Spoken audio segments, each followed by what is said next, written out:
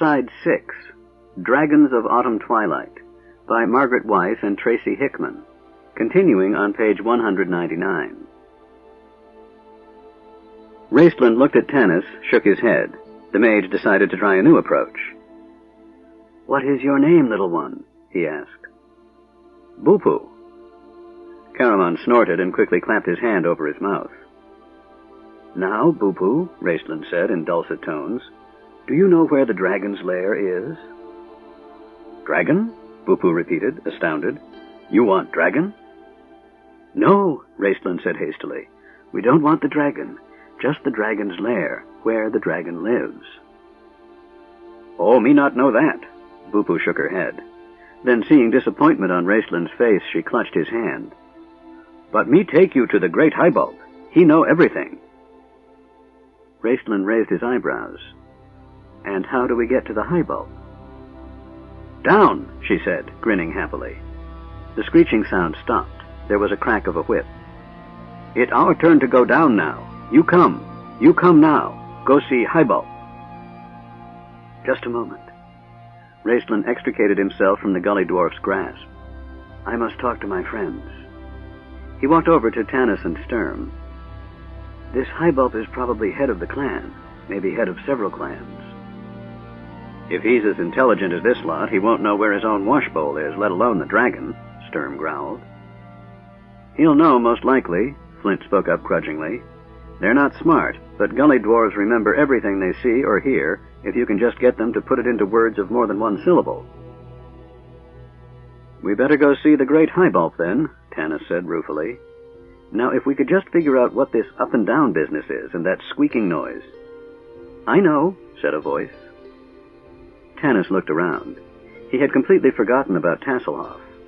The Kender came running back in from around the corner, his topknot dancing, eyes shining with merriment. "It's a lift, Tanis," he said, "like in dwarven mines. I was in a mine once. It was the most wonderful thing.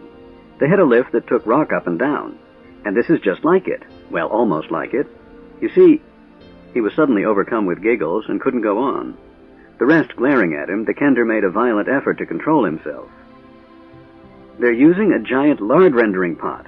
The gully dwarves that have been standing in line here run out when one of the Draco thingamajiggers cracks this big whip.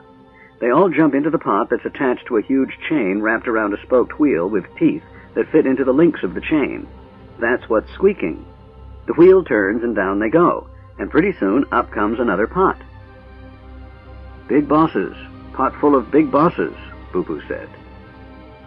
"Filled with Draconians," Tanis repeated in alarm. "Not come here," Bupu said. "Go that way." She waved a hand vaguely. Tanis remained uneasy. "So these are the bosses. How many Draconians are there by the pot?" "2," said Bupu, holding Raistland's sleeve securely. "Not more than 2."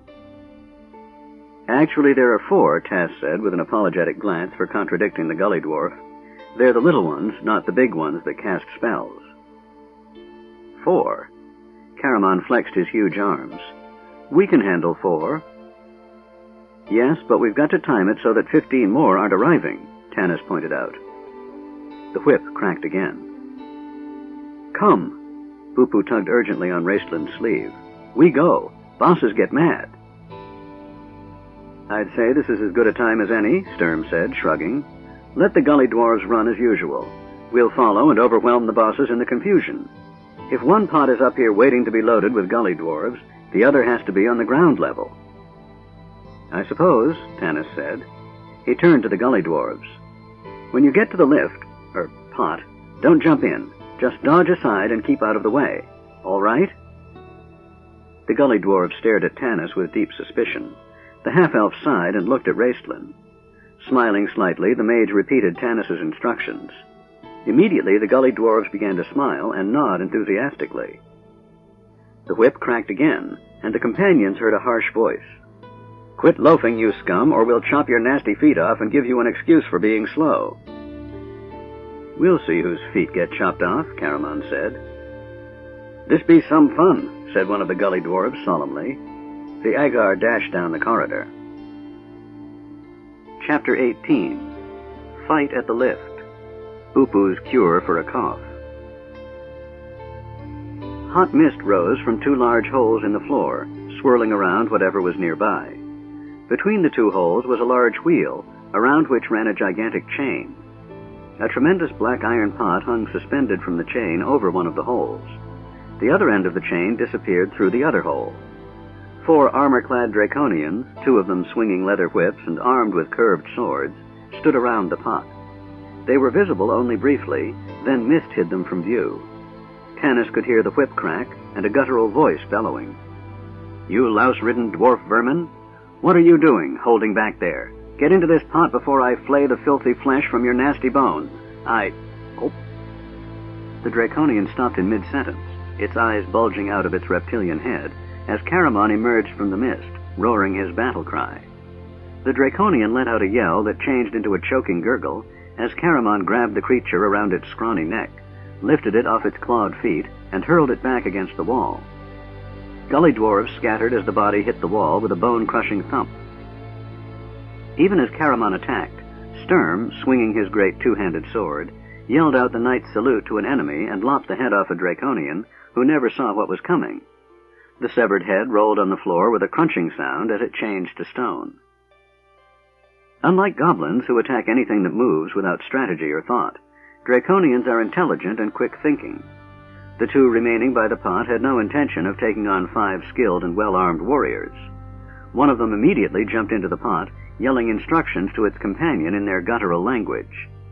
The other Draconian dashed over to the wheel and freed the mechanism. The pot began to drop through the hole. "Stop it!" Tanis yelled. "It's going for reinforcements." "Wrong!" shouted Tasselhoff, peering over the edge. "The reinforcements are already on the way up in the other pot. There must be 20 of them." Caramon ran to stop the Draconian operating the lift, but he was too late. The creature left the mechanism turning and dashed toward the pot. With a great bound, it leaped in after its companion. Caramon, on the principle of don't let the enemy get away, jumped right into the pot after it. The gully dwarves cheered and hooted, some dashing over to the edge to get a better view. "That big idiot," Sturm swore. Shoving gully dwarves aside to look down, he saw swinging fists and flashing armor as Caramon and the Draconians flailed away at each other. Caramon's added weight caused the pot to fall faster. "They'll cut the lummox to jerky down there," Sturm muttered. "I'm going after him," he yelled to Tanis. Launching himself into the air, he grabbed hold of the chain and slid right down it into the pot. "Now we've lost both of them," Tanis groaned. "Flint, come with me. Riverwind, stay up here with Raistlin and Goldmoon. See if you can reverse that damned wheel. No, Tass, not you." Too late. The Kenders, screaming enthusiastically, leaped onto the chain and began shinnying down. Tanis and Flint jumped into the hole, too. Tanis wrapped his arms and legs around the chain, hanging on just above the Kender, but the dwarf missed his hold, landing in the pot helmet first. Caramon promptly stepped on him. The Draconians in the pot pinned the warrior against the side. He punched one, sending it slamming to the other side, and drew his dagger on the other as it fumbled for its sword. Caramon stabbed before the Draconian could get the sword free, but the warrior's dagger glanced off the creature's armor and was jarred out of Caramon's grasp. The Draconian went for his face, trying to gouge his eyes out with its clawed hands. Grabbing the Draconian's wrists in a crushing grip, Caramon succeeded in wrenching its hands away from his face. The 2 powerful beings, human and Draconian, struggled against the side of the pot. The other Draconian recovered from Caramon's blow and seized its sword, but its dive for the warrior came to an abrupt halt when Sturm, sliding down the chain, kicked it hard in the face with his heavy boot. The Draconian reeled backwards, the sword flying from its grasp. Sturm leaped and tried to club the creature with the flat of his sword, but the Draconian thrust the blade aside with its hands. "Get off me!" Flint roared from the bottom of the pot. Blinded by his helm, he was being slowly crushed by Caramon's big feet. In a spurt of ferocious anger, the dwarf straightened his helm, then heaved himself up, causing Caramon to lose his footing and tumble forward into the Draconian. The creature sidestepped, while Caramon staggered into the huge chain. The Draconian swung its sword wildly. Caramon ducked, and the sword clanged uselessly against the chain, notching the blade. Flint hurled himself at the Draconian, hitting it squarely in the stomach with his head. The 2 fell against the side. The pot gained momentum, swirling the foul mists around them. Keeping his eyes on the action below, Tanis lowered himself down the chain. "Stay put," he snarled at Tasselhoff. Letting go his grip, Tanis dropped down and landed in the midst of the melee. Tas, disappointed but reluctant to disobey Tanis, clung to the chain with one hand while he reached into his pouch and pulled out a rock, ready to drop it, on the head of an enemy, he hoped. The pot began to sway as the combatants fell against the sides in their struggles, all the while dropping lower and lower, causing the other pot, filled with screaming and cursing Draconians, to rise higher and higher. Riverwind, standing at the hole with the gully dwarves, could see very little through the mist. He could, however, hear thumps and curses and groans from the pot holding his friends. Then out of the mist rose the other pot. Draconians stood, swords in their hands, staring open-mouthed up at him, their long red tongues panting in anticipation. In moments, he and Goldmoon, Raistlin, and 15 gully dwarves would be facing about 20 angry Draconians. He spun around, stumbled over a gully dwarf, regained his balance, and ran to the mechanism. Somehow he had to stop that pot from rising. The huge wheel was turning slowly, the chain screeching through the spokes. Riverwind stared at it with the idea of grabbing the chain in his bare hands. A flurry of red shoved him aside. Raistlin watched the wheel for an instant, timing its rotation. Then he jammed the staff of Magius in between the wheel and the floor. The staff shivered for an instant, and Riverwind held his breath, fearing the staff would snap. But it held. The mechanism shuddered to a stop. "Riverwind!" Goldmoon yelled from where she had remained by the hole. The plainsman ran over to the edge, Raistlin following. The gully dwarves, lined up around the hole, were having a wonderful time, thoroughly enjoying one of the most interesting events to occur in their lives. Only Bupu moved away from the edge. She trotted after Raistlin, grasping his robe whenever possible. "Kark Umat," breathed Riverwind, as he looked down into the swirling mist. Caramon tossed overboard the Draconian he had been fighting. It fell with a shriek into the mist. The big warrior had claw marks on his face and a sword slash on his right arm. Sturm, Tanis, and Flint still battled the second Draconian, who seemed willing to kill regardless of the consequences. When it finally became clear that hitting was not enough, Tanis stabbed it with his dagger. The creature sank down, immediately turning to rock, holding Tanis's weapon fast in its stony corpse.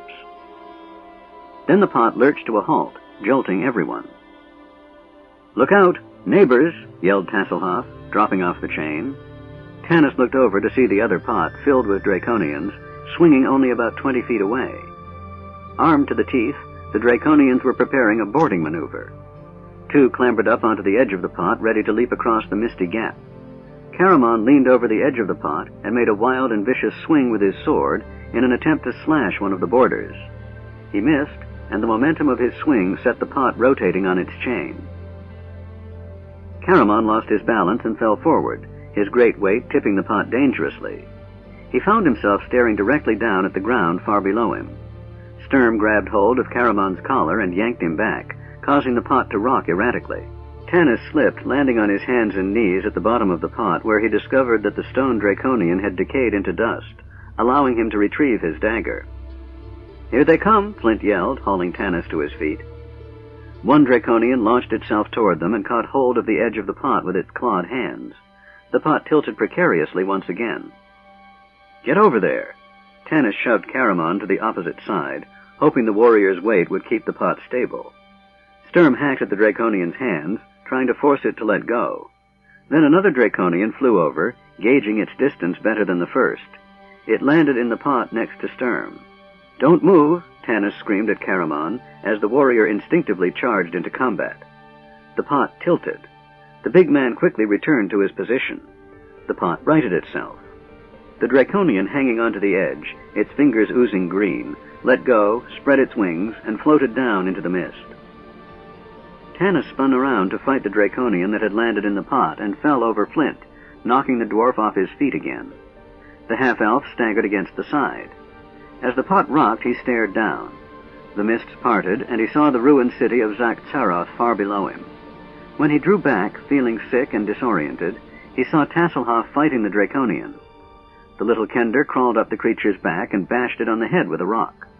At the bottom of the pot, Flint picked up Caramon's dropped dagger and stabbed the same creature in the leg. The Draconian screamed as the blade bit deep. Knowing more Draconians were about to fly over, Tanis looked up in despair. But the despair turned to hope when he saw Riverwind and Goldmoon staring down through the mist. "Bring us back up," Tanis yelled frantically. Then something hit him on the head. The pain was excruciating. He felt himself falling and falling and falling. Raistlin did not hear Tanis's yell. The mage had already gone into action. "Come here, my friends," Raistlin said swiftly. The spellbound gully dwarves gathered eagerly around him. "Those bosses down there want to hurt me," he said softly. The gully dwarves growled. Several frowned darkly. A few shook their fists at the potful of Draconians. "But you can help," Raistlin said. "You can stop them."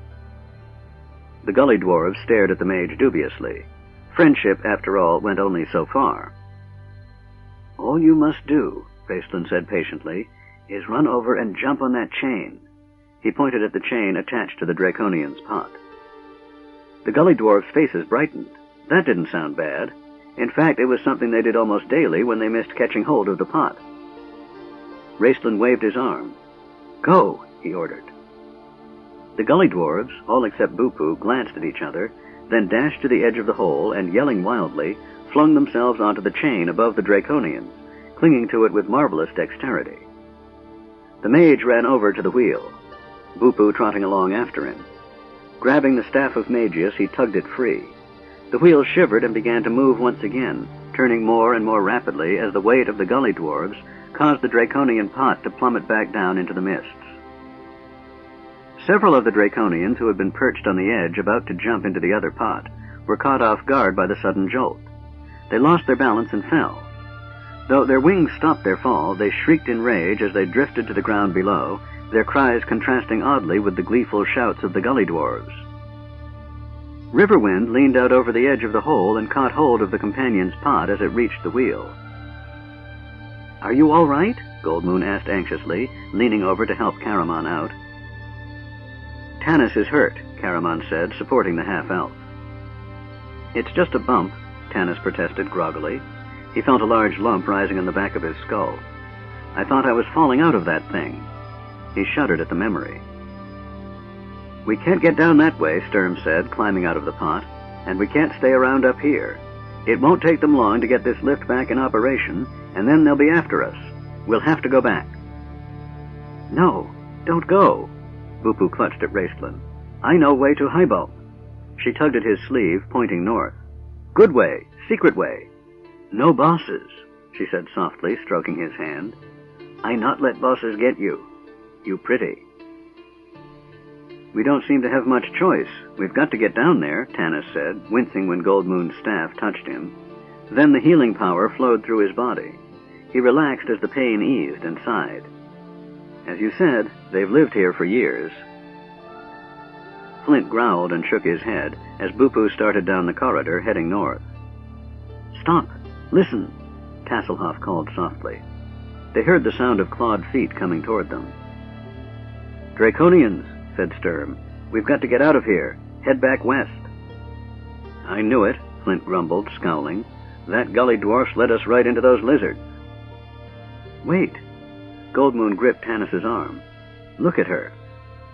The half-elf turned to see Bupu remove something limp and shapeless from the bag she carried over her shoulder. Stepping up to the wall, she waved the thing in front of the stone slab and muttered a few words. The wall shivered, and within seconds a doorway appeared, leading into darkness. The companions exchanged uneasy glances. "No choice," Tanis muttered. The rattle and clank of armored Draconians could be heard clearly, marching down the corridor toward them. "Raistlin, light," he ordered. The mage spoke, and the crystal on his staff flared. He and Bupu and Tanis quickly passed through the secret door. The rest followed, and the other door slid shut behind them. The mage's staff revealed a small square room decorated with wall carvings, so covered with green slime that they were impossible to distinguish. They stood in silence as they heard Draconians pass in the corridor. "They must have heard the fight," Sturm whispered. "It won't take them long to get the lift in motion. Then we'll have the whole Draconian force after us." "I know way down," Bupu waved her hand deprecatingly. "No worry." "How did you open the door, little one?" Raistlin asked curiously, kneeling beside Bupu. "Magic," she said shyly, and she held out her hand. Lying in the gully dwarf's grubby palm was a dead rat, its teeth fixed in a permanent grimace. Raistlin raised his eyebrows, then Tasselhoff touched his arm. "It's not magic, Raistlin," the Kender whispered. "It's a simple hidden floor lock. I saw it when she pointed at the wall, and I was about to say something when she went through this magic rigmarole. She steps on it when she gets close to the door and waves that thing." The Kender giggled. "She probably tripped it once, accidentally, while carrying the rat." Bupu gave the Kender a scathing glance. "Magic," she stated, pouting and stroking the rat lovingly. She popped it back into her bag and said, "Come, you go." She led them north, passing through broken, slime-coated rooms. Finally, she came to a halt in a room filled with rock dust and debris. Part of the ceiling had collapsed, and the floor was littered with broken tiles. The gully dwarf jabbered and pointed at something in the northeast corner of the room. "Go down," she said. Tanis and Raistlin walked over to inspect.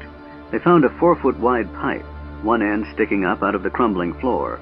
Apparently it had fallen through the ceiling, caving in the northeast section of the room. Raistlin thrust his staff down inside the pipe and peered inside. "Come, you go," Bupu said, pointing and tugging at Raistlin's sleeve urgently. "Bosses can't follow." "That's probably true," Tanis said. "Not with their wings." "But there's not room enough to swing a sword," Sturm said, frowning. "I don't like it." Suddenly everyone stopped talking. They heard the wheel creak and the chain start to screech. The companions looked at each other. "Me first," Tasselhoff grinned. Poking his head in the pipe, he crawled forward on his hands and knees. "Are you sure I'll fit?" Caramon asked, staring at the opening anxiously. "Don't worry," Tass's voice floated out. "It's so slick with slime you'll slip through like a greased pig." This cheerful statement did not seem to impress Caramon.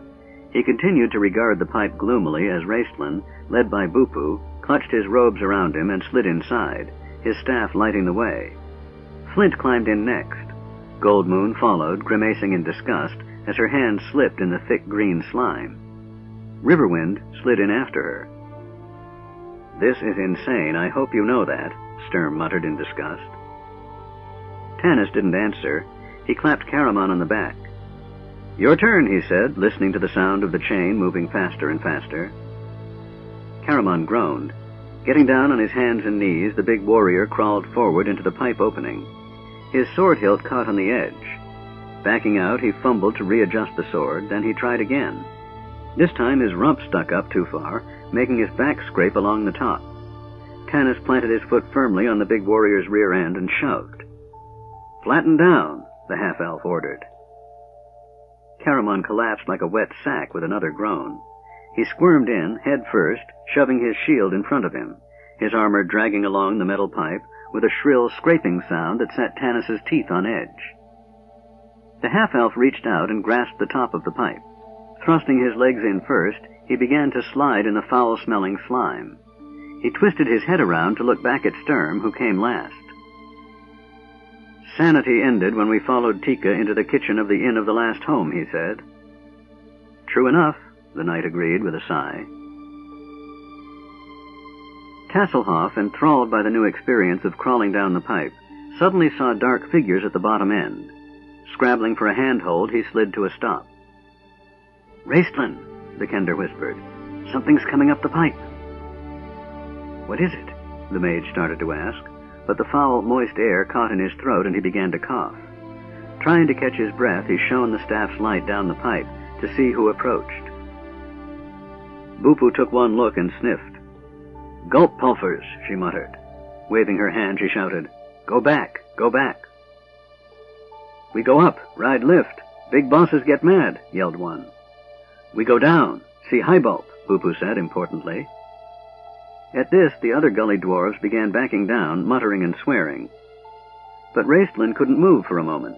He clutched his chest, hacking, the sound echoing alarmingly in the stillness of the narrow pipe.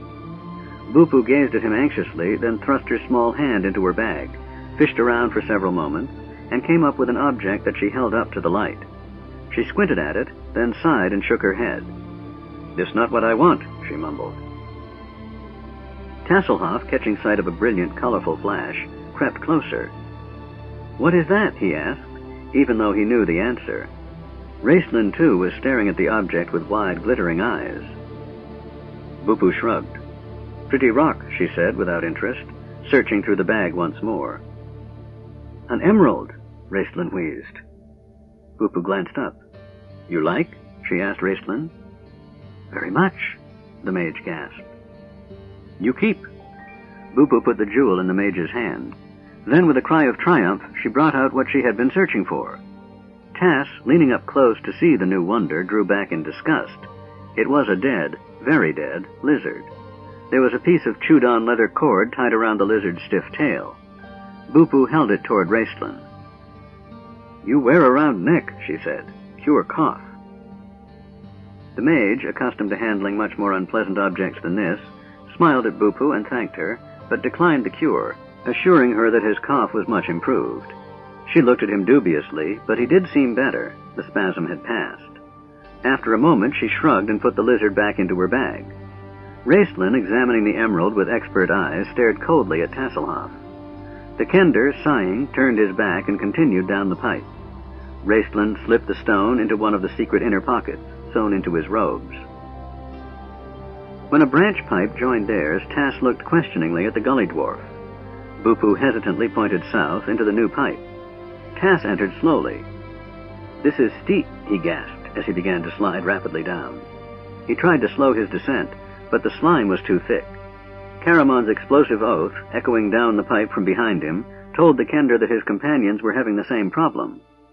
Suddenly Tass saw a light ahead of him. The tunnel was coming to an end, but where? Tass had a vivid vision of bursting out 500 feet above nothing. But there wasn't anything he could do to stop himself. The light grew brighter, and Tasselhoff shot out the end of the pipe with a small shriek. Raistlin slid out of the pipe, nearly falling on Bupu. The mage, looking around, thought for an instant that he had tumbled into a fire. Great billowing clouds of white rolled around the room. Raistlin began to cough and gasp for breath. "What?" Flint flew out of the end of the pipe, falling on his hands and knees. He peered through the cloud. "Poison?" he gasped, crawling over to the mage. Raistlin shook his head, but he couldn't answer. Bupu clutched the mage, dragging him toward the door. Goldmoon slid out on her stomach, knocking the breath from her body.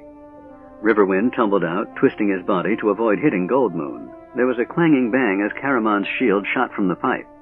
Caramon's spiked armor and broad girth had slowed him enough so that he was able to crawl out of the pipe. But he was bruised and battered and covered with green filth. By the time Tanis arrived, everyone was gagging in the powdery atmosphere. "What in the name of the abyss?" Tanis said, astonished, then promptly choked as he inhaled a lungful of the white stuff. "Get out of here," he croaked. "Where's that gully dwarf?" Bupu appeared in the doorway. She had taken Raistlin out of the room and was now motioning to the others. They emerged thankfully into the unclouded air and slumped down to rest among the ruins of a street. Tanis hoped they weren't waiting for an army of Draconians. Suddenly he looked up. "Where's Tass?" he asked in alarm, staggering to his feet. "Here I am," said a choked and miserable voice. Tanis whirled around. Tasselhoff, at least Tanis presumed it was Tasselhoff, stood before him. The Kender was covered from top knot to toes in a thick, white, pasty substance. All Tanis could see of him were two brown eyes blinking out of a white mask. "What happened?" the half-elf asked. He had never seen anyone quite so miserable as the bedraggled Kender. Tasselhoff didn't answer. He just pointed back inside. Tanis, fearing something disastrous, ran over and peered cautiously through the crumbling doorway. The white cloud had dissipated so that he could see around the room now. Over in one corner, directly opposite the pipe opening, stood a number of large, bulging sacks. Two of them had been split open, spilling a mass of white onto the floor. Then Tanis understood. He put his hand over his face to hide his smile. "Flour," he murmured. Chapter 19. The Broken City. Highbalp Fudge the First, the Great. The night of the cataclysm had been a night of horror for the city of Zakh-Tsaroth. When the fiery mountain struck Krynn, the land split apart.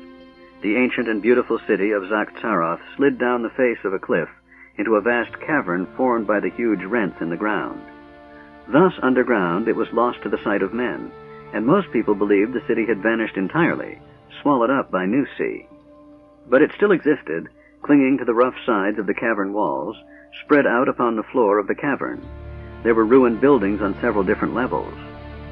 The building the companions had fallen into, which Tanis assumed must have been a bakery, was on the middle level, caught by rocks and held up against the sheer cliff face. Water from underground streams flowed down the sides of the rock and ran into the street, swirling among the ruins. Tanis's gaze followed the course of the water. It ran down the middle of the cracked cobblestone street, running past other small shops and houses where people had once lived and gone about their business. When the city fell, the tall buildings that once lined the street toppled against one another, forming a crude archway of broken marble slabs above the cobblestones. Doors and broken shop windows yawned into the street. All was still and quiet, except for the noise of the dripping water. The air was heavy with the odor of decay. It weighed upon the spirit, and though the air was warmer down beneath the ground level than up above, the gloomy atmosphere chilled the blood. No one spoke. They washed the slime from their bodies, and the flour from Tas, as best they could, then refilled their water skins. Sturm and Caramon searched the area, but saw no Draconians. After a few moments of rest, the companions rose and moved on. Bupu led them south, down the street, beneath the archway of ruined buildings. The street opened into a plaza. Here the water in the streets became a river flowing west. "Follow river," Bupu pointed. Tanis frowned, hearing above the noise of the river another sound, the crashing and roaring of a great waterfall. But Bupu insisted, so the heroes edged their way around the Plaza River, occasionally plunging ankle-deep in the water. Reaching the end of the street, the companions discovered the waterfall. The street dropped off into air, and the river gushed out from between broken columns to fall nearly 500 feet into the bottom of the cavern. There rested the remainder of the ruined city of Zaktaros. They could see by the dim light that filtered through cracks in the cavern roof, far above, that the heart of the ancient city lay scattered about on the floor of the cavern in many states of decay. Some of the buildings were almost completely intact. Others, however, were nothing but rubble. A chill fog, created by the many waterfalls plunging down into the cavern, hung over the city. Most of the streets had become rivers, which combined to flow into a deep abyss to the north. Peering through the mist, the companions could see the huge chain hanging only a few hundred feet away, slightly north of their present position. They realized that the lift raised and lowered people at least 1,000 feet. "Where does the Highbulb live?" Tanis asked, looking down into the dead city below him. "Bupu says he lives over there," Raistlin gestured, "in those buildings on the western side of the cavern." "And who lives in the reconstructed buildings right below us?" Tanis asked. "Bosses," Bupu replied, scowling. "How many bosses?" "One and one and one." Bupu counted until she had used up all her fingers. "Two," she said. "Not more than two." "Which could be anything from 200 to 2,000, Sturm muttered. "How do we get to see the Highwhoop?" "Highbulp," Bupu glared at him. "Highbulp Fudge the First, the Great." "How do we get to him without the bosses catching us?" In answer, Bupu pointed upward to the rising pot full of Draconians. Tanis looked blank, glanced at Sturm, who shrugged disgustedly. Bupu sighed in exasperation and turned to Raistlin, obviously considering the others incapable of understanding. "Bosses go up, we go down," she said. Raistlin stared at the lift through the mist. Then he nodded in understanding. "The Draconians probably believe that we are trapped up there with no way to get down into the city. If most of the Draconians are up above, that would allow us to move safely below." "All right," Sturm said, "but how in the name of Istar do we get down? Most of us can't fly." Bupu spread her hands. "Vines," she said. Seeing everyone's look of confusion, the gully dwarf stumped over to the edge of the waterfall and pointed down. Thick green vines hung over the edge of the rocky cliff like giant snakes. The leaves on the vines were torn, tattered, and in some places stripped off entirely, but the vines themselves appeared thick and tough, even if they were slippery. Gold Moon, unusually pale, crept toward the edge, peered over, and backed away hurriedly. It was a 500-foot drop straight down to a rubble-strewn cobblestone street. Riverwind put his arm around her comfortingly. "I've climbed worse," Caramon said complacently. "Well, I don't like it," said Flint, "but anything's better than sliding down a sewer." Grabbing hold of the vine, he swung himself over the ledge and began to inch slowly down, hand over hand. "It's not bad," he shouted up. Tasselhoff slid down a vine after Flint, traveling rapidly and with such skill that he received a grunt of approbation from Bupu. The gully dwarf turned to look at Raistlin, pointing at his long flowing robes and frowning. The mage smiled at her reassuringly. Standing on the edge of the cliff, he said softly, "Featherfall." The crystal ball on top of his staff flared, and Raistlin leaped off the edge of the cliff, disappearing into the mist below. Bupu shrieked. Tanis caught her, fearing the adoring gully dwarf might throw herself over. "You'll be fine," the half-elf assured her, feeling a flash of pity when he saw the look of genuine anguish on her face. "He is Magi," he said. "Magic, you know."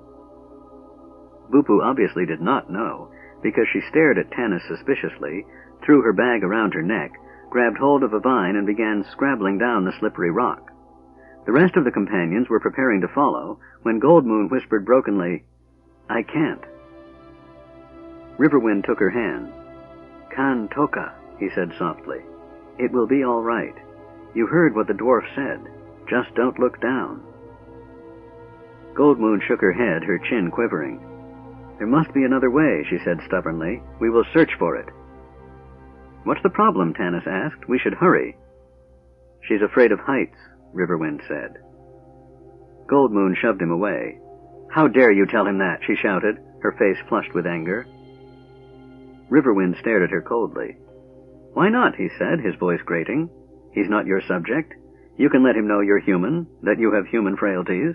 You have only one subject to impress now, chieftain, and that is me." If Riverwind had stabbed her, he could have inflicted no more terrible pain. The color drained from Goldmoon's lips. Her eyes grew wide and staring, like the eyes of a corpse. "Please secure the staff on my back," she said to Tanis. "Goldmoon, he didn't mean," he began. "Do as I command," she ordered curtly, her blue eyes blazing in anger. Tanis, sighing, tied the staff to her back with a length of rope. Goldmoon did not even glance at Riverwind. When the staff was fastened tightly, she started toward the edge of the cliff. Sturm jumped in front of her. "Allow me to go down the vine ahead of you," he said. "If you slip..." "If I slip and fall, you'd fall with me. The only thing we'd accomplish would be to die together," she snapped. Leaning down, she took a firm grip on the vine and swung herself over the edge. Almost immediately, her sweating hands slipped. Tanis's breath caught in his throat. Sturm lunged forward, though he knew there wasn't anything he could do. Riverwind stood watching, not a sign of emotion on his face. Goldmoon clutched frantically at the vines and thick leaves. She caught hold and clung to them tightly, unable to breathe, unwilling to move. She pressed her face against the wet leaves, shuddering, her eyes closed to block out the sight of the terrifying drop to the ground below. Sturm went over the edge and climbed down to her. "Leave me alone," Goldmoon said to him through clenched teeth. She drew a trembling breath, cast a proud, defiant glance at Riverwind, then began to lower herself down the vine. Sturm stayed near her, keeping an eye on her, as he skillfully climbed down the cliff face. Tanis, standing next to Riverwind, wanted to say something to the plainsman, but feared to do more harm. Saying nothing, therefore, he went over the edge. Riverwind followed silently. The half-elf found the climb easy, though he slipped the last few feet, landing in an inch of water. Raistlin, he noticed, was shivering with the cold, his cough worsening in the damp air. Several gully dwarves stood around the mage, staring at him with admiring eyes. Tanis wondered how long the charm spell would last. Goldmoon leaned against the wall, shaking. She did not look at Riverwind as he reached the ground and moved away from her, his face still expressionless. "Where are we?" Tanis shouted above the noise of the waterfall. The mist was so thick he couldn't see anything except broken columns, overgrown with vines and fungus. "Great Plaza that way," Bupu urgently jabbed her grubby finger toward the west. "Come, you follow. Go see Highbolt." She started off. Tanis reached out his hand and caught hold of her, dragging her to a stop. She glared at him, deeply offended. The half-elf removed his hand. "Please, Just listen a moment. What about the dragon? Where's the dragon?" Bupu's eyes widened. "You want dragon?" she asked. "No," yelled Tanis, "we don't want the dragon. But we need to know if the dragon comes into this part of the city." He felt Sturm's hand on his shoulder and gave up. "Forget it. Never mind," he said wearily. "Go on." Bupu regarded Raistlin with deep sympathy for having to put up with these insane people. Then she took the mage's hand and trotted off down the street to the west, the other gully dwarves trailing along behind. Half deafened by the thundering noise of the waterfall, the companions waited after, glancing about them uneasily. Dark windows loomed above them, dark doorways threatened. At each moment they expected scaly, armored draconians to appear. But the gully dwarves did not seem concerned. They sloshed along the street, keeping as close to Raistlin as possible, and jabbering in their uncouth language. Eventually the sounds of the waterfall faded in the distance. The mist continued to swirl around them, however, and the silence of the dead city was oppressive. Dark water gushed and gurgled past their feet along the cobblestone riverbed. Suddenly the buildings came to an end, and the street opened into a huge circular plaza. Through the water they could see the remnants in the plaza of flagstone paving in an intricate sunburst design. In the center of the plaza the river was joined by another stream rushing in from the north. They formed a small whirlpool as the waters met and swirled before joining and continuing west between another group of tumble-down buildings. Here light streamed into the plaza from a crack in the cavern roof hundreds of feet above, illuminating the ghostly mists, dancing off the surface of the water whenever the mists parted. "Other side Great Plaza," Bupu pointed. The companions came to a halt in the shadows of the ruined buildings. All of them had the same thought. The plaza was over 100 feet across without a scrap of shelter. Once they ventured out, there would be no hiding. Bupu, trotting along without concern, suddenly realized no one was following her except other gully dwarves. She looked back, irritated at the delay. "You come! Highbalp this way!" "Look!" Goldmoon grasped Tanis's arm. On the other side of the great flagstone plaza were great tall marble columns that supported a stone roof. The columns were cracked and shattered, letting the roof sag. The mists parted, and Tanis caught a glimpse of a courtyard behind the columns. Dark forms of tall domed buildings were visible beyond the courtyard. Then the mists closed around them. Though now sunk into degradation and ruin, this structure must have once been the most magnificent in Zakhtsaroth. "The Royal Palace," Raistlin confirmed, coughing. "Shh!" Goldmoon shook Tanis's arm. "Can't you see? No, wait." The mists flowed in front of the pillars. For a moment the companions could not see anything. Then the fog swirled away. The companions shrank back into the dark doorway. The gully dwarves came to a skidding halt in the plaza, and whirling around, raced back to cower behind Raistlin. Bupu peered at Tanis from under the mage's sleeve. "That dragon," she said. "You want?" It was the dragon. Sleek and shining black, her leathery wings folded at her side, Kisanth slithered out from under the roof, ducking her head to fit beneath the sagging stone facade. Her clawed front feet clicked on the marble stairs as she stopped and stared into the floating mist with her bright red eyes. Her back legs and heavy reptilian tail were not visible, the dragon's body extending 30 feet or more back into the courtyard. A cringing draconian walked beside her, the two apparently deep in conversation. Kisanth was angry. The draconian had brought her disturbing news. It was impossible that any of the strangers could have survived her attack at the well. But now the captain of her guard reported strangers in the city. Strangers who attacked her forces with skill and daring. Strangers bearing a brown staff, whose description was known to every draconian serving in this part of the Ansalon continent. "I cannot believe this report. None could have escaped me." Kisanth's voice was soft, almost purring, yet the draconian trembled as he heard it. "The staff was not with them. I would have sensed its presence. You say these intruders are still above, in the upper chambers? Are you certain?" The draconian gulped and nodded. "There is no way down, Royal One, except the lift." "There are other ways, you lizard," Kisanth sneered. "These miserable gully dwarves crawl around the place like parasites. The intruders have the staff, and they are trying to get down into the city. That means only one thing. They are after the discs. How could they have learned of them?" The dragon snaked her head around and up and down, as if she could see those who threatened her plans through the blinding mists. But the mists swirled past, thicker than ever. Kissant snarled in irritation.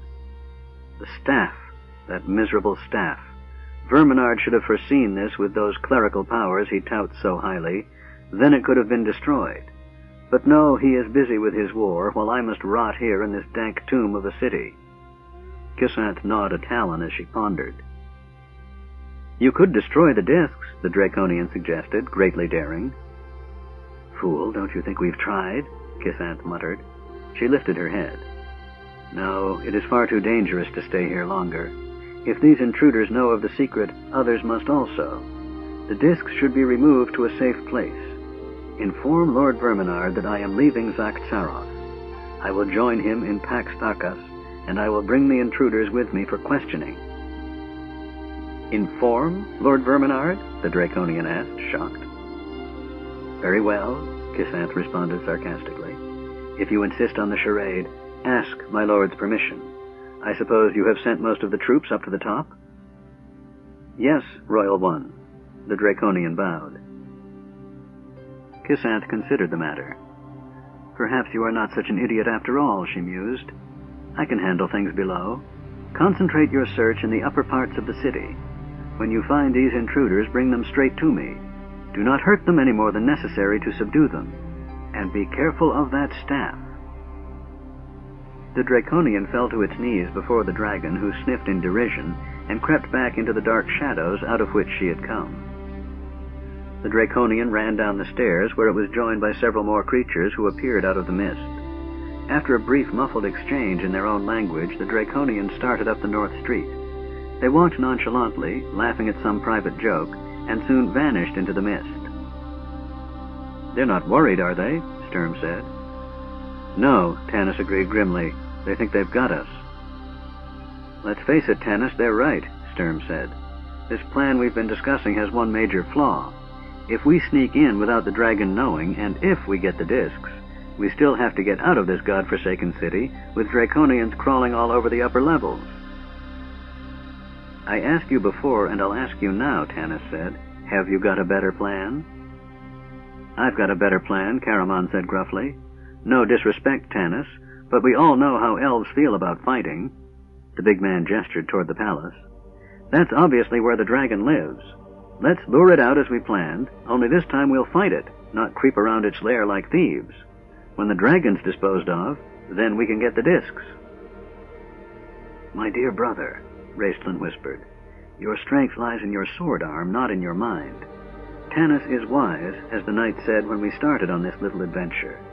You would do well to pay attention to him. What do you know of dragons, my brother? You have seen the effects of its deadly breath. Raistlin was overcome by a fit of coughing. He dragged a soft cloth out from the sleeve of his robe. Tanis saw that the cloth was stained with blood. After a moment, Raistlin continued. You could defend yourself against that, perhaps, and against the sharp claws and fangs and the slashing tail, which can knock down those pillars. But what will you use, dear brother, against her magic? Dragons are the most ancient of magic users. She could charm you as I have charmed my little friend. She could put you to sleep with a word, then murder you while you dreamed. All right, Caramon muttered, chagrined. I didn't know any of that. Damn it, who does know anything about these creatures? There is much lore on the dragons in Solamnia, Sturm said softly. He wants to fight the dragon too, Tanis realized. He is thinking of Huma, the perfect knight, called Dragonbane. Bupu tugged on Raistlin's robe. Come, you go. No more bosses. No more dragon. She and the other gully dwarves started splashing across the flagstone plaza. Well, Tanis said, looking at the two warriors. It seems we have no choice, Sturm said stiffly. We do not face the enemy, we hide behind gully dwarves. Sooner or later, a time must come when we face these monsters. He spun on his heel and walked off, his back straight, his mustaches bristling. The companions followed. Maybe we're worrying needlessly. Tanis scratched his beard, glancing back at the palace that was now obscured by the mist. Perhaps this is the only dragon left in Krynn, one that survived the Age of Dreams. Raistlin's lips twisted. "Remember the stars, Tanis," he murmured. "The Queen of Darkness has returned. Recall the words of the canticle, swarm of her shrieking hosts. Her hosts were dragons, according to the Ancient Ones. She has returned, and her hosts have come with her." "This way." Bupu clutched at Raistlin, pointing down a street branching off to the north. "This home." "At least it's dry," Flint grumbled. Turning right, they left the river behind them. Mist closed in around the companions as they entered another nest of ruined buildings. This section of town must have been the poorer part of the city of Zakhtsaroth, even in its glory days. The buildings were in the last stages of decay and collapse. The gully dwarves began whooping and hollering as they ran down the street. Sturm looked at Tanis in alarm at the noise. "Can't you get them to be quieter?" Tanis asked Bupu, "so the Draconians, or bosses, won't find us?" "Pooh," she shrugged. "No bosses. They not come here. Afraid of the great Highbolt." Tanis had his doubts about that, but glancing around, he couldn't see any signs of the Draconians. From what he had observed, the lizard-like men seemed to lead a well-ordered, militaristic life. By contrast, the streets in this part of town were cluttered with trash and filth. The disreputable buildings erupted with gully dwarves. Males, females, and dirty, ragged children stared at them curiously as they walked down the street. Bupu and the other spellbound gully dwarves swarmed around Raistlin, practically carrying him. The Draconians were undeniably smart, Tanis thought. They allowed their slaves to live their private lives in peace, so long as they didn't stir up trouble. A good idea, considering that gully dwarves outnumbered Draconians about 10 to 1. Though they were basically cowards, gully dwarves had a reputation as very nasty fighters when backed into a corner. Bupu brought the group to a halt in front of one of the darkest, dingiest, filthiest alleys Tanis had ever seen. A foul mist flowed out of it. The buildings leaned over, holding each other up like drunks, stumbling out of a tavern. As he watched, small dark creatures skittered out of the alley, and gully dwarf children began chasing after them. "Dinner!" shrieked one, smacking his lips. "Those are rats!" Goldmoon cried in horror. "Do we have to go in there?" Sturm growled, staring at the tottering buildings. "The smell alone is enough to knock a troll dead," Caramon added, "and I'd rather die under the dragon's claw than have a gully dwarf hovel fall on top of me." Bupu gestured down the alley. "The Highbolt," she said, pointing to the most dilapidated building on the block. "Stay here and keep watch if you want," Tanis told Sturm. "I'll go talk with the Highbolt." "No," the knight scowled, gesturing the half-elf into the alley. "We're in this together." The alley ran several hundred feet to the east, then it twisted north and came suddenly to a dead end. Ahead of them was a decaying brick wall and no way out. Their return was blocked by gully dwarves who had run in after them. "Ambush!" Sturm hissed and drew his sword. Caramon began to rumble deep in his throat. The gully dwarves, seeing the flash of cold steel, panicked. Falling all over themselves and each other, they whirled and fled back down the alley. Bupu glared at Sturm and Caramon in disgust. She turned to Raistlin. "You make them stop," she demanded, pointing to the warriors, "or I not take to Highbolt." "Put your sword away, knight," Raistlin hissed, "unless you think you found a foe worthy of your attention." Sturm glowered at Raistlin, and for a moment Tanis thought he might attack the mage, but then the knight thrust his sword away. "I wish I knew what your game was, magician," Sturm said coldly. "You were so eager to come to this city even before we knew about the discs. Why? What are you after?" Raistlin did not reply. He stared at the knight malevolently with his strange golden eyes, then turned to Bupu. "They will not trouble you further, little one," he whispered. Bupu looked around to make certain they were properly cowed. Then she walked forward and knocked twice on the wall with her grubby fist. "Secret door," she said importantly. 2 knocks answered Bupu's knock. "That signal," she said. 3 knocks. Now they let in. "But she only knocked twice," Tass began, giggling. Bupu glared at him. "Shh!" Tanis nudged the kender. Nothing happened. Bupu, frowning, knocked twice more. 2 knocks answered.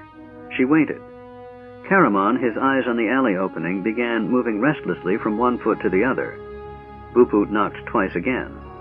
2 knocks answered. Finally, Bupu yelled at the wall.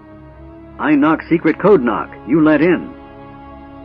"Secret knock 5 knocks," answered a muffled voice. "I knock 5 knocks," Bupu stated angrily. "You let in." "You knock 6 knocks." "I count 8 knocks," argued another voice. Bupu suddenly pushed on the wall with both hands. It opened easily. She peered inside. "I knock 4 knocks. You let in," she said, raising a clenched fist. "All right," the voice grumbled. Bupu shut the door, knocked twice. Tanis, hoping to avoid any more incidents and delays, glared at the Kender, who was writhing with suppressed laughter.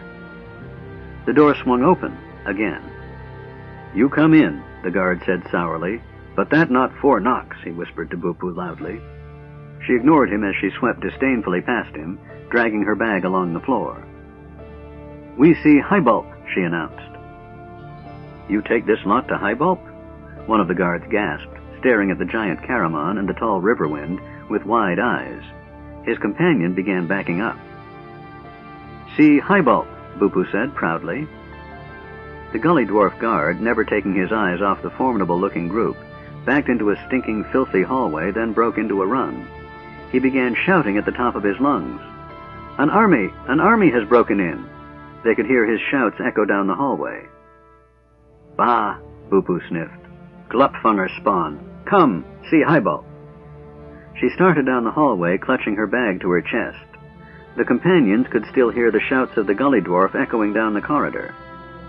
"An army! An army of giants! Save the Hybulp!" The great Hybulp, Fudge the First, was a Gully Dwarf among Gully Dwarves. He was almost intelligent, rumored to be fabulously wealthy, and a notorious coward. The Bulps had long been the elite clan of Zakhtsaroth, or as they called it, ever since Nulfbulp fell down a shaft one night in a drunken stupor and discovered the city. Upon sobering up the next morning, he claimed it for his clan. The Bulps promptly moved in, and in later years graciously allowed the clans Slud and Glup to occupy the city as well. Life was good in the ruined city, by Gully Dwarf standards anyway. The outside world left them alone, since the outside world hadn't the foggiest notion they were there and wouldn't have cared if it did. The Bulps had no trouble maintaining their dominance over the other clans, mostly because it was a Bulp, Glungu. With a scientific turn of mind, certain jealous members of the Slud clan whispered that his mother had been a gnome, who developed the lift, putting to use the 2 enormous iron pots used by the city's former residents for rendering lard. The lift enabled the Gully Dwarves to extend their scavenging activities to the jungle above the sunken city, greatly improving their standard of living. Glungu Bulp became a hero and was proclaimed Hybulp by unanimous decision. The chieftainship of the clans had remained in the Bulp family ever since. The years passed, and then suddenly the outside world took an interest in Zakhtsaroth. The arrival of the dragon and the Draconians put a sad crimp on the Gully Dwarf lifestyle. The Draconians had initially intended to wipe out the filthy little nuisances, but the Gully Dwarves, led by the great Fudge, had cringed and cowered and whimpered and wailed and prostrated themselves so abjectly that the Draconians were merciful and simply enslaved them. So it was that the Gully Dwarves, for the first time in several hundred years of living in Zakhtsaroth, were forced to work. The Draconians repaired buildings, put things into military order, and generally made life miserable for the Gully Dwarves, who had to cook and clean and repair things. Needless to say, the great Fudge was not pleased with this state of affairs. He spent long hours thinking up ways to remove the dragon. He knew the location of the dragon's lair, of course, and had even discovered a secret route leading there. He had actually sneaked in once when the dragon was away. Fudge had been awestruck by the vast amount of pretty rocks and shining coins gathered in the huge underground room. The great Hybulp had traveled some in his wild youth, and he knew that folk in the outside world coveted these pretty rocks and would give vast amounts of colorful and gaudy cloth. Fudge had a weakness for fine clothes, in return. On the spot, the Hybulp drew up a map, so he wouldn't forget how to get back to the treasure. He even had the presence of mind to swipe a few of the smaller rocks. Fudge dreamed of this wealth for months afterwards, but he never found another opportunity to return. This was due to 2 factors. 1, the dragon never left again, and 2, Fudge couldn't make heads nor tails of his map. If only the dragon would leave permanently, he thought, or if some hero would come along and conveniently stick a sword into it. These were the High-Bulp's fondest dreams, and this was the state of affairs when the great Fudge heard his guards proclaiming that an army was attacking. Thus it came to pass that, when Bupu finally dragged the great Fudge out from under his bed and convinced him that he was not about to be set upon by an army of giants, High-Bulp Fudge I began to believe that dreams could come true. "And so you're here to kill the dragon," said the great High-Bulp Fudge I to Tanis half-elven. "No," Tanis said patiently, "we're not." The companions stood in the court of the Agar before the throne of a gully dwarf Bupu had introduced as the great High-Bulp. Bupu kept an eye on the companions as they entered the throne room, eagerly anticipating their looks of stunned awe. Bupu was not disappointed. The looks on the companions' faces as they entered might well be described as stunned. The city of Zakhtsaroth had been stripped of its finery by the early Bulps, who used it to decorate the throne room of their lord. Following the philosophy that if 1 yard of gold cloth is good, 40 yards is better, and totally uninhibited by good taste, the gully dwarves turned the throne room of the great High-Bulp into a masterpiece of confusion. Heavy, frayed gold cloth swirled and draped every available inch of wall space. Huge tapestries hung from the ceiling, some of them upside down. The tapestries must have once been beautiful, delicate-colored threads blending to show scenes of city life, or portray stories and legends from the past. But the gully dwarves, wanting to liven them up, painted over the cloth in garish, clashing colors. Thus Sturm was shocked to the core of his being when confronted by a bright red Huma battling a purple-spotted dragon beneath an emerald-green sky. Graceful nude statues, standing in all the wrong places, adorned the room as well. These, too, the gully dwarves had enhanced, considering pure white marble drab and depressing. They painted the statues with enough realism and attention to detail that Caramon, with an embarrassed glance at Goldmoon, flushed bright red and kept his eyes on the floor. The companions, in fact, had problems maintaining their serious mien when ushered into this gallery of artistic horrors. One failed utterly. Tasselhoff was immediately overcome by the giggles so severely that Tanis was forced to send the Kender back to the waiting place outside the court to try and compose himself. The rest of the group bowed solemnly to the great Fudge, with the exception of Flint, who stood bolt upright, his hands fingering his battle-axe, without the trace of a smile on his aged face.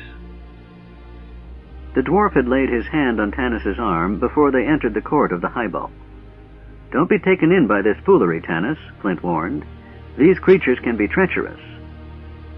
The High-Bulp was somewhat flustered when the companions entered, especially at the sight of the tall fighters. But Raistlin made a few well-chosen remarks that considerably mollified and reassured, if disappointed, the High-Bulp. The mage, interrupted by fits of coughing, explained that they did not want to cause trouble. They simply planned to retrieve an object of religious value from the dragon's lair and leave, preferably without disturbing the dragon. This, of course, didn't fit in with Fudge's plan. He therefore assumed he hadn't heard correctly. Cocooned in gaudy robes, he leaned back in the chipped gold-leaf throne and repeated calmly, "You here, got swords, kill dragon." "No," said Tanis again. "As our friend Raistlin explained, the dragon is guarding an object that belongs to our gods. We want to remove the object and escape the city before the dragon is aware that it is gone." The High-Bulp frowned. "How me know you not take all treasure, leave High-Bulp only one mad dragon? There be lot of treasure, pretty rocks." Raistlin looked up sharply, his eyes gleaming. Sturm, fidgeting with his sword, glanced at the mage in disgust. "We will bring you the pretty rocks," Tanis assured the High-Bulp. "Help us and you will get all the treasure. We want only to find this relic of our gods." It had become obvious to the High-Bulp that he was dealing with thieves and liars, not the heroes he had expected. This group was apparently as frightened of the dragon as he was, and that gave the High-Bulp an idea. "What do you want from High-Bulp?" he asked, trying to subdue his glee and appear subtle. Tanis sighed in relief. At last they seemed to be getting somewhere. "Bupu," he indicated the female gully dwarf clinging to Raistlin's sleeve, "told us that you were the only one in the city who could lead us to the dragon's lair." "Lead?" The great Fudge lost his composure for a moment and clutched his robes around him. "No lead. Great High-Bulp not expendable. People need me." No, I didn't mean lead. Tanis amended hastily. If you had a map, or could send someone to show us the way. Map. Fudge mopped the sweat off his brow with the sleeve of his robe. Should say so in first place, map. Yes, I send for map. Meantime you eat. Guests of the Highbulk. Guards take to mess hall. No, thank you, Tanis said politely, unable to look at the others. They had passed the Gully Dwarf mess hall on their way to see the Highbulk. The smell alone had been enough to ruin even Caramon's appetite. We have our own food, Tanis continued. We would like some time to ourselves to rest and discuss our plans further. Certainly. The Highbulk scooted forward to the front of the throne. 2 of his guards came over to help him down since his feet didn't touch the floor. Go back to waiting place. Sit, eat, talk. I send map. Maybe you tell Fudge plans? Tanis glanced swiftly at the Gully Dwarf and saw the Highbulk's squinty eyes gleam with cunning. The half-elf felt cold, suddenly realizing this Gully Dwarf was no buffoon. Tanis began to wish he had talked more with Flint. Our plans are hardly formed yet, Your Majesty, the half-elf said. The great Highbulk knew better. Long ago he had drilled a hole through the wall of the room known as waiting place, so that he could eavesdrop on his subjects as they waited for an audience with him, discovering what they intended to bother him about in advance. Thus he knew a great deal about the companions' plans already, so he let the matter drop. The use of the term Your Majesty may have had something to do with this. The Highbulk had never heard anything quite so suitable. Your Majesty, Fudge repeated, sighing with pleasure. He poked one of his guards in the back. You remember, from now on say, Your Majesty. Yes, Your Majesty, the Gully Dwarf stuttered. The great Fudge waved his filthy hand graciously, and the companions bowed their way out. Highbulk Fudge the First stood for a moment beside his throne, smiling in what he considered a charming manner, until his guests were gone. Then his expression changed, transforming into a smile so shrewd and devious, his guards crowded around him in eager anticipation. You, he said to one, go to quarters, bring map, give to fools in next room. The guard saluted and ran off. The other guard remained close, waiting in open-mouthed expectation. Fudge glanced around, then drew the guard even nearer, considering exactly how to phrase his next command. He needed some heroes, and if he had to create his own out of whatever scum came along, then he would do so. If they died, it was no great loss. If they succeeded in killing the dragon, so much the better. The Gully Dwarves would get what was, to them, more precious than all the pretty rocks in Krynn, a return to the sweet halcyon days of freedom. And so enough of this nonsense about sneaking around. Fudge leaned over and whispered in the guard's ear. You go to Dragon. Give her best regards of His Majesty Highbulk, Fudge the First, and tell her... Chapter 20. The Highbulk's Map. The Spellbook of Fistandantilus. I don't trust that little bastard any farther than I can stand the smell of him, Caramon growled. I agree, Tanis said quietly, but what choice do we have? We've agreed to bring him the treasure. He has everything to lose and nothing to gain if he betrays us. They sat on the floor in the waiting place, a filthy antechamber outside the throne room. The decorations in this room were just as vulgar as in the court. The companions were nervous and tense, speaking little and forcing themselves to eat. Raistlin refused food. Curled up on the floor, apart from the others, he prepared and drank down the strange herbal mixture that eased his cough. Then he wrapped himself in his robes and stretched out, eyes closed, on the floor. Bupu sat curled up near him, munching on something from her bag. Caramon, going over to check on his brother, was horrified to see a tail disappear into her mouth with a slurp. Riverwind sat by himself. He did not take part in the hushed conversation as the friends went over their plans once again. The plainsman stared moodily at the floor. When he felt a light touch on his arm, he didn't even lift his head. Goldmoon, her face pale, knelt beside him. She tried to speak, failed, then cleared her throat. We must talk, she said firmly in their language. Is that a command? He asked bitterly. She swallowed. Yes, she answered, barely audible. Riverwind rose to his feet and walked over to stand in front of a garish tapestry. He did not look at Goldmoon or even speak to her. His face was drawn into a stern mask, but underneath Goldmoon could see the searing pain in his soul. She gently laid her hand on his arm. "Forgive me," she said softly. Riverwind regarded her in astonishment. She stood before him, her head bowed, an almost childlike shame on her face. He reached out to stroke the silver-gold hair of the one he loved more than life itself. He felt Goldmoon tremble at his touch, and his heart ached with love. Moving his hand from her head to her neck, he very gently and tenderly drew the beloved head to his chest, and then suddenly clasped her in his arms. "I've never heard you say those words before," he said, smiling to himself, knowing she could not see him. "I have never said them," she gulped, her cheek pressed against his leather shirt. "Oh, my beloved, I am sorrier than I can say that you came home to Chieftain's daughter, and not Goldmoon. But I've been so afraid." "No," he whispered. "I am the one who should ask forgiveness." He raised his hand to wipe away her tears. "I didn't realize what you had gone through. All I could think of was myself and the dangers I had faced. I wish you had told me, heart's dearest." "I wished you had asked," she replied, looking up at him earnestly. "I have been Chieftain's daughter so long, it is the only thing I know how to be. It is my strength. It gives me courage when I am frightened. I don't think I can let go." "I don't want you to let go." He smiled at her, smoothing wayward strands of hair from her face. "I fell in love with Chieftain's daughter the first time I saw you. Do you remember, at the games held in your honor?" "You refused to bow to receive my blessing," she said. "You acknowledged my father's leadership, but denied that I was a goddess. You said man could not make gods of other men." Her eyes looked back so many, many years. "How tall and proud and handsome you were, talking of ancient gods that did not exist to me then." "And how furious you were," he recalled, "and how beautiful. Your beauty was a blessing to me in itself. I needed no other. You wanted me thrown out of the games." Goldmoon smiled sadly. "You thought I was angry because you had shamed me before the people, but that was not so."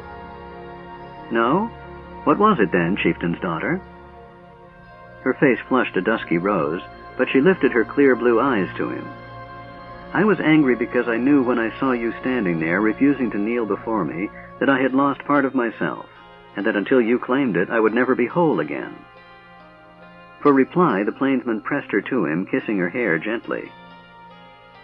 "Riverwind," she said, swallowing, "Chieftain's daughter is still here.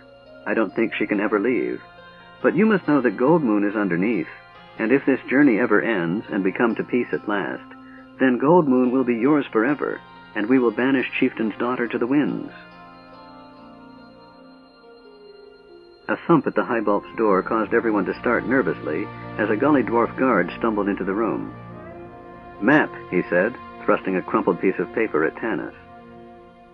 "Thank you," said the half-elf gravely, "and extend our thanks to the High-Bulp."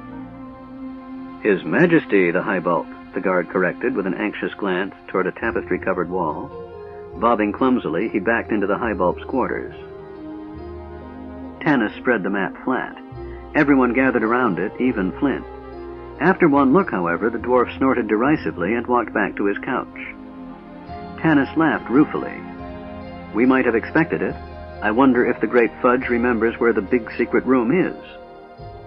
"Of course not." Raistland sat up, opening his strange golden eyes and peering at them through half-closed lids. "That is why he has never returned for the treasure. However, there is one among us who knows where the dragon's lair is located." Everyone followed the mage's gaze. Bupu glared back at them defiantly. "You right. I know," she said, sulking. "I know secret place. I go there, find pretty rocks. But don't tell High-Bulp." "Will you tell us?" Tanis asked. Bupu looked at Raistland. He nodded. "I tell," she mumbled. "Give map." Raistland, seeing the others engrossed in looking at the map, beckoned to his brother. "Is the plan still the same?" the mage whispered. "Yes," Caramon frowned. "And I don't like it. I should go with you." "Nonsense," Raistland hissed. "You would only be in my way." Then he added more gently, "I will be in no danger, I assure you." He laid his hand on his twin's arm and drew him close. "Besides," the mage glanced around, "there is something you must do for me, my brother. Something you must bring me from the dragon's lair." Raistlin's touch was unusually hot. His eyes burned. Caramon uneasily started to pull back, seeing something in his brother he hadn't seen since the towers of high sorcery. But Raistlin's hand clutched at him. "What is it?" Caramon asked reluctantly. "A spell book," Raistlin whispered. "So this is why you wanted to come to Zakhtzaroth," said Caramon. "You knew this spell book would be here." "I read about it years ago. I knew it had been in Zakhtzaroth prior to the Cataclysm. All of the Order knew it, but we assumed it had been destroyed with the city. When I found out Zakhtzaroth had escaped destruction, I realized there might be a chance the book had survived." "How do you know it's in the dragon's lair?" "I don't. I am merely surmising. To magic users, this book is Zakhtzaroth's greatest treasure. You may be certain that if the dragon found it, she is using it." "And you want me to get it for you," Caramon said slowly. "What does it look like?" "Like my spellbook, of course, except the bone-white parchment is bound in night blue leather, with runes of silver stamped on the front. It will feel deathly cold to the touch." "What do the runes say?" "You do not want to know," Raistlin whispered. "Whose book was it?" Caramon asked suspiciously. Raistlin fell silent, his golden eyes abstracted, as if he were searching inwardly, trying to remember something forgotten. "You have never heard of him, my brother," he said finally, in a whisper that forced Caramon to lean closer. "Yet he was one of the greatest of my order. His name was Fistandantilus." "The way you described the spellbook—" Caramon hesitated, fearing what Raistlin would reply. He swallowed and started over. "This Fistandantilus, did he wear the black robes?" He could not meet his brother's piercing gaze. "Ask me no more," Raistlin hissed. "You are as bad as the others. How can any of you understand me?" Seeing his twin's look of pain, the mage sighed. "Trust me, Caramon, it is not a particularly powerful spellbook. One of the mage's early books, in fact. One he had when he was very young indeed," Raistlin murmured, staring far off. Then he blinked and said more briskly, "But it will be valuable to me nonetheless. You must get it. You must." He started to cough. "Sure, Raist," Caramon promised, soothing his brother. "Don't get worked up. I'll find it." "Good Caramon. Excellent Caramon," Raistlin whispered when he could speak. He sank back into the corner and closed his eyes. "Now let me rest. I must be ready." Caramon stood up, looked at his brother a moment, then he turned around and nearly fell over Bupu, who was standing behind him, gazing up at him suspiciously with wide eyes. "What was all that about?" Sturm asked gruffly as Caramon returned to the group. "Oh, nothing," the big man mumbled, flushing guiltily. Sturm cast an alarmed glance at Tanis. "What is it, Caramon?" Tanis asked, putting the rolled map in his belt and facing the warrior. "Anything wrong?" "No," Caramon stuttered. "It's nothing. I tried to get Raistlin to let me go with him. He said I'd just be in the way." Tanis studied Caramon. He knew the big man was telling the truth, but Tanis also knew the warrior wasn't telling all the truth. Caramon would cheerfully shed the last drop of his blood for any member of the company, but Tanis suspected he would betray them all at Raistlin's command. The giant looked at Tanis, silently begging him to ask no more questions. "He's right, you know, Caramon," Tanis said finally, clapping the big man on the arm. "Raistlin won't be in danger. Bupu will be with him. She'll bring him back here to hide. He's just got to conjure up some of his fancy pyrotechnics, create a diversion to draw the dragon away from her lair. He'll be long gone by the time she gets there." "Sure, I know that," said Caramon, forcing a chuckle. "You need me anyway." "We do," Tanis said seriously. "Now is everyone ready?"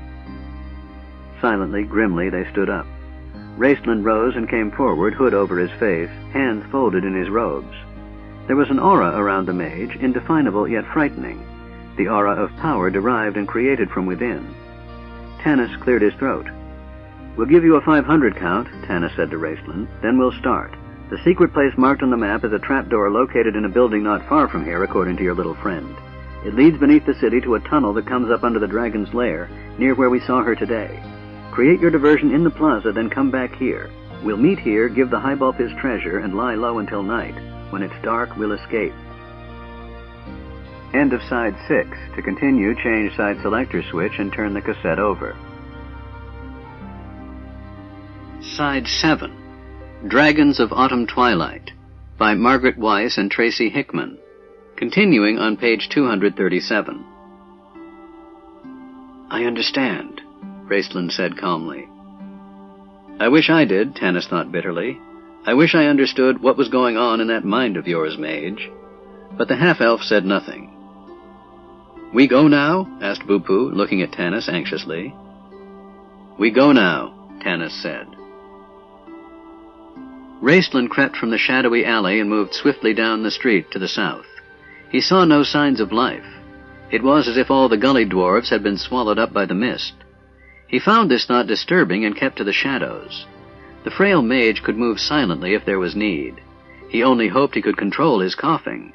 The pain and congestion in his chest had eased when he drank the herbal mixture whose recipe had been given him by Par Salian, a kind of apology from the great sorcerer for the trauma the young mage had endured.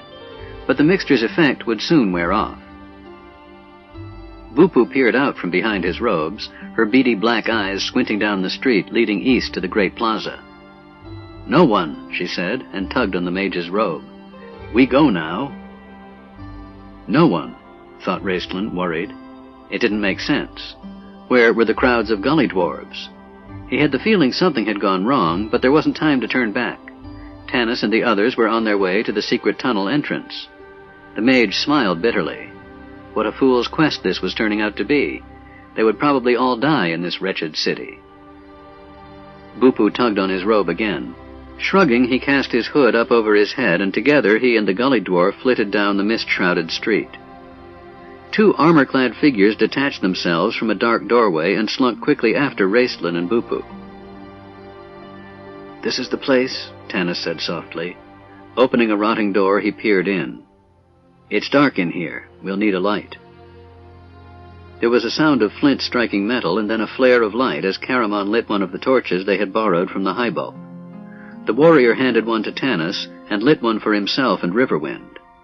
Tanis stepped inside the building and immediately found himself up to his ankles in water.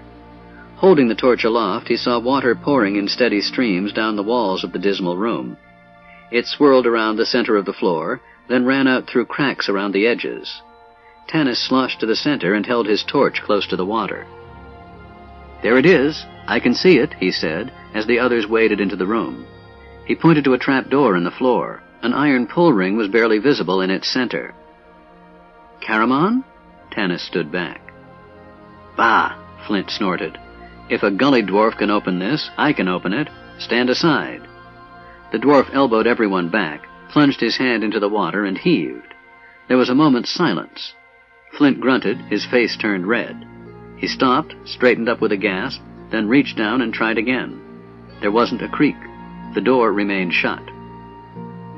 Tanis put his hand on the dwarf's shoulder. Flint, Bupu says she only goes down during the dry season. You're trying to lift half of New Sea along with the door. Well, the dwarf puffed for breath. Why didn't you say so? Let the big ox try his luck. Caramon stepped forward. He reached down into the water and gave a heave. His shoulder muscles bulged and veins in his neck stood out. There was a sucking sound, then the suction was released so suddenly that the big warrior nearly fell over backwards. Water drained from the room as Caramon eased the wooden plank door over. Tanis held his torch down to see. A 4-foot square shaft gaped in the floor. A narrow iron ladder descended into the shaft. What's the count? Tanis asked, his throat dry. 403, answered Sturm's deep voice. 404. The companions stood around the trap door, shivering in the chill air, hearing nothing but the sound of water pouring down the shaft. 451, noted the knight calmly. Tanis scratched his beard. Caramon coughed twice, as though reminding them of his absent brother. Flint fidgeted and dropped his axe in the water. Tass absent-mindedly chewed on the end of his topknot. Goldmoon, pale but composed, drew near Riverwind, the nondescript brown staff in her hand. He put his arm around her. Nothing was worse than waiting. 500, said Sturm finally. About time. Tasselhoff swung himself down onto the ladder. Tanis went next, holding his torch to light the way for Goldmoon, who came after him. The others followed, climbing slowly down into an access shaft of the city's sewage system. The shaft ran about 20 feet straight down, then opened up into a 5-foot-wide tunnel that ran north and south. "Check the depth of the water," Tanis warned the Kender as Tas was about to let go of the ladder. The Kender, hanging on to the last rung with one hand, lowered his hupak staff into the dark, swirling water below him. The staff sank about halfway. 2 feet, said Tas cheerfully. He dropped in with a splash, the water hitting him around the thighs. He looked up at Tanis inquiringly. "That way," Tanis pointed. "South." Holding his staff in the air, Tasselhoff let the current sweep him along. "Where's that diversion?" Sturm asked, his voice echoing. Tanis had been wondering that himself. "We probably won't be able to hear anything down here." He hoped that was true. "Raced'll come through, don't worry," Caramon said grimly. "Tanis!" Tasselhoff fell back into the half-elf. "There's something down here. I felt it go by my feet." "Just keep moving," Tanis muttered, "and hope it isn't hungry." They waded on in silence, the torchlight flickering off the walls, creating illusions in the mind's eye. More than once, Tanis saw something reach out for him, only to realize it was the shadow cast by Caramon's helm, or Tass's hupak. The tunnel ran straight south for about 200 feet, then turned east. The companions stopped. Down the eastern arm of the sewer glimmered a column of dim light, filtering down from above. This, according to Bupu, marked the dragon's lair.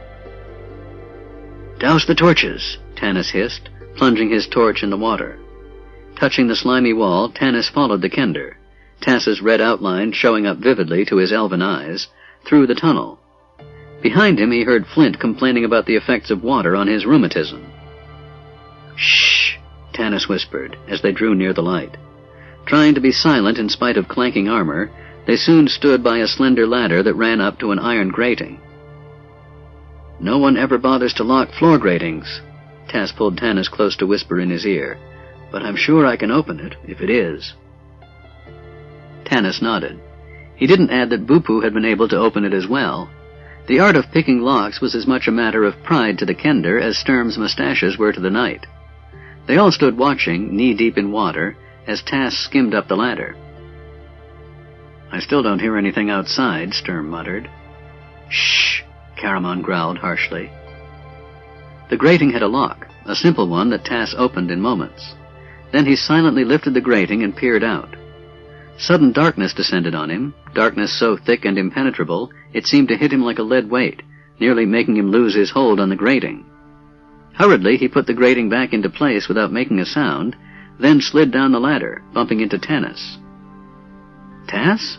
The half-elf grabbed him. "Is that you? I can't see. What's going on?" "I don't know. It just got dark all of a sudden." "What do you mean you can't see?" Sturm whispered to Tanis. "What about your elf talent?" "Gone," Tanis said grimly. "Just as in Darken Wood, and out by the well." No one spoke as they stood huddled in the tunnel. All they could hear was the sound of their own breathing and water dripping from the walls. The dragon was up there, waiting for them. Chapter 21. The Sacrifice. The Twice-Dead City. Despair blacker than the darkness blinded Tanis. It was my plan, the only way we had a chance to get out of here alive, he thought. It was sound, it should have worked. What went wrong? Raistlin, could he have betrayed us? No. Tanis clenched his fist. No, damn it.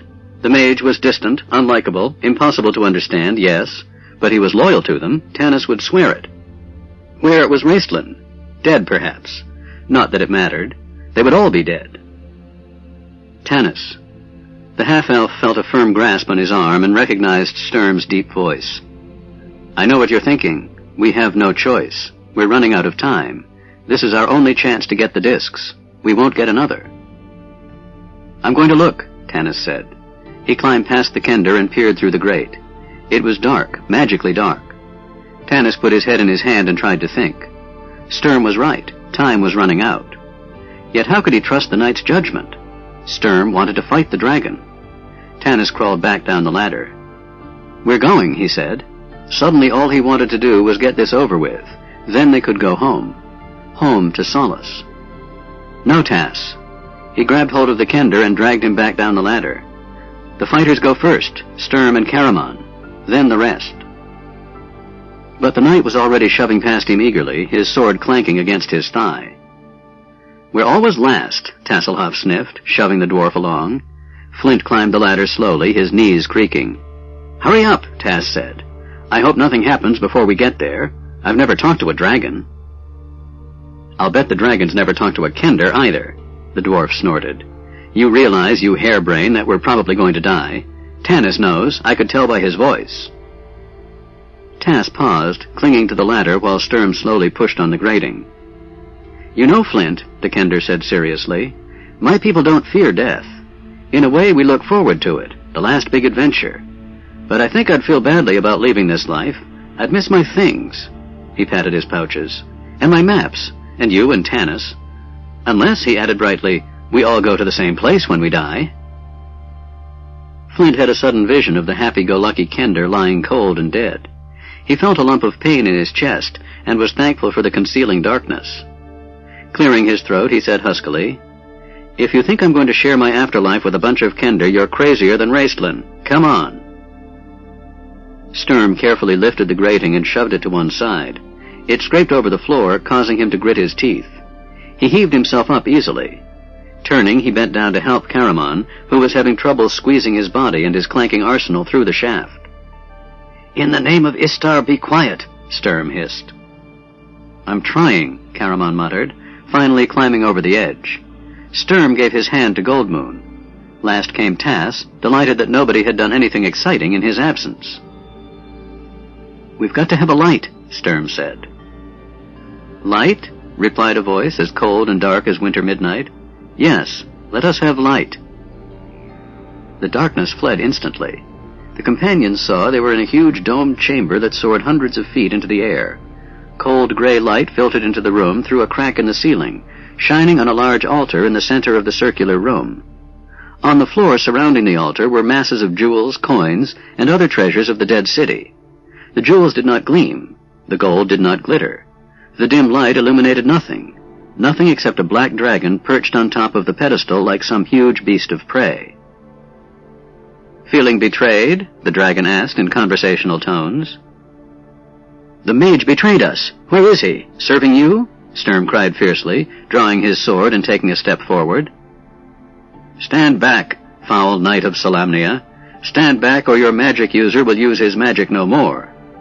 The dragon snaked her great neck down and stared at them with gleaming red eyes. Then slowly and delicately she lifted one clawed foot. Lying beneath it, on the pedestal, was Raistlin. "Raist!" Caramon roared and lunged for the altar. "Stop, fool!" the dragon hissed. She rested one pointed claw lightly on the mage's abdomen. With a great effort, Raistlin moved his head to look at his brother with his strange golden eyes. He made a weak gesture and Caramon halted. Tanis saw something move on the floor beneath the altar. It was Bupu, huddled among the riches, too afraid even to whimper. The staff of Magius lay next to her. "Move one step closer, and I will impale this shriveled human upon the altar with my claw." Caramon's face flushed a deep, ugly red. "Let him go," he shouted. "Your fight is with me." "My fight is with none of you," the dragon said, lazily moving its wings. Raistlin flinched as the dragon's clawed foot shifted slightly, teasingly, digging her claw into his flesh. The mage's metallic skin glistened with sweat. He drew a deep, ragged breath. "Don't even twitch, mage," the dragon sneered. "We speak the same language, remember? One word of a spell and your friends' carcasses will be used to feed the gully dwarves." Raistlin's eyes closed as in exhaustion. But Tanis could see the mage's hands clench and unclench, and he knew Raistlin was preparing one final spell. It would be his last. By the time he cast it, the dragon would kill him. But it might give Riverwind a chance to reach the discs and get out alive with Goldmoon. Tanis edged toward the plainsman. "As I was saying," the dragon continued smoothly, "I do not choose to fight any of you. How you have escaped my wrath so far I do not understand. Still, you are here, and you return to me that which was stolen. Yes, Lady of Kuei-Shu, I see you hold the blue crystal staff. Bring it to me. Tanis hissed one word to Goldmoon. Stall. But looking at her cool marble face, he wondered if she heard him, or if she even heard the dragon. She seemed to be listening to other words, other voices. Obey me. The dragon lowered her head menacingly. Obey me or the mage dies, and after him the knight, and then the half-elf, and so on, one after the other until you, Lady of Kuei-Shu, are the last survivor. Then you will bring me the staff, and you will beg me to be merciful. Goldmoon bowed her head in submission. Gently pushing Riverwind away with her hand, she turned to Tanis and clasped the half-elf in a loving embrace. Farewell, my friend, she said loudly, laying her cheek against his. Her voice dropped to a whisper. I know what I must do. I am going to take the staff to the dragon and... No, Tanis said fiercely. It won't matter. The dragon intends to kill us anyway. Listen to me. Goldmoon's nails dug into Tanis's arm. Stay with Riverwind, Tanis. Do not let him try to stop me. And if I try to stop you? Tanis asked gently, holding Goldmoon close in his arms. You won't, she said with a sweet, sad smile. You know that each of us has a destiny to fulfill, as the Forest Master said. Riverwind will need you. Farewell, my friend. Goldmoon stepped back, her clear blue eyes on Riverwind, as though she would memorize every detail to keep with her throughout eternity. Realizing she was saying goodbye, he started to go to her. Riverwind, Tanis said softly, trust her. She trusted you all those years. She waited while you fought the battles. Now it is you who must wait. This is her battle. Riverwind trembled, then stood still. Tanis could see the veins swell in his neck, his jaw muscles clench. The half-elf gripped the plainsman's arm. The tall man didn't even look at him. His eyes were on Goldmoon. What is this delay? The dragon asked. I grow bored. Come forward. Goldmoon turned away from Riverwind. She walked past Flint and Tasselhoff. The dwarf bowed his head. Tass watched wide-eyed and solemn. Somehow this wasn't as exciting as he had imagined. For the first time in his life, the Kender felt small and helpless and alone. It was a horrible, unpleasant feeling, and he thought death might be preferable. Goldmoon stopped near Caramon, put her hand on his arm. Don't worry, she said to the big warrior, who was staring at his brother in agony. He'll be all right. Caramon choked and nodded. And then Goldmoon neared Sturm. Suddenly, as if the horror of the dragon was too overwhelming, she slumped forward. The knight caught her and held her. Come with me, Sturm, Goldmoon whispered as he put his arm around her. You must vow to do as I command, no matter what happens. Vow on your honor as a knight of Solamnia. Sturm hesitated. Goldmoon's eyes, calm and clear, met his. Vow, she demanded, or I go alone. I vow, lady, he said reverently. I will obey. Goldmoon sighed thankfully. Walk with me. Make no threatening gesture. Together, the barbarian woman of the plains and the knight walked toward the dragon. Raistlin lay beneath the dragon's claw, his eyes closed, preparing himself mentally for the spell that would be his last. But the words to the spell would not form out of the turmoil in his mind. He fought to regain control. I am wasting myself. And for what? Raistlin wondered bitterly. To get these fools out of the mess they got themselves into. They will not attack for fear of hurting me, even though they fear and despise me. It makes no sense, just as my sacrifice makes no sense. Why am I dying for them when I deserve to live more than they? It is not for them you do this, a voice answered him. Raistlin started, trying to concentrate, to catch hold of the voice. It was a real voice, a familiar voice, but he couldn't remember whose it was or where he had heard it. All he knew was that it spoke to him in moments of great stress. The closer to death he came, the louder was the voice. It is not for them that you make this sacrifice, the voice repeated. It is because you cannot bear defeat. Nothing has ever defeated you, not even death itself. Raistlin drew a deep breath and relaxed. He did not understand the words completely, just as he could not remember the voice. But now the spell came easily to his mind. Astol Arak he murmured, feeling the magic begin to course through his frail body. Then another voice broke his concentration, and this voice was a living voice speaking to his mind. He opened his eyes, turned his head slowly, and stared into the chamber at his companions. The voice came from the woman, barbarian princess of a dead tribe. Raistland looked at Goldmoon as she walked toward him, leaning on Sturm's arm. The words in her mind had touched Raistland's mind. He regarded the woman coldly, detachedly. His distorted vision had forever killed any physical desire the mage might have felt when he looked upon human flesh. He could not see the beauty that so captivated Tanis and his brother. His hourglass eyes saw her withering and dying. He felt no closeness, no compassion for her. He knew she pitied him, and he hated her for that, but she feared him as well. So why, then, was she speaking to him? She was telling him to wait. Raistland understood. She knew what he intended, and she was telling him it wasn't necessary. She had been chosen. She was the one who was going to make the sacrifice. He watched Goldmoon with his strange golden eyes as she drew nearer and nearer, her own eyes on the dragon. He saw Sturm moving solemnly beside her, looking as ancient and noble as old Huma himself. What a perfect cat's paw Sturm made, the ideal participant in Goldmoon's sacrifice. But why had Riverwind allowed her to go? Couldn't he see this coming? Raistland glanced quickly at Riverwind. Ah, of course. The half-elf stood by his side, looking pained and grieved, dropping words of wisdom like blood, no doubt. The barbarian was becoming as gullible as Caramon. Raistland flicked his eyes back to Goldmoon. She stood before the dragon now, her face pale with resolve. Next to her, Sturm appeared grave and tortured, gnawed by inner conflict. Goldmoon had probably extracted some vow of strict obedience, which the knight was honor-bound to fulfill. Raistland's lip curled in a sneer. The dragon spoke, and the mage tensed, ready for action. "Lay the staff down with the other remnants of mankind's folly," the dragon commanded Goldmoon, inclining her shining, scaled head toward the pile of treasure below the altar. Goldmoon, overcome with dragon fear, did not move. She could do nothing but stare at the monstrous creature, trembling. Sturm, next to her, searched the treasure trove with his eyes, looking for the discs of Mishakal, fighting to control his fear of the dragon. Sturm had not known he could be this frightened of anything. He repeated the code, "Honor is life," over and over, and he knew it was pride alone that kept him from running away. Goldmoon saw Sturm's hand shake. She saw the knight's face glistening with sweat. "Dear goddess," she cried in her soul, "grant me courage." Then Sturm nudged her. She had to say something, she realized. She had been silent too long.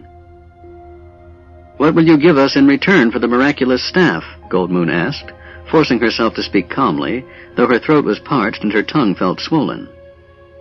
The dragon laughed, shrill, ugly laughter. "What will I give you?" The dragon snaked her head to stare at Goldmoon. "Nothing. Nothing at all. I do not deal with thieves. Still—" The dragon reared its head back, its red eyes closed to slits. Playfully she dug her claw into Raistland's flesh. The mage flinched, but he bore the pain without a murmur. The dragon removed the claw and held it just high enough so that they could all see the blood drip from it. "It is not inconceivable that Lord Verminard, the Dragon High Master, may view favorably the fact that you surrender the staff. He may even be inclined to mercy. He is a cleric, and they have strange values. But know this, Lady of Quayshu, Lord Verminard does not need your friends. Give up the staff now, and they will be spared. Force me to take it, and they will die. The mage, first of all." Goldmoon, her spirit seemingly broken, slumped in defeat. Sturm moved close to her, appearing to console her. "I have found the discs," he whispered harshly. He grasped her arm, feeling her shivering with fear. "Are you resolved on this course of action, my lady?" he asked softly. Goldmoon bowed her head. She was deathly pale, but composed and calm. Tendrils of her fine silver-golden hair had escaped from the binding and fell around her face, hiding her expression from the dragon. Though she appeared defeated, she looked up at Sturm and smiled. There was both peace and sorrow in her smile, much like the smile on the marble goddess. She did not speak, but Sturm had his answer. He bowed in submission. "May my courage be equal to yours, lady," he said. "I will not fail you." "Farewell, knight. Tell Riverwind—" Goldmoon faltered, blinking her eyes as tears filled them. Fearing her resolve might yet break, she swallowed her words and turned to face the dragon as the voice of Mishakal filled her being, answering her prayer. "Present the staff boldly." Goldmoon, imbued with an inner strength, raised the blue crystal staff. "We do not choose to surrender," Goldmoon shouted, her voice echoing throughout the chamber. Moving swiftly before the startled dragon could react, Chieftain's daughter swung her staff one last time, striking the clawed foot poised above Raistlin. The staff made a low ringing sound as it struck the dragon, then it shattered. A burst of pure, radiant blue light beamed from the broken staff. The light grew brighter, spreading out in concentric waves, engulfing the dragon. Kisanth screamed in rage. The dragon was injured, terribly, mortally. She lashed out with her tail, flung her head about, and fought to escape the burning blue flame. She wanted nothing except to kill those that dared inflict such pain, but the intense blue fire relentlessly consumed her, as it consumed Goldmoon.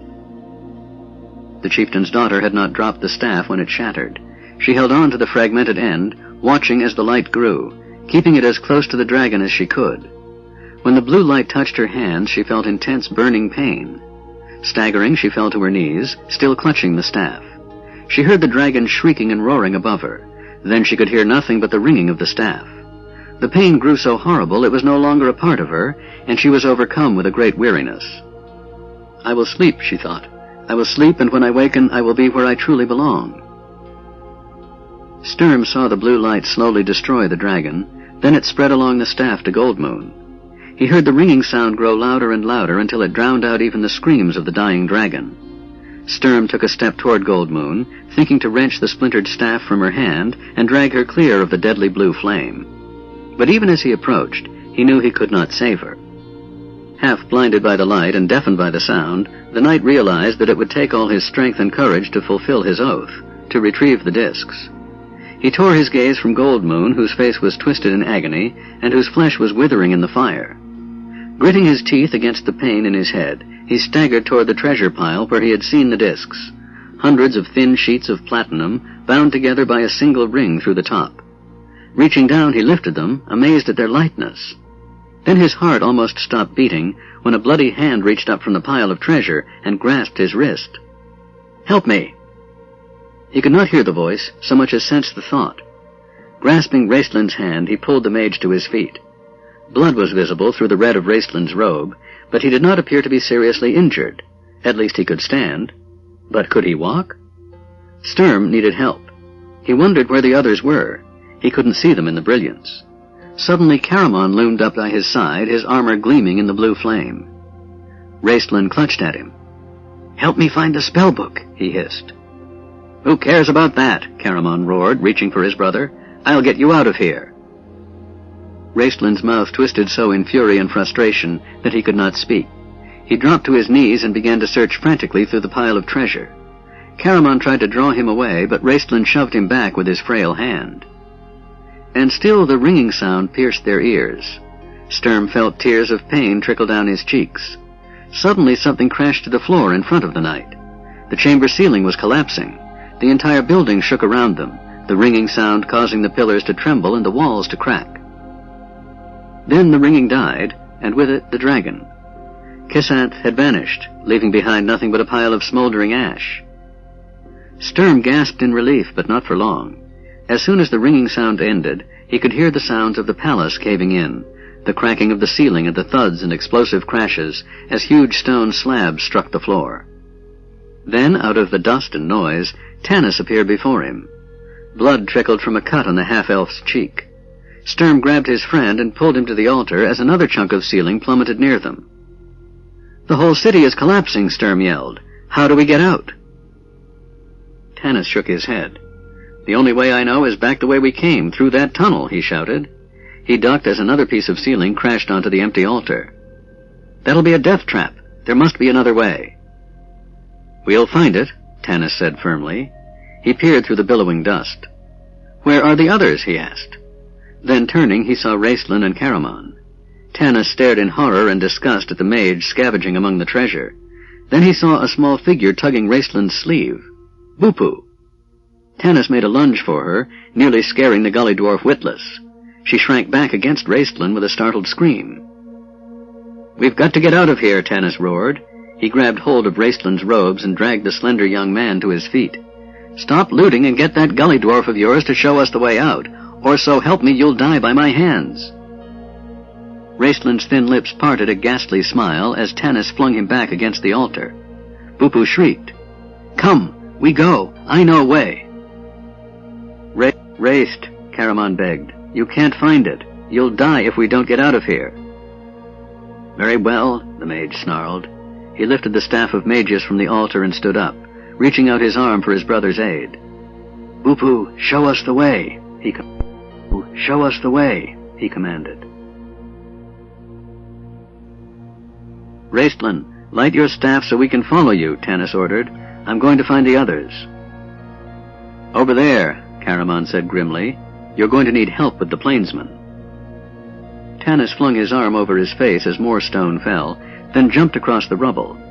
He found Riverwind collapsed where Goldmoon had been standing, Flint and Tasselhoff trying to get the plainsman to his feet. There was nothing there now except a large area of blackened stone. Goldmoon had been totally consumed in the flames. "Is he alive?" Tanis shouted.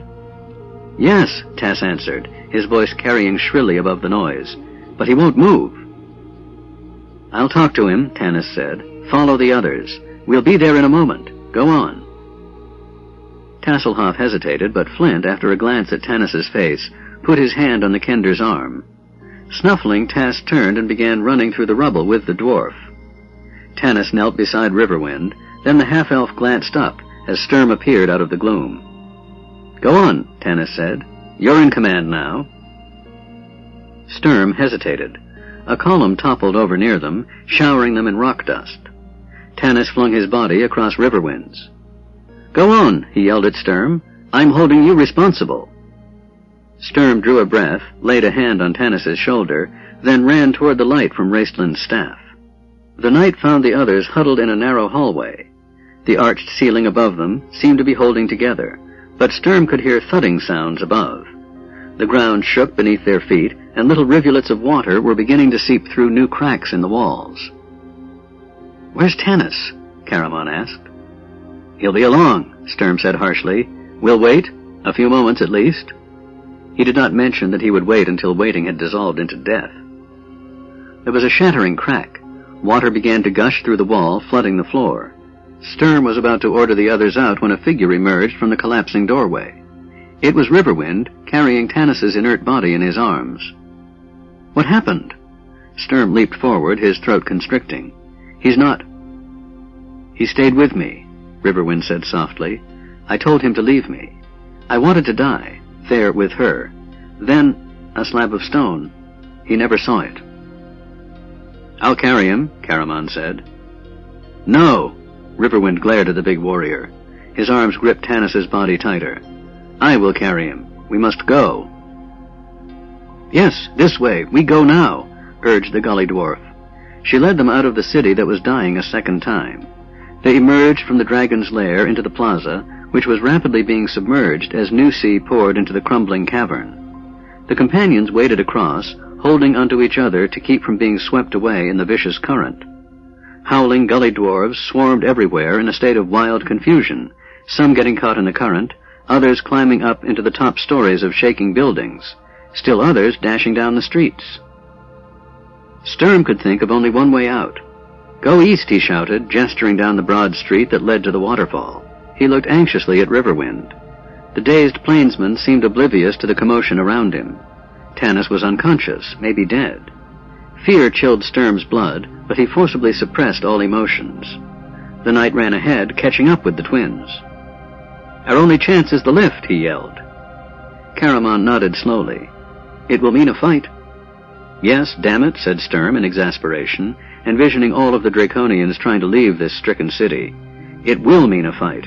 You got any better ideas?" Caramon shook his head. At a corner, Sturm waited to herd his limping, exhausted band in the right direction. Peering through the dust and mist, he could see the lift ahead of them. It was, as he had foreseen, surrounded by a dark, writhing mass of Draconians. Fortunately, they were all intent on escape. They had to strike quickly, Sturm knew, to catch the creatures off guard. Timing was critical. He caught hold of the Kender as Tass scurried past. "Tass," he yelled, "we're going up the lift."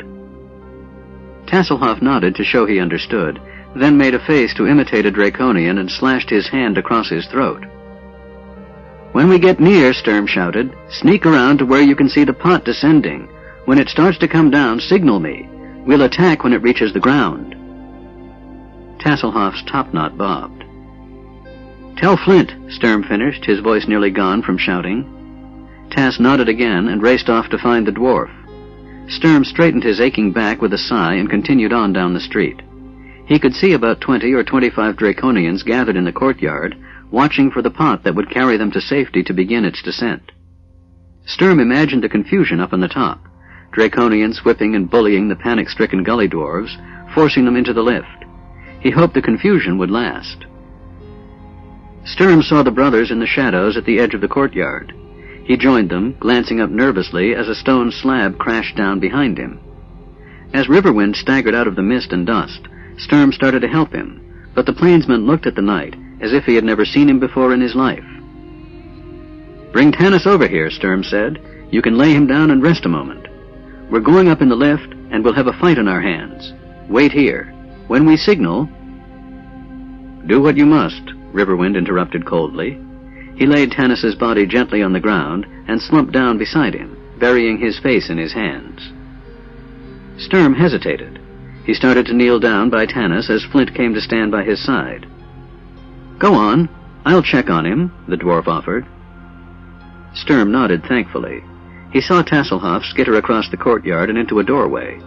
Looking toward the lift, he saw the Draconians yelling and cursing into the mist as if they could hurry the pot's descent. Flint poked Sturm in the ribs. "How are we going to fight all of them?" he shouted. "We're not. You're going to stay here with Riverwind and Tanis," Sturm said. "Caramon and I can handle this," he added, wishing he believed it himself. "And I," whispered the mage. "I still have my spells." The knight did not answer. He distrusted magic, and he distrusted Raistlin. Still, he had no choice. Caramon would not go into battle without his brother by his side. Tugging at his mustaches, Sturm restlessly loosened his sword. Caramon flexed his arms, clenching and unclenching his huge hands. Raistlin, his eyes closed, was lost in concentration. Bupu, hidden in a niche in the wall beside him, watched everything with wide, frightened eyes. The pot swung into view, gully dwarves hanging from its sides. As Sturm hoped, the Draconians on the ground began to fight among themselves, none wanting to be left behind.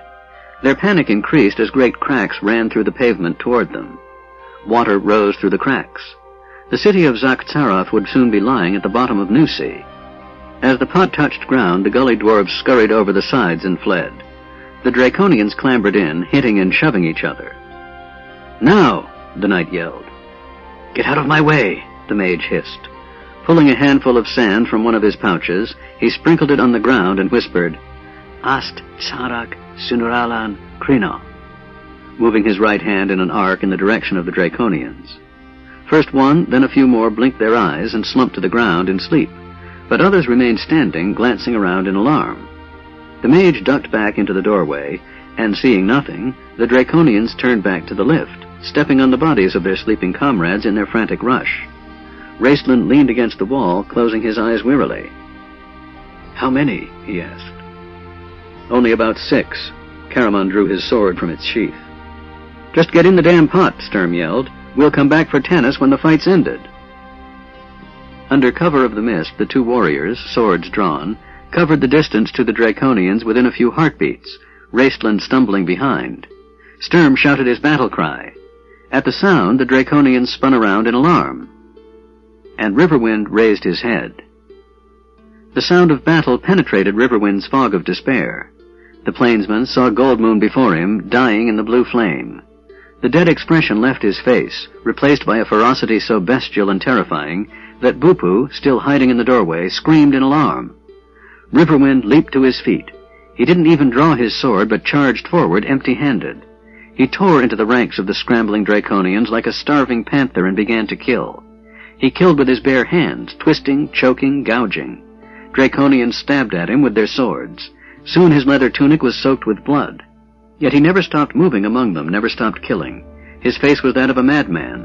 The Draconians in Riverwind's path saw death in his eyes, and they also saw that their weapons had no effect.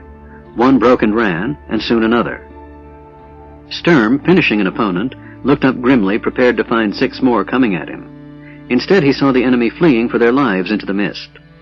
Riverwind, covered with blood, collapsed onto the ground. "The lift!" The mage pointed. It was hovering about 2 feet off the ground and starting to move upward. There were gully dwarves in the top pot coming down. "Stop it!" Sturm yelled. Tasselhoff raced from his hiding place and leaped for the edge. He clung, his feet dangling, trying desperately to keep the empty pot from rising. "Caramon, hang on to it!" Sturm ordered the warrior. "I'll get Tanis." "I can hold it, but not for long." The big man grunted, grasping onto the edge and digging his feet into the ground. He dragged the lift to a halt. Tasselhoff climbed inside, hoping his small body might add ballast. Sturm ran back swiftly to Tanis. Flint was beside him, his axe in his hands. "He's alive," the dwarf called as the knight approached. Sturm paused a moment to thank some god somewhere. Then he and Flint lifted the unconscious half-elf and carried him to the pot. They placed him inside, then returned for Riverwind. It took 4 of them to get Riverwind's bloody body into the lift. Tass tried without much success to stanch the wounds with one of his handkerchiefs. "Hurry!" Caramon gasped. Despite all his efforts, the pot was rising slowly. "Get in!" Sturm ordered Raistlin. The mage glanced at him coldly and ran back into the mist. Within moments he reappeared, carrying Bupu in his arms. The knight grabbed the trembling gully dwarf and flung her into the lift. Bupu, whimpering, crouched on the bottom, still clutching her bag to her chest. Raistlin climbed over the side. The pot continued to rise. Caramon's arms were nearly pulled out of their sockets. "Go on," Sturm ordered Caramon, the knight being the last to leave the field of battle as usual.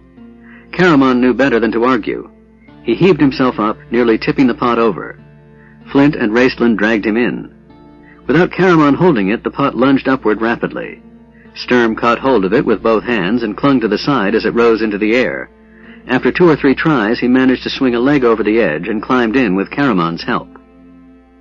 The knight knelt down beside Tanis and was relieved beyond expression to see the half-elf stir and moan. Sturm grasped the half-elf and held him close. "You have no idea how glad I am you're back," the knight said, his voice husky. "Riverwind," Tanis murmured groggily. "He's here. He saved your life. He saved all our lives." Sturm talked rapidly, almost incoherently. "We're in the lift, going up. The city's destroyed. Where are you hurt?" "Broken ribs, feels like." Wincing in pain, Tanis looked over at Riverwind, still conscious despite his wounds. "Poor man," Tanis said softly. "Goldmoon. I saw her die, Sturm. There was nothing I could do." Sturm helped the half-elf rise to his feet. "We have the discs," the knight said firmly. "It was what she wanted, what she fought for. They're in my pack. Are you sure you can stand?" "Yes," Tanis said. He drew a ragged, painful breath. "We have the discs, whatever good that will do us." They were interrupted by the shrill screams as the second pot, gully dwarves flying like banners, went past them. The gully dwarves shook their fists and cursed the companions. Bupu laughed, then she stood up, looking at Raistlin in concern. The mage leaned wearily against the side of the pot, his lips moving silently, calling to mind another spell. Sturm peered up through the mist. "I wonder how many will be at the top," he asked. Tanis, too, glanced up. "Most have fled, I hope," he said. He caught his breath sharply and clutched at his ribs. There was a sudden lurch. The pot fell about a foot, stopped with a jolt, then slowly started to rise again. The companions looked at each other in alarm. "The mechanism!" "It's either starting to collapse, or the Draconians have recognized us and are trying to destroy it," Tanis said. "There's nothing we can do," Sturm said in bitter frustration. He stared down at the pack containing the discs, which lay at his feet. "Except pray to these gods." The pot lurched and dropped again. For a moment it hung suspended, swaying in the mist-shrouded air. Then it started up, moving slowly, shuddering. The companions could see the edge of the rock ledge and the opening above them. The pot rose inch by creaking inch, each of those inside mentally supporting every link of the chain that was carrying them up to... "Draconians!" cried Tass shrilly, pointing up. 2 Draconians stared down at them. As the pot crept closer and closer, Tanis saw the Draconians crouch, ready to jump. "They're going to leap down here. The pot won't hold," Flint rumbled. "We'll crash." "That may be their intent," Tanis said. "They have wings." "Stand back," Raistland said, staggering to his feet. "Raist, don't." His brother caught hold of him. "You're too weak." "I have strength for one more spell," the mage whispered, "but it may not work. If they see I am Magi, they may be able to resist my magic." "Hide behind Caramon's shield," Tanis said swiftly. The big man thrust his body and his shield in front of his brother. The mist swirled around them, concealing them from Draconian eyes, but also preventing them from seeing the Draconians. The pot rose, inch by inch, the chain creaking and lurching upwards. Raistland stood poised behind Caramon's shield, his strange eyes staring, waiting for the mists to part. Cool air touched Tanis's cheek.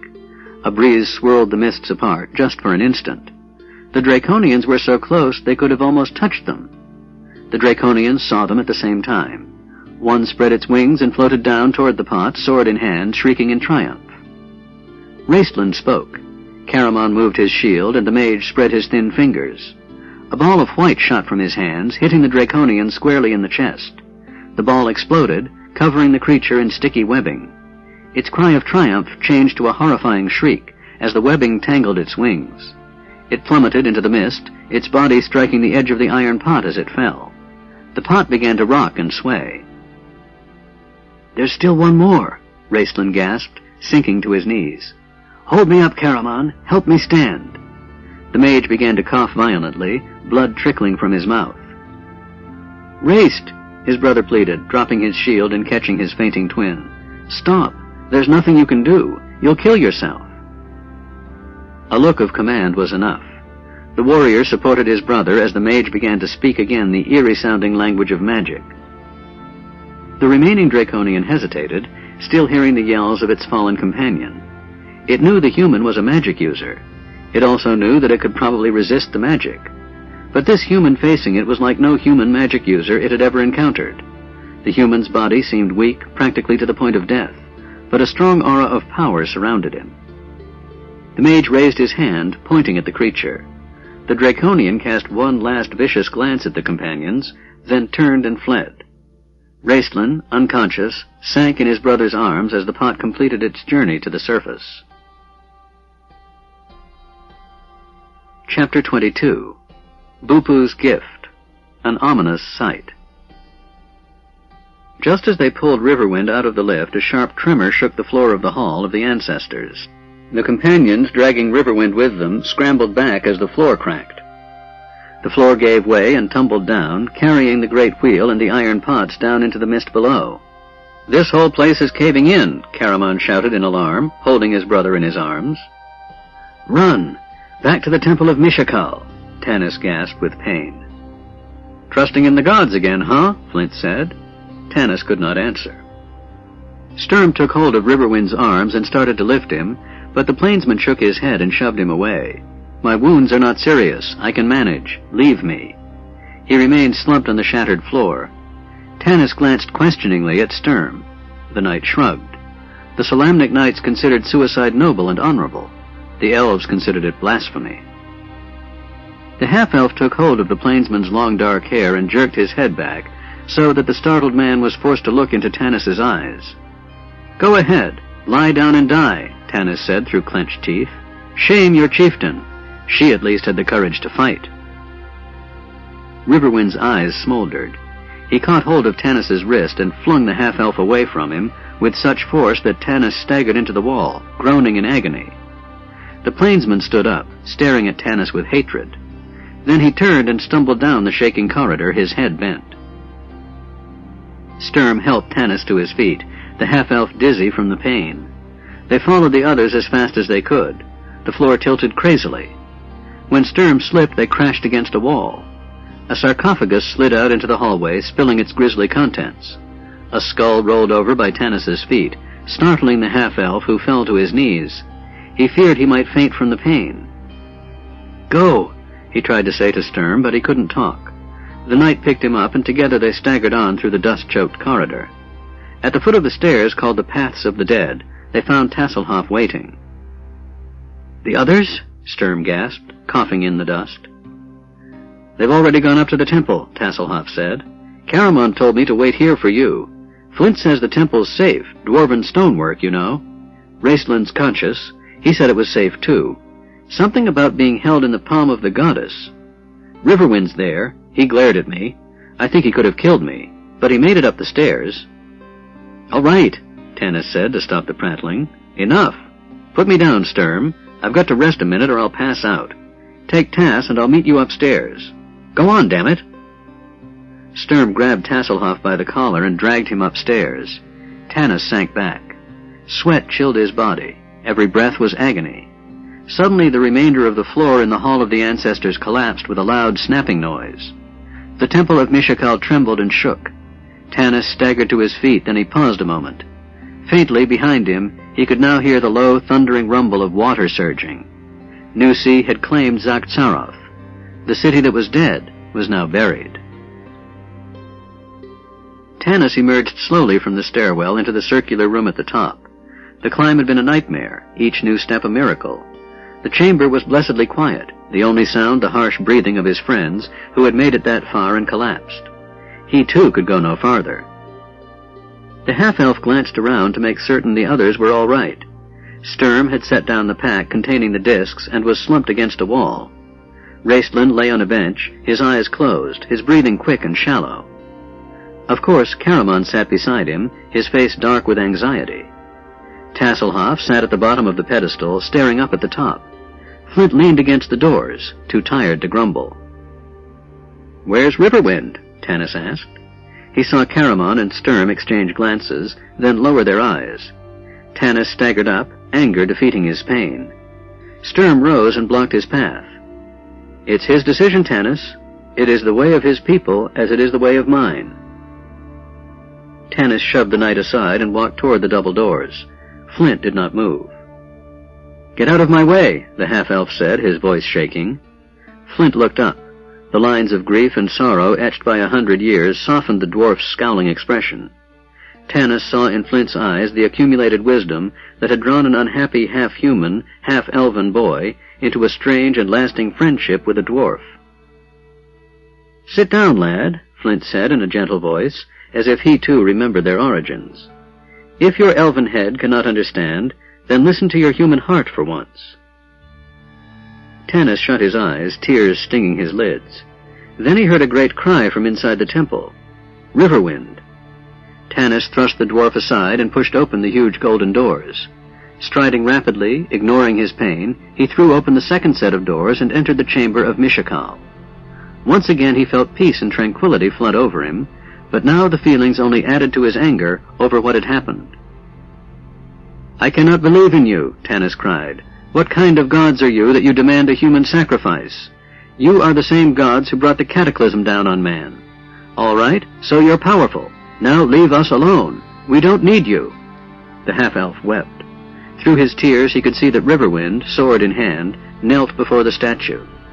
Tanis stumbled forward, hoping to prevent the act of self-destruction. Tanis rounded the base of the statue and stopped, stunned. For a minute he refused to believe his own sense of sight. Perhaps grief and pain were playing tricks on his mind. He lifted his eyes to the statue's beautiful, calm face and steadied his reeling, confused senses.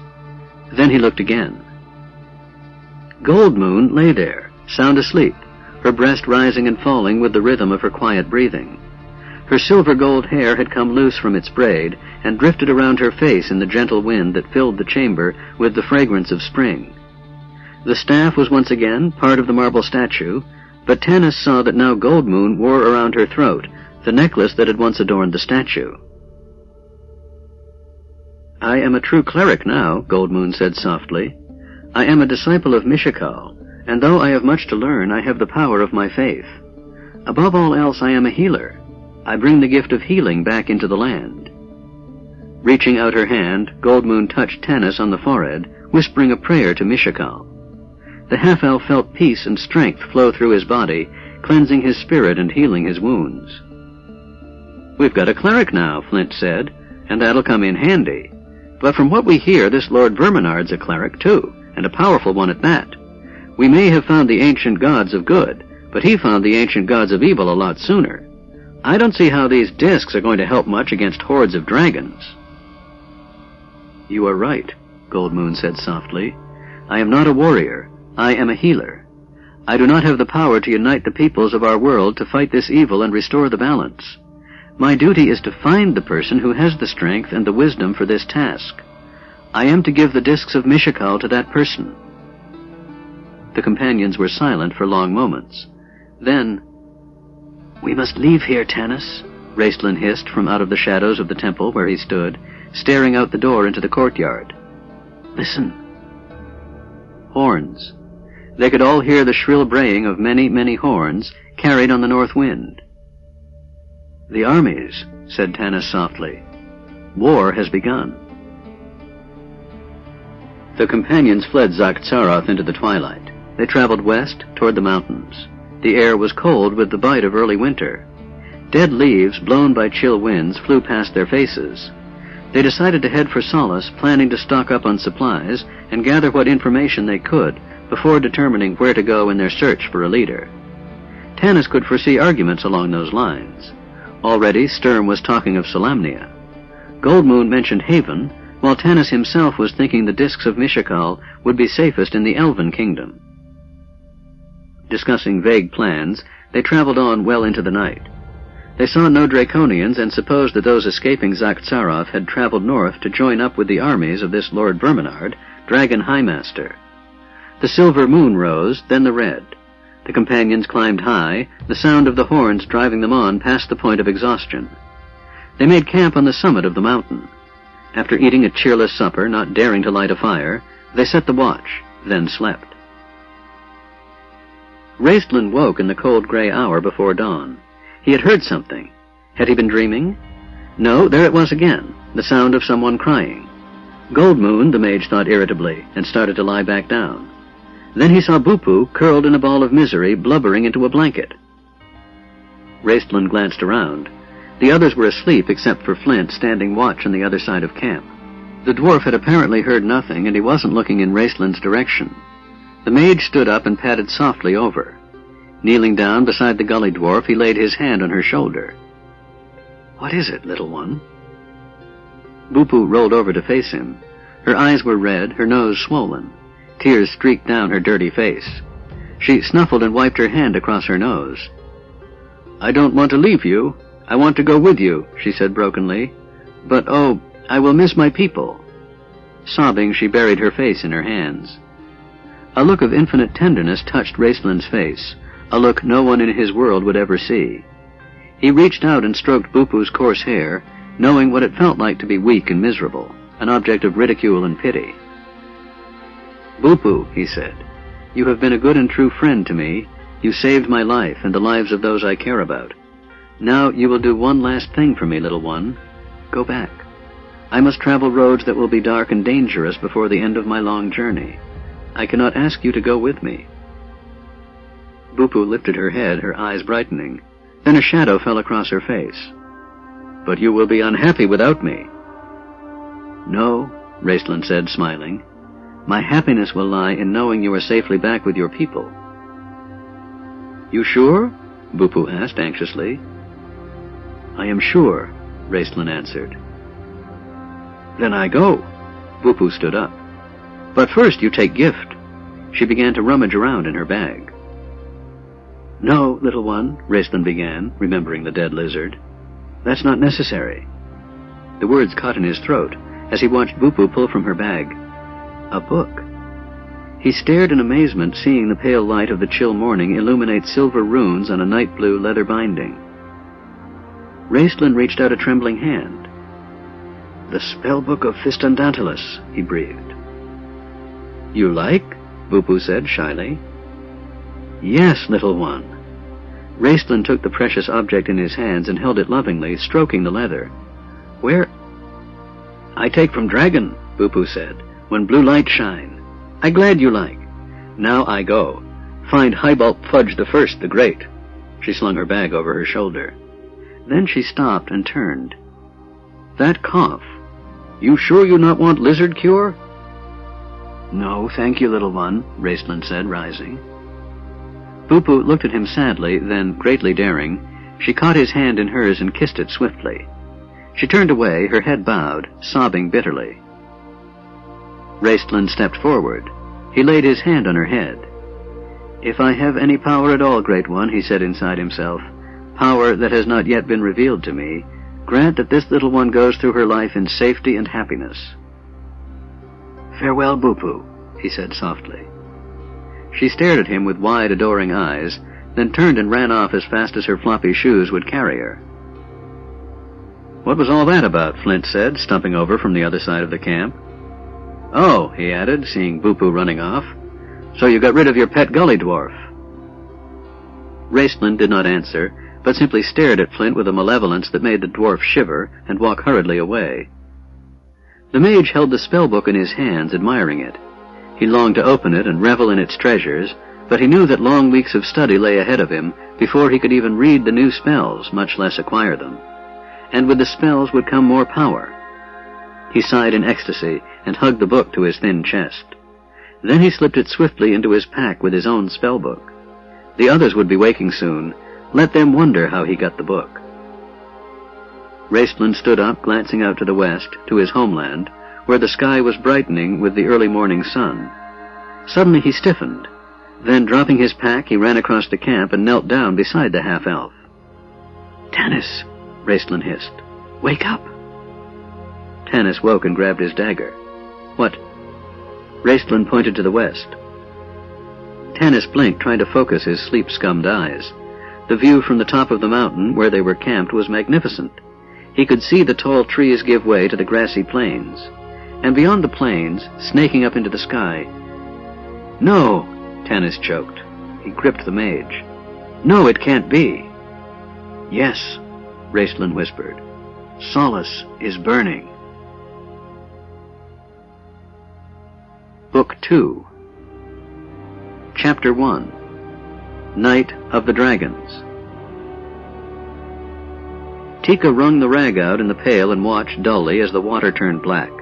She threw the rag down on the bar and started to lift the bucket to carry it back to the kitchen to draw more water.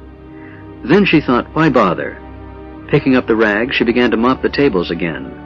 When she thought Otik wasn't watching, she wiped her eyes with her apron. But Otik was watching. His pudgy hands took hold of Tika's shoulders and gently turned her around. Tika gave a choking sob and laid her head on his shoulder. "I'm sorry," Tika sobbed, "but I can't get this clean." Otik knew, of course, that this wasn't the real reason the girl was weeping, but it came close. He patted her back gently.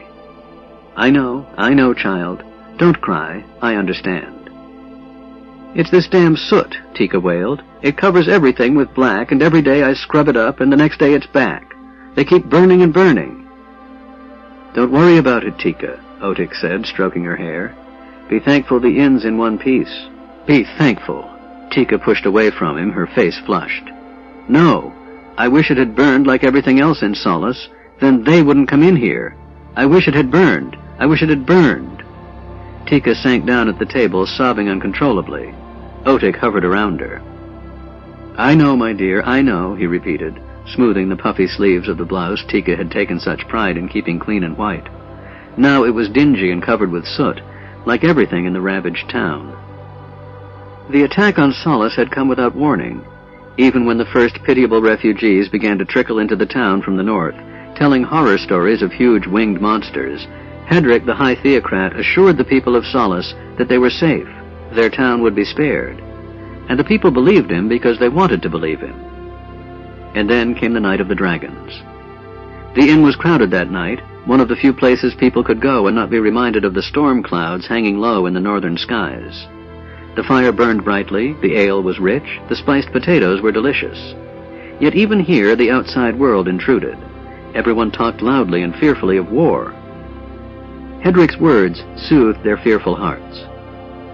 "We are not like these reckless fools to the north who made the mistake of defying the might of the dragon high lords," he called out, standing on a chair to be heard.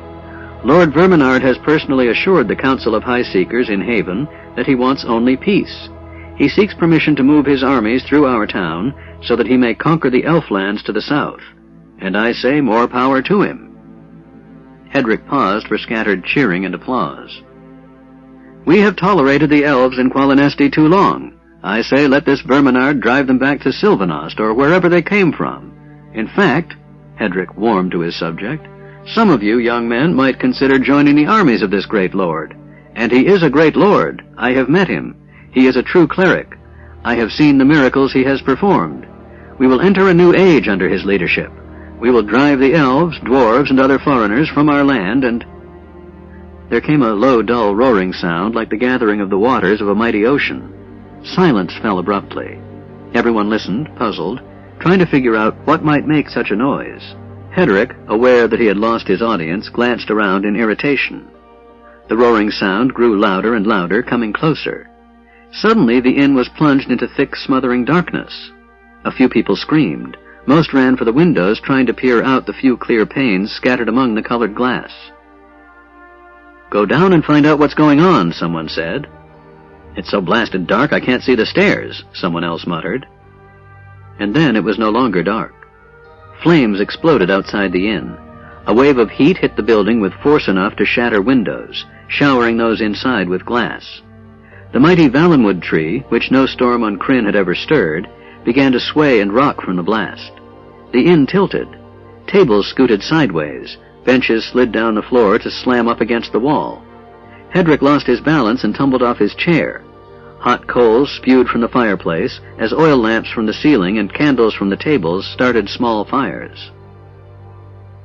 A high-pitched shriek rose above the noise and confusion, the scream of some living creature, a scream filled with hatred and cruelty. The roaring noise passed over the inn. There was a rush of wind, then the darkness lifted as a wall of flame sprang up to the south. Tika dropped a tray of mugs to the floor as she grabbed desperately at the bar for support. People around her shouted and screamed, some in pain, some with terror. Solace was burning. A lurid orange glow lit the room. Clouds of black smoke rolled in through the broken windows. Smells of blazing wood filled Tika's nostrils, along with a more horrible smell, the smell of burned flesh. Tika choked and looked up to see small flames licking the great limbs of the Valenwood that held up the ceiling. Sounds of varnish sizzling and popping in the heat mingled with the screams of the injured. "Douse those fires!" Otik was yelling wildly. "The kitchen!" The cook screamed as she flew out of the swinging doors, her clothes smoldering, a solid wall of flame behind her. Tika grabbed a pitcher of ale from the bar and tossed it on the cook's dress and held her still to drench her clothes. Rhea sank into a chair, weeping hysterically. "Get out! The whole place'll go up!" someone shouted. Hedrick, pushing past the injured, was one of the first to reach the door. He ran onto the inn's front landing, then stopped, stunned, and gripped the rail for support.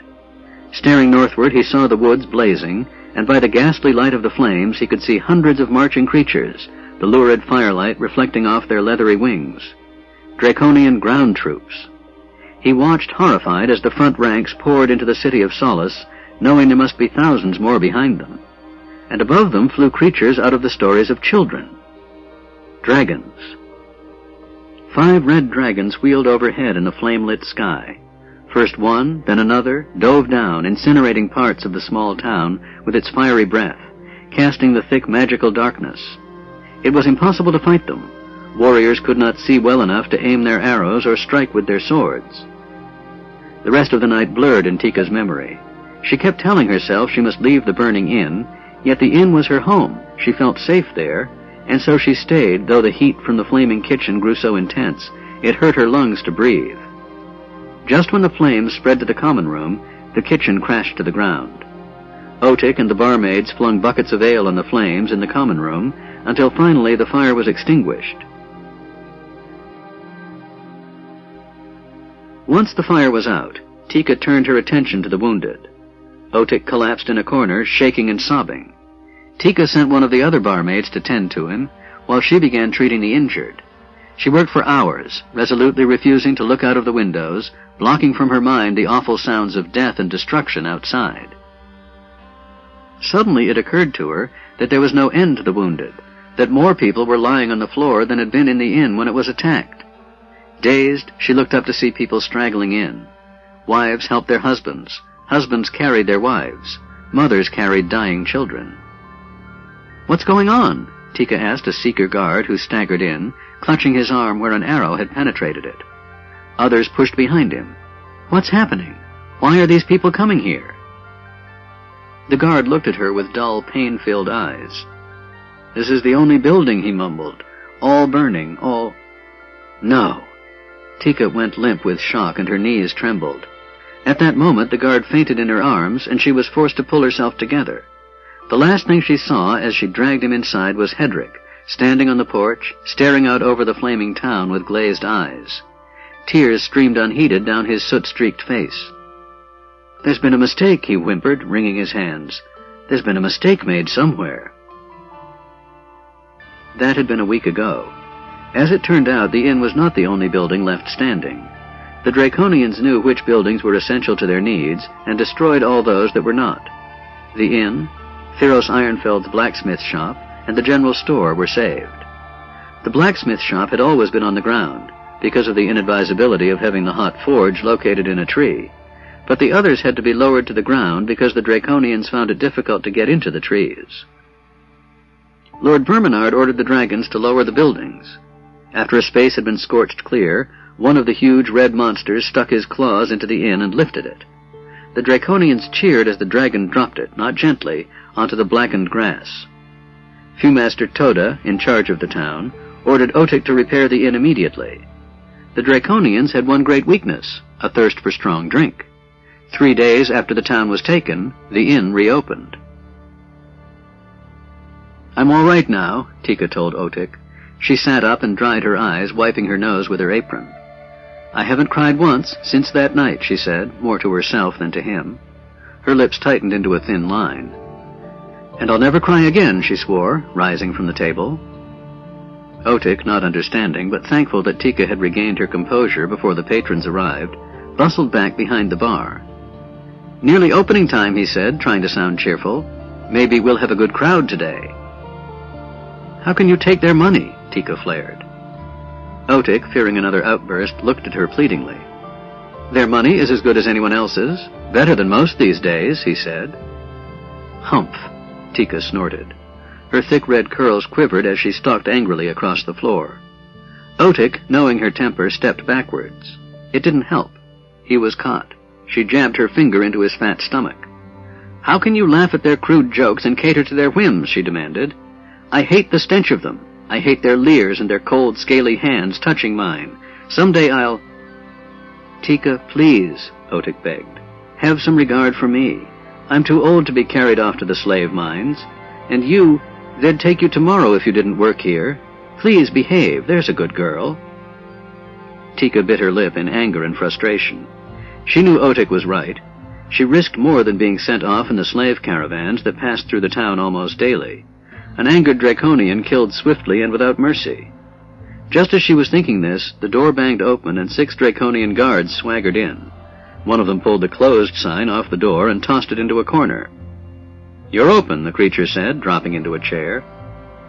"Yes, certainly," Otik grinned weakly. "Tika—" "I see them," Tika said dully. Chapter 2. The Stranger. Captured. The crowd at the inn that night was sparse. The patrons were now Draconians, though occasional Solace residents came in for a drink. They generally did not stay long, finding the company unpleasant and memories of former times hard to bear. Tonight there was a group of hobgoblins who kept wary eyes on the Draconians, and 3 crudely dressed humans from the north. Originally impressed into Lord Verminard's service, they now fought for the sheer pleasure of killing and looting. A few Solace citizens sat huddled in a corner. Hedrick, the theocrat, was not in his nightly spot. Lord Verminard had rewarded the High Theocrat's service by placing him among the first to be sent to the slave mines. Near dusk, a stranger entered the inn, taking a table in a dark corner near the door. Tika couldn't tell much about him. He was heavily cloaked and wore a hood pulled low over his head. He seemed fatigued, sinking down into his chair as though his legs would not support him. "What will you have?" Tika asked the stranger. The man lowered his head, pulling down one side of his hood with a slender hand. "Nothing, thank you," he said in a soft accented voice. "Is it permissible to sit here and rest? I'm supposed to meet someone." "How about a glass of ale while you wait?" Tika smiled. The man glanced up, and she saw brown eyes flash from the depths of his hood. "Very well," the stranger said. "I am thirsty. Bring me your ale." Tika headed for the bar. As she drew the ale, she heard more customers entering the inn. "Just a half-second," she called out, unable to turn around. "Sit anywhere you've a mind. I'll be with you soon as I can." She glanced over her shoulder at the newcomers and nearly dropped the mug. Tika gasped, then got a grip on herself. "Don't give them away." "Sit down anywhere, strangers," she said loudly. One of the men, a big fellow, seemed about to speak. Tika frowned fiercely at him and shook her head. Her eyes shifted to the Draconians seated in the center of the room. A bearded man led the group past the Draconians, who examined the strangers with a great deal of interest. They saw 4 men and a woman, a dwarf and a kender. The men were dressed in mud-stained cloaks and boots. One was unusually tall, another unusually big. The woman was cloaked in furs and walked with her hand through the arm of the tall man. All of them seemed downcast and tired. One of the men coughed and leaned heavily upon a strange-looking staff. They crossed the room and sat down at a table in the far corner. "More refugee scum," sneered a Draconian. "The humans look healthy, though, and all know dwarves are hard workers. Wonder why they haven't been shipped out." "They will be, soon as the Fewmaster sees them." "Perhaps we should take care of the matter now," said a third, scowling in the direction of the 8 strangers. "Nah, I'm off duty.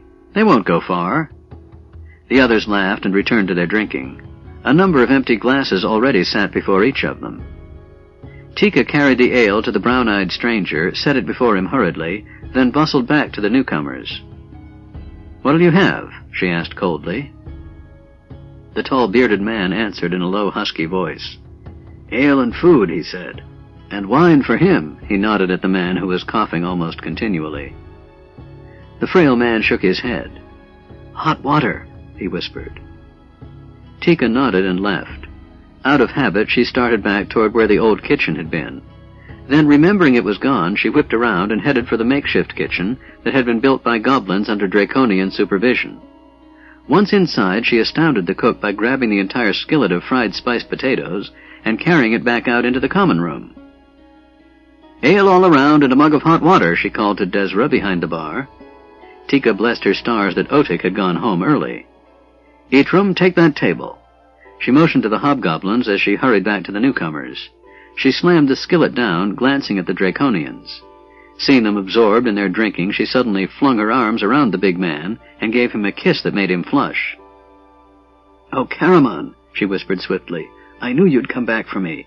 Take me with you, please, please." "Now, there," Caramon said, patting her awkwardly on the back and looking pleadingly at Tanis. The half-elf swiftly intervened, his eyes on the Draconians. "Tika, calm down," he told her. "We've got an audience." "Right," she said briskly and stood up, smoothing her apron. Handing plates around, she began to ladle out the spiced potatoes as Desra brought the ale and hot water. "Tell us what happened to Solace," Tanis said, his voice choked. Quickly, Tika whispered the story as she filled everyone's plate, giving Caramon a double portion. The companions listened in grim silence. "And so," Tika concluded, "every week the slave caravans leave for Pax Tharkas, except now they've taken almost everyone, leaving only the skilled, like Thuros Ironfell, behind.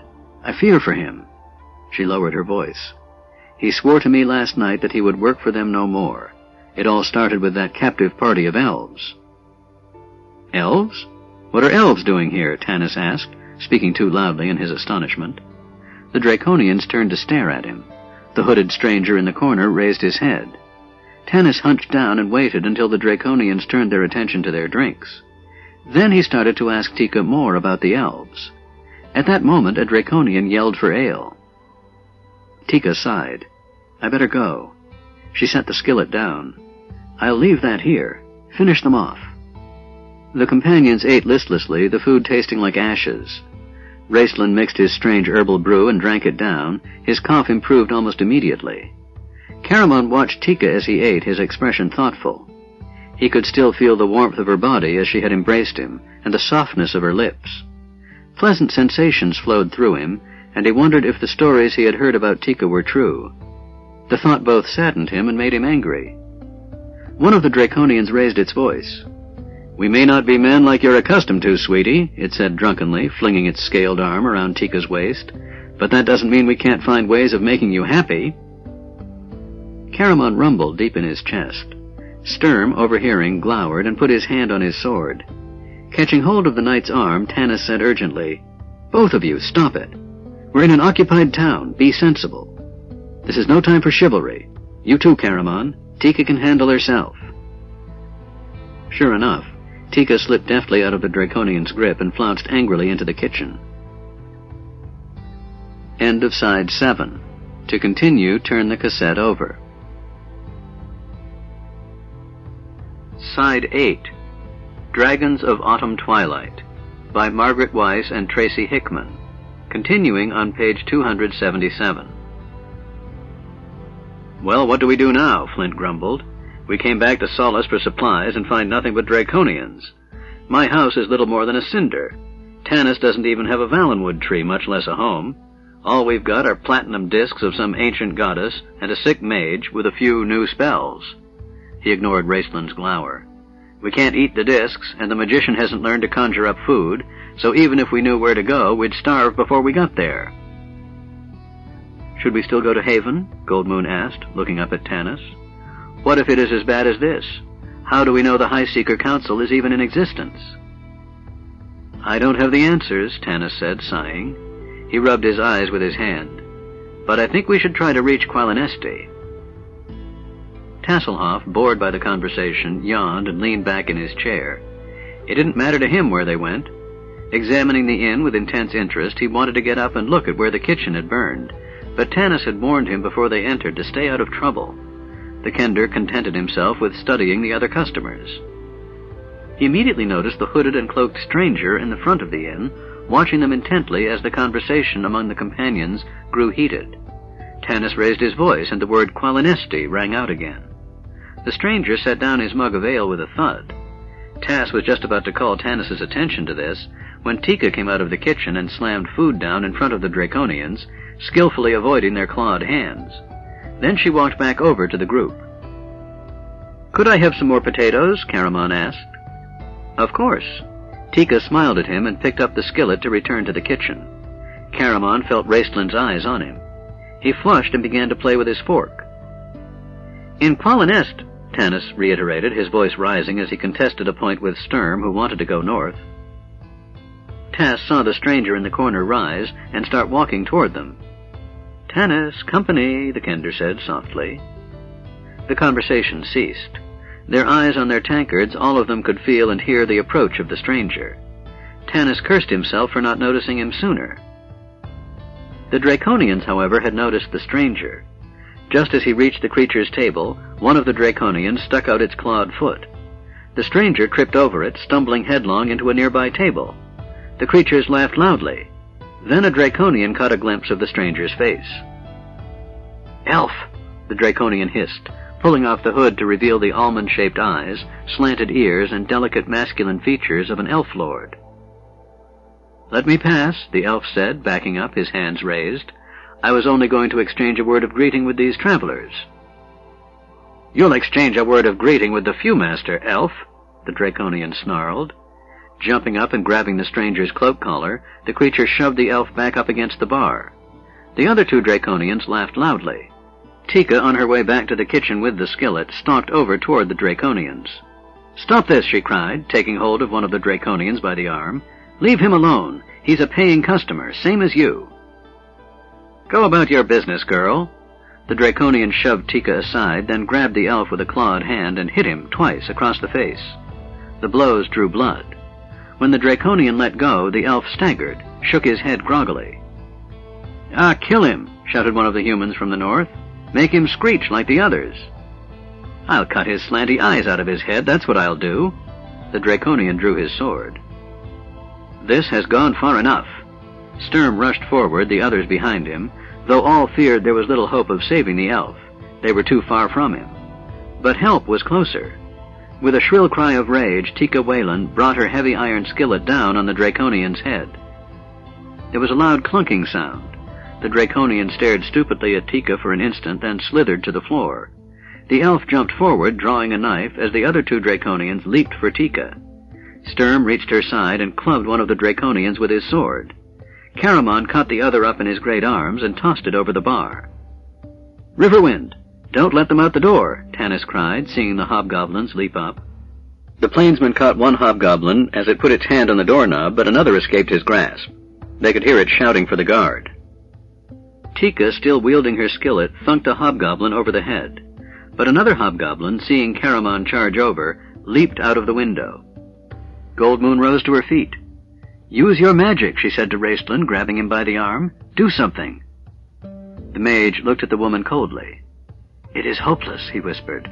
"I will not waste my strength." Goldmoon glared at him in fury, but he had returned to his drink. Biting her lip, she ran over to Riverwind, the pouch with the precious discs of Mishakal in her arms. She could hear horns blowing wildly in the streets. "We've got to get out of here," Tanis said, but at that moment one of the human fighters wrapped his arms around Tanis's neck, dragging him to the floor. Tasselhoff, with a wild shout, leaped onto the bar and began flinging mugs at the half-elf's attacker, narrowly missing Tanis in the process. Flint stood in the midst of the chaos, staring at the elven stranger. "I know you," he yelled suddenly. "Tanis, isn't this—" A mug hit the dwarf in the head, knocking him cold. "Oops," said Tass. Tanis throttled the northerner and left him unconscious under a table.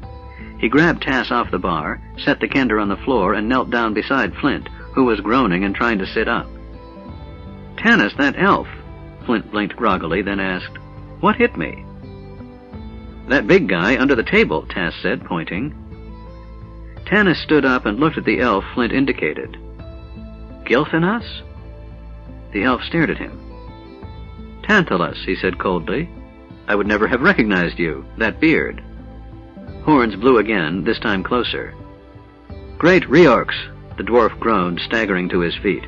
"We've got to get out of here. Come on, out the back." "There is no back," Tika cried wildly, still hanging onto the skillet. "No," said a voice at the door. "There is no back. You are my prisoners." A blaze of torchlight flared into the room. The companions shielded their eyes, making out the forms of hobgoblins behind a squat figure in the doorway. The companions could hear the sounds of flapping feet outside. Then what seemed like 100 goblins stared into the windows and peered in through the door. The hobgoblins inside the bar that were still alive or conscious picked themselves up and drew their weapons, regarding the companions hungrily. "Sturm, don't be a fool," Tanis cried, catching hold of the knight as he prepared to charge into the seething mass of goblins, slowly forming a ring of steel around them. "We surrender," the half-elf called out. Sturm glared at the half-elf in anger, and for a moment Tanis thought he might disobey. "Please, Sturm," Tanis said quietly. "Trust me. This is not our time to die." Sturm hesitated, glanced around at the goblins crowding inside the inn. They stood back, fearful of his sword and his skill, but he knew they would charge in a rush if he made the slightest move. "It is not our time to die." What odd words! Why had Tanis said them? Did a man ever have a time to die? If so, Sturm realized, this wasn't it, not if he could help it. There was no glory dying in an inn, trampled by stinking, flapping goblin feet. Seeing the knight put his weapon away, the figure at the door decided it was safe to enter, surrounded as he was by 100 or so loyal troops. The companions saw the gray mottled skin and red squinting pig eyes of Viewmaster Toda. Tasselhoff gulped and moved quickly to stand beside Tanis. "Surely he won't recognize us," Tass whispered. "It was dusk when they stopped us, asking about the staff." Apparently Toda did not recognize them. A lot had happened in a week's time, and the Viewmaster had important things stuffed in a mind already overloaded. His red eyes focused on the knight's emblems beneath Sturm's cloak. "More refugee scum from Solamnia," Toda remarked. "Yes," Tanis lied quickly. He doubted if Toda knew of the destruction of Zakhtsaroth. He thought it highly unlikely that this Viewmaster would know anything about the discs of Mishakal. But Lord Verminard knew of the discs, and he would soon learn of the dragon's death. Even a gully dwarf could add that one up. No one must know they came out of the east. "We have journeyed long days from the north. We did not intend to cause trouble. These Draconians started it." "Yes, yes," Toda said impatiently. "I've heard this before." His squinty eyes suddenly narrowed. "Hey, you!" he shouted, pointing at Raistlin. "What are you doing skulking back there? Fetch him, lads." The Viewmaster took a nervous step behind the door, watching Raistlin warily. Several goblins charged back, overturning benches and tables, to reach the frail young man. Caramon rumbled deep in his chest. Tanis gestured to the warrior, warning him to remain calm. "On your feet," one of the goblins snarled, prodding at Raistlin with a spear. Raistlin stood slowly and carefully gathered his pouches. As he reached for his staff, the goblin grabbed hold of the mage's thin shoulder. "Touch me not," Raistlin hissed, drawing back. "I am Magi." The goblin hesitated and glanced back at Toda. "Take him," yelled the Viewmaster, moving behind a very large goblin. "Bring him here with the others. If every man wearing red robes was a magician, this country'd be overrun with rabbits. If he won't come peaceably, stick him." "Maybe I'll stick him anyway," the goblin croaked. The creature held the tip of its spear up to the mage's throat, gurgling with laughter. Again Tanis held back Caramon. "Your brother can take care of himself," he whispered swiftly. Raistlin raised his hands, fingers spread, as though to surrender. Suddenly he spoke the words, "Kalith Karan, Tobaniskar," and pointed his fingers at the goblin. Small, brightly glowing darts made of pure white light beamed from the mage's fingertips, streaked through the air, and embedded themselves deep in the goblin's chest. The creature fell over with a shriek and lay writhing on the floor. As the smell of burning flesh and hair filled the room, other goblins sprang forward, howling in rage. "Don't kill him, you fools!" Toda yelled. The Viewmaster had backed clear out the door, keeping the big goblin in front of him as cover. "Lord Verminard pays a handsome bounty for magic users, but," Toda was inspired, "the Lord does not pay a bounty for live kenders, only their tongues. Do that again, magician, and the kender dies." "What is the kender to me?" Raistlin snarled. There was a long heartbeat of silence in the room. Tanis felt cold sweat chill him. Raistlin could certainly take care of himself. Damn the mage. That was certainly not the answer Toda had expected either, and it left him not quite knowing what to do, especially since these big warriors still had their weapons. He looked almost pleadingly at Raistlin. The magician appeared to shrug. "I will come peacefully," Raistlin whispered, his golden eyes gleaming. "Just do not touch me." "No, of course not," Toda muttered. "Bring him." The goblins, casting uneasy glances in the direction of the Viewmaster, allowed the mage to stand beside his brother. "Is that everyone?" demanded Toda irritably. "Then take their weapons and their packs." Tanis, hoping to avoid more trouble, pulled his bow from his shoulder and laid it and his quiver on the soot-blackened floor of the inn. Tasselhoff quickly laid down his hoopak. The dwarf, grumbling, added his battle-axe. The others followed Tanis's lead, except Sturm, who stood, his arms folded across his chest, and... "Please, let me keep my pack," Goldmoon said. "I have no weapons in it, nothing of value to you, I swear." The companions turned to face her, each remembering the precious discs she carried. A strained, tense silence fell. Riverwind stepped in front of Goldmoon. He had laid his bow down, but he still wore his sword, as did the knight. Suddenly Raistlin intervened. The mage had laid down his staff, his pouches of spell components, and the precious bag that contained his spell books. He was not worried about these. Spells of protection had been laid on the books. Anyone other than their owner attempting to read them would go insane, and the staff of Magius was quite capable of taking care of itself. Raistlin held out his hands toward Goldmoon. "Give them the pack," he said gently. "Otherwise they will kill us." "Listen to him, my dear," called out Toda hastily. "He's an intelligent man." "He's a traitor," cried Goldmoon, clutching the pack. "Give them the pack," Raistlin repeated hypnotically. Goldmoon felt herself weakening, felt his strange power breaking her. "No," she choked. "This is our hope." "It will be all right," Raistlin whispered, staring intently into her clear blue eyes. "Remember the staff? Remember when I touched it?" Goldmoon blinked. "Yes," she murmured, "it shocked you." "Hush," Raistlin warned swiftly. "Give them the pouch. Do not worry. All will be well. The gods protect their own."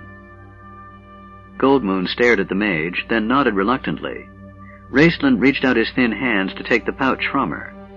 Viewmaster Toda stared at it greedily, wondering what was in it. He would find out, but not in front of all these goblins. Finally, there was only one person left who had not obeyed the command. Sturm stood unmoving, his face pale, his eyes glittering feverishly. He held his father's ancient two-handed sword tightly. Suddenly Sturm turned, shocked to feel Raistlin's burning fingers on his arm. "I will ensure its safety," the mage whispered. "How?" the knight asked, withdrawing from Raistlin's touch as from a poisonous snake. "I do not explain my ways to you," Raistlin hissed. "Trust me or not, as you choose." Sturm hesitated. "This is ridiculous," shrieked Toda. "Kill the knight. Kill them if they cause more trouble. I'm losing sleep." "Very well," Sturm said in a strangled voice. Walking over, he reverently laid the sword down on the pile of weapons. Its ancient silver scabbard, decorated with the kingfisher and rose, gleamed in the light. "Ah, truly a beautiful weapon," Toda said. He had a sudden vision of himself walking into audience with Lord Verminard, the sword of a Solamnic knight hanging at his side. "Perhaps I should take that into custody myself. Bring it." Before he could finish, Raistlin stepped forward swiftly and knelt beside the pile of weapons. A bright flash of light sprang from the mage's hand. Raistlin closed his eyes and began to murmur strange words, holding his outstretched hands above the weapons and packs. "Stop him!" yelled Toda, but none dared. Finally, Raistlin ceased speaking and his head slumped forward. His brother hurried to help. Raistlin stood. "Know this," the mage said, his golden eyes staring around the common room. "I have cast a spell upon our belongings. Anyone who touches them will be slowly devoured by the great worm Caterpillius, who will rise from the abyss and suck the blood from your veins until you are nothing more than a dried husk." "The great worm Caterpillius," breathed Tasselhoff, his eyes shining. "That's incredible. I've never heard of—" Tanis clapped his hand over the kender's mouth. The goblins backed away from the pile of weapons, which seemed to almost glow with a green aura. "Get those weapons, somebody," ordered Toda in a rage. "You get 'em," muttered a goblin. No one moved. Toda was at a loss. Although he was not particularly imaginative, a vivid picture of the great worm Caterpillius reared up in his mind. "Very well," he muttered. "Take the prisoners away. Load them into the cages. And bring those weapons, too, or you'll wish that worm, what's-its-name, was sucking your blood." Toda stomped off angrily. The goblins began to shove their prisoners toward the door, prodding them in the back with their swords. None, however, touched Raistlin. "That's a wonderful spell, Raist," Caramon said in a low voice. "How effective is it? Could it—" "It's about as effective as your wit," Raistlin whispered and held up his right hand. As Caramon saw the telltale black marks of flash powder, he smiled grimly in sudden understanding. Tanis was the last to leave the inn. He cast a final look around. A single light swung from the ceiling. Tables were overturned, chairs broken. The beams of the ceiling were blackened from the fires, in some cases burned through completely. The windows were covered with greasy black soot. "I almost wish I had died before I saw this." The last thing he heard as he left were two hobgoblin captains arguing heatedly about who was going to move the enchanted weapons. Chapter 3. The Slave Caravan. A Strange Old Magician. The companions spent a chill, sleepless night penned up in an iron-barred cage on wheels in the Solace Town Square. 3 cages were chained to one of the posts driven into the ground around the clearing. The wooden posts were black from flame and heat, the bases scorched and splintered. No living thing grew in the clearing. Even the rocks were black and melted. When day dawned, they could see other prisoners in the other cages. The last slave caravan leaving Solace for Pax Tharkas. It was to be personally led by the Fewmaster himself, Toda having decided to take this opportunity to impress Lord Verminard, who was in residence at Pax Tharkas. Caramon tried once, during the cover of night, to bend the bars of the cage and had to give up. A cold mist arose in the early morning hours, hiding the ravaged town from the companions. Tanis glanced over at Goldmoon and Riverwind. Now I understand them, Tanis thought. Now I know the cold emptiness inside that hurts worse than any sword thrust. My home is gone. He glanced over at Gilthanas, huddled in a corner. The elf had spoken to no one that night, excusing himself by begging that his head hurt and he was tired. But Tanis, who had kept watch all through the night, saw that Gilthanas did not sleep or even make a pretense of sleeping. He gnawed his lower lip and stared out into the darkness. The sight reminded Tanis that he had, if he chose to claim it, another place he could call home, Qualinesti. No, Tanis thought, leaning against the bars. Qualinesti was never home. It was simply a place I lived. Viewmaster Toda emerged from the mist, rubbing his fat hands together and grinning widely as he regarded the slave caravan with pride. There may be a promotion here. A fine catch, considering pickings were drying up in this burned-out shell of a town. Lord Verminard should be pleased, especially with this last batch. That large warrior particularly, an excellent specimen. He could probably do the work of 3 men in the mines. The tall barbarian would do nicely, too. Probably have to kill the knight, though. The Solamniks were notoriously uncooperative. But Lord Verminard will certainly enjoy the 2 females. Very different, but both lovely. Toda himself had always been attracted to the red-haired barmaid, with her alluring green eyes, the low-cut white blouse purposefully revealing just enough of her lightly freckled skin to tantalize a man with thoughts of what lay beyond.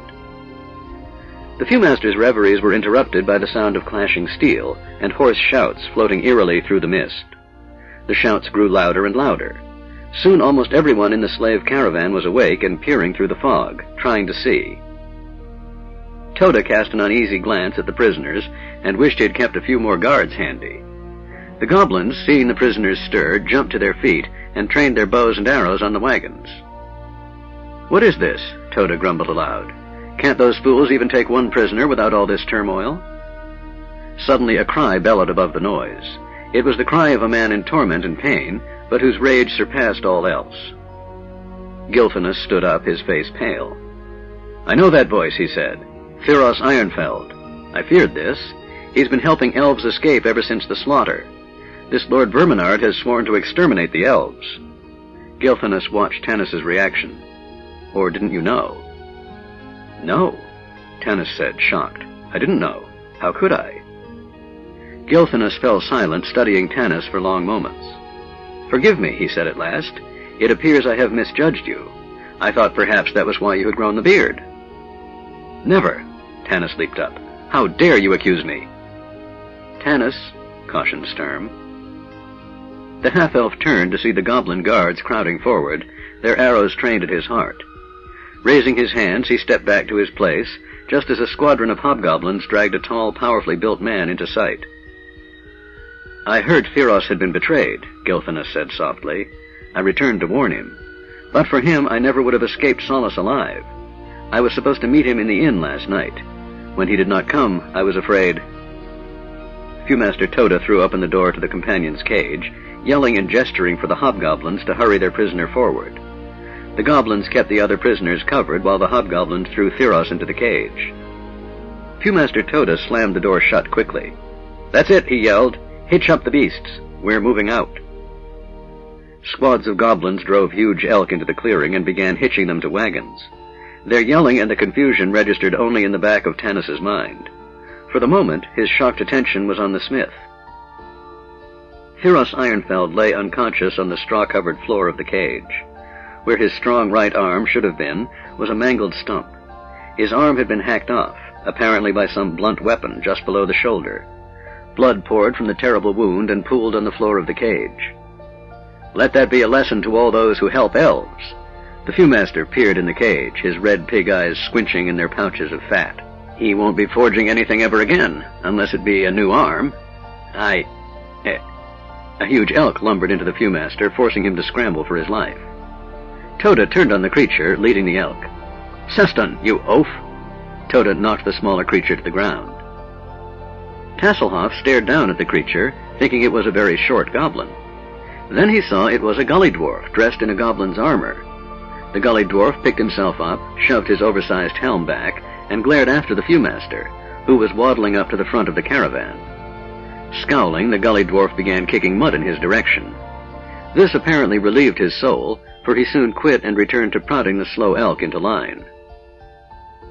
"My faithful friend," Gilfinus murmured, bending over Theros and taking the smith's strong black hand in his. "You have paid for your loyalty with your life." Theros looked at him with vacant eyes, clearly not hearing the elf's voice. Gilfinus tried to stanch the dreadful wound, but blood continued to pump onto the floor of the cart. The smithy's life was emptying before their eyes. "No," said Goldmoon, coming to kneel beside the smith. "He need not die. I am a healer." "Lady," Gilfinus said impatiently, There exists no healer on Krynn who could help this man. He has lost more blood than the dwarf has in his whole body. His life beat is so faint I can barely feel it. The kindest thing to do is let him die in peace, without any of your barbarian rituals." Goldmoon ignored him. Placing her hand upon Thyros's forehead, she closed her eyes. "Mishakal," she prayed, "beloved goddess of healing, grace this man with your blessing. If his destiny be not fulfilled, heal him that he may live and serve the cause of truth." Gilthanus began to remonstrate once more, reaching out to pull Goldmoon away. Then he stopped and stared in amazement. Blood ceased to drain from the smith's wound, and even as the elf watched, the flesh began to close over it. Warmth returned to the smith's dusky black skin, his breathing grew peaceful and easy, and he appeared to drift into a healthful, relaxed sleep. There were gasps and murmurs of astonishment from the other prisoners in the nearby cages. Tanis glanced around fearfully to see if any of the goblins or draconians had noticed, but apparently they were all preoccupied with hitching the recalcitrant elk to the wagons. Gilthanus subsided back into his corner, his eyes on Goldmoon, his expression thoughtful. "Tasselhoff, pile up some of that straw," Tanis instructed. "Caramon, you and Sturm help me move him to a corner." "Here." Riverwind offered his cloak. "Take this to cover him from the chill." Goldmoon made certain Thyros was comfortable, then returned to her place beside Riverwind. Her face radiated a peace and calm serenity that made it seem as if the reptilian creatures on the outside of the cage were the true prisoners. It was nearly noon before the caravan got underway. Goblins came by and threw some food into the cages, hunks of meat and bread. No one, not even Caramon, could eat the rancid, stinking meat, and they threw it back out. But they devoured the bread hungrily, having eaten nothing since last nightfall. Soon Toda had everything in order, and riding by on his shaggy pony gave the orders to move out. The gully dwarf, Seston, trotted after Toda. Seeing the hunk of meat lying in the mud and filth outside the cage, the gully dwarf stopped, grabbed it eagerly, and crammed it into his mouth. Each wheeled cage was pulled by 4 elk. 2 hobgoblins sat high on crude wooden platforms, one holding the reins of the elk, the other a whip and a sword. Toda took his place at the front of the line, followed by about 50 draconians dressed in armor and heavily armed. Another troop of about twice as many hobgoblins fell into line behind the cages. After a great deal of confusion and swearing, the caravan finally lurched forward. Some of the remaining residents of Solace stared at them as they drove off. If they knew anyone among the prisoners, they made no sound or gesture of farewell. The faces, both inside and outside the cages, were the faces of those who no longer can feel pain. Like Tika, they had vowed never to cry again. The caravan traveled south from Solace down the old road through Gateway Pass. The hobgoblins and draconians grumbled about traveling in the heat of the day, but they cheered up and moved faster once they marched into the shade of the pass's high canyon walls. Although the prisoners were chilled in the canyon, they had their own reasons for being grateful. They no longer had to look upon their ravaged homeland. It was evening by the time they left the canyon's winding roads and reached Gateway. The prisoners strained against the bars for some glimpse of the thriving market town. But now only 2 low stone walls, melted and blackened, marked where the town might have once stood. No living creature stirred. The prisoners sank back in misery. Once more out in the open country, the Draconians announced their preference for traveling by night, out of the sun's light. Consequently, the caravan made only brief stops until dawn. Sleep was impossible in the filthy cages, jolting and jouncing over every rut in the road.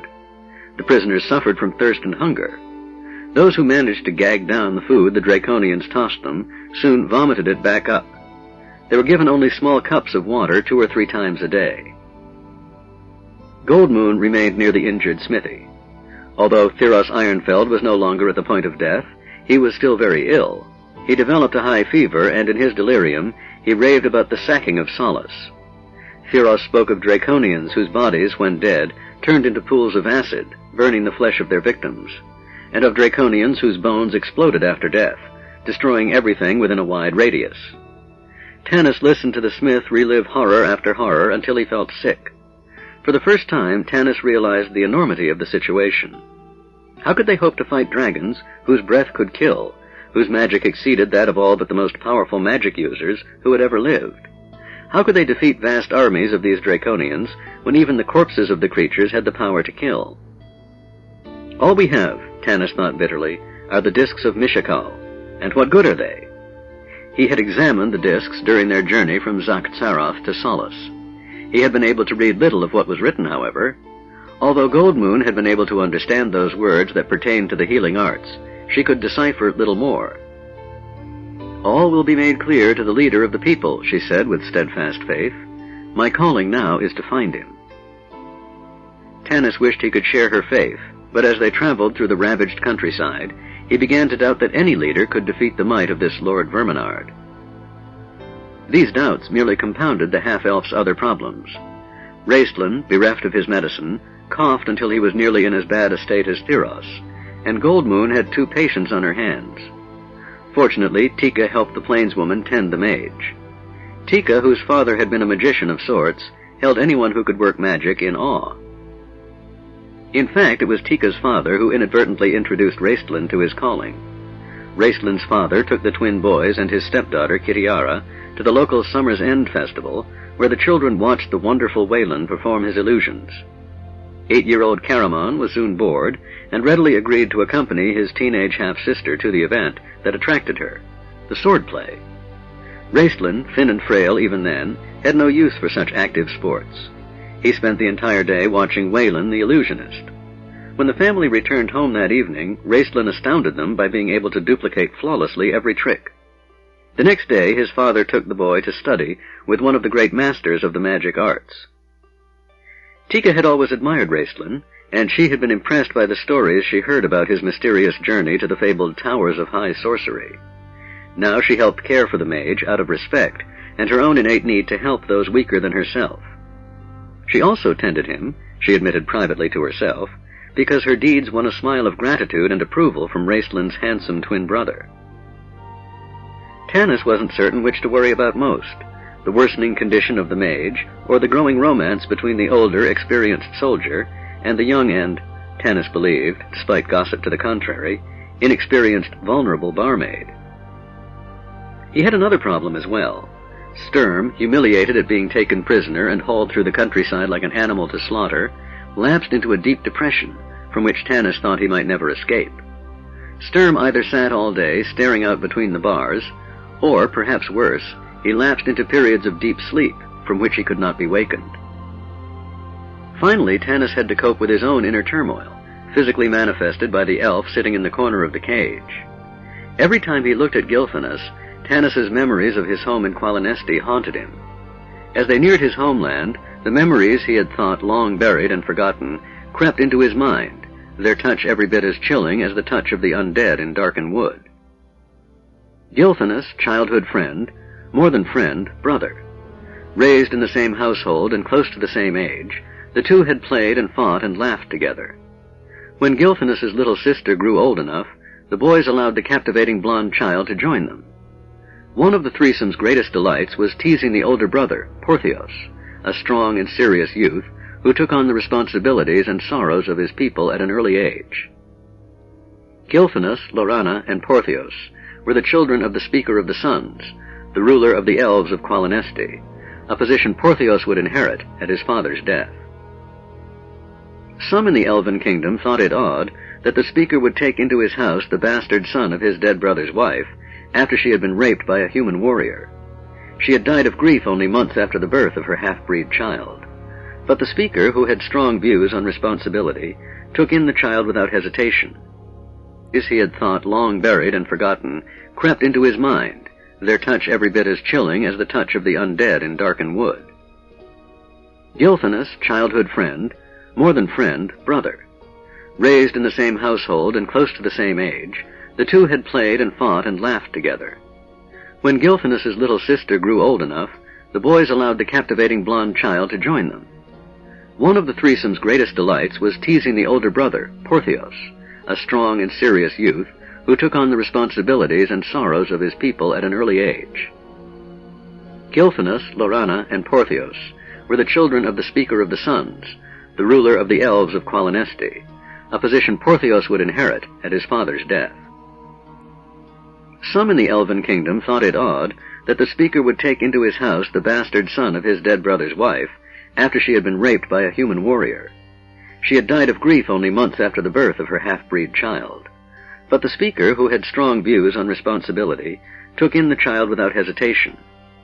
Tory conversation, and became immediately aware that Gilphinus had changed. The young elf lord had always been open and honest, fun-loving and light-hearted. He did not envy his older brother the responsibilities inherent in his role as heir to the throne. Gilphinus was a scholar, a dabbler in the magic arts, though he never took them as seriously as Raistlin. He was an excellent warrior, though he disliked fighting, as do all elves. He was deeply devoted to his family, especially his sister. But now he sat silent and moody, an unusual characteristic in elves. The only time he showed any interest in anything was when Caramon had begun plotting an escape. Gilphinus told him sharply to forget it. He would ruin everything.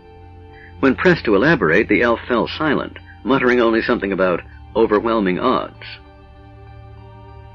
By sunrise of the third day, the Draconian army was flagging from the night's long march, and looking forward to a rest.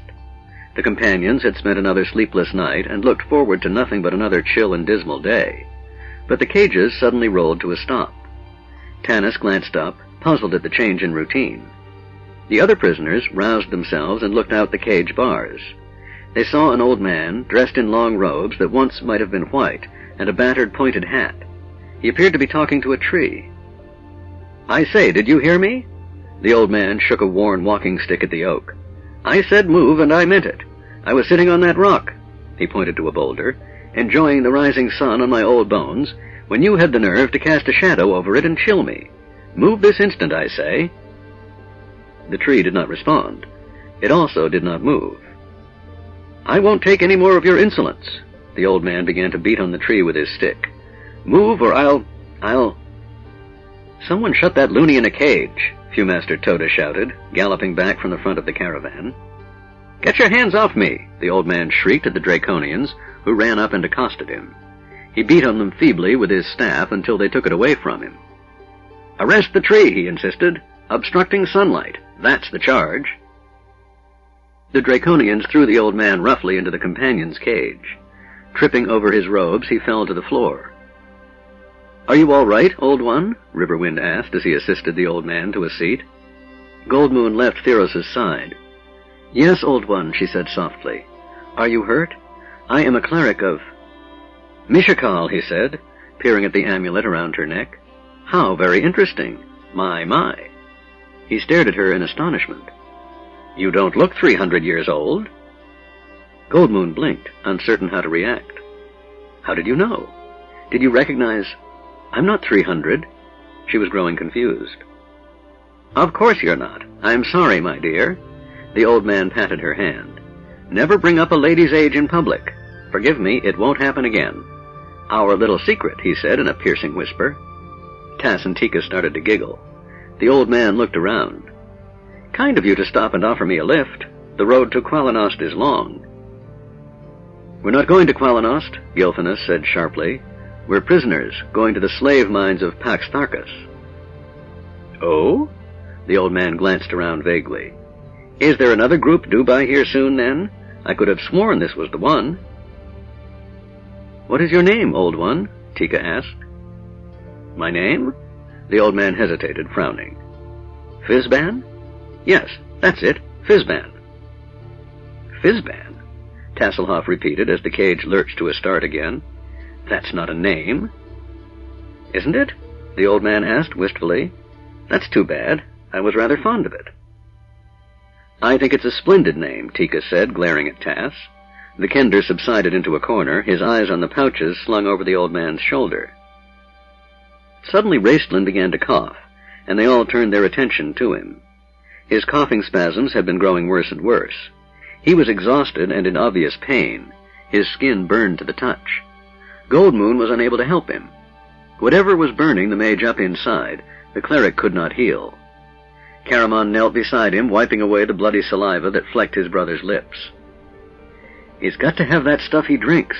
Caramon looked up in anguish. "I've never seen him this bad. If they won't listen to reason," the big man scowled, "I'll break their heads. I don't care how many there are."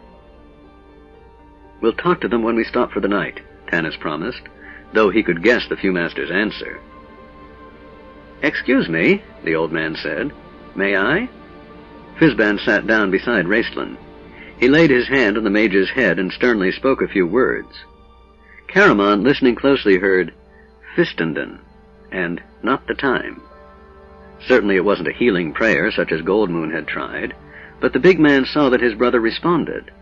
The response was astonishing, however. Raistlin's eyes fluttered and opened. He looked up at the old man with a wild expression of terror and grasped Fizban's wrist in his thin, frail hand. For an instant it seemed Raistlin knew the old man, then Fizban passed his hand over the mage's eyes. The look of terror subsided, replaced by confusion. "Hello," Fizban beamed at him. "Name's, Fizban." He shot a stern glance at Tasselhoff, daring the Kender to laugh. "You are Magi," Raistlin whispered. His cough was gone. "Why, yes, I suppose I am." "I am Magi," Raistlin said, struggling to sit up. "No kidding." Fizban seemed immensely tickled. "Small world, Kryn. I'll have to teach you a few of my spells. I have one, a fireball. Let's see, how did that go?" The old man rambled on long past the time the caravan stopped at the rising of the sun. Chapter 4. Rescued. Fizban's Magic. Raistlin suffered in body. Sturm suffered in mind, but perhaps the one who experienced the keenest suffering during the companion's 4-day imprisonment was Tasselhoff. The cruelest form of torture one can inflict on a Kender is to lock him up. Of course, it is also widely believed that the cruelest form of torture one can inflict on any other species is to lock them up with a Kender. After 3 days of Tasselhoff's incessant chatter, pranks, and practical jokes, the companions would have willingly traded the Kender for a peaceful hour of being stretched on the rack. At least that's what Flint said. Finally, after even Goldmoon lost her temper and nearly slapped him, Tanis sent Tasselhoff to the back of the cart. His legs hanging over the edge, the Kender pressed his face against the iron bars and thought he would die of misery. He had never been so bored in his entire life. Things got interesting with the discovery of Fizban, but the old man's amusement value wore thin when Tanis made Tass return the old magician's pouches. And so, driven to the point of desperation, Tasselhoff latched onto a new diversion. Seston the Gully Dwarf. The companions generally regarded Seston with amused pity. The Gully Dwarf was the object of Toda's ridicule and mistreatment. He ran the Viewmaster's errands all night long, carrying messages from Toda at the front of the caravan to the hobgoblin captain at the rear, lugging food up to the Viewmaster from the supply cart, feeding and watering the Viewmaster's pony, and any other nasty jobs the Viewmaster could devise. Toda knocked him flat at least 3 times a day, the Draconians tormented him, and the hobgoblins stole his food. Even the elk kicked at him whenever he trotted past. The Gully Dwarf bore it all with such a grimly defiant spirit that it won him the sympathy of the companions. Seston began to stay near the companions when not busy. Tanis, eager for information about Pax Tharkas, asked him about his homeland and how he came to work for the Viewmaster. The story took over a day for Seston to relate, and another day for the companions to piece together, since he started in the middle and plunged headlong into the beginning. What it amounted to eventually wasn't much help. Seston was among a large group of gully dwarves living in the hills around Pax Tharkas when Lord Verminard and his Draconians captured the iron mines, which he needed to make steel weapons for his troops. "Big fire, all day, all night, bad smell." Seston wrinkled his nose. "Pound rock, all day, all night. I get good job in kitchen." His face brightened a moment. "Fix hot soup, very hot." His face fell. "Spill soup. Hot soup heat up armor real fast. Lord Verminard sleep on back for week." He sighed. "I go with Viewmaster. Me volunteer." "Maybe we can shut the mines down," Caramon suggested. "That's a thought," Tanis mused. "How many Draconians does Lord Verminard have guarding the mines?" 2, Seston said, holding up 10 grubby fingers. Tanis sighed, remembering where they had heard that before. Seston looked at him hopefully. "There be only 2 dragons, too." 2 dragons, Tanis said incredulously. "Not more than 2. Caramon groaned and settled back. The warrior had been giving dragon fighting serious thought ever since Zakhtsaroth. He and Sturm had reviewed every tale about Huma, the only known dragon fighter the knight could remember. Unfortunately, no one had ever taken the legends of Huma seriously before, except the Solamnic knights, for which they were ridiculed. So much of Huma's tale had been distorted by time or forgotten. A knight of truth and power, who called down the gods themselves and forged the mighty dragon lance, Caramon murmured now, glancing at Sturm, who lay asleep on the straw-covered floor of their prison. Dragonlance? Muttered Fizban, waking with a snort. Dragonlance? Who said anything about the Dragonlance? My brother, Raistlin whispered, smiling bitterly, quoting the canticle. It seems he and the knight have taken a fancy to children's stories that have come to haunt them. Good story, Huma and the Dragonlance, said the old man, stroking his beard. Story, that's all it is. Caramon yawned and scratched his chest. Who knows if it's real, or if the Dragonlance was real, or if even Huma was real? We know the dragons are real, Raistlin murmured. Huma was real, Fizban said softly, and so was the Dragonlance. The old man's face grew sad. Was it? Caramon sat up. Can you describe it? Of course, Fizban sniffed disdainfully. Everyone was listening now. Fizban was, in fact, a bit disconcerted by his audience. It was a weapon similar to... No, it wasn't.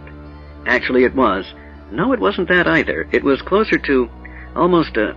Rather, it was sort of a lance. That's it, a lance. He nodded earnestly. And it was quite good against dragons.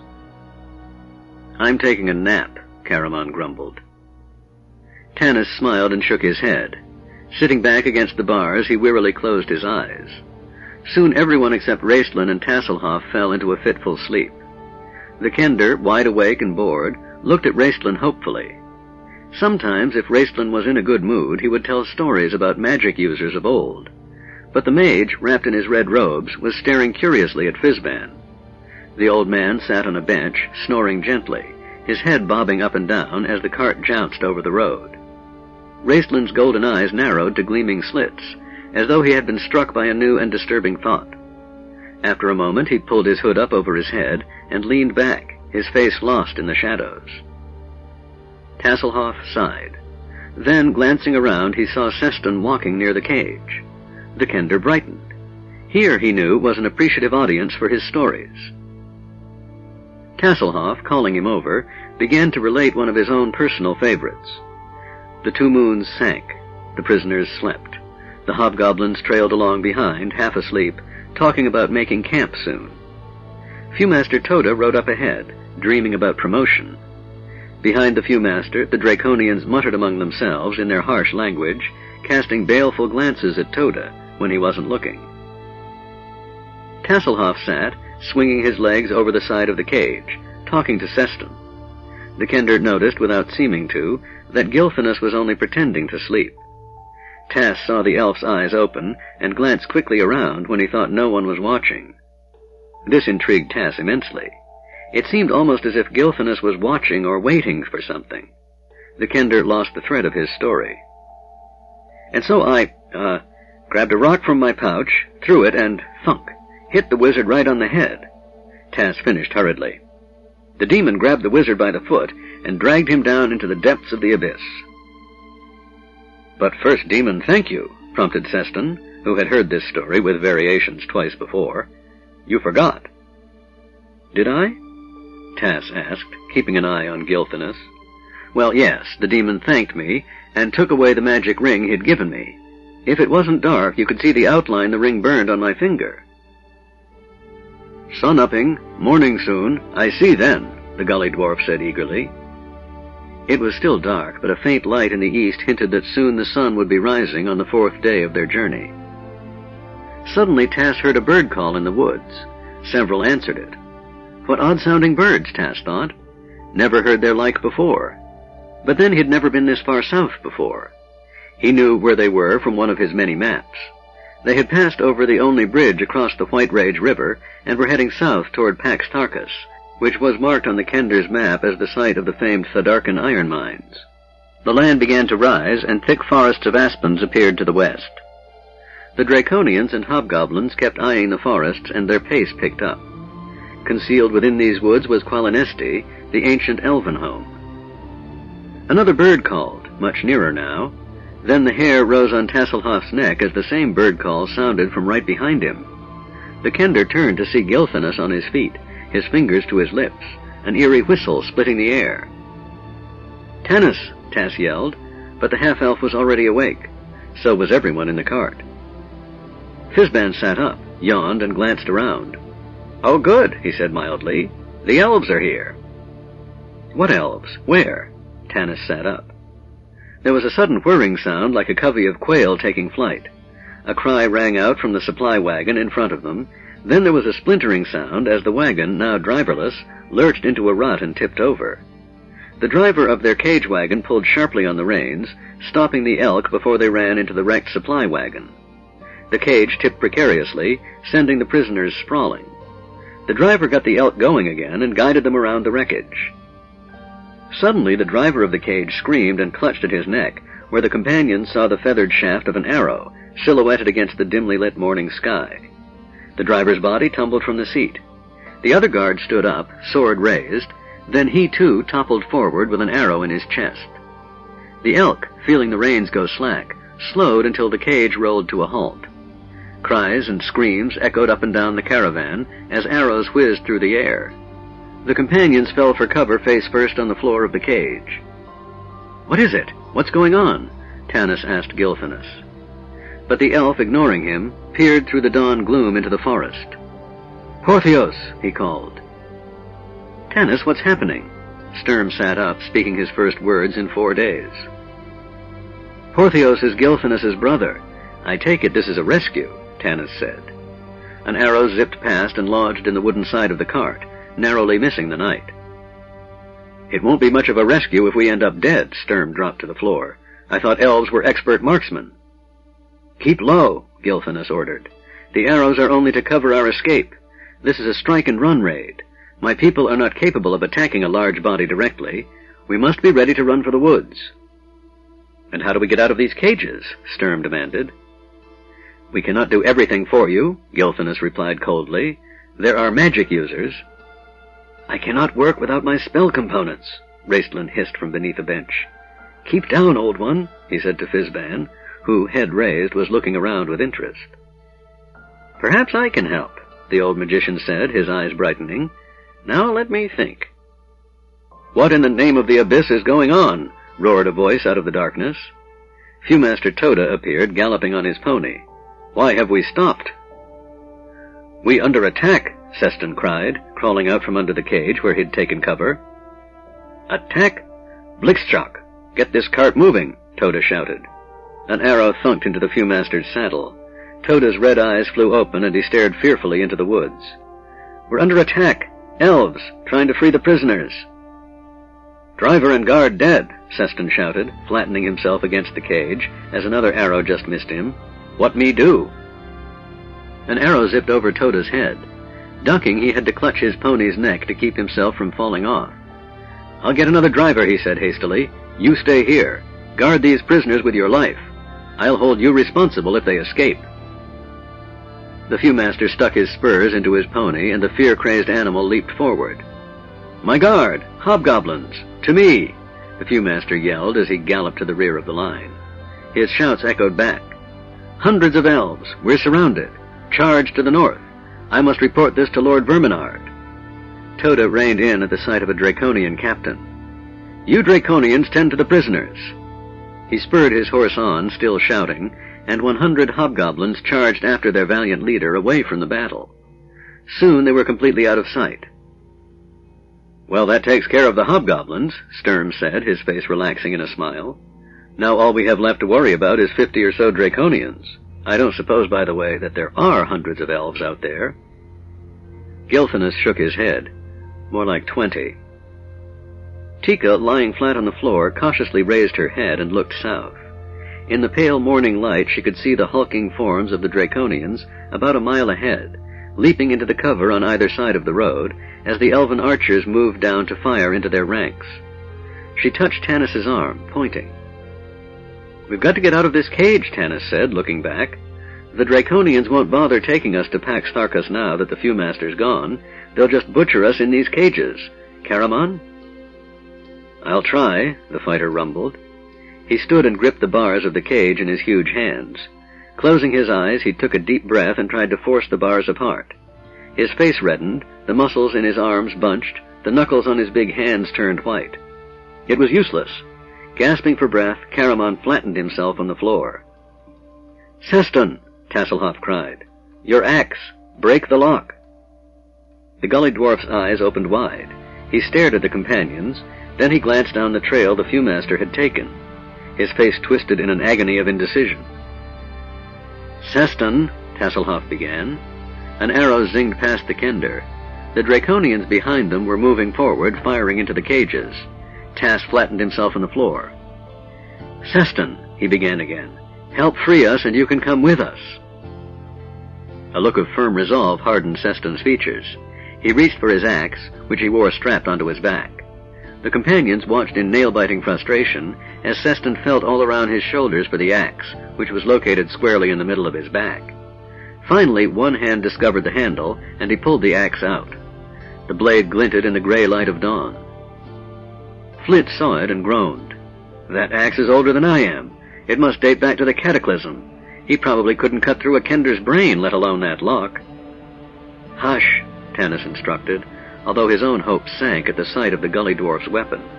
It wasn't even a battle axe, just a small, battered, rusty wood-cutting axe the gully dwarf had apparently picked up somewhere, thinking it was a weapon. Seston tucked the axe between his knees and spat on his hands. Arrows thunked and clattered around the bars of the cage. One struck Caramon's shield. Another pinned Tika's blouse to the side of the cage, grazing her arm. Tika couldn't remember being more terrified in her life. Not even the night dragons struck solace. She wanted to scream. She wanted Caramon to put his arm around her. But Caramon didn't dare move. Tika caught sight of Goldmoon shielding the injured Thiros with her body, her face pale but calm. Tika pressed her lips together and drew a deep breath. Grimly, she yanked the arrow out of the wood and tossed it to the floor, ignoring the stinging pain in her arm. Looking south, she saw that the Draconians, momentarily confused by the sudden attack and the disappearance of Toda, were organized now, on their feet and running toward the cages. Their arrows filled the air. Their chest armor gleamed in the dim gray light of morning, so did the bright steel of their longswords, which they carried clamped in their jaws as they ran. "Draconians closing in," she reported to Tanis, trying to keep her voice from shaking. "Hurry, Seston," Tanis shouted. The gully dwarf gripped the axe, swung it with all his might, and missed the lock, striking the iron bars a blow that nearly jarred the axe from his hands. Shrugging apologetically, he swung again. This time he struck the lock. "He didn't even dent it," Sturm reported. "Tanis," Tika quavered, pointing. Several Draconians were within 10 feet of them, pinned down for a few moments by the elven archers, but all hope of rescue seemed lost. Seston struck the lock again. "He chipped it," Sturm said in exasperation. "At this rate, we'll be out in about 3 days. What are those elves doing anyway? Why don't they quit skulking about and attack?" "We don't have enough men to attack a force this size," Gilphinus returned angrily, crouching next to the knight. "They'll get to us when they can. We are at the front of the line. See, others are escaping." The elf pointed to the 2 wagons behind them. The elves had broken the locks, and the prisoners were dashing madly for the woods as the elves covered them, darting out from the trees to let fly their deadly barrage of arrows.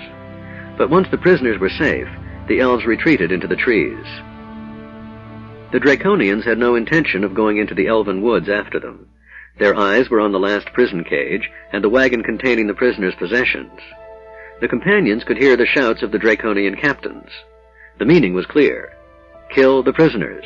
Divide the spoils. Everyone could see that the Draconians would reach them long before the elves did. Tanis swore in frustration. Everything seemed futile. He felt a stirring at his side. The old magician, Fizban, was getting to his feet. "No, old one," Raistlin grasped at Fizban's robes. "Keep under cover." An arrow zipped through the air and stuck in the old man's bent and battered hat. Fizban, muttering to himself, did not seem to notice. He presented a wonderful target in the gray light. Draconian arrows flew around him like wasps, and seemed to have as little effect, although he did appear mildly annoyed when one stuck into a pouch he happened to have his hand in at the moment. "Get down!" Caramon roared. "You're drawing their fire." Fizban did kneel down for a moment, but it was only to talk to Raistlin. "Say there, my boy," he said as an arrow flew past, right where he'd been standing. "Have you got a bit of bat guano on you? I'm out." "No, old one," Raistlin whispered frantically. "Get down." "No? Pity. Well, I guess I'll have to wing it." The old magician stood up, planted his feet firmly on the floor, and rolled up the sleeves of his robes. He shut his eyes, pointed at the cage door, and began to mumble strange words. "What spell is he casting?" Tanis asked Raistlin. "Can you understand?" The young mage listened intently, his brow furrowed. Suddenly Raistlin's eyes opened wide. "No!" he shrieked, trying to pull on the old magician's robe to break his concentration. But it was too late. Fizban said the final word and pointed his finger at the lock on the back door of the cage. "Take cover!" Raistlin threw himself beneath a bench. Seston, seeing the old magician point at the cage door, and at him on the other side of it, fell flat on his face. 3 Draconians, reaching the cage door, their weapons dripping with their saliva, skidded to a halt, staring up in alarm. "What is it?" Tanis yelled.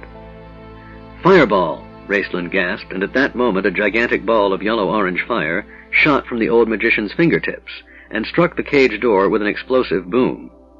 Tanis buried his face in his hands as flames billowed and crackled around him. A wave of heat washed over him, searing his lungs. He heard the Draconians scream in pain and smelled burning reptile flesh. Then smoke flew down his throat. "The floor's on fire!" Caramon yelled. Tanis opened his eyes and staggered to his feet. He expected to see the old magician nothing but a mound of black ash, like the bodies of the Draconians lying behind the wagon. But Fizban stood staring at the iron door, stroking his singed beard in dismay. The door was still shut. "That really should have worked," he said. "What about the lock?" Tanis yelled, trying to see through the smoke. The iron bars of the cell door already glowed red-hot. "It didn't budge," Sturm shouted. He tried to approach the cage door to kick it open, but the heat radiating from the bars made it impossible. "The lock may be hot enough to break." He choked in the smoke. "Seston!" Tasselhoff's shrill voice rose above the crackling flames. "Try again! Hurry!" The gully dwarf staggered to his feet, swung the axe, missed, swung again, and hit the lock. The superheated metal shattered, the lock gave way, and the cage door swung open. "Tanis, help us!" Goldmoon cried, as she and Riverwind struggled to pull the injured Theros from his smoking pallet. "Sturm, the others!" Tanis yelled, then coughed in the smoke. He staggered to the front of the wagon as the rest jumped out, Sturm grabbing hold of Fizban, who was still staring sadly at the door. "Come on, old one," he yelled, his gentle actions belying his harsh words, as he took Fizban's arm. Caramon, Raistlin, and Tika caught Fizban as he jumped from the flaming wreckage. Tanis and Riverwind lifted Theros by the shoulders and dragged him out. Goldmoon stumbled after them. She and Sturm jumped from the cart just as the ceiling collapsed. "Caramon, get our weapons from the supply wagon," Tanis shouted. "Go with him, Sturm. Flint and Tasselhoff, get the packs. Raistlin—" "I will. Get my pack," the mage said, choking in the smoke. "And my staff. No one else may touch them." "All right," Tanis said, thinking quickly. "Gilphinus." "I am not yours to order around, Tantalus," the elf snapped and ran off into the woods without looking back. Before Tanis could answer, Sturm and Caramon ran back. Caramon's knuckles were split and bleeding. There had been 2 Draconians looting the supply wagon. "Get moving," Sturm shouted. "More coming. Where's your elf friend?" he asked Tanis suspiciously. "He's gone ahead into the woods," Tanis said. "Just remember he and his people saved us." "Did they?" Sturm said, his eyes narrow. "It seems that between the elves and the old man we came closer to getting killed than with just about anything short of the dragon." At that moment, 6 Draconians rushed out from the smoke, skidding to a halt at the sight of the warriors. "Run for the woods!" Tanis yelled, bending down to help Riverwind lift Theros. They carried the smith to cover while Caramon and Sturm stood side by side, covering their retreat. Both noticed immediately that the creatures they faced were unlike the Draconians they had fought before. Their armor and coloring were different, and they carried bows and long swords, the latter dripping with some sort of awful ichor. Both men remembered stories about Draconians that turned to acid, and those whose bones exploded. Caramon charged forward, bellowing like an enraged animal, his sword slashing in an arc. 2 Draconians fell before they knew what was attacking. Sturm saluted the other 4 with his sword, and swept off the head of one in the return stroke. He jumped at the others, but they stopped just out of his range, grinning, apparently waiting for something. Sturm and Caramon watched uneasily, wondering what was going on. Then they knew. The bodies of the slain Draconians near them began to melt into the road. The flesh boiled and ran like lard in a skillet. A yellowish vapor formed over them, mixing with the thinning smoke from the smoldering cage. Both men gagged as the yellow vapor rose around them. They grew dizzy and knew they were being poisoned. "Come on, get back!" Tanis yelled from the woods. The 2 stumbled back, fleeing through a rainstorm of arrows, as a force of 40 or 50 Draconians swept around the cage, screeching in anger. The Draconians started after them, then fell back when a clear voice called out, "Hi, Osine!" and 10 elves, led by Gilthanas, ran from the woods. "Quen talas uvenele!" Gilthanas shouted. Caramon and Sturm staggered past him, the elves covering their retreat. Then the elves fell back. "Follow me," Gilthanas told the companions, switching to High Common. At a sign from Gilthanas, 4 of the elven warriors picked up Phiros and carried him into the woods. Tanis looked back at the cage. The Draconians had come to a halt, eyeing the woods warily. "Hurry," Gilthanas urged. "My men will cover you." Elven voices rose out of the woods, taunting the approaching Draconians, trying to lure them into arrow range. The companions looked at each other hesitantly. "I do not want to enter Elvenwood," Riverwind said harshly. "It is all right," Tanis said, putting his hand on Riverwind's arm. "You have my pledge." Riverwind stared at him for a moment, then plunged into the woods, the others walking by his side. Last to come were Caramon and Raistlin, helping Fizban. The old man glanced back at the cage, now nothing more than a pile of ashes and twisted iron. "Wonderful spell. And did anyone say a word of thanks?" he asked wistfully. The elves led them swiftly through the wilderness. Without their guidance, the party would have been hopelessly lost. Behind them, the sounds of battle turned half-hearted. "The Draconians know better than to follow us into the woods," Gilthanas said, smiling grimly. Tanis, seeing armed elven warriors hidden among the leaves of the trees, had little fear of pursuit. Soon all sounds of fighting were lost. A thick carpeting of dead leaves covered the ground. Bare tree limbs creaked in the chill wind of early morning. After spending days riding cramped in the cage, the companions moved slowly and stiffly, glad for the exercise that warmed their blood. Gilthanas led them into a wide glade as the morning sun lit the woods with a pale light. The glade was crowded with freed prisoners. Tasselhoff glanced eagerly around the group, then shook his head sadly. "I wonder what happened to Seston," he said to Tanis. "I thought I saw him run off." "Don't worry," the half-elf patted him on the shoulder. "He'll be all right. The elves have no love for gully dwarves, but they wouldn't kill him." Tasselhoff shook his head. It wasn't the elves he was worried about. Entering the clearing, the companions saw an unusually tall and powerfully built elf speaking to the group of refugees. His voice was cold, his demeanor serious and stern. "You are free to go, if any are free to go in this land. We have heard rumors that the lands south of Pax Tharkas are not under the control of the Dragon High Lord. I suggest, therefore, that you head southeast. Move as far and as fast as you can this day. We have food and supplies for your journey, all that we can spare. We can do little else for you." The refugees from Solace, stunned by their sudden freedom, stared around bleakly and helplessly. They had been farmers on the outskirts of Solace, forced to watch while their homes burned and their crops were stolen to feed the Dragon High Lord's army. Most of them had never been farther from Solace than Haven. Dragons and elves were creatures of legend. Now children's stories had come to haunt them. Goldmoon's clear blue eyes glinted. She knew how they felt. "How can you be so cruel?" she called out angrily to the tall elf. "Look at these people. They have never been out of Solace in their lives, and you tell them calmly to walk through a land overrun by enemy forces." "What would you have me do, human?" the elf interrupted her. "Lead them south myself? It is enough that we have freed them. My people have their own problems. I cannot be concerned with those of humans." He shifted his eyes to the group of refugees. "I warn you, time is wasting. Be on your way." Goldmoon turned to Tanis, seeking support, but he just shook his head, his face dark and shadowed. One of the men, giving the elves a haggard glance, stumbled off on the trail that meandered south through the wilderness.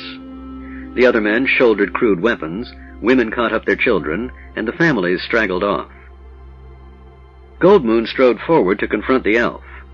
"How can you care so little for humans?" The elf stared at her coldly. "It was humans who brought the cataclysm upon us. They were the ones who sought the gods, demanding in their pride the power that was granted Huma in humility. It was humans who caused the gods to turn their faces from us." "They haven't," Goldmoon shouted. "The gods are among us." Porthios's eyes flared with anger. He started to turn away when Gilthanas stepped up to his brother and spoke to him swiftly in the elven language. "What do they say?" Riverwind asked Tanis suspiciously. "Gilthanas is telling how Goldmoon healed Theros," Tanis said slowly. It had been many, many years since he had heard or spoken more than a few words in the elven tongue. He had forgotten how beautiful the language was, so beautiful it seemed to cut his soul and leave him wounded and bleeding inside. He watched as Porthios's eyes widened in disbelief. Then Gilthanas pointed at Tanis. Both the brothers turned to face him, their expressive elven features hardening. Riverwind flicked a glance at Tanis, saw the half-elf standing pale but composed under this scrutiny. "You return to the land of your birth, do you not?" Riverwind asked. "It does not seem you are welcome." "Yes," Tanis said grimly, aware of what the plainsman was thinking. He knew Riverwind was not prying into personal affairs out of curiosity. In many ways, they were in more danger now than they had been with the Viewmaster. "They will take us to Qualanost," Tanis said slowly, the words apparently causing him deep pain. "I have not been there for many years. As Flint will tell you, I was not forced out, but few were sorry to see me leave. As you once said to me, Riverwind, to humans I am half-elven. To elves I was half-man." "Then let us leave and travel south with the others," Riverwind said. "You would never get out of here alive," Flint murmured. Tanis nodded. "Look around," he said. Riverwind glanced around him and saw the elven warriors moving like shadows among the trees, their brown clothing blending in with the wilderness that was their home. As the two elves ended their conversation, Porthios turned his gaze from Tanis back to Goldmoon. "I have heard strange tales from my brother that bear investigation. I extend to you, therefore, what the elves have extended to no humans in years, our hospitality. You will be our honored guests. Please follow me." Porthios gestured. Nearly 24 elven warriors emerged from the woods, surrounding the companions. "Honored prisoners is more like it. This is going to be rough on you, my lad," Flint said to Tanis in a low, gentle voice. "I know, old friend." Tanis rested his hand on the dwarf's shoulder. "I know." Chapter 5. The Speaker of the Suns. "I have never imagined such beauty existed," Goldmoon said softly. The day's march had been difficult, but the reward at the end was beyond their dreams. The companions stood on a high cliff over the fabled city of Qualanost. 4 slender spires rose from the city's corners like glistening spindles, their brilliant white stone marbled with shining silver. Graceful arches, swooping from spire to spire, soared through the air. Crafted by ancient dwarven metalsmiths, they were strong enough to hold the weight of an army, yet they appeared so delicate that a bird lighting on them might overthrow the balance. These glistening arches were the city's only boundaries. There was no wall around Qualanost. The elven city opened its arms lovingly to the wilderness. The buildings of Qualanost enhanced nature, rather than concealing it. The houses and shops were carved from rose-colored quartz. Tall and slender as aspen trees, they vaulted upward in impossible spirals from quartz-lined avenues. In the center stood a great tower of burnished gold, catching the sunlight and throwing it back in whirling, sparkling patterns that gave the tower life. Looking down upon the city, it seemed that peace and beauty, unchanged from ages past, must dwell in Qualanost, if it dwelled anywhere in Krynn. "Rest here," Gilphinus told them, leaving them in a grove of aspen trees. "The journey has been long, and for that I apologize. I know you are weary and you hunger." Caramon looked up hopefully. "But I must beg your indulgence a few moments longer. Please excuse me." Gilphinus bowed, then walked to stand by his brother. Sighing, Caramon began rummaging through his pack for the 5th time, hoping perhaps he had overlooked a morsel. Raistland read his spellbook, his lips repeating the difficult words, trying to grasp their meaning, to find the correct inflection and phrasing that would make his blood burn, and so tell him the spell was his at last. The others looked around, marveling at the beauty of the city beneath them, and the aura of ancient tranquility that lay over it. Even Riverwind seemed touched. His face softened, and he held Goldmoon close. For a brief instant their cares and their sorrows eased, and they found comfort in each other's nearness. Tika sat apart, watching them wistfully. Tasselhoff was trying to map their way from Gateway into Qualanost, although Tanis had told him 4 times that the way was secret, and the elves would never permit him to carry off a map. The old magician, Fizban, was asleep. Sturm and Flint watched Tanis in concern. Flint because he alone had any idea of what the half-elf was suffering. Sturm because he knew what it was like returning to a home that didn't want you. The knight laid his hand on Tanis's arm. "Coming home isn't easy, my friend, is it?" he asked. "No," Tanis answered softly.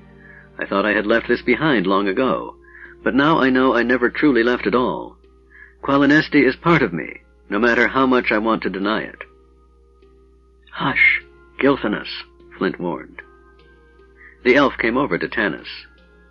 "Runners were sent ahead, and now they have returned," he said in Elven. "My father has asked to see you, all of you, at once, in the Tower of the Sun. I cannot permit time for refreshment. In this we seem crude and impolite." "Gilphinus," Tanis interrupted in common, "my friends and I have been through unimagined peril. We have traveled roads where literally the dead walked. We won't faint from hunger." He glanced at Caramon. "Some of us won't, at any rate." The warrior, hearing Tanis, sighed and tightened his belt. "Thank you," Gilphinus said stiffly. "I am glad you understand. Now please follow as swiftly as you can." The companions gathered their things hastily and woke Fizban. Rising to his feet, he fell over a tree root. "Big lummox," he snapped, striking it with his staff. "There, did you see it? Tried to trip me," he said to Raistland. The mage slipped his precious book back into its pouch. "Yes, old one," Raistland smiled, assisting Fizban to his feet. The old magician leaned on the young one's shoulder as they walked after the others. Tanis watched them, wondering. The old magician was obviously a dotard, yet Tanis remembered Raistland's look of stark terror when he woke and found Fizban leaning over him. What had the mage seen? What did he know about this old man? Tanis reminded himself to ask. Now, however, he had other more pressing matters on his mind. Walking forward, he caught up with the elf. "Tell me, Gilphinus," Tanis said in Elven, the unfamiliar words haltingly coming back to him. "What's going on? I have a right to know." "Have you?" Gilphinus asked harshly, glancing at Tanis from the corners of his almond-shaped eyes. "Do you care what happens to elves anymore? You can barely speak our language." "Of course I care," Tanis said angrily. "You are my people, too." "Then why do you flaunt your human heritage?" Gilphinus gestured to Tanis's bearded face. "I would think you would be ashamed." He stopped, biting his lip, his face flushing. Tanis nodded grimly. "Yes, I was ashamed, and that's why I left. But if I was ashamed, who made me so?" "Forgive me, Tantalus," Gilphinus said, shaking his head. "What I said was cruel, and truly I did not mean it. It's just that, if you only understood the danger we face." "Tell me," Tanis practically shouted in his frustration. "I want to understand." "We are leaving Qualinesti," Gilphinus said. Tanis stopped and stared at the elf. "Leaving Qualinesti?" he repeated, switching to common in his shock. The companions heard him and cast quick glances at each other. The old magician's face darkened as he tugged at his beard. "You can't mean it," Tanis said softly. "Leaving Qualinesti? Why? Surely things aren't this bad." "They are worse," Gilphinus said sadly. "Look around you, Tantalus. You see Qualinost in its final days." They entered the first streets of the city. Tanis at first glance saw everything exactly as he had left it 50 years ago. Neither the streets of crushed gleaming rock nor the aspen trees they ran among had changed. The clean streets sparkled brightly in the sunshine. The aspens had grown, perhaps not. Their leaves glimmered in the late morning light. The gold and silver inlaid branches rustled and sang. The houses along the streets had not changed. Decorated with quartz, they shimmered in the sunlight, creating small rainbows of color everywhere the eye looked. All seemed as the elves loved it, beautiful, orderly, unchanging. No, that was wrong, Tanis realized. The song of the trees was now sad and lamenting, not the peaceful, joyful song Tanis remembered. Qualanost had changed, and the change was change itself. He tried to grasp hold of it, to understand it, even as he felt his soul shrivel with loss. End of Side 8. Change side selector switch. This book is continued on the next cassette. Side 9. Dragons of Autumn Twilight by Margaret Weiss and Tracy Hickman, continuing on page 315. The change was not in the buildings, not in the trees, or the sun shining through the leaves. The change was in the air. It crackled with tension as before a storm, and as Tanis walked the streets of Qualanost, he saw things he had never before seen in his homeland. He saw haste. He saw hurry. He saw indecision. He saw panic, desperation, and despair. Women, meeting friends, embraced and wept, then parted and hurried on separate ways. Children sat forlorn, not understanding, knowing only that play was out of place. Men gathered in groups, hands on their swords, keeping watchful eyes on their families. Here and there fires burned as the elves destroyed what they loved and could not carry with them, rather than let the coming darkness consume it. Tanis had grieved over the destruction of Solace, but the sight of what was happening in Qualanost entered his soul like the blade of a dull knife. He had not realized it meant so much to him. He had known, deep in his heart, that Qualinesti would always be there. But no, he was losing even that. Qualinesti would perish. Tanis heard a strange sound and turned around to see the old magician weeping. "What plans have you made? Where will you go? Can you escape?" Tanis asked Gilthanas bleakly. "You will find out the answers to those questions and more, too soon, Gilthanas murmured. The Tower of the Sun rose high above the other buildings in Qualanost. Sunlight reflecting off the golden surface gave the illusion of whirling movement. The companions entered the tower in silence, awestruck by the beauty and majesty of the ancient building. Only Raistland glanced around, unimpressed. To his eyes there existed no beauty, only death. Gilthanas led the companions to a small alcove. "This room is just off the main chamber," he said. "My father is meeting with the heads of household to plan the evacuation. My brother has gone to tell him of our arrival. When the business is finished, we will be summoned." At his gesture, elves entered, bearing pitchers and basins of cool water. "Please, refresh yourselves as time permits." The companions drank, then washed the dust of the journey from their faces and hands. Sturm removed his cloak and carefully polished his armor as best he could with one of Tasselhoff's handkerchiefs. Goldmoon brushed out her shining hair, kept her cloak fastened around her neck. She and Tanis had decided the medallion she wore should remain hidden until the time seemed proper to reveal it. Some would recognize it. Fizban tried without much success to straighten his bent and shapeless hat. Caramon looked around for something to eat. Gilthanas stood apart from them all, his face pale and drawn. Within moments, Porthios appeared in the arched doorway. "You are called," he said sternly. The companions entered the chamber of the Speaker of the Suns. No human had seen the inside of this building for hundreds of years. No Kender had ever seen it. The last dwarves who saw it were the ones present at its construction, hundreds of years before. "Ah, now this is craftsmanship," Flint said softly, tears misting his eyes. The chamber was round and seemed immensely larger than the slender tower could possibly encompass. Built entirely of white marble, there were no support beams, no columns. The room soared upwards hundreds of feet to form a dome at the very top of the tower, where a beautiful mosaic made of inlaid glittering tile portrayed the blue sky and the sun on one half, the silver moon, the red moon, and the stars on the other half, the halves separated by a rainbow. There were no lights in the chamber. Cunningly built windows and mirrors focused sunlight into the room, no matter where the sun was located in the sky. The streams of sunlight converged in the center of the chamber, illuminating a rostrum. There were no seats in the tower. The elves stood, men and women together. Only those designated as heads of household had the right to be in this meeting.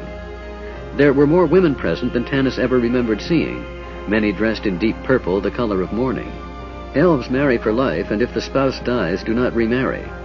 Thus the widow has the status of head of household until her death. The companions were led to the front of the chamber. The elves made room for them in respectful silence, but gave them strange, forbidding looks, particularly the dwarf, the kender, and the two barbarians, who seemed grotesque in their outlandish furs. There were astonished murmurs at the sight of the proud and noble Knight of Solamnia, and there were scattered mutterings over the appearance of Raistlin in his red robes. Elven magic users wore the white robes of good, not the red robes proclaiming neutrality. That, the elves believed, was just one step removed from black. As the crowd settled down, the Speaker of the Suns came forward to the rostrum.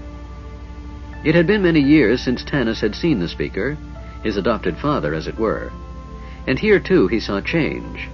The man was still tall, taller even than his son Porthios. He was dressed in the yellow, shimmering robes of his office. His face was stern and unyielding, his manner austere. He was the Speaker of the Suns, called the Speaker. He had been called the Speaker for well over a century. Those who knew his name never pronounced it, including his children. But Tanis saw in his hair touches of silver, which had not been there before, and there were lines of care and sorrow in the face, which had previously seemed untouched by time. Porthios joined his brother as the companions, led by the elves, entered. The Speaker extended his arms and called them by name. They walked forward into their father's embrace. "My sons," the Speaker said brokenly, and Tanis was startled at this show of emotion. "I never thought to see either of you in this life again. Tell me of the raid," he said, turning to Gilthanas. "In time, Speaker," said Gilthanas. "First I bid you greet our guests." "Yes, I am sorry." The Speaker passed a trembling hand over his face, and it seemed to Tanis that he aged even as he stood before them. "Forgive me, guests. I bid you welcome. You who have entered this kingdom, no one has entered for many years."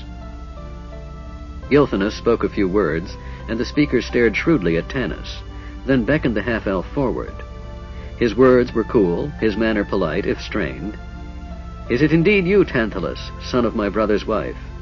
The years have been long, and all have wondered about your fate. We welcome you back to your homeland, though I fear you come only to see its final days. My daughter, in particular, will be glad to see you. She has missed her childhood playmate." Gilthanas stiffened at this, his face darkening as he looked at Tanis. The half-elf felt his own face flush. He bowed low before the Speaker, unable to say a word. "I welcome the rest of you and hope to learn more of you later. We shall not keep you long, but it is right that you learn in this room what is happening in the world. Then you will be allowed to rest and refresh yourselves. Now, my son," the Speaker turned to Gilthanas, obviously thankful to end the formalities. "The raid on Pax Tharkas?" Gilthanas stepped forward, his head bowed. "I have failed, Speaker of the Suns." A murmur passed among the elves like the wind among the aspens. The Speaker's face bore no expression. He simply sighed and stared unseeing out a tall window. "Tell your story," he said quietly. Gilthanas swallowed, then spoke, his voice so low many in the back of the room leaned forward to hear. "I traveled south with my warriors in secrecy as was planned. All went well. We found a group of human resistance fighters, refugees from Gateway, who joined us, adding to our numbers. Then, by the cruelest mischance, we stumbled into the advance patrols of the dragon army. We fought valiantly, elves and humans together, but for naught. I was struck on the head and remember nothing more. When I awoke, I was lying in a ravine surrounded by the bodies of my comrades. Apparently, the foul dragon men shoved the wounded over the cliff, leaving us for dead." Gilthanas paused, clearing his throat. "Druids in the woods tended my injuries. From them, I learned that many of my warriors were still alive and had been taken prisoner. Leaving the Druids to bury the dead, I followed the tracks of the dragon army and eventually came to Solace." Gilthanas stopped. His face glistened with sweat, and his hands twitched nervously. He cleared his throat again, tried to speak, and failed. His father watched him with growing concern. Gilthanas spoke. "Solace is destroyed." There was a gasp from the audience. The mighty Valenwoods have been cut and burned. Few now stand." The elves wailed and cried out in dismay and anger. The speaker held up his hand for order. "This is grievous news," he said sternly. "We mourn the passing of trees old even to us. But continue. What of our people?" "I found my men tied to stakes in the center of the town square, along with the humans who had helped us," Gilphinus said, his voice breaking. "They were surrounded by Draconian guards. I hope to be able to free them at night. Then—" His voice failed completely, and he bowed his head as his older brother came over and laid a hand on his shoulder. Gilphinus straightened. "A red dragon appeared in the sky." Sounds of shock and dismay came from the assembled elves. The speaker shook his head in sorrow. "Yes, speaker," Gilphinus said, and his voice was loud, unnaturally loud and jarring. "It is true. These monsters have returned to Krynn. The red dragon circled above Solace, and all who saw him fled in terror. He flew lower and lower, and then landed in the town square. His great gleaming red reptile body filled the clearing, his wings spread destruction, his tail toppled trees. Yellow fangs glistened, green saliva dripped from his massive jaws, his huge talons tore the ground, and riding upon his back was a human male. Powerfully built, he was dressed in the black robes of a cleric of the Queen of Darkness. A black and gold cape fluttered around him. His face was hidden by a hideous horned mask, fashioned in black and gold to resemble the face of a dragon. The dragon men fell to their knees in worship as the dragon landed. The goblins and hobgoblins and foul humans who fight with the dragon men cowered in terror. Many ran away. Only the example of my people gave me the courage to stay." Now that he was speaking, Gilphinus seemed eager to tell the story. "Some of the humans tied to stakes went into a frenzy of terror, screaming piteously. But my warriors remained calm and defiant, although all were affected alike by the dragon fear the monster generates. The dragon rider did not seem to find this pleasing. He glared at them, and then spoke in a voice that came from the depths of the abyss. His words still burn in my mind. 'I am Verminard, Dragon High Lord of the North. I have fought to free this land and these people from the false beliefs spread by those who call themselves Seekers. Many have come to work for me, pleased to further the great cause of the Dragon High Lords. I have shown them mercy and graced them with the blessings my goddess has granted me. Spells of healing I possess, as do no others in this land, and therefore you know that I am the representative of the true gods. But you humans who stand before me now have defied me. You chose to fight me, and therefore your punishment will serve as an example to any others who choose folly over wisdom.' Then he turned to the elves and said, 'Be it known by this act that I, Verminard, will destroy your race utterly, as decreed by my goddess. Humans can be taught to see the errors of their ways, but elves never.' The man's voice rose until it raged louder than the winds. 'Let this be your final warning, all who watch. Ember, destroy.' And with that, the great dragon breathed out fire upon all those tied to the stakes. They writhed helplessly, burning to death in terrible agony. There was no sound at all in the chamber. The shock and horror were too great for words. A madness swept over me, Gilphinus continued, his eyes burning feverishly, almost a reflection of what he had seen. I started to rush forward to die with my people, when a great hand grasped me and dragged me backwards. It was Theros Ironfeld, the blacksmith of Solace. 'Now is not the time to die, elf,' he told me. 'Now is the time for revenge.' I collapsed then, and he took me back to his house in peril of his own life. And he would have paid for his kindness to elves with his life, had not this woman healed him." Gilphinus pointed to Goldmoon, who stood at the back of the group, her face shrouded by her fur cape. The speaker turned to stare at her, as did the other elves in the chamber, their murmurings dark and ominous. "Theros is the man brought here today, speaker," Porthios said. "The man with but one arm. Our healers say he will live, but they say it is only by a miracle that his life was spared, so dreadful were his wounds."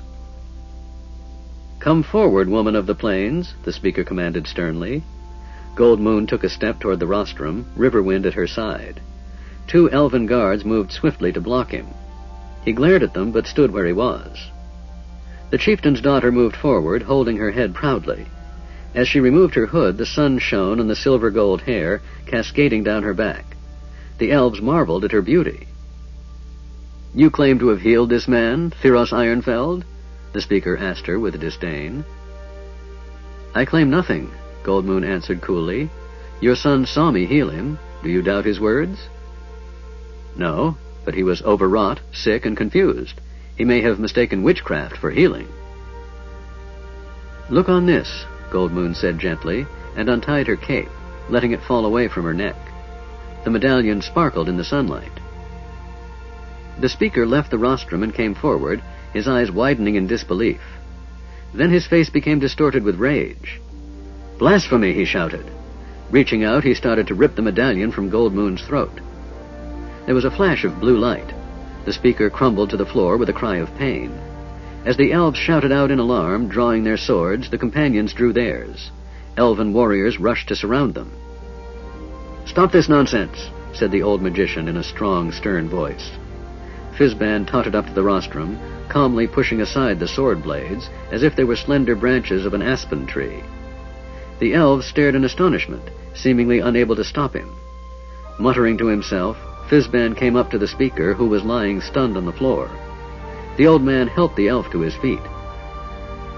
"Now then, you asked for that, you know," Fizban scolded, brushing the speaker's robes as the elf gaped at him. "Who are you?" the speaker gasped. What was that name?" The old magician glanced around at Tasselhoff. "Fizban," the Kender said helpfully. "Yes, Fizban, that's who I am." The magician stroked his white beard. "Now, Solostaran, I suggest you call off your guards and tell everyone to settle down. I, for one, would like to hear the story of this young woman's adventures, and you, for one, would do well to listen. It wouldn't hurt you to apologize, either." As Fizban shook his finger at the speaker, his battered hat tilted forward, covering his eyes. "Help, I've gone blind." Raistland, with a distrustful glance at the elven guards, hurried forward. He took the old man's arm and straightened his hat. "Ah, thank the true gods," the magician said, blinking and shuffling across the floor. The speaker watched the old magician, a puzzled expression on his face. Then, as if in a dream, he turned to face Goldmoon. "I do apologize, Lady of the Plains," he said softly. "It has been over 300 years since the elven clerics vanished, 300 years since the symbol of Mishakal was seen in this land. My heart bled to see the amulet profaned, as I thought. Forgive me. We have been in despair so long, I failed to see the arrival of hope. Please, if you are not weary, tell us your story." Goldmoon related the story of the medallion, telling of Riverwind and the stoning, the meeting of the companions at the inn, and their journey to Zaktsaroth. She told of the destruction of the dragon, and of how she received the medallion of Mishakal. But she didn't mention the discs. The sun's rays lengthened as she spoke, changing color as twilight approached. When her story ended, the speaker was silent for long moments. "I must consider all of this and what it means to us," he said finally. He turned to the companions. "You are exhausted. I see some of you stand by courage alone. Indeed," he smiled, looking at Fizban, who leaned against a pillar, snoring softly, "some of you are asleep on your feet.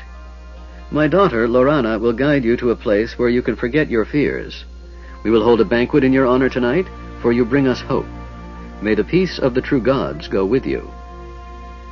The elves parted, and out of their midst came an elf maiden who walked forward to stand beside the speaker. At sight of her, Caramon's mouth sagged open. Riverwind's eyes widened. Even Raistland stared, his eyes seeing beauty at last, for no hint of decay touched the young elf maiden. Her hair was honey pouring from a pitcher. It spilled over her arms and down her back, past her waist, touching her wrists as she stood with her arms at her sides. Her skin was smooth and woodland brown. She had the delicate, refined features of the elves, but these were combined with full, pouting lips and large, liquid eyes that changed color like leaves in flickering sunshine. "On my honor as a knight," Sturm said with a catch in his voice, "I've never seen any woman so lovely." "Nor will you in this world," Tanis murmured. All the companions glanced at Tanis sharply as he spoke, but the half-elf did not notice. His eyes were on the elf-maid. Sturm raised his eyebrows, exchanged looks with Caramon, who nudged his brother. Flint shook his head and sighed a sigh that seemed to come from his toes. "Now much is made clear," Goldmoon said to Riverwind. "It hasn't been made clear to me," Tasselhoff said. "Do you know what's going on, Tika?" All Tika knew was that, looking at Lorana, she felt suddenly dumpy and half-dressed, freckled and red-headed. She tugged her blouse up higher over her full bosom, wishing it didn't reveal quite so much, or that she had less to reveal. "Tell me what's going on," Tasselhoff whispered, seeing the knowing looks exchanged by the others. "I don't know," Tika snapped. "Just that Caramon's making a fool of himself. Look at the big ox. You'd think he'd never seen a woman before." "She is pretty," Tass said. "Different from you, Tika. She's slender, and she walks like a tree bending in the wind, and—" "Oh, shut up," Tika snapped furiously, giving Tass a shove that nearly knocked him down. Tasselhoff gave her a wounded glance, then walked over to stand beside Tanis, determined to keep near the half-elf until he figured out what was going on. "I welcome you to Qualanost, honored guests," Lorana said shyly, in a voice that was like a clear stream rippling among the trees. "Please follow me. The way is not far, and there is food and drink and rest at the end." Moving with childlike grace, she walked among the companions, who parted for her as the elves had done, all of them staring at her admiringly. Lorana lowered her eyes in maidenly modesty and self-consciousness, her cheeks flushing. She looked up only once, and that was as she passed Tanis, a fleeting glance that only Tanis saw. His face grew troubled, his eyes darkened. The companions left the Tower of the Sun, waking Fizban as they departed. Chapter 6. Tanis and Lorana. Lorana led them to a sun-dappled grove of aspens in the very center of the city. Here, though surrounded by buildings and streets, they seemed to be in the heart of a forest. Only the murmurings of a nearby brook broke the stillness. Lorana, gesturing toward fruit trees among the aspens, told the companions to pick and eat their fill. Elf maids brought in baskets of fresh, fragrant bread. The companions washed in the brook, then returned to relax on soft moss beds, to revel in the silent peacefulness around them. All except Tanis. Refusing food, the half-elf wandered around the grove, absorbed in his own thoughts. Tasselhoff watched him closely, eaten alive by curiosity. Lorana was a perfect, charming hostess. She made certain everyone was seated and comfortable, speaking a few words to each of them. "Flint Fireforge, isn't it?" she said. The dwarf flushed with pleasure. "I still have some of the wonderful toys you made me. We have missed you these many years." So flustered he couldn't talk, Flint plopped down on the grass and gulped down a huge mug of water. "You are Tika?" Lorana asked, stopping by the barmaid. "Tika Whalen," the girl said huskily. "Tika, what a pretty name. And what beautiful hair you have," Lorana said, reaching out to touch the bouncy red curls admiringly. "Do you think so?" Tika said, blushing, seeing Caramon's eyes on her. "Of course. It is the color of flame. You must have a spirit to match. I heard how you saved my brother's life in the inn, Tika. I am deeply indebted to you." "Thank you," Tika answered softly. "Your hair is real pretty, too." Lorana smiled and moved on. Tasselhoff noticed, however, that her eyes constantly strayed to Tanis. When the half-elf suddenly threw down an apple and disappeared into the trees, Lorana excused herself hurriedly and followed. "Ah, now I'll find out what's going on," Tass said to himself. Glancing around, he slipped after Tanis. Tass crept along the winding trail among the trees, and suddenly came upon the half-elf standing beside the foaming stream alone, tossing dead leaves into the water. Seeing movement to his left, Tass quickly crouched down into a clump of bushes as Lorana emerged from another trail. "Tantalas quisif nanpa," she called. As Tanis turned at the sound of his elven name, she flung her arms around his neck, kissing him. "Ugh," she said teasingly, pulling back. "Shave off that horrible beard, it itches. And you don't look like Tantalus anymore." Tanis put his hands to her waist and gently pushed her away. "Lorana," he began. "No, don't be mad about the beard. I'll learn to like it if you insist," Lorana pleaded, pouting. "Kiss me back." "No? Then I'll kiss you until you cannot help yourself." She kissed him again, until finally Tanis broke free of her grip. "Stop it, Lorana," he said harshly, turning away. "Why, what's the matter?" she asked, catching hold of his hand. "You've been gone so many years, and now you're back. Don't be cold and gloomy. You are my betrothed, remember? It is proper for a girl to kiss her betrothed." That was a long time ago, Tanis said. We were children then, playing a game, nothing more. It was romantic, a secret to share. You know what would have happened if your father had found out? Gilphinus did find out, didn't he? Of course, I told him, Lorana said, hanging her head, looking up at Tanis through her long eyelashes. I tell Gilphinus everything, you know that. I didn't think he'd react like that. I know what he said to you. He told me later. He felt badly. I'll bet he did. Tanis gripped her wrists, holding her hand still. What he said was true, Lorana. I am a bastard half-breed. Your father would have every right to kill me. How could I bring disgrace down on him, after what he did for my mother and me? That was one reason I left. That, and to find out who I am and where I belong. You are Tantalus, my beloved, and you belong here, Lorana cried. She broke free of his grip and caught his hands in her own. Look, you wear my ring still. I know why you left. It was because you were afraid to love me.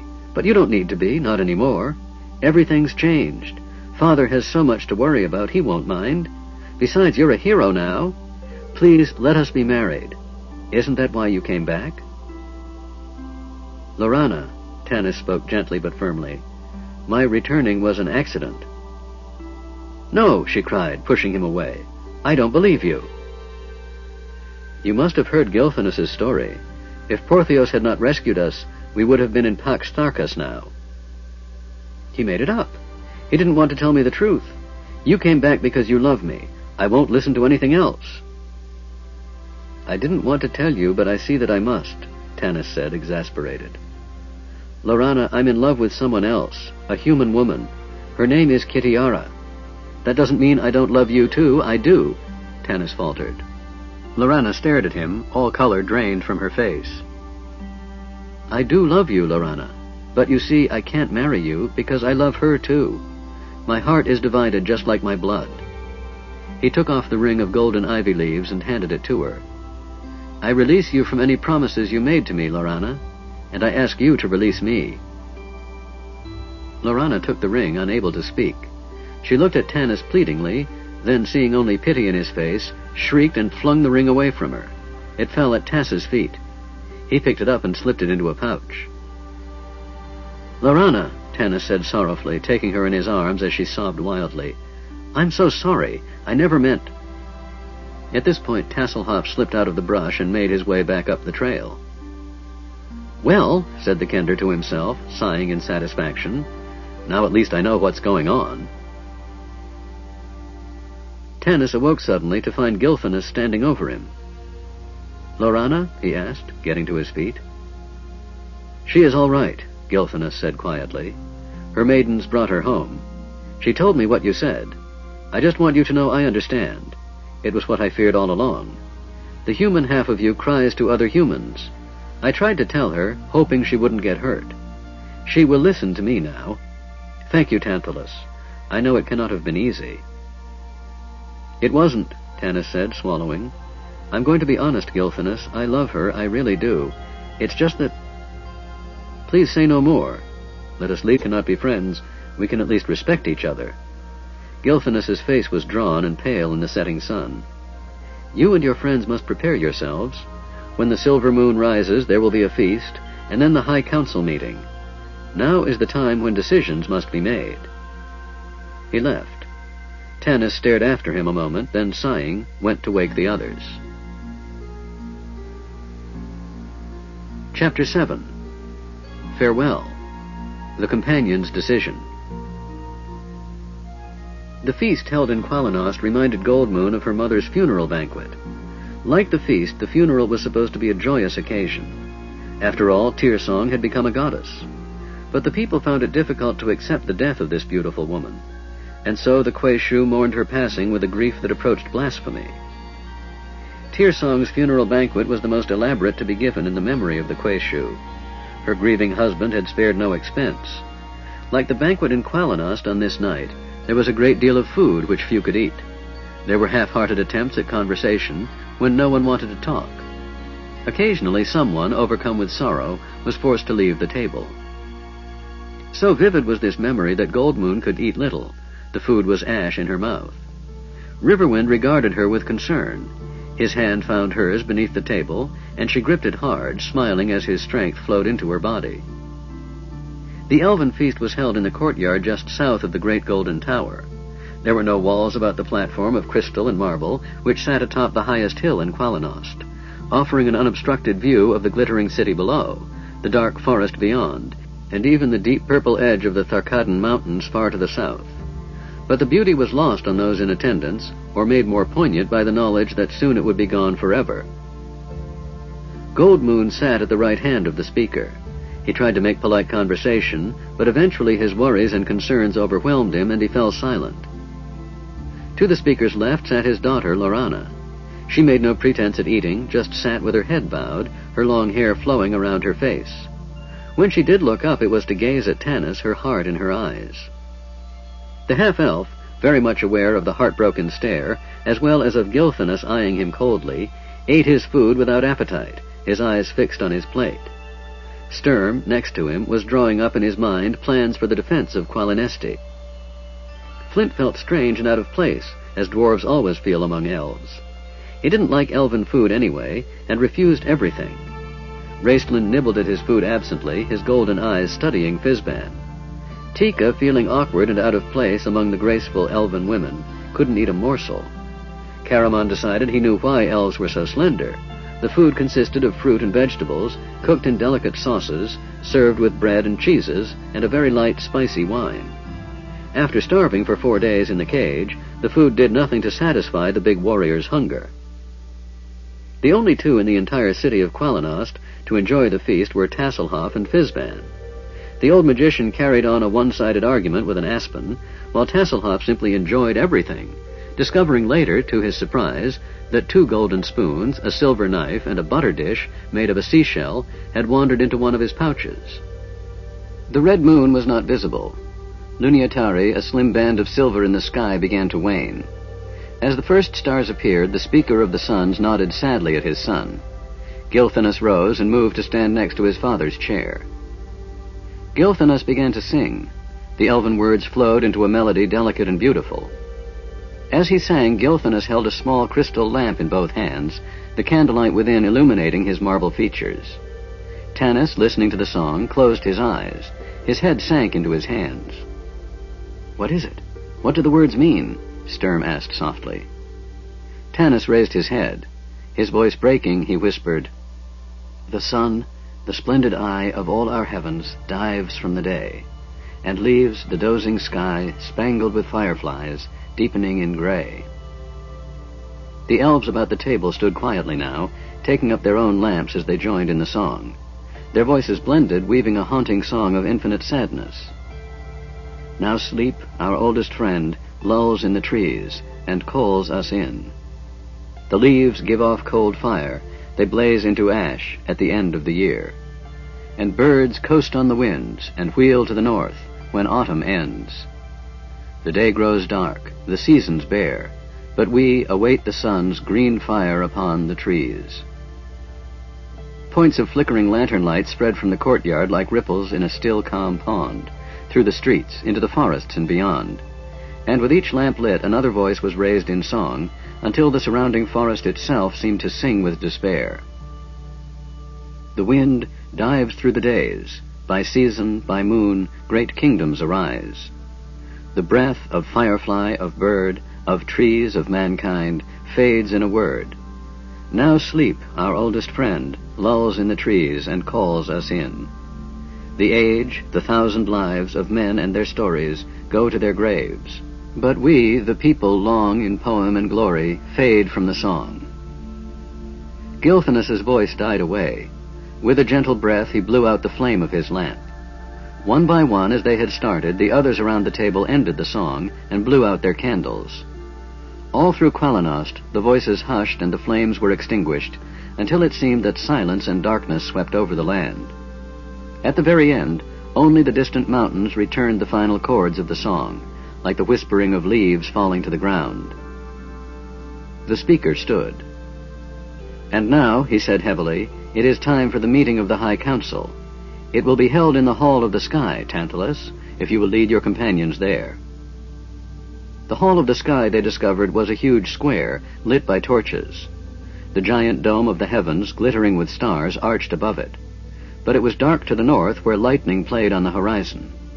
The speaker motioned to Tanis to bring the companions to stand near him. Then the entire population of Qualanost gathered around them. There was no need to call for silence. Even the wind hushed as the speaker began. "Here you see our situation." He gestured at something on the ground. The companions saw a gigantic map beneath their feet. Tasselhoff, standing in the middle of the plains of Abanasinia, drew in a deep breath. He couldn't remember ever seeing anything so wonderful. "There's Solace," he cried in excitement, pointing. "Yes, Kenderkin," the speaker replied, "and that is where the dragon armies mass. In Solace," he touched the spot on the map with a staff, "and in Haven. Lord Verminard has made no secret of his plans to invade Qualinesti. He waits only to gather his forces and secure his supply routes. We cannot hope to stand against such a horde." "Surely Qualinost is easily defended," Sturm spoke up. "There is no direct route overland. We crossed bridges over ravines that no army in existence could get through if the bridges were cut. Why do you not stand up to them?" "If it were only an army, we could defend Qualinesti," the speaker answered. "But what can we do against dragons?" The speaker spread his hands helplessly. "Nothing. According to legends, it was only with the dragon lance that the mighty Huma defeated them. There are none now, at least that we know of, who remember the secret of that great weapon." Fizban started to speak, but Raistlin hushed him. "No," the speaker continued, "we must abandon this city and these woods. We plan to go west into the unknown lands there, hoping to find a new home for our people. Or perhaps even return to Sylvanesti, the most ancient elven home. Until a week ago, our plans were advancing well. It will take 3 days of forced marching for the Dragon High Lord to move his men into attack position, and spies will inform us when the army leaves Solace. We will have time to escape into the west. But then we learned of a third dragon army at Pax Tharkas, less than a day's journey from us. Unless that army is stopped, we are doomed." "And you know a way to stop that army?" Tanis asked. "Yes." The speaker looked at his youngest son.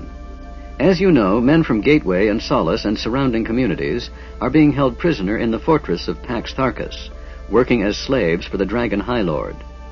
Verminard is clever. Lest his slaves revolt, he keeps the women and children of these men hostages, ransom for the men's behavior. It is our belief that, were these captives freed, the men would turn on their masters and destroy them. It was to have been Gilphinus's mission to free the hostages and lead the revolt. He would have taken the humans south into the mountains, drawing off this third army in pursuit, allowing us time to escape." "And what of the humans, then?" Riverwind asked harshly. "It seems to me you throw them to the dragon armies as a desperate man throws hunks of meat to pursuing wolves." "Lord Verminard will not keep them alive much longer, we fear. The ore is nearly gone. He is gleaning every last little bit. Then the slave's usefulness to him will end. There are valleys in the mountains, caves where the humans can live and fend off the dragon armies.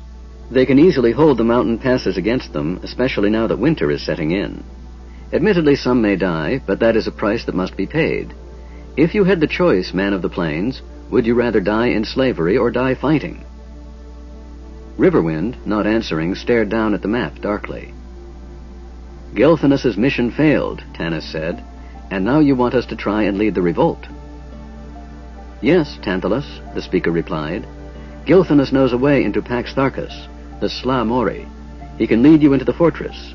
You not only have a chance to free your own kind, but you offer the elves a chance to escape." The speaker's voice hardened.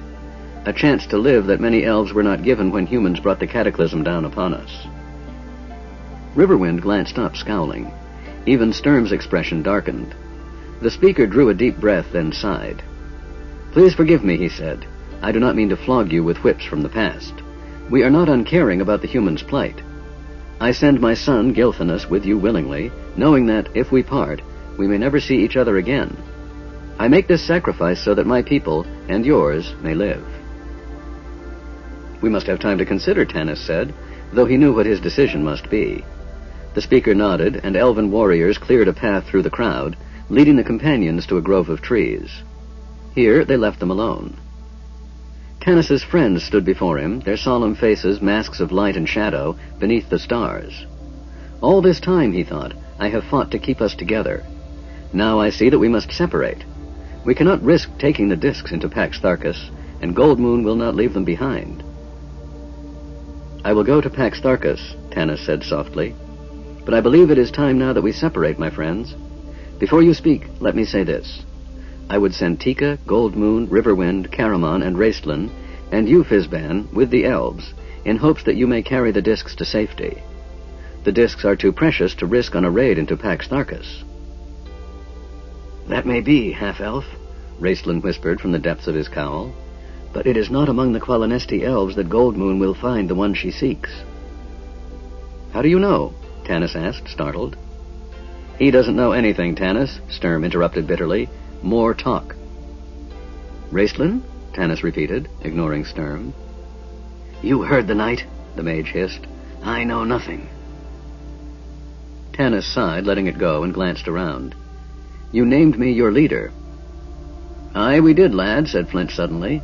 But this decision is coming from your head, not your heart. Deep inside, you don't really believe we should split up. Well, I'm not staying with these elves, Tika said, folding her arms across her chest. I'm going with you, Tanis. I plan to become a swordswoman like Kitiara. Tanis winced. Hearing Kitiara's name was like a physical blow. I will not hide with elves, Riverwind said, especially if it means leaving my kind behind to fight for me. He and I are one, Gold Moon said, putting her hand on his arm. Besides, she said more softly, somehow I know that what the mage says is true. The leader is not among the elves. They want to flee the world, not fight for it. We're all going, Tanis, Flint said firmly. The half-elf looked helplessly around at the group, then he smiled and shook his head. You're right. I didn't truly believe we should separate.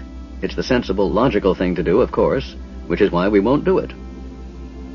Now maybe we can get some sleep, Fizban yawned. Wait a minute, old one, Tanis said sternly. You are not one of us. You're definitely going with the elves. Am I? The old mage asked softly, as his eyes lost their vague, unfocused look. He stared at Tanis with such a penetrating, almost menacing gaze that the half-elf involuntarily took a step back, suddenly sensing an almost palpable aura of power surrounding the old man. His voice was soft and intense. I go where I choose in this world, and I choose to go with you, Tanis half-elven. Raistlin glanced at Tanis as if to say, Now you understand. Tanis, irresolute, returned the glance. He regretted putting off discussing this with Raistlin, but wondered how they could confer now, knowing the old man would not leave. I speak you this, Raistlin, Tanis said suddenly, using camp talk, a corrupted form of common developed among the racially mixed mercenaries of Krynn. The twins had done a bit of mercenary work in their time, as had most of the companions, in order to eat. Tanis knew Raistlin would understand. He was fairly certain the old man wouldn't. We talk if want, Raistlin answered in the same language, but little know I. You fear. Why? Raistlin's strange eyes stared far away as he answered slowly. I know not, Tanis, but you right. Their power be within Old One. I feel great power. I fear. His eyes gleamed. And I hunger. The mage sighed and seemed to return from wherever it was he had been. But he right. Try to stop him? Very much danger. As if there wasn't enough already, Tanis said bitterly, switching back to common. We take our own in with us in the form of a doddering old magician. Others there are as dangerous, perhaps, Raistlin said, with a meaningful look at his brother. The mage returned to common. I am weary. I must sleep. Are you staying, brother? Yes, Caramon answered, exchanging glances with Sturm. We're going to talk with Tanis. Raistlin nodded and gave his arm to Fizban. The old mage and the young one left, the old mage lashing out at a tree. One by one the others left until Tanis stood with Caramon and Sturm. Wearily, Tanis turned to face them. He had a feeling he knew what this was going to be about. Caramon's face was flushed and he stared at his feet. Sturm stroked his mustaches and regarded Tanis thoughtfully. Well? Tanis asked. Gilthanus, Sturm answered. Tanis frowned and scratched his beard. That's my business, not yours, he said shortly. It is our business, Tanis, Sturm persisted. If he's leading us into Pax Tharkas. We don't want to pry, but it's obvious there's a score to settle between you two. I've seen his eyes when he looks at you, Tanis, And if I were you, I wouldn't go anywhere without a friend at my back. Caramon looked at Tanis earnestly, his brow furrowed. I know he's an elf and all, the big man said slowly, but like Sturm says, he gets a funny look in his eyes sometimes. Don't you know the way to this Sla Mori? Can't we find it ourselves? I don't trust him. Neither do Sturm or Raist. Listen, Tanis, Sturm said, seeing the half-elf's face darken with anger. If Gilthanas was in such danger in Solace as he claimed, why was he casually sitting in the inn? And then there's this story about his warriors accidentally running into a whole damn army. Tanis, don't shake your head so quickly. He may not be evil, just misguided. What if Verminard's got some hold over him? Perhaps the Dragon High Lord convinced him he'd spare his people if, in return, he betrays us. Maybe that's why he was in Solace, waiting for us. That's ridiculous, Tanis snapped. How would he know we were coming? We didn't exactly keep our journey from Zakhtsaroth, Sturm returned coldly. We saw Draconians all along the way, and those that escaped Zakhtsaroth must have realized we came for the discs. Verminard probably knows our descriptions better than he knows his own mother. No, I don't believe it, Tanis said angrily, glaring at Sturm and Caramon. You two are wrong. I'll stake my life on it. I grew up with Gilthanas. I know him. Yes, there is a score to settle between us, but we have discussed it, and the matter is closed. I'll believe he's turned traitor to his people the day I believe you or Caramon turned traitor. And no, I don't know the way to Pax Tharkas. I've never been there. And one more thing, Tanis shouted, now in a fury. If there's people I don't trust in this group, it's that brother of yours and that old man. He stared accusingly at Caramon. The big man grew pale and lowered his eyes. He began to turn away. Tanis came to his senses, suddenly realizing what he had said. I'm sorry, Caramon. He put his hand on the warrior's arm. I didn't mean that. Raistland saved our lives more than once on this insane journey. It's just that I can't believe Gilthanas is a traitor. We know, Tanis, Sturm said quietly, and we trust your judgment. But it's too dark a night to walk with your eyes closed, as my people say. Tanis sighed and nodded. He put his other hand on Sturm's arm. The knight clasped him, and the three men stood in silence. Then they left the grove and walked back to the Hall of the Sky. They could still hear the speaker talking with his warriors. What does Sla Mori mean? Caramon asked. Secret way, Tanis answered. Tanis woke with a start, his hand on the dagger at his belt. A dark shape crouched over him in the night, blotting out the stars overhead. Reaching up quickly, he grabbed hold of and yanked the person down across his body, putting his dagger to the exposed throat. Tantalus! There was a small scream at the sight of the steel flashing in the starlight. Lorana! Tanis gasped. Her body pressed against his. He could feel her trembling, and now that he was fully awake, he could see the long hair flowing loosely about her shoulders. She was dressed only in a flimsy nightdress. Her cloak had fallen off in the brief struggle. Acting on impulse, Lorana had risen from her bed and slipped out into the night, throwing a cloak around to protect her from the cold. Now she lay across Tanis's chest, too frightened to move. This was a side of Tanis she had never known existed. She realized suddenly that if she had been an enemy, she would be dead now, her throat slit. Lorana, Tanis repeated, thrusting the dagger back into his belt with a shaking hand. He pushed her away and sat up, angry at himself for frightening her, and angry at her for awakening something deep within him. For an instant, when she lay on top of him, he was acutely conscious only of the smell of her hair, the warmth of her slender body, the play of the muscles in her thighs, the softness of her small breasts. Lorana had been a girl when he left. He returned to find a woman, a very beautiful, desirable woman. What in the name of the abyss are you doing here at this time of night? Tantalus, she said, choking, pulling her cape around her tightly. I came to ask you to change your mind.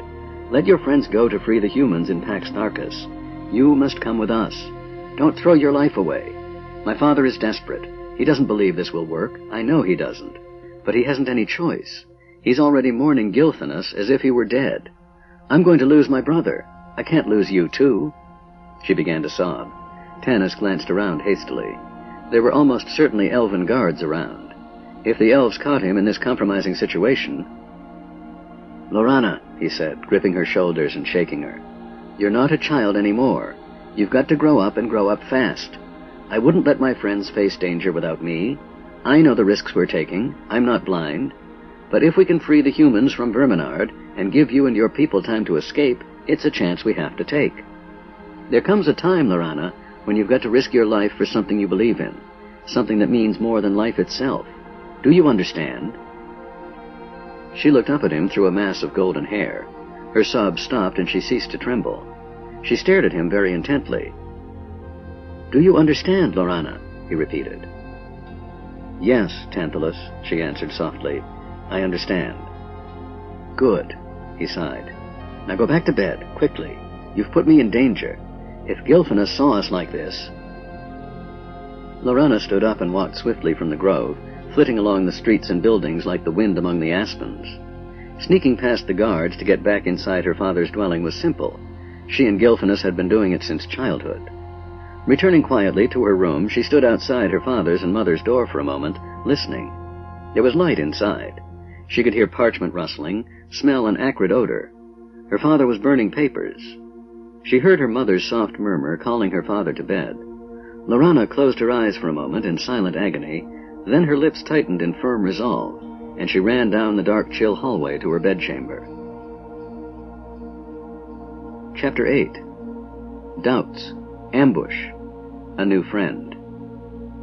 The elves woke the companions before dawn. Storm clouds lowered on the northern horizon, reaching like grasping fingers toward Qualinesti. Gilphinus arrived after breakfast, dressed in a tunic of blue cloth and suit of chain mail. We have supplies, he said, gesturing toward the warriors, who held packs in their hands. We can also provide weapons or armament, if you have need. Tika needs armor and shield and sword, said Caramon. We will provide what we can, Gilphinus said, though I doubt if we have a full set of armor small enough. How is Theros Ironfeld this morning? Goldmoon asked. He rests comfortably, cleric of Mishakal, Gilphinus bowed respectfully to Goldmoon. My people will, of course, take him with them when we leave. You may bid him farewell. Elves soon returned with armor of every make and description for Tika, and a lightweight short sword, favored by the elven women. Tika's eyes glowed when she saw the helm and shield. Both were of elvish design, tooled and decorated with jewels. Gilphinus took the helm and shield from the elf. I have yet to thank you for saving my life in the inn, he said to Tika. Except these. They are my mother's ceremonial armor dating back to the time of the Kinslayer Wars. These would have gone to my sister, but Lorana and I both believe you are the proper owner. How beautiful, Tika murmured, blushing. She accepted the helm, then looked at the rest of the armor in confusion. I don't know what goes where, she confessed. I'll help, Caramon offered eagerly. I'll handle this, Goldmoon said firmly. Picking up the armor, she led Tika into a grove of trees. What does she know about armor? Caramon grumbled. Riverwind looked at the warrior and smiled, the rare, infrequent smile that softened his stern face. You forget, he said. She is chieftain's daughter. It was her duty in her father's absence to lead the tribe to war. She knows a great deal about armor, warrior, and even more about the heart that beats beneath it. Caramon flushed. Nervously, he picked up a pack of supplies and glanced inside. What's this junk? He asked. Quithpa, said Gilphinus. Iron rations in your language. It will last us for many weeks if need be. It looks like dried fruit, Caramon said in disgust. That's what it is, Tanis replied, grinning. Caramon groaned. Dawn was just beginning to tinge the wispy storm clouds with a pale, chill light, when Gilphinus led the party out of Qualinesti. Tanis kept his eyes straight ahead, refusing to look back. He wished that his final trip here could have been happier. He had not seen Lorana all morning, and though he felt relieved to have avoided a tearful farewell, he secretly wondered why she hadn't come to bid him goodbye. The trail moved south, descending gradually but constantly. It had been thick and overgrown with brush, but the party of warriors Gilphinus led before had cleared it as they moved, so that walking was relatively easy. Caramon walked beside Tika, resplendent in her mismatched armor, instructing her on the use of her sword. Unfortunately, the teacher was having a bad time of it. Goldmoon had slit Tika's red barmaid skirt up to her thighs for easier movement. Bits of fluffy white from Tika's fur-trimmed undergarments peeped enticingly through the slits. Her legs were visible as she walked, and the girl's legs were just as Caramon had always imagined, round and well-formed. Thus Caramon found it rather difficult to concentrate on his lesson. Absorbed in his pupil, he did not notice that his brother had disappeared. "Where's the young mage?" Gilthanus asked harshly. "Maybe something's happened to him," Caramon said worriedly, cursing himself for forgetting his brother. The warrior drew his sword and started back along the trail. "Nonsense!" Gilthanus stopped him. "What could have happened to him? There is no enemy for miles. He must have gone off somewhere for some purpose." "What are you saying?" Caramon asked, glowering. "Maybe he left to collect what I need for the making of my magic, elf," Raistlin whispered, emerging from the brush, "and to replenish the herbs that heal my cough." "Raist!" Caramon nearly hugged him in his relief. "You shouldn't go off by yourself. It's dangerous." "My spell components are secret," Raistlin whispered irritably, shoving his brother away. Leaning on the staff of Magius, the mage rejoined Fizban in the line. Gilthanus cast a sharp glance at Tanis, who shrugged and shook his head. As the group continued on, the trail became steeper and steeper, leading down from the aspen woods to the pines of the lowlands. It joined up with a clear brook that soon became a raging stream as they traveled farther south. When they stopped for a hasty lunch, Fizban came over and hunkered down beside Tanis. "Someone's following us," he said in a penetrating whisper. "What?" Tanis asked, his head snapping up to stare at the old man incredulously. "Yes, indeed," the old mage nodded solemnly. "I've seen it, darting in and out among the trees." Sturm saw Tanis's look of concern. "What's the matter?" "The old one says someone's following us." "Bah!" Gilthanus threw down his last bit of quithpa in disgust and stood up. "That's insane. Let us go now. The Sla Mori is still many miles, and we must be there by sundown." "I'll take rear guard," Sturm said to Tanis softly. They walked through the ragged pines for several more hours. The sun slanted down in the sky, lengthening shadows across the trail, when the group came suddenly to a clearing.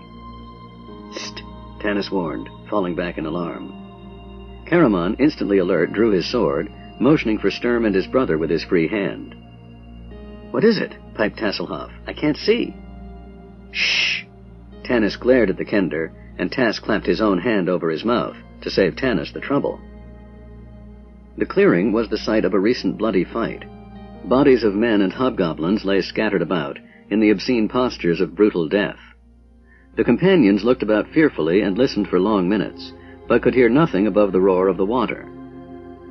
"No enemy for miles." Sturm glared at Gilthanus and started to step out into the clearing. "Wait," Tanis said. "I thought I saw something move." "Maybe one of them's still alive," Sturm said coolly, and walked forward. The rest followed more slowly. A low moaning sound came from beneath two hobgoblin bodies. The warriors walked toward the carnage, swords level. "Caramon," Tanis gestured. The big warrior shoved the bodies to one side. Beneath was a moaning figure. "Human," Caramon reported, "and covered with blood. Unconscious, I think." The rest came up to look at the man on the ground. Goldmoon started to kneel down, but Caramon stopped her. "No, lady," he said gently. "It would be senseless to heal him if we just have to kill him again. Remember, humans fought for the Dragon High Lord in Solace." The group gathered round to examine the man. He wore chain mail that was of good quality, if rather tarnished. His clothes were rich, though the cloth had worn thin in places. He appeared to be in his late 30s. His hair was thick and black, his chin firm, and his features regular. The stranger opened his eyes and stared up at the companions blearily. "Thank the gods of the Seekers," he said hoarsely. "My friends, are they all dead?" "Worry about yourself first," Sturm said sternly. "Tell us who your friends were, the humans or the hobgoblins." "The humans. Fighters against the dragon men." The man broke off, his eyes widening. "Gilthanus?" "Eben," Gilthanus said in quiet surprise. "How did you survive the battle at the ravine?"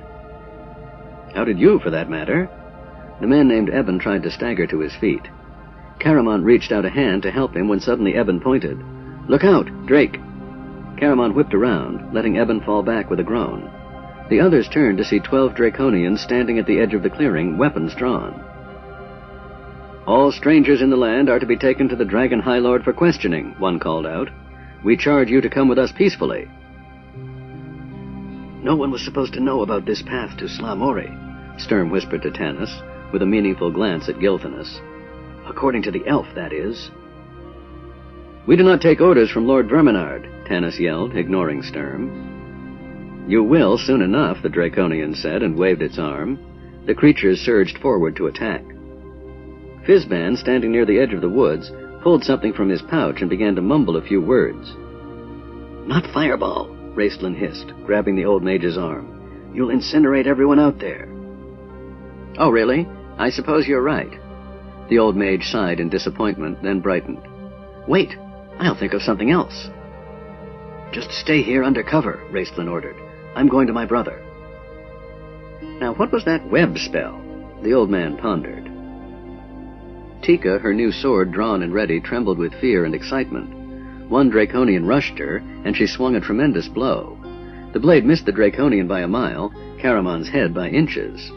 Pulling Tika behind him, he knocked the Draconian down with the flat of his sword. Before it could rise, he stepped on its throat, breaking its neck.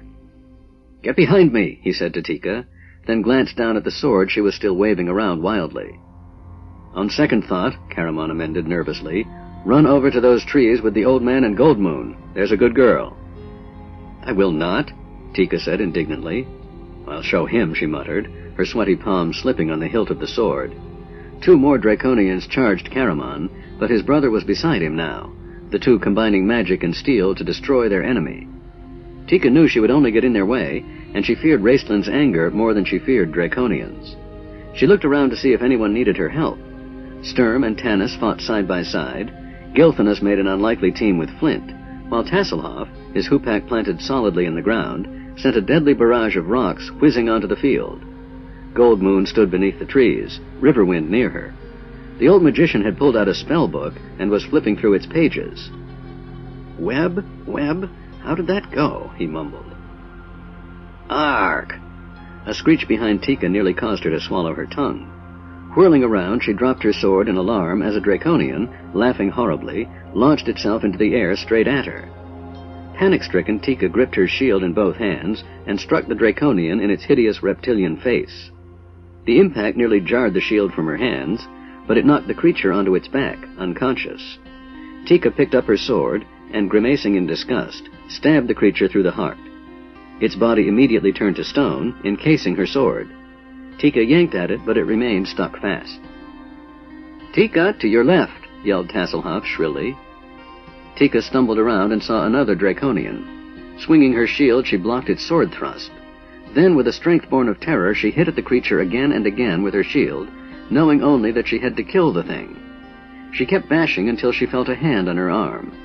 Whipping around, her blood-stained shield ready, she saw Caramon.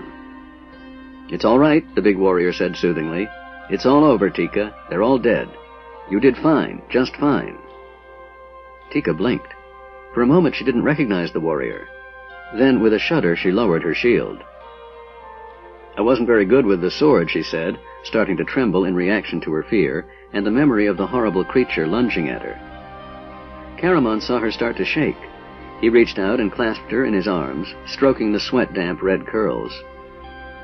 "You were braver than many men I've seen, experienced warriors," the big man said in a deep voice. Tika looked up into Caramon's eyes. Her terror melted away, replaced by exultation. She pressed against Caramon. The feel of his hard muscles, the smell of sweat mingled with leather, increased her excitement. Tika flung her arms around his neck and kissed him with such violence, her teeth bit into his lip. She tasted blood in her mouth. Caramon, astonished, felt the tingle of pain, an odd contrast to the softness of her lips, and was overwhelmed with desire. He wanted this woman more than any other woman, and there had been many, in his life. He forgot where he was, who was around him. His brain and his blood were on fire, and he ached with the pain of his passion. Crushing Tika to his chest, he held her and kissed her with bruising intensity. The pain of his embrace was delicious to Tika. She longed for the pain to grow and envelop her, but at the same time she felt suddenly cold and afraid.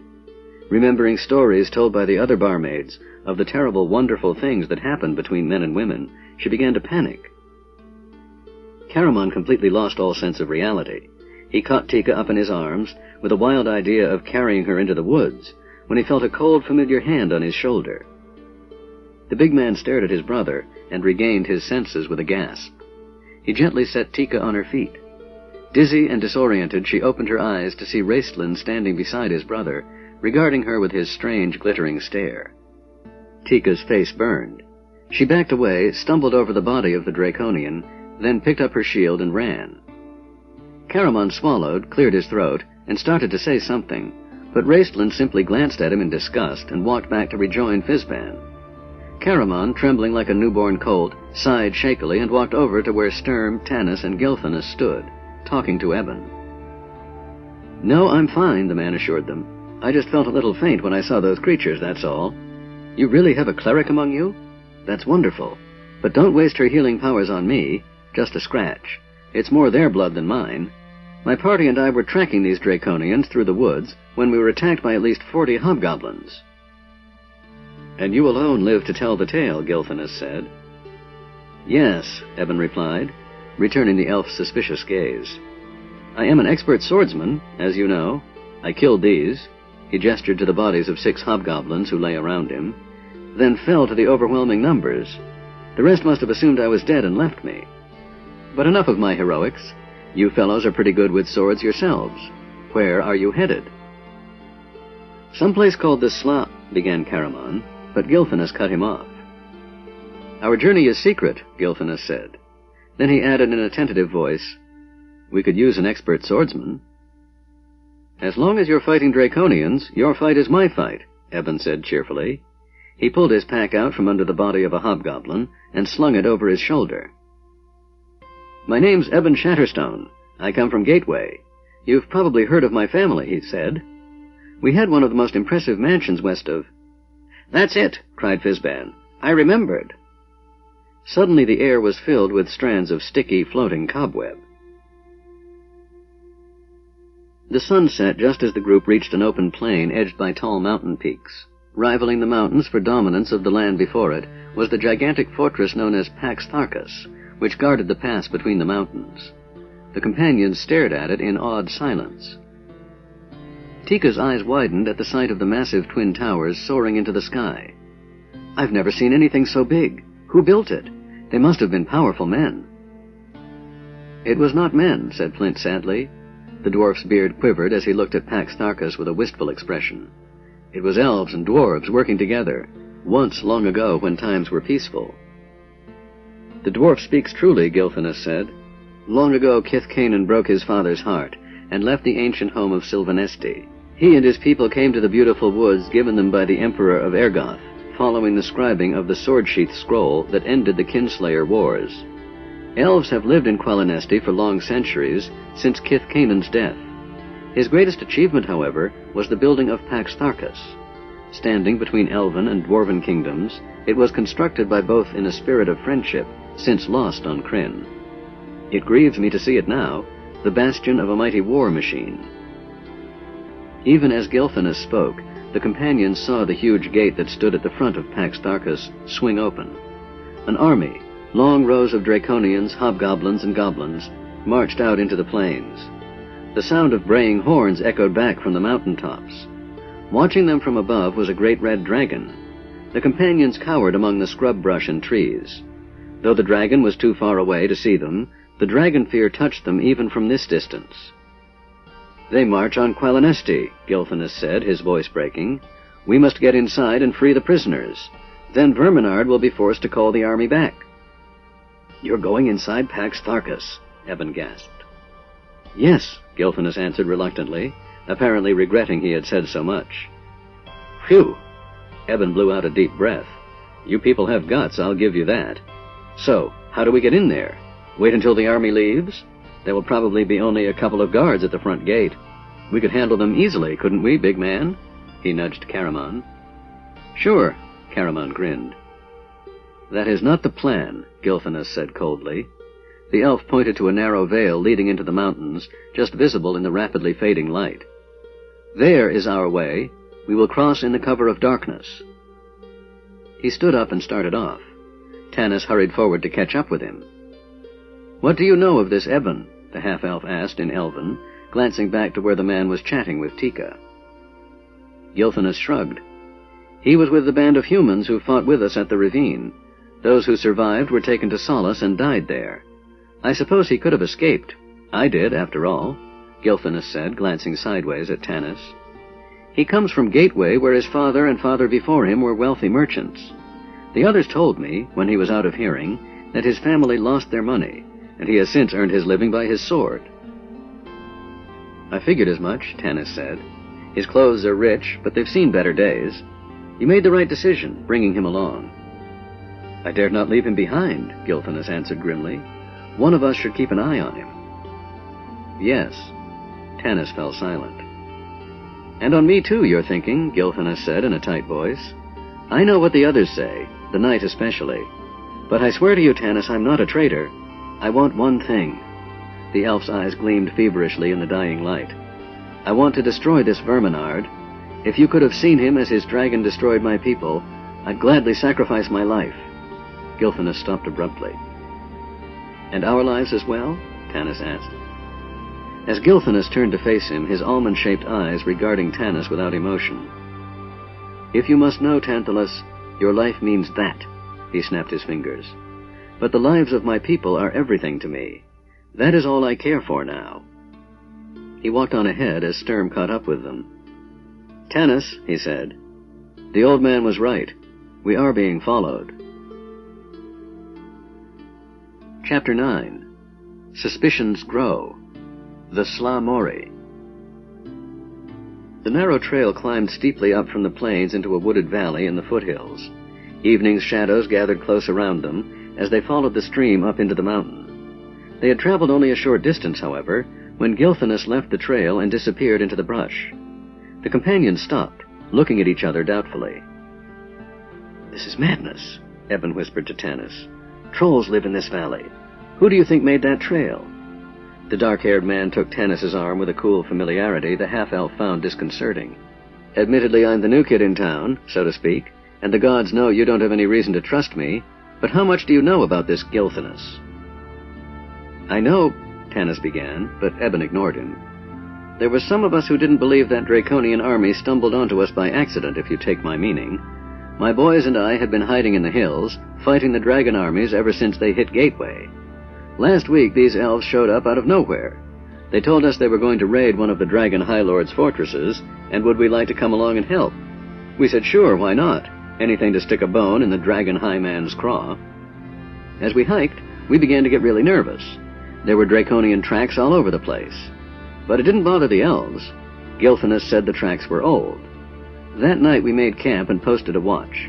It didn't do us a lot of good, just gave us about 20 seconds warning before the Draconians hit.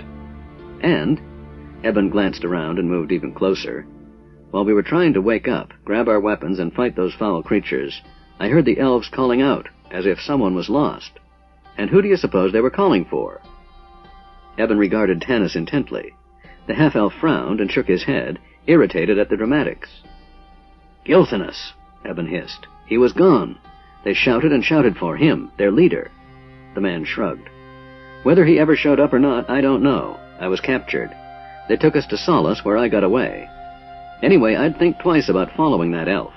He may have had good reason to be gone when the Draconians attacked, but—" "I've known Gilthanus a long time," Tanis interrupted gruffly, more disturbed than he wanted to admit. "Sure. Just thought you should know," Eben said, smiling sympathetically. He clapped Tanis on the back and dropped back to stand by Tika. Tanis didn't have to look around to know Caramon and Sturm had heard every word. Neither said anything, however, and before Tanis could talk to them, Gilthanus appeared suddenly, slipping out from among the trees. "It is not much farther," the elf said. "The brush thins up ahead, and the walking is easier." "I say we just go in the front gate," Eben said. "I agree," Caramon said. The big man glanced at his brother, who sat limply beneath a tree. Goldmoon was pale with fatigue. Even Tasselhoff's head hung wearily. "We could camp here tonight and go in by the front gates at dawn," Sturm suggested. "We stick to the original plan," Tanis said sharply. "We make camp once we reach the Sla Mori." Then Flint spoke up.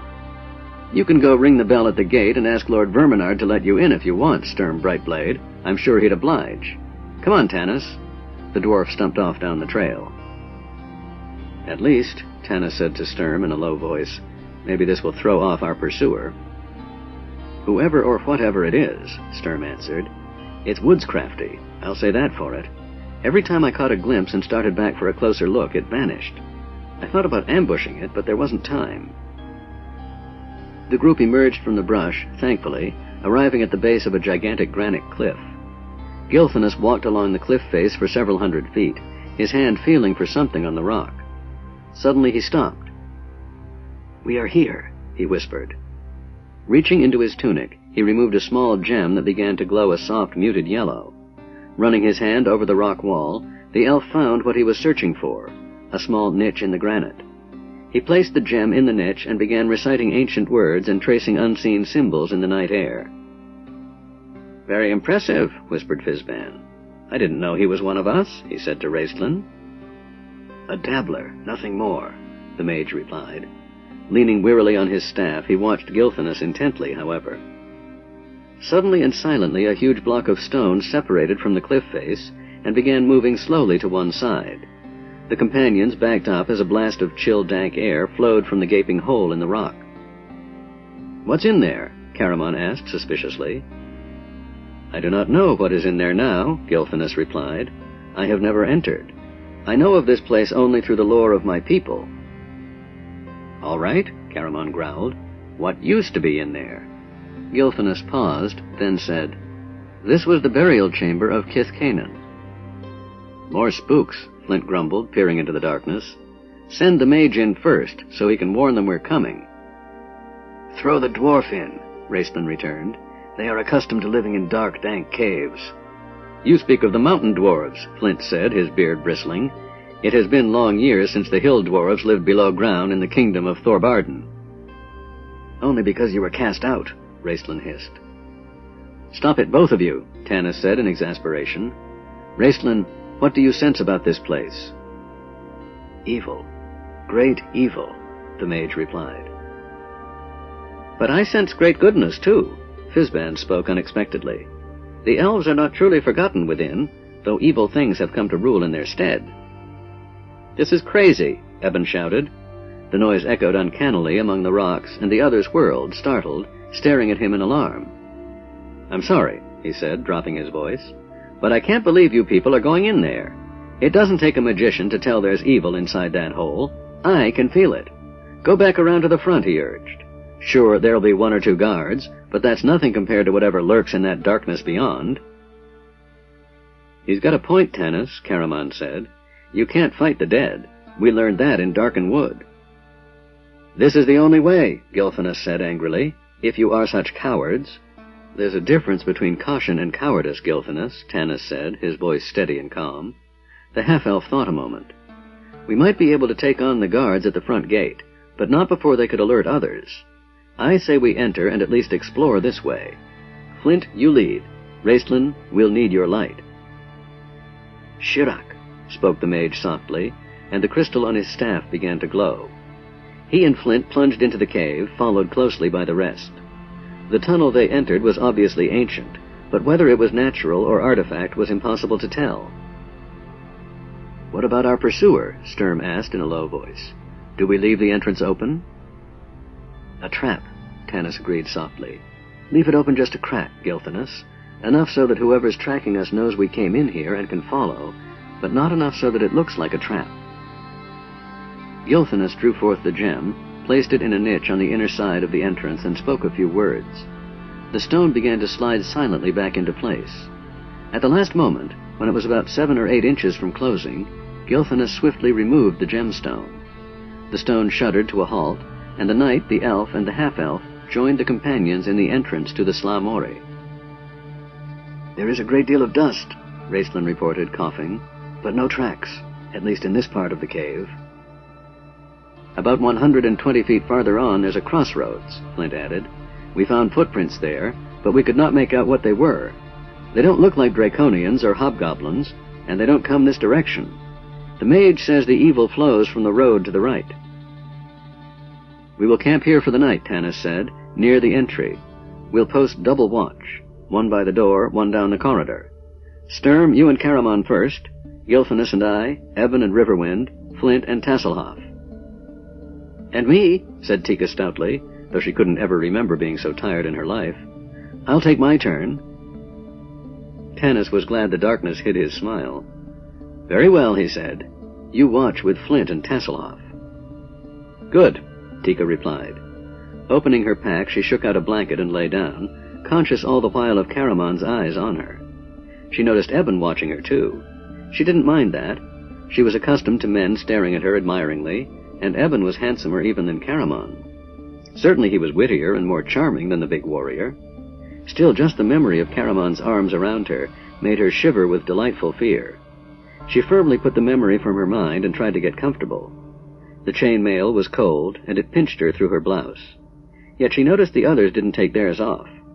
Besides, she was tired enough to sleep dressed in a full suit of plate armor.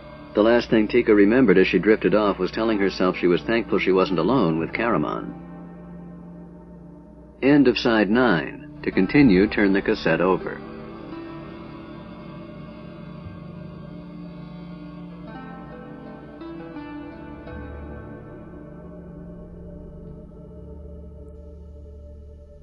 Side 10. Dragons of Autumn Twilight by Margaret Weiss and Tracy Hickman. Continuing on page 356. Goldmoon saw the warrior's eyes linger on Tika. Whispering something to Riverwind, who nodded smiling, she left him and walked over to Caramon. Touching him on the arm, she drew him away from the others into the shadow of the corridor. Tanis tells me you have an older sister, she stated.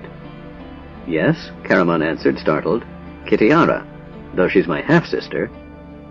Goldmoon smiled and laid her hand gently on Caramon's arm. I'm going to talk to you like an older sister.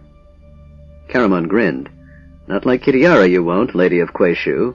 Kit taught me the meaning of every swear word I'd ever heard, plus a few I hadn't. She taught me to use a sword and fight with honor in the tournaments, but she also taught me how to kick a man in the groin when the judges weren't watching. No, lady, you're not much like my older sister. Goldmoon's eyes opened wide, startled by this portrayal of a woman she guessed the half-elf loved. But I thought she and Tanis, they... Caramon winked. They certainly did, he said. Goldmoon drew a deep breath. She hadn't meant the conversation to wander off, but it did lead to her subject. In a way, that's what I wanted to speak to you about. Only this has to do with Tika. Tika? Caramon flushed. She's a big girl. Begging your pardon, I don't see that what we do is any of your concern. She is a girl, Caramon, Goldmoon said gently. Don't you understand? Caramon looked blank. He knew Tika was a girl. What did Goldmoon mean? Then he blinked in sudden understanding and groaned. No, she isn't. Yes, Goldmoon sighed. She is. She's never been with a man before. She told me while we were in the grove putting on her armor. She's frightened, Caramon. She's heard a lot of stories. Don't rush her. She desperately wants approval from you, and she might do anything to win it. But don't let her use that as a reason to do something she'll regret later. If you truly love her, time will prove it and enhance the moment's sweetness. I guess you know that, huh? Caramon said, looking at Goldmoon. Yes, she said softly, her eyes going to Riverwind. We have waited long, and sometimes the pain is unbearable. But the laws of my people are strict. I don't suppose it would matter now. She spoke in a whisper more to herself than Caramon, since we are the only two left. But in a way that makes it even more important. When our vows are spoken, we will lie together as man and wife. Not until then. I understand. Thanks for telling me about Tika, Caramon said. He patted Goldmoon awkwardly on the shoulder and returned to his post. The night passed quietly with no sign of their pursuer. When the watches changed, Tanis discussed Eben's story with Gilphinus and received an unsatisfactory answer. Yes, what the man said was true. Gilphinus had been gone when the Draconians attacked. He had been trying to convince the Druids to help. He had returned when he heard the sounds of battle, and that's when he'd been struck on the head. He told Tanis all this in a low, bitter voice. The companions woke when morning's pale light crept through the door. After a quick breakfast, they gathered their things and walked down the corridor into the Slamori. Arriving at the crossroads, they examined both directions, left and right. Riverwind knelt to study the tracks, then rose, his expression puzzled. "They are human," he said, "but they are not human. There are animal tracks as well, probably rats. The dwarf was right. I see no sign of draconians or goblins. What is odd, however, is that the animal tracks end right here where the paths cross. They do not go into the right-hand corridor. The other strange tracks do not go to the left." "Well, which way do we go?" Tanis asked. "I say we don't go either way," Evan stated. "The entrance is still open. Let's turn back." "Turning back is no longer an option," Tanis said coldly. "I would give you leave to go yourself, only you don't trust me," Evan finished. "I don't blame you, Tanis Half-Elven. All right, I said I'd help and I meant it. Which way, left or right?" "The evil comes from the right," Raistlin whispered. "Gilthanas?" Tanis asked. "Do you have any idea where we are?" "No, Tantalus," the elf answered. "Legend says that there were many entrances from Slamori into Pax Tharkas, all secret. Only the elven priests were allowed down here to honor the dead. One way is as good as another." "Or as bad," whispered Tasselhoff to Tika. She gulped and crept over to stand near Caramon. "We'll go left," Tanis said, "since Raistlin feels uneasy about the right." Walking by the light of the mage's staff, the companions followed the dusty, rock-strewn tunnel for several hundred feet, then reached an ancient stone wall rent by a huge hole through which only darkness was visible. Raistlin's small light showed faintly the distant walls of a great hall. The warriors entered first, flanking the mage, who held his staff high. The gigantic hall must once have been splendid, but now it had fallen into such decay that its faded splendor seemed pathetic and horrible. 2 rows of 7 columns ran the length of the hall, though some lay shattered on the floor. Part of the far wall was caved in, evidence of the destructive force of the cataclysm. At the very back of the room stood 2 double bronze doors. As Raistlin advanced, the others spread out, swords drawn. Suddenly Caramon, in the front of the hall, gave a strangled cry. The mage hurried to shine his light where Caramon pointed with a trembling hand. Before them was a massive throne, ornately carved of granite. 2 huge marble statues flanked the throne, their sightless eyes staring forward into the darkness. The throne they guarded was not empty. Upon it sat the skeletal remains of what had once been a male. Of what race, none could say, death being the great equalizer. The figure was dressed in regal robes that, even though faded and decayed, still gave evidence of their richness. A cloak covered the gaunt shoulders. A crown gleamed on the fleshless skull. The bone hands, fingers lying gracefully in death, rested on a sheathed sword. Gilthanas fell to his knees. "Kith Canaan," he said in a whisper. "We stand in the Hall of the Ancients, his burial tomb. None have seen this sight since the elven clerics vanished in the cataclysm." Tanis stared at the throne until slowly, overcome by feelings he did not understand, the half-elf sank to his knees. "Phaelan Thalos, im Murquanethi, Sai Kith Canaanoth Murtare Larion," he murmured in tribute to the greatest of the elven kings. "What a beautiful sword," Tasselhoff said, his shrill voice breaking the reverent silence. Tanis glared at him sternly. "I'm not going to take it," the Kender protested, looking wounded. "I just mentioned it as an item of interest." Tanis rose to his feet. "Don't touch it," he said sternly to the Kender, then went to explore other parts of the room. As Tas walked closer to examine the sword, Raistlin went with him. The mage began to murmur, "Tsaran Korilath Ithakon," and moved his thin hand swiftly above the sword in a prescribed pattern. The sword began to give off a faint red glow. Raistlin smiled and said softly, "It is enchanted." Tas gasped. "Good enchantment or bad?" "I have no way of knowing," the mage whispered, "but since it has lain undisturbed for so long, I certainly would not venture to touch it." He turned away, leaving Tas to wonder if he dared disobey Tanis and risk being turned into something icky. While the Kender was wrestling with temptation, the others searched the walls for secret entrances. Flint helped by giving them learned and lengthy descriptions of dwarven-built hidden doorways. Gilthanas walked to the far end from Kith Canaan's throne, where the 2 huge bronze double doors stood. One, bearing a relief map of Pax Tharkas, was slightly ajar. Calling for light, he and Raistlin studied the map. Caramon gave the skeletal figure of the long-dead king a final backward glance, and joined Sturm and Flint in searching the walls for secret doors. Finally, Flint called, "Tasselhoff, you worthless Kender, this is your specialty. At least you're always bragging about how you found the door that had been lost for 100 years, which led to the great jewel of the something or other." "It was in a place like this, too," Tass said, his interest in the sword forgotten. Skipping over to help, he came to a sudden stop. "What's that?" he asked, cocking his head. "What's what?" Flint said absently, slapping the walls. "A scraping sound," the Kender said, puzzled.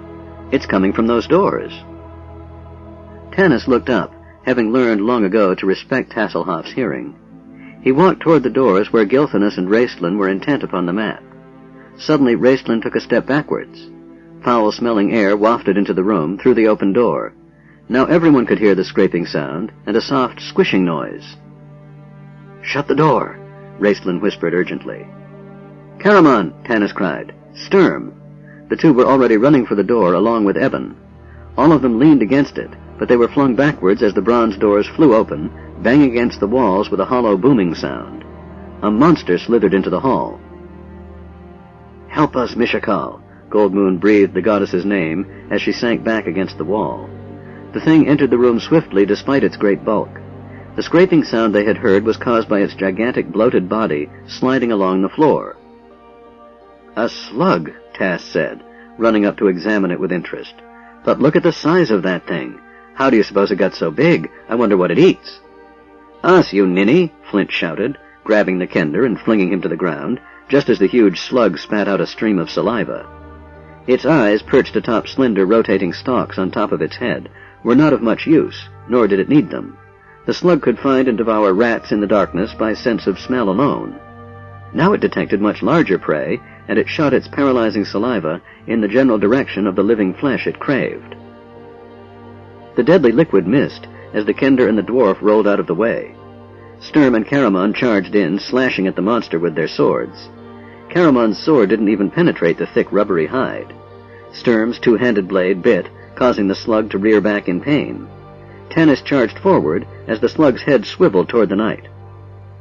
"Tantalus!" The scream pierced Tanis's concentration, and he halted, turning back to stare in amazement at the entrance to the hall. "Lorana!"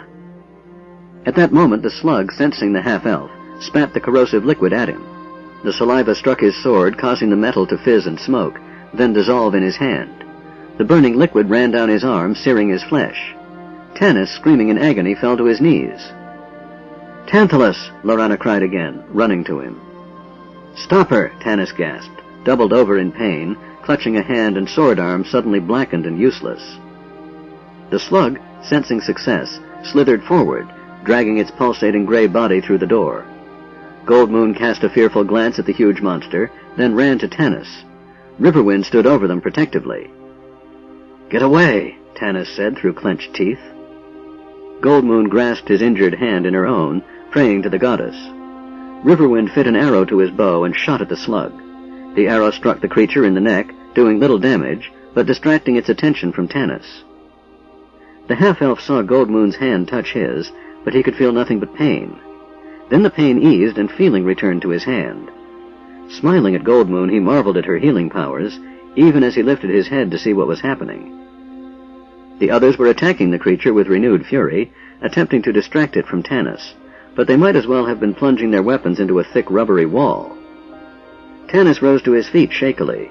His hand was healed, but his sword lay on the ground, a molten lump of metal. Weaponless except for his longbow, he fell back, pulling Goldmoon with him as the slug slid into the room. Raistlin ran to Fizban's side. "Now is the time for the casting of the fireball, old one," he panted. "Is it?" Fizban's face filled with delight. "Wonderful! How does it go?" "Don't you remember?" Raistlin practically shrieked, dragging the mage behind a pillar as the slug spat another glob of burning saliva onto the floor. "I used to. Let me see." Fizban's brow furrowed in concentration. "Can't you do it?" "I have not gained the power yet, old one. That spell is still beyond my strength." Raistlin closed his eyes and began to concentrate on those spells he did know. "Fall back! Get out of here!" Tanis shouted, shielding Lorana and Goldmoon as best he could, while he fumbled for his longbow and his arrows. "It'll just come after us," Sturm yelled, thrusting his blade home once again. but all he and Karaman accomplished was to enrage the monster further. Suddenly Raistlin held up his hands. "Kalith Karan, Tobaniskar," he cried, and flaming darts sprang from his fingers, striking the creature in the head. The slug reared in silent agony and shook its head, but returned to the hunt. Suddenly it lunged straight forward, sensing victims at the end of the room, where Tanis sought to protect Goldmoon and Lorana. Maddened by pain, driven wild by the smell of blood, the slug attacked with unbelievable speed. Tanis's arrow bounced off the leathery hide, and the monster dove for him, its mouth gaping open. The half-elf dropped the useless bow and staggered backwards, nearly stumbling over the steps leading to the throne of Kith-Canaan. "Behind the throne!" he yelled, preparing to hold the monster's attention, while Goldmoon and Lorana ran for cover. His hand reached out, grabbing for a huge rock, anything to hurl at the creature, when his fingers closed over the metal hilt of a sword. Tanis nearly dropped the weapon in amazement. The metal was so cold it burned his hand. The blade gleamed brightly in the wavering light of the mage's staff. There wasn't time to question, however. Tanis drove the point into the slug's gaping maw, just as the creature swooped in for the kill. "Run!" Tanis yelled. Grasping Lorana's hand, he dragged her toward the hole. Pushing her through, he turned around, preparing to help keep the slug at bay while the others escaped. But the slug's appetite had died. Writhing in misery, it slowly turned and slithered back toward its lair. Clear, sticky liquid dribbled from its wounds. The companions crowded into the tunnel, stopping for a moment to calm their hearts and breathe deeply. Raistlin, wheezing, leaned on his brother. Tanis glanced around. "Where's Tasselhoff?" he asked in frustration. Whirling around to go back into the hall, he nearly fell over the kender. "I brought you the scabbard," Tass said, holding it up, "for the sword." "Back down the tunnel," Tanis said firmly, stopping everyone's questions. Reaching the crossroads and sinking down on the dusty floor to rest, Tanis turned to the elf maid. "What in the name of the abyss are you doing here, Lorana? Has something happened in Qualanost?" "Nothing happened," Lorana said, shaking from the encounter with the slug. I just came." "Then you're going right back," Gilthanas yelled angrily, grabbing Lorana. She broke away from his grasp. "I'm not either going back," she said petulantly. "I'm coming with you and Tanis and the rest." "Lorana, this is madness," Tanis snapped. "We're not going on an outing. This isn't a game. You saw what happened in there. We were nearly killed." "I know, Tantalus," Lorana said pleadingly. Her voice quivered and broke. "You told me that there comes a time when you've got to risk your life for something you believe in. I'm the one who followed you." "You could have been killed," Gilthanas began. "But I wasn't," Lorana cried defiantly. "I have been trained as a warrior, all elven women are, in memory of the time when we fought beside our men to save our homeland." "It's not serious training," Tanis began angrily. "I followed you, didn't I?" Lorana demanded, casting a glance at Sturm. "Skillfully?" she asked the knight. "Yes," he admitted. "Still, that doesn't mean—" Raistlin interrupted him. "We are losing time," the mage whispered, "and I for one do not want to spend any longer than I must in this dank and musty tunnel." He was wheezing, barely able to breathe. "The girl has made her decision. We can spare no one to return with her, nor do we dare trust her to leave on her own. She might be captured and reveal our plans. We must take her." Tanis glared at the mage, hating him for his cold, unfeeling logic, and for being right. The half-elf stood up, yanking Lorana to her feet. He came very close to hating her, too, without quite understanding why, knowing simply that she was making a difficult task much harder. "You are on your own," he told her quietly, as the rest stood up and gathered their things. "I can't hang around protecting you, neither can Gilthanas. You have behaved like a spoiled brat. I told you once before, you better grow up. Now, if you don't, you're going to die and probably get all the rest of us killed right along with you." "I'm sorry, Tantalus," Lorana said, avoiding his angry gaze, "but I couldn't lose you, not again. I love you." Her lips tightened and she said softly, "I'll make you proud of me." Tanis turned and walked away. Catching sight of Karaman's grinning face and hearing Tika giggle, he flushed. Ignoring them, he approached Sturm and Gilthanas. "It seems we must take the right-hand corridor after all, whether or not Raistlin's feelings about evil are correct." He buckled on his new sword belt and scabbard, noticing as he did so Raistlin's eyes lingering on the weapon. "What is it now?" he asked irritably. "The sword is enchanted," Raistlin said softly, coughing. How did you get it? Tanis started. He stared at the blade, moving his hand as though it might turn into a snake. He frowned, trying to remember. I was near the body of the elven king, searching for something to throw at the slug, when suddenly the sword was in my hand.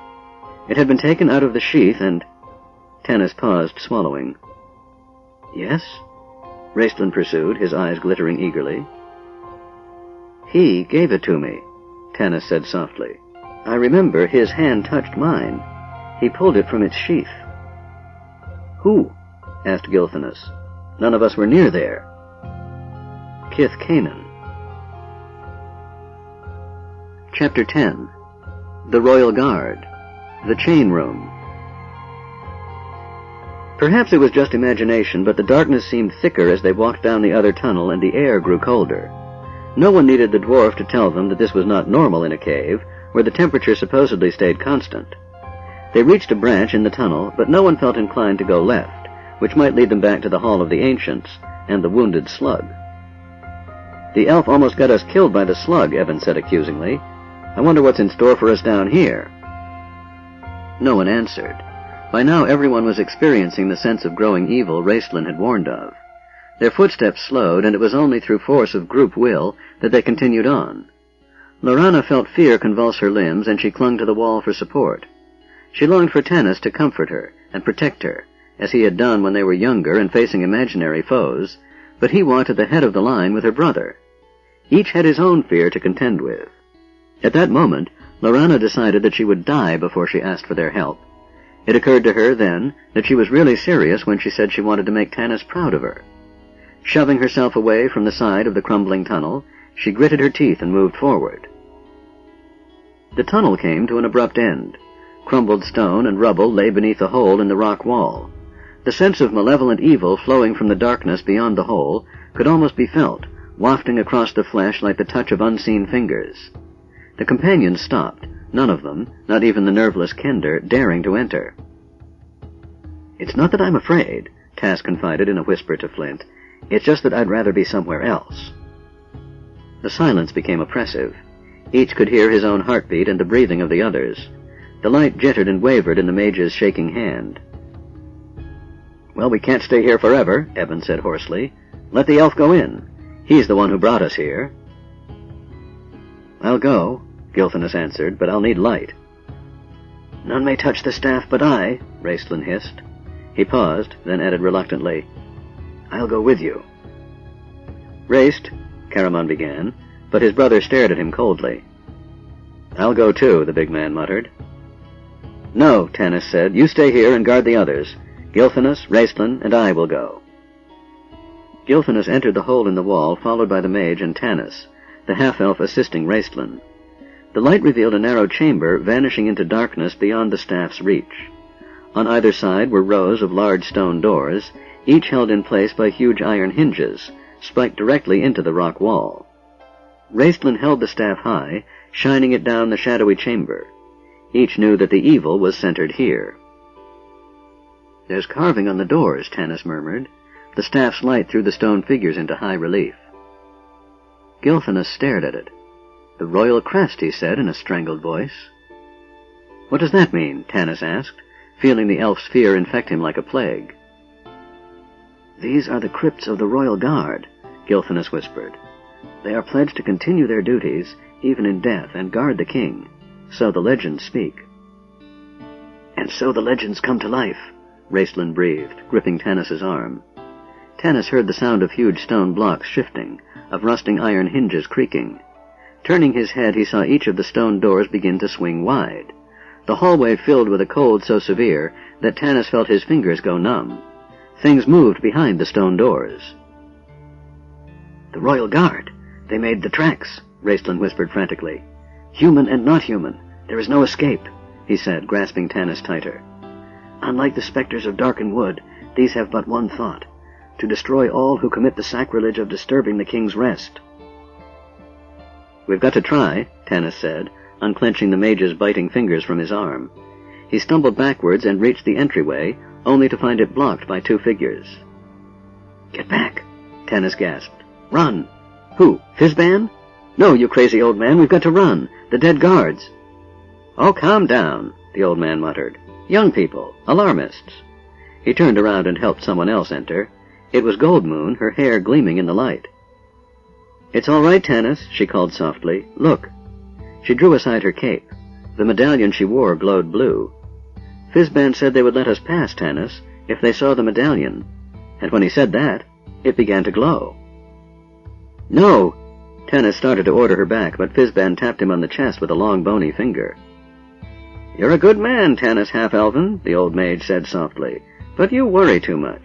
Now just relax and let us send these poor souls back to their sleep. Bring the others along, will you?" Tanis, too startled for words, fell back as Gold Moon and Fizban walked past, Riverwind following. As Tanis watched, they walked slowly between the rows of gaping stone doors. Behind each stone door, movement ceased as she passed. Even at that distance, he could feel the sense of malevolent evil slip away. As the others came to the crumbling entryway, and he helped them through, he answered their whispered questions with a shrug. Lorana didn't say a word to him as she entered. Her hand was cold to the touch, and he could see, to his astonishment, blood on her lip. Knowing she must have bitten it to keep from screaming, Tanis, remorseful, started to say something to her, but the elf maid held her head high and refused to look at him. The others ran after Gold Moon hurriedly, but Tasselhoff, pausing to peek into one of the crypts, saw a tall figure dressed in resplendent armor lying on a stone bier. Skeletal hands grasped the hilt of a longsword lying across the body. Tass looked up at the royal crest curiously, sounding out the words. "Sothi Nuinqua Salarioth," said Tanis, coming up behind the Kender. "What does it mean?" Tass asked. "Faithful beyond death," Tanis said softly.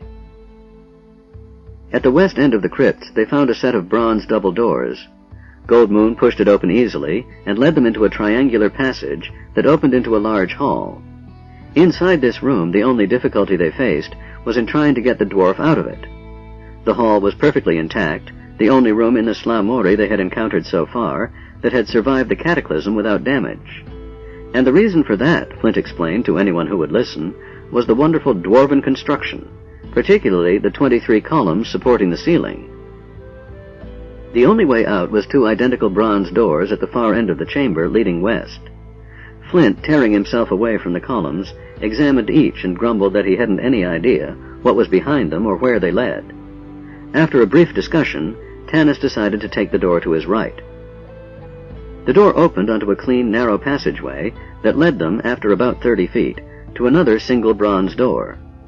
This door, however, was locked. Caramon pushed, tugged, pried, all to no avail. "It's no use," the big man grunted. "It won't budge." Flint watched Caramon for several minutes, then finally stumped forward. Examining the door, he snorted and shook his head. "It's a false door." "Looks real to me," Caramon said, staring at the door suspiciously. "It's even got hinges." "Of course it does," Flint snorted. "We don't build false doors to look false. Even a gully dwarf knows that." "So we're at a dead end," Eben said grimly. "Stand back," Raistlin whispered, carefully leaning his staff against a wall. He placed both hands on the door, touching it only with the tips of his fingers, then said, "Ketsaram Pakliol." There was a flare of orange light, but not from the door. It came from the wall. "Move!" Raistlin grabbed his brother and jerked him back, just as the entire wall, bronze door and all, began to pivot. "Quickly, before it shuts," Tanis said, and everyone hurried through the door, Caramon catching his brother as Raistlin staggered. "Are you all right?" Caramon asked, as the wall slammed shut behind them. "Yes, the weakness will pass," Raistlin whispered. "That is the first spell I have cast from the spellbook of Fistandantilus. The spell of opening worked, but I did not believe it would drain me like this." The door led them into another passageway that ran straight west for about 40 feet, took a sharp turn to the south, then east, then continued south again. Here the way was blocked by another single bronze door. Raistlin shook his head. "I can only use the spell once. It is gone from my memory." "A fireball would open the door," said Fizban. "I think I remember that spell now." "No, old one," Tanis said hastily. "It would fry all of us in this narrow passage. Tass..." Reaching the door, the Kender pushed on it. "Drat! It's open," he said, disappointed not to have to pick a lock. He peered inside. Just another room." They entered cautiously, Raistlin illuminating the chamber with the staff's light. The room was perfectly round, about 100 feet in diameter. Directly across from them, to the south, stood a bronze door, and in the center of the room... "A crooked column," Tass said, giggling. "Look, Flint, the dwarves built a crooked column." "If they did, they had a good reason," the dwarf snapped, shoving the kender aside to examine the tall, thin column. It definitely slanted. Said Flint, puzzled. Then, "It isn't a column at all, you doorknob," Flint exploded. "It's a great huge chain. Look, you can see here it's hooked to an iron bracket on the floor." "Then we are in the chain room," Gilthanus said in excitement. "This is the famed defense mechanism of Pax Tharkas. We must be almost in the fortress." The companions gathered around, staring at the monstrous chain in wonder. Each link was as long as Caramon was tall, and as thick around as the trunk of an oak. "What does the mechanism do?" asked Tasselhoff, longing to climb up the great chain. "Where does this lead?" "The chain leads to the mechanism itself," Gilthanus answered. "As to how it works, you must ask the dwarf, for I am unfamiliar with engineering. But if this chain is released from its moorings," he pointed to the iron bracket in the floor, "massive blocks of granite drop down behind the gates of the fortress. Then no force on Krynn can open them." Leaving the kender to peer up into the shadowy darkness, trying in vain to get a glimpse of the wondrous mechanism, Gilthanus joined the others in searching the room. "Look at this," he finally cried, pointing to a faint door-shaped line in the stones on the north wall. "A secret door. This must be the entrance." "There's the catch." Tasselhoff, turning from the chain, pointed to a chipped piece of stone at the bottom. "The dwarves slipped up," he said, grinning at Flint. "This is a false door that looks false." "And therefore not to be trusted," Flint said flatly. "Bah! Dwarves have bad days like everyone else," Eben said, bending down to try the catch. "Don't open it," Raistlin said suddenly. "Why not?" asked Sturm. "Because you want to alert someone before we find the way into Pax Tharkas?" "If I had wanted to betray you, Knight, I could have done so 1,000 times before this," Raistlin hissed, staring at the secret door. "I sense a power behind that door greater than any I have felt since—" He stopped, shuddering. "Since when?" his brother prompted gently. "The towers of high sorcery," Raistlin whispered. "I warn you, do not open that door." "See where the south door leads," Tanis told the dwarf. Flint stumped over to the bronze door on the south wall and shoved it open. "Near as I can tell, it leads down another passage exactly like all the others," he reported glumly. "The way to Pax Tharkas is through a secret door," Gilthanus repeated. Before anyone could stop him, he reached down and pulled out the chipped stone. The door shivered and began to swing silently inward. "You will regret this," Raistlin choked. The door slid aside to reveal a large room, nearly filled with yellow brick-like objects. Through a thick layer of dust, a faint yellowish color was visible. "A treasure room!" Eben cried. "We found the treasure of Kithkanen." "All in gold," Sturm said coldly. "Worthless these days, since steel's the only thing of any value." His voice trailed off. His eyes widened in horror. "What is it?" shouted Caramon, drawing his sword. "I don't know," Sturm said, more as a gasp than words. "I do," Raistlin breathed as the thing took shape before his eyes. "It is the spirit of a dark elf. I warned you not to open that door." "Do something," Eben said, stumbling backwards. "Put up your weapons, fools," Raistlin said in a piercing whisper. "You cannot fight her. Her touch is death, and if she wails while we are within these walls, we are doomed. Her keening voice alone kills. Run, run all of you, quickly, through the south door." Even as they fell back, the darkness in the treasure room took shape, coalescing into the coldly beautiful, distorted features of a female drow, an evil elf of ages past, whose punishment for crimes unspeakable had been execution. Then the powerful elven magic users chained her spirit, forcing her to guard forever the king's treasure. At the sight of these living beings, she stretched out her hands, craving the warmth of flesh, and opened her mouth to scream out her grief and her hatred of all living things. The companions turned and fled, stumbling over each other in their haste to escape through the bronze door. Caramon fell over his brother, knocking the staff from Raistlin's hand. The staff clattered on the floor, its light still glowing, for only dragonfire can destroy the magic crystal. But now its light flared out over the floor, plunging the rest of the room into darkness. Seeing her prey escaping, the spirit flitted into the chain room, her grasping hand brushing Eben's cheek. He screamed at the chilling, burning touch and collapsed. Sturm caught him and dragged him through the door, just as Raistlin grabbed his staff, and he and Caramon lunged through. "Is that everyone?" Tanis asked, reluctant to close the door. Then he heard a low, moaning sound, so frightful that he felt his heart stop beating for a moment. Fear seized him. He couldn't breathe. The cry ceased, and his heart gave a great, painful leap. The spirit sucked in its breath to scream again. "No time to look," Raistlin gasped. "Shut the door, brother." Caramon threw all his weight on the bronze door. It slammed shut with a boom that echoed through the hall. "That won't stop her," Eben cried, panic-stricken. "No," said Raistlin softly. "Her magic is powerful, more powerful than mine. I can cast a spell on the door, but it will weaken me greatly.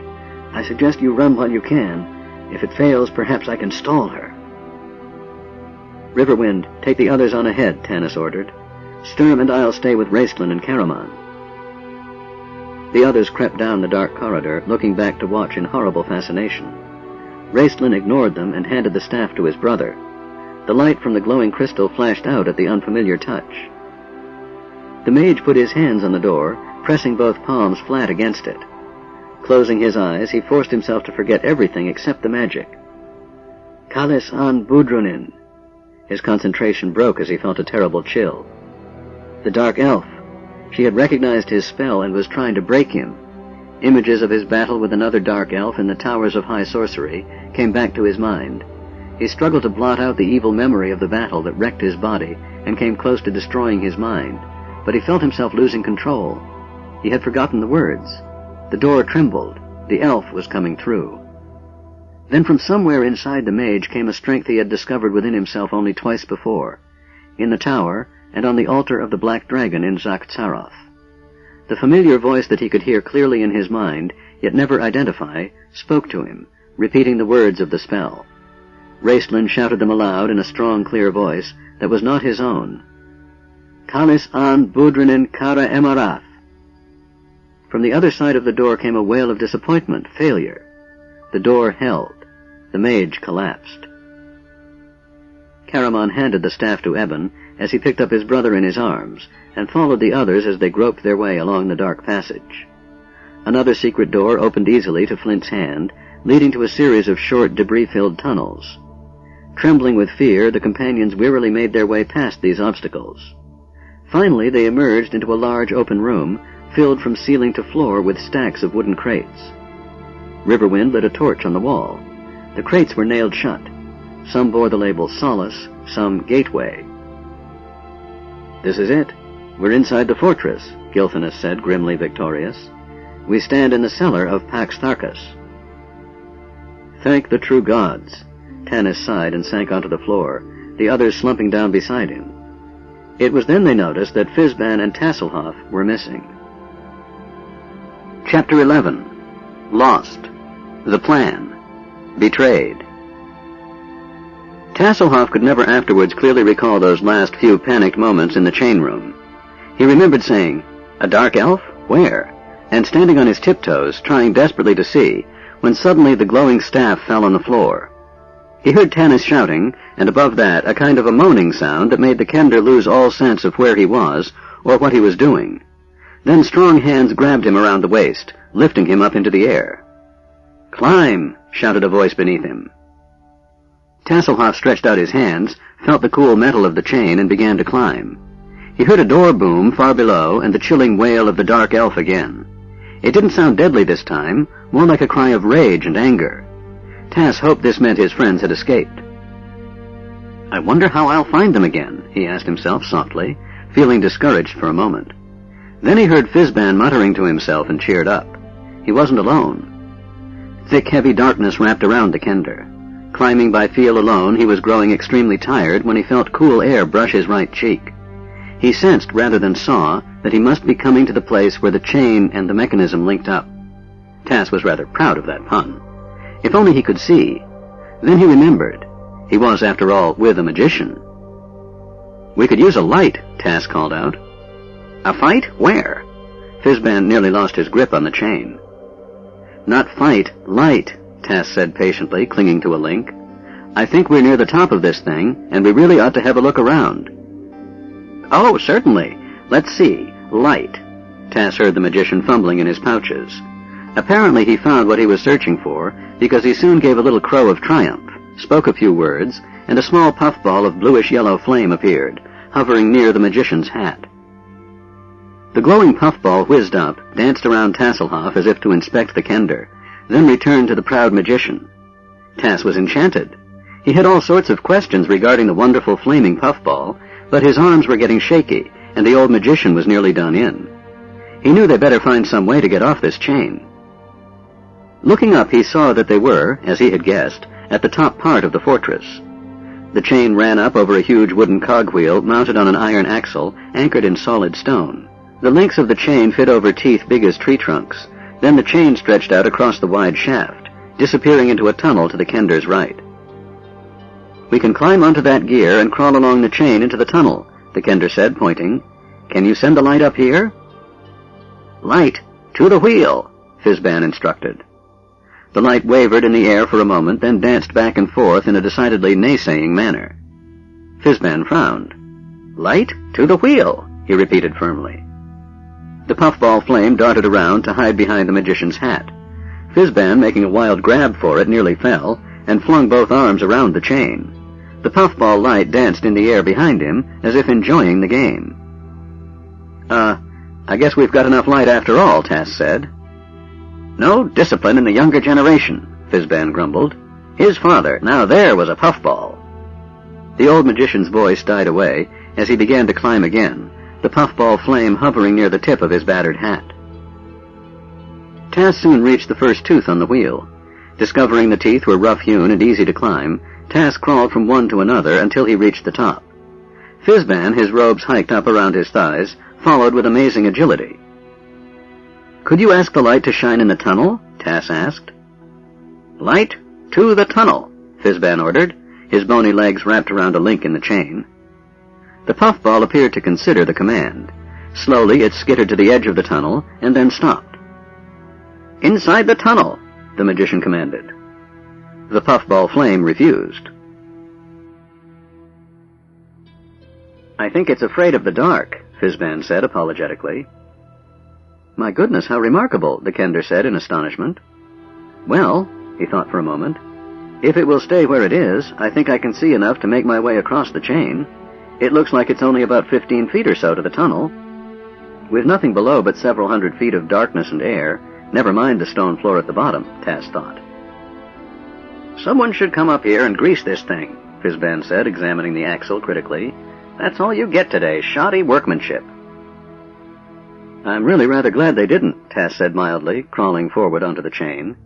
About halfway across the gap, the kender considered what it would be like to fall from this height, tumbling down and down and down, then hitting the stone floor at the bottom. He wondered what it would feel like to splatter all over the floor. "Get a move on," Fizban shouted, crawling out onto the chain after the kender. Tass crawled forward quickly to the tunnel entrance where the puffball flame waited, then jumped off the chain onto the stone floor about 5 feet below him.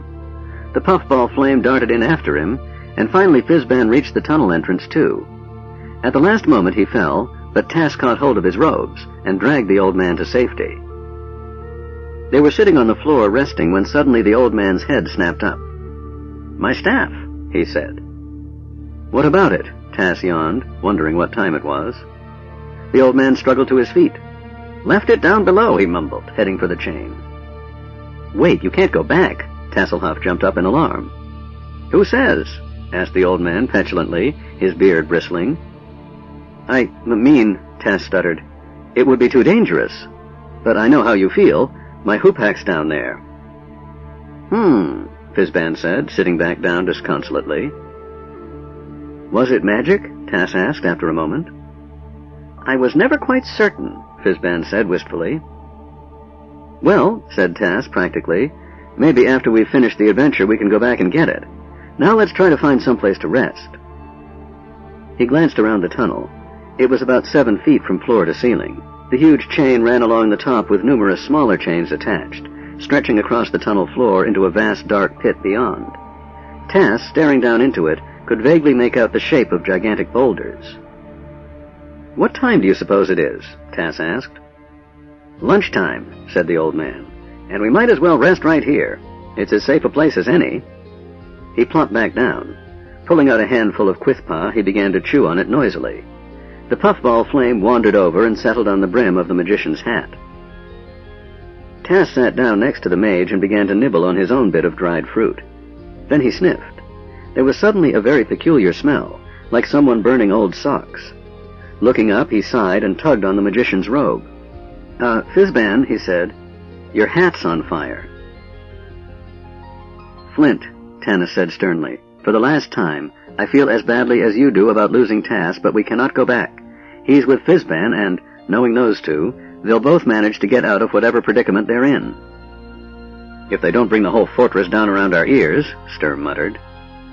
The dwarf wiped his hand across his eyes, glared at Tanis, then whirled on his heel and stumped back to a corner, where he hurled himself onto the floor, sulking.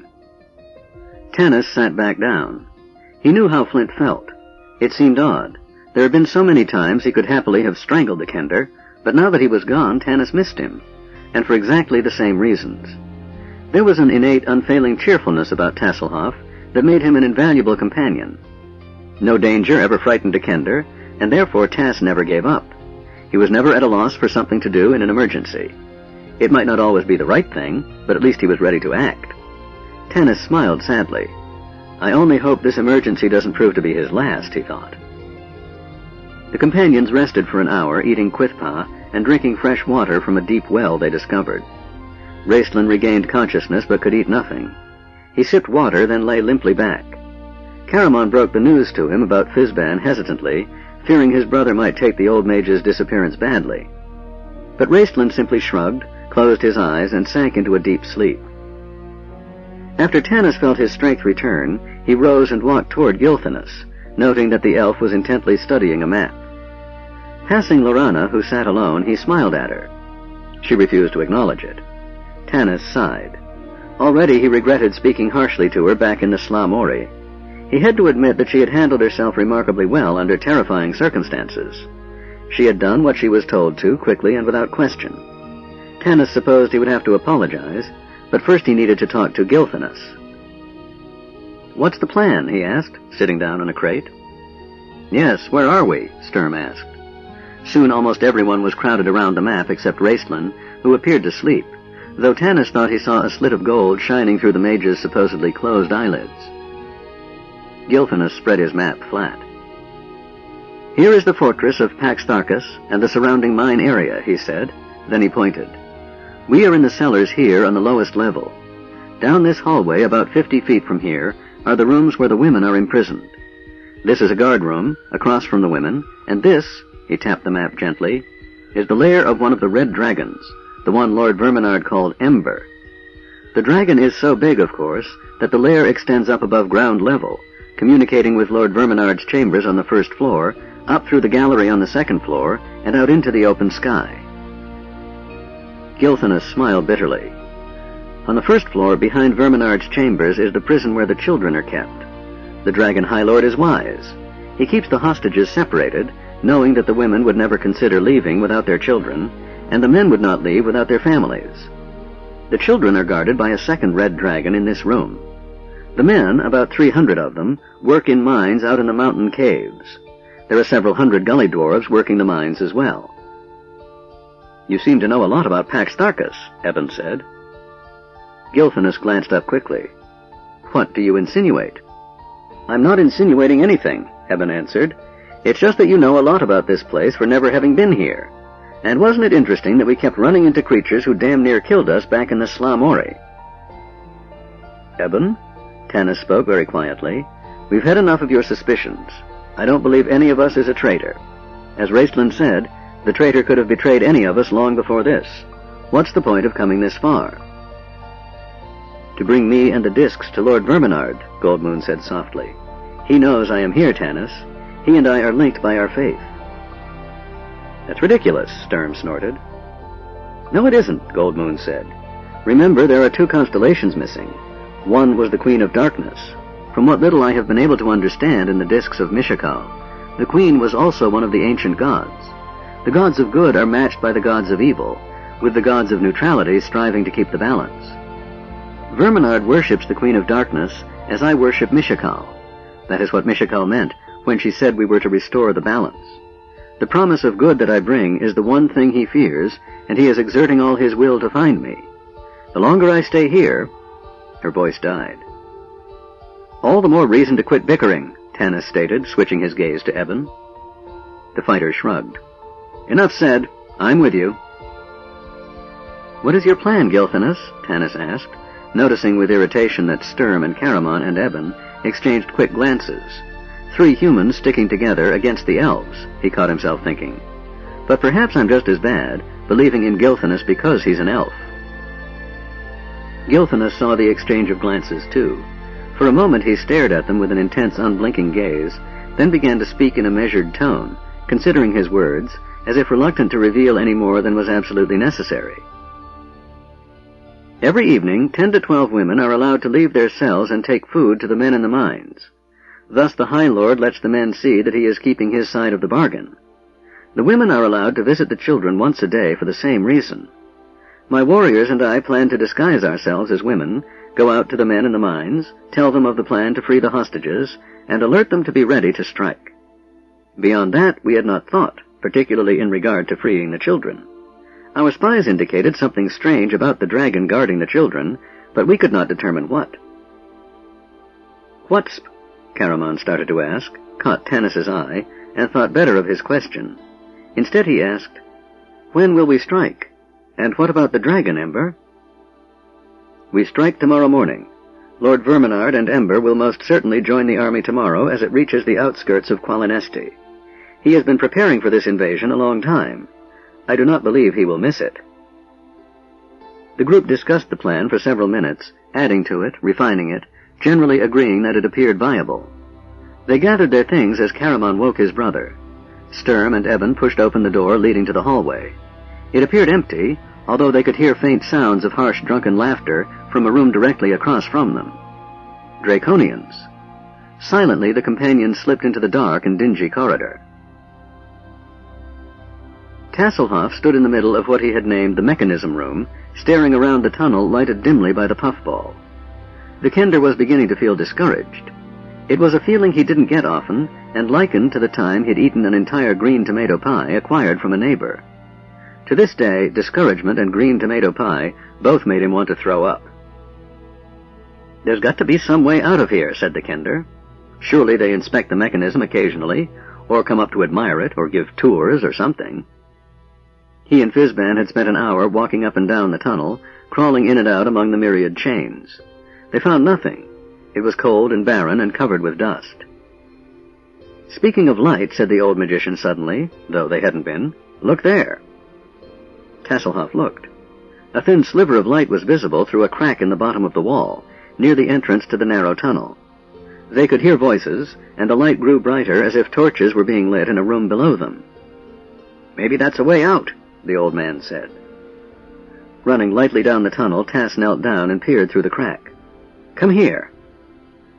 The two looked down into a large room furnished with every possible luxury. All that was beautiful, graceful, delicate, or valuable in the lands under Verminard's control had been brought to decorate the private chambers of the Dragon High Lord. An ornate throne stood at one end of the room. Rare and priceless silver mirrors hung on the walls, arranged so cunningly that no matter where a trembling captive turned, the only image he saw was the grotesque horned helm of the Dragon High Lord glowering at him. "That must be him," Tass whispered to Fizban. "That must be Lord Verminard." The Kender sucked in his breath in awe. "That must be his dragon, Ember, the one Gilthanas told us about, that killed all the elves in Solace." Ember, or Pyros, his true name being a secret known only to Draconians, or to other dragons, never to common mortals, was an ancient and enormous red dragon. Pyros had been given to Lord Verminard ostensibly as a reward from the Queen of Darkness to her cleric. In reality, Pyros was sent to keep a watchful eye on Verminard, who had developed a strange paranoidal fear regarding discovery of the true gods. All the dragon high lords on Krynn possessed dragons, however, though perhaps not as strong and intelligent. For Pyros had another, more important mission that was secret, even to the dragon high lord himself. a mission assigned to him by the Queen of Darkness, and known only to her and her evil dragons. Pyros's mission was to search this part of Ansalon for one man, a man of many names. The Queen of Darkness called him Everman. The dragons called him Green Gemstone Man. His human name was Berim, and it was because of this unceasing search for the human Berim that Pyros was present in Verminard's chamber this afternoon, when he would have much preferred to be napping in his lair. Pyros had received word that Fewmaster Toda was bringing in 2 prisoners for interrogation. There was always the possibility this Berim might be one of them. Therefore, the dragon was always present during interrogations, though he often appeared vastly bored. The only time interrogations became interesting, as far as Pyros was concerned, was when Verminard ordered a prisoner to feed the dragon. Pyros was stretched out along one side of the enormous throne room, completely filling it. His huge wings were folded at his sides, his flanks heaved with every breath he took, like some great gnomish engine. Dozing, he snorted and shifted slightly. A rare vase toppled to the floor with a crash. Verminard looked up from his desk, where he was studying a map of Qualinesti. "Transform yourself before you wreck the place," he snarled. Pyros opened one eye, regarded Verminard coldly for a moment, then grudgingly rumbled a brief word of magic. The gigantic red dragon began to shimmer like a mirage, the monstrous dragon shape condensing into the shape of a human male, slight of build with dark black hair, a thin face, and slanting red eyes. Dressed in crimson robes, Pyros the man walked to a desk near Verminard's throne. Sitting down, he folded his hands and stared at Verminard's broad-muscled back, with undisguised loathing. There was a scratch at the door. "Enter," Verminard commanded absently. A Draconian guard threw open the door, admitting Fewmaster Toda and his prisoners, then withdrew, swinging the great bronze and gold doors shut. Verminard kept the Fewmaster waiting several long minutes, while he continued to study his battle plan. Then, favoring Toda with a condescending gaze, he walked over and ascended the steps to his throne. It was elaborately carved to resemble the gaping jaws of a dragon. Verminard was an imposing figure. Tall and powerfully built, he wore dark night-blue dragon-scale armor trimmed in gold. The hideous mask of a dragon high lord concealed his face. Moving with a grace remarkable in such a large man, he leaned back comfortably, his leather-encased hand absently caressing a black, gold-trimmed mace by his side. Verminard regarded Toda and his 2 captives irritably, knowing full well that Toda had dredged up these 2 in an effort to redeem himself from the disastrous loss of the cleric. When Verminard discovered from his Draconians that a woman matching the description of the cleric had been among those prisoners taken from Solace, and that she had been allowed to escape, his fury was terrifying. Toda had nearly paid for his mistake with his life, but the hobgoblin was exceptionally skilled at whining and groveling. Knowing this, Verminard had considered refusing to admit Toda at all today, but he had a strange nagging sensation that all was not well in his realm. "It's that blasted cleric," Verminard thought. He could sense her power coming nearer and nearer, making him nervous and uneasy. He intently studied the 2 prisoners Toda led into the room. Then, seeing that neither of them matched the descriptions of those who had raided Zakh-Tsaroth, Verminard scowled behind the mask. Pyros reacted differently to the sight of the prisoners. The transformed dragon half rose to his feet, while his thin hands clenched the ebony desktop. With such ferocity, he left the impressions of his fingers in the wood. Shaking with excitement, it took a great effort of will to force himself to sit back down, outwardly calm. Only his eyes, burning with a devouring flame, gave a hint of his inner elation as he stared at the prisoners. One of the prisoners was a gully dwarf, Seston in fact. He was chained hand and foot. Toda was taking no chances, and could barely walk. Stumbling forward, he dropped to his knees before the dragon high lord, terror-stricken. The other prisoner, the one Pyros watched, was a human male, dressed in rags, who stood staring at the floor. "Why have you bothered me with these wretches, Fewmaster?" Verminard snarled. Toda, reduced to a quivering mass, gulped and immediately launched into his speech.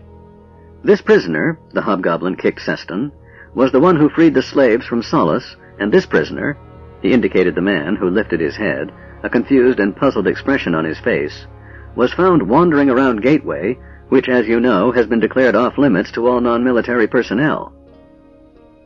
"So why bring them to me?" asked Lord Verminard irritably. throw them into the mines with the rest of the rabble. Toda stammered. I thought the human might be a spy. The Dragon High Lord studied the human intently. He was tall, about 50 human years old. His hair was white, and his clean-shaven face brown and weathered, streaked with lines of age. He was dressed like a beggar, which is probably what he was, Verminard thought in disgust. There was certainly nothing unusual about him, except for his eyes, which were bright and young. His hands, too, were those of a man in his prime, probably elven blood. The man is feeble-minded, Verminard said finally. Look at him, gaping like a landed fish. I believe he's deaf and dumb, my lord, Toda said, sweating. Verminard wrinkled his nose. Not even the dragon helm could keep away the foul odor of perspiring hobgoblin. So you have captured a gully dwarf and a spy who can neither hear nor speak, Verminard said caustically. Well done, Toda. Perhaps now you can go out and pick me a bouquet of flowers. If that is your lordship's pleasure, Toda replied solemnly, bowing. Verminard began to laugh beneath his helm, amused in spite of himself. Toda was such an entertaining little creature. A pity he couldn't be taught to bathe. Verminard waved his hand. Remove them, and yourself. What shall I do with the prisoners, my lord? Have the gully dwarf feed Ember tonight, and take your spy to the mines. Keep a watch on him, though. He looks deadly. The Dragon High Lord laughed. Pyros ground his teeth and cursed Verminard for a fool. Toda bowed again. Come on, you, he snarled, yanking on the manacles, and the man stumbled after him. You too, he prodded Seston with his foot. It was useless. The gully dwarf, hearing he was to feed the dragon, had fainted. A Draconian was called to remove him. Verminard left his throne and walked over to his desk.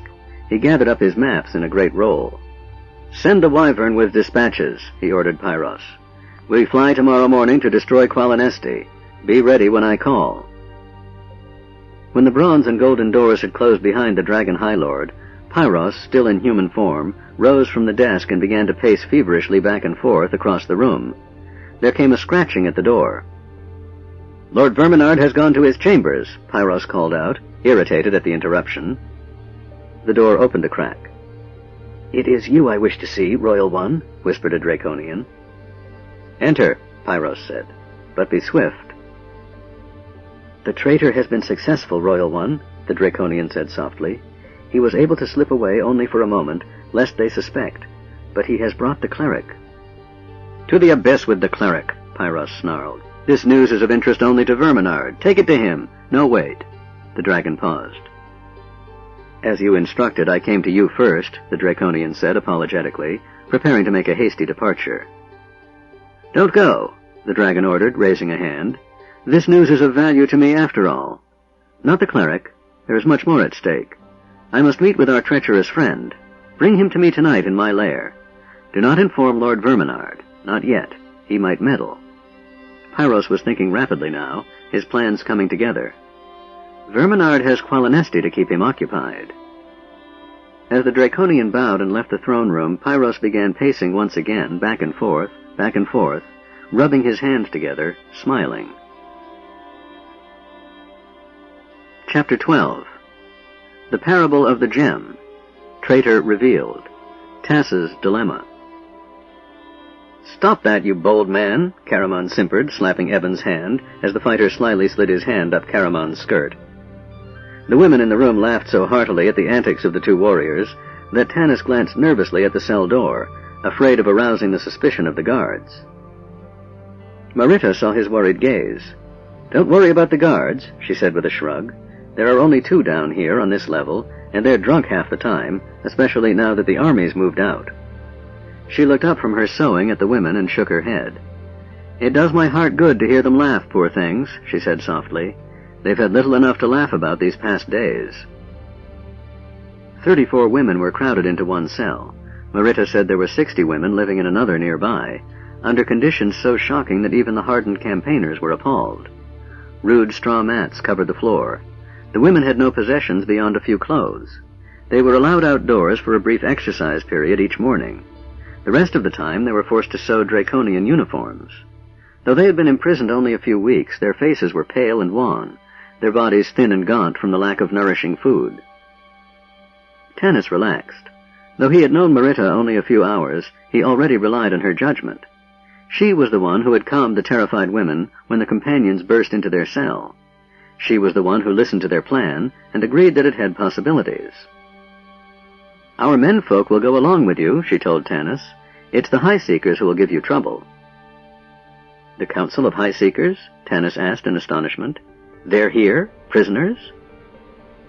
Marita nodded, frowning.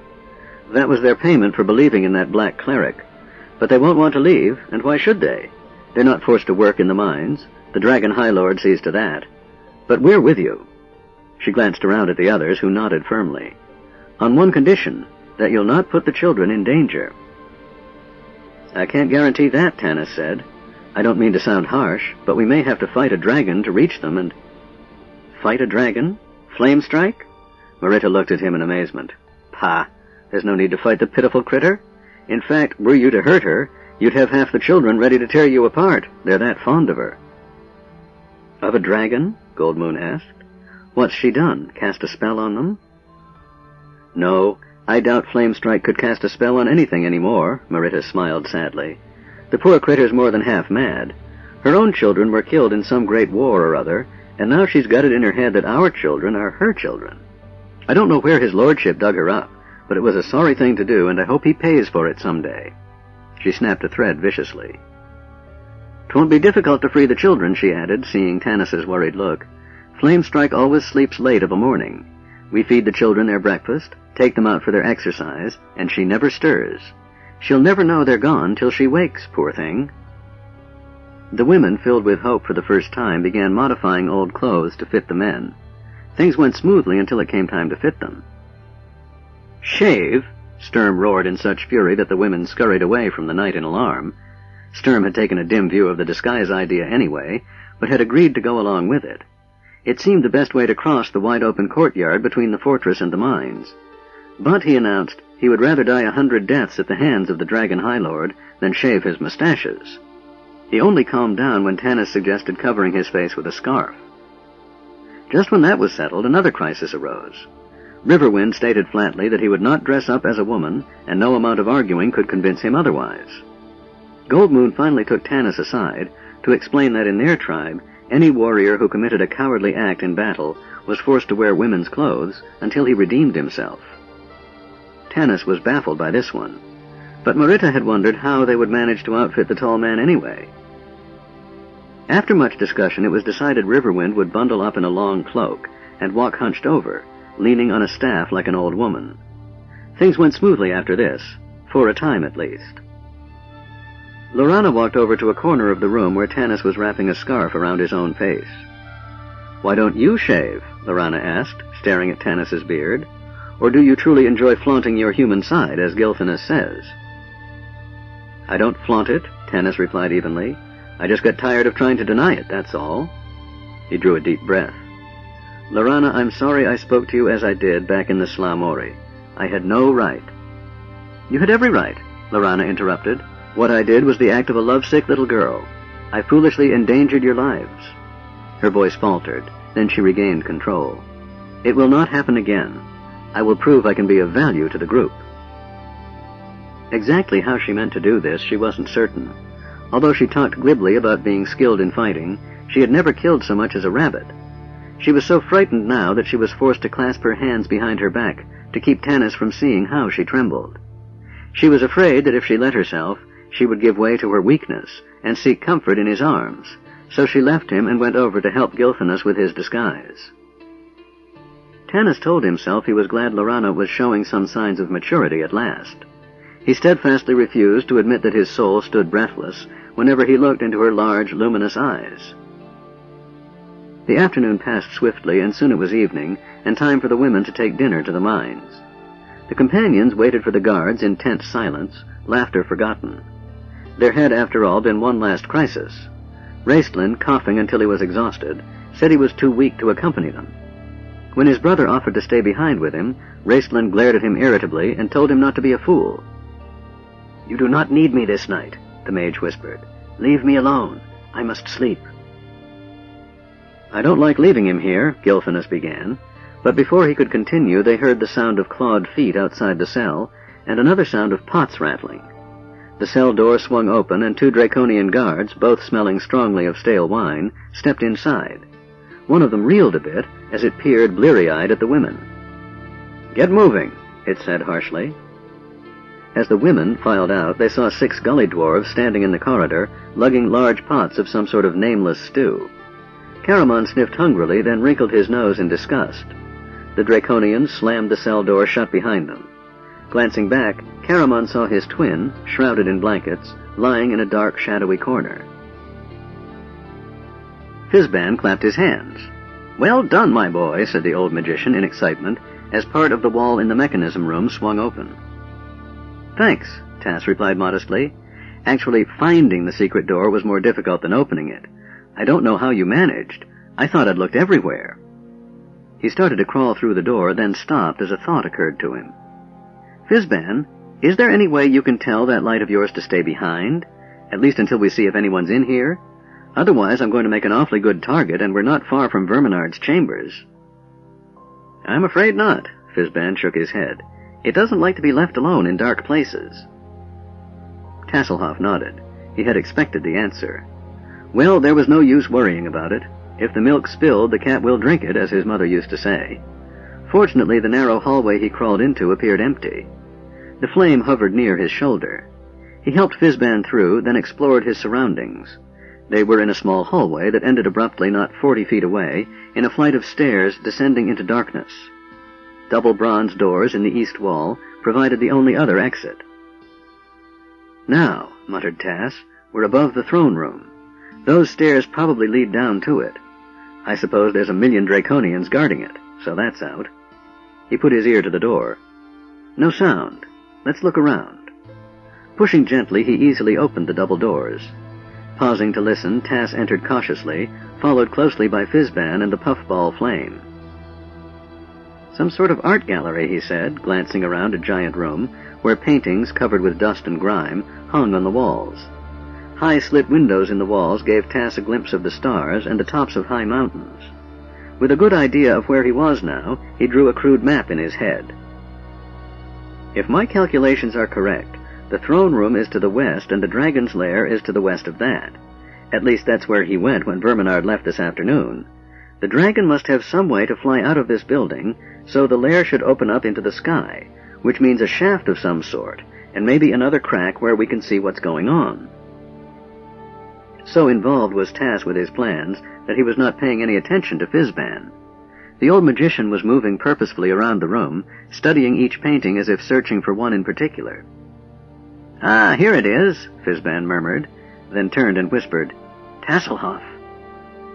The Kender lifted his head and saw the painting suddenly begin to glow with a soft light. "Look at that," Tasselhoff said, entranced. "Why, it's a painting of dragons, red dragons like ember, attacking Pax Starkus and—" The Kender's voice died. Men, knights of Solamnia, mounted on other dragons, were fighting back. The dragons the knights rode were beautiful dragons, gold and silver dragons, and the men carried bright weapons that gleamed with a shining radiance. Suddenly Tasselhoff understood. There were good dragons in the world, if they could be found, who would help fight the evil dragons, and there was— "The dragon lance," he murmured. The old magician nodded to himself. "Yes, little one," he whispered. "You understand. You see the answer. And you will remember. But not now. Not now." Reaching out, he ruffled the Kender's hair with his gnarled hand. "Dragons. What was I saying?" Tass couldn't remember. And what was he doing here anyhow, staring at a painting so covered with dust he couldn't make it out? The Kender shook his head. Fizban must be rubbing off on him. "Oh, yes. The dragon's lair. If my calculations are correct, it's over here." He walked away. The old magician shuffled along behind, smiling. The companions' journey to the mines proved uneventful. They saw only a few Draconian guards, and they appeared half asleep with boredom. No one paid any attention to the women going by. They passed the glowing forge, continually fed by a scrambling mass of exhausted gully dwarves. Hurrying past that dismal sight quickly, the companions entered the mines where Draconian guards locked the men in huge cave rooms at night, then returned to keep an eye on the gully dwarves. Guard duty over the men was a waste of time anyway, Verminard figured. The humans weren't going anyplace. And for a while it looked to Tanis as if this might prove horribly true. The men weren't going anyplace. They stared at Goldmoon, unconvinced, as she spoke. After all, she was a barbarian. Her accent was strange, her dress even stranger. She told what seemed a children's tale of a dragon dying in a blue flame she herself survived. And all she had to show for it was a collection of shining platinum discs. Hedrick, the Solace Theocrat, was loud in his denunciation of the Quayshu woman as a witch and a charlatan and a blasphemer. He reminded them of the scene in the inn, exhibiting his scarred hand as evidence. Not that the men paid a great deal of attention to Hedrick. The Seeker God, after all, had not kept the dragons from Solace. Many of them, in fact, were interested in the prospect of escape. Nearly all bore some mark of ill treatment, whiplashes, bruised faces. They were poorly fed, forced to live in conditions of filth and squalor, and everyone knew that when the iron beneath the hills was gone, their usefulness to Lord Verminard would end. But the High Seekers, still the governing body even in prison, opposed such a reckless plan. Arguments started. The men shouted back and forth. Tanis hastily posted Caramon, Flint, Eben, Sturm, and Gilthanas at the doors, fearing the guards would hear the disturbance and return. The half-elf hadn't expected this. The arguing might last for days. Goldmoon sat despondently before the men, looking as though she might cry. She had been so imbued with her newfound convictions, and so eager to bring her knowledge to the world, that she was cast into despair when her beliefs were doubted. "These humans are fools," Lorana said softly, coming up to stand beside Tanis. "No," replied Tanis, sighing. "If they were fools, it would be easier. We promise them nothing tangible, and ask them to risk the only thing they have left, their lives. And for what? To flee into the hills, fighting a running battle all the way. At least here they are alive, for the time being." "But how can life be worth anything living like this?" Lorana asked. "That's a very good question, young woman," said a feeble voice. They turned to see Marita kneeling beside a man lying on a crude cot in a corner of the cell. Wasted with illness and deprivation, his age was indeterminable. He struggled to sit up, stretching out a thin, pale hand to Tanis and Lorana. His breath rattled in his chest. Marita tried to hush him, but he stared at her irritably. "I know I'm dying, woman. It doesn't mean I have to be bored to death first. Bring that barbarian woman over to me." Tanis looked at Marita questioningly. She rose and came over, drawing him to one side. "He is Elistan," she said, as if Tanis should know the name. When Tanis didn't respond, she clarified. "Elistan, one of the High Seekers from Haven. He was much loved and respected by the people, the only one who spoke out against this Lord Verminard. But no one listened, not wanting to hear, of course." "You speak of him in the past tense," Tanis said. "He isn't dead yet." "No, but it won't be long." Marita wiped away a tear. "I've seen the wasting sickness before. My own father died of it. There's something inside of him, eating him alive. These last few days, he has been half mad with the pain, but that's gone now. The end is very near." "Maybe not," Tanis smiled. "Goldmoon is a cleric. She can heal him." Perhaps not," Marita said skeptically. "I wouldn't want to chance it. We shouldn't excite Elistan with false hope. Let him die in peace." "Goldmoon," Tanis said as the chieftain's daughter came near, "this man wants to meet you." Ignoring Marita, the half-elf led Goldmoon over to Elistan. Goldmoon's face, hard and cold with disappointment and frustration, softened as she saw the man's pitiful condition. Elistan looked up at her. "Young woman," he said sternly, though his voice was weak, "you claim to bring word from ancient gods. If it truly was we humans who turned from them, not the gods who turned from us, as we've always thought, then why have they waited so long to make their presence known?" Goldmoon knelt down beside the dying man in silence, thinking how to phrase her answer. Finally she said, "Imagine you are walking through a wood, carrying your most precious possession, a rare and beautiful gem. Suddenly you are attacked by a vicious beast. You drop the gem and run away. When you realize the gem is lost, you are afraid to go back into the woods and search for it. Then someone comes along with another gem. Deep in your heart, you know it is not as valuable as the one you lost, but you are still too frightened to go back to look for the other. Now, does this mean the gem has left the forest, Or is it still lying there, shining brightly beneath the leaves, waiting for you to return? Elistan closed his eyes, sighing, his face filled with anguish. Of course, the gem waits for our return. What fools we have been. I wish I had time to learn of your gods, he said, reaching out his hand. Goldmoon caught her breath, her face drained until she was nearly as pale as the dying man on the cot. You will be given time, she said softly, taking his hand in hers. End of side 10. To continue, change side selector switch and turn the cassette over. Side 11.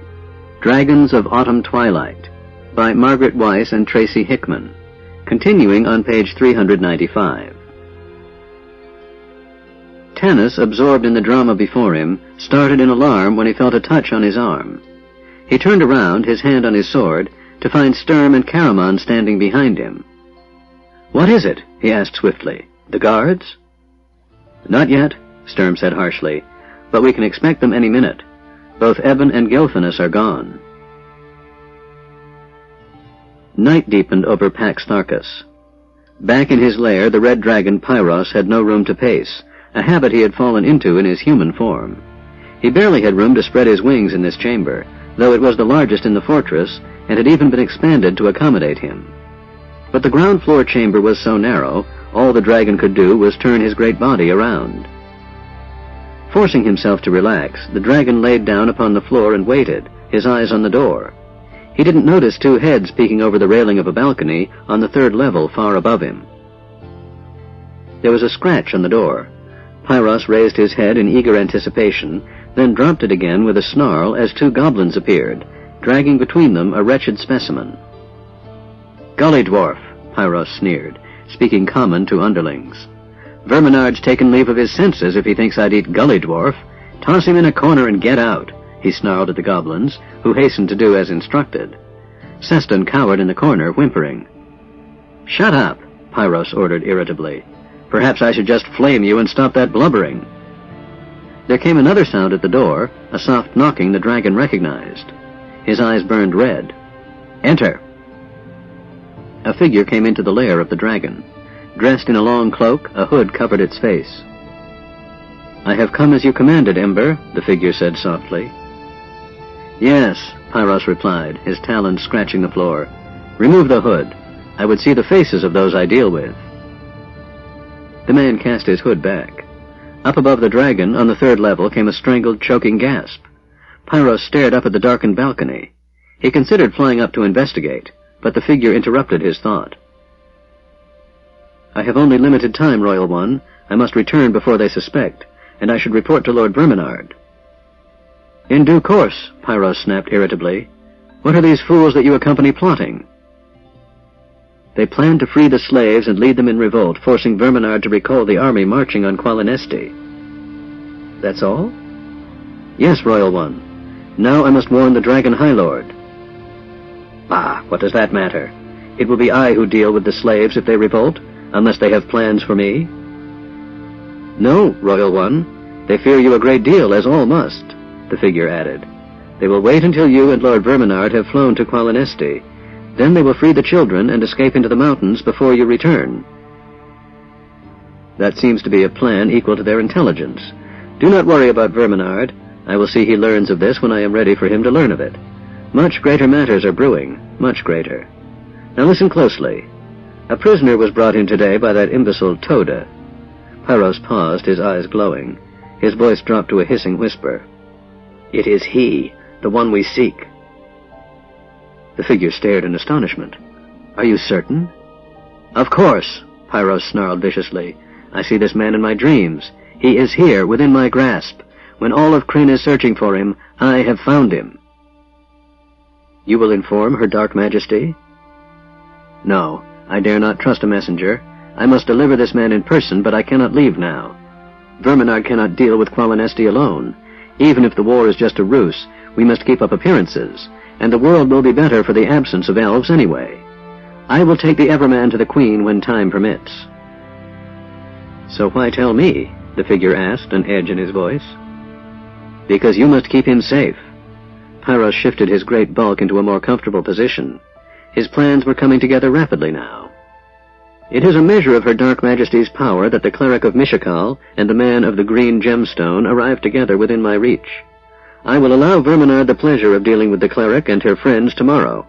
In fact, Pyros's eyes gleamed, this may work out quite well. We can remove the green gemstone man in the confusion, and Verminard will know nothing. When the slaves attack, you must find the green gemstone man. Bring him back here and hide him in the lower chambers.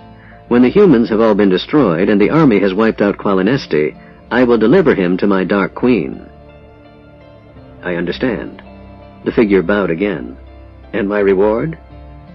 Will be all you deserve. Now leave me. The man cast the hood up over his head and withdrew. Pyros folded his wings and, curling his great body around with the huge tail up over his snout, he lay staring into the darkness. The only sound that could be heard was Seston's pitiful weeping. "Are you all right?" Fizban asked Tasselhoff gently, as they sat crouched by the balcony, afraid to move. It was pitch dark, Fizban having overturned a vase on the highly indignant puffball flame. "Yes," Tass said dully. "I'm sorry I choked like that. I couldn't help myself. Even though I expected it, sort of, it's still hard to realize someone you know could betray you. Do you think the dragon heard me?" "I couldn't say," Fizban sighed. "The question is, what do we do now?" "I don't know," Tass said miserably. "I'm not supposed to be the one that thinks. I just come along for the fun. We can't warn Tanis and the others because we don't know where they are, and if we start wandering around looking for them, we might get caught and only make things worse." He put his chin in his hand. "You know," he said with unusual somberness, "I asked my father once why Kenders were little, why we weren't big like humans and elves. I really wanted to be big," he said softly, and for a moment he was quiet. "What did your father say?" asked Fizban gently. "He said Kenders were small because we were meant to do small things. If you look at all the big things in the world closely," he said, "you'll see that they're really made up of small things all joined together. That big dragon down there comes to nothing but tiny drops of blood, maybe. It's the small things that make the difference." "Very wise, your father." "Yes." Tass brushed his hand across his eyes. "I haven't seen him in a long time." The Kender's pointed chin jutted forward, his lips tightened. His father, if he had seen him, would not have known this small, resolute person for his son. "We'll leave the big things to the others," Tass announced finally. "They've got Tanis and Sturm and Goldmoon. They'll manage. We'll do the small thing, even if it doesn't seem very important. We're going to rescue Seston." Chapter 13. Questions. No answers. Fizban's hat. "I heard something, Tanis, and I went to investigate," Eben said, his mouth set in a firm line. "I looked outside the cell door I was guarding, and I saw a Draconian crouched there, listening. I crept out and got it in a chokehold, then a second one jumped me. I knifed it, then took off after the first.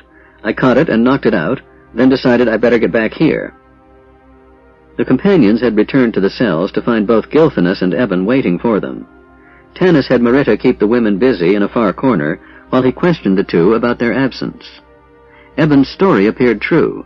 Tanis had seen the bodies of the Draconians as he returned to the prison, and Eben had certainly been in a fight. His clothes were torn, blood trickled from a cut on his cheek. Tika got a relatively clean cloth from one of the women and began washing the cut. "He saved our lives, Tanis," she snapped. "I'd think you'd be grateful instead of glaring at him as if he'd stabbed your best friend." "No, Tika," Eben said gently. "Tanis has a right to ask. It did look suspicious, I admit, but I have nothing to hide." Catching hold of her hand, he kissed her fingertips. Tika flushed and dipped the cloth in water, raising it to his cheek again. Caramon, watching, scowled. "What about you, Gilthanas?" the warrior asked abruptly. "Why did you leave?" "Do not question me," the elf said sullenly. "You don't want to know." "Know what?" Tanis said sternly. "Why did you leave?" "Leave him alone," Lorana cried, going to her brother's side. Gilthanas's almond eyes flashed as he glanced at them. His face was drawn and pale. "This is important, Lorana," Tanis said. "Where did you go, Gilthanas?" "Remember, I warned you." Gilthanas's eyes shifted to Raistlin. "I returned to see if our mage was really as exhausted as he said. He must not have been. He was gone. Caramon stood up, his fists clenched, his face distorted with anger. Sturm grabbed hold of him and shoved him backwards as Riverwind stepped in front of Gilthanas. "All have a right to speak, and all have a right to respond in their own defense," the plainsman said in his deep voice. "The elf has spoken. Let us hear from your brother." "Why should I speak?" Raistland whispered harshly, his voice soft and lethal with hatred. "None of you trusts me, so why should you believe me? I refuse to answer, and you may think as you choose. If you believe I am a traitor, kill me now. I will not stop you."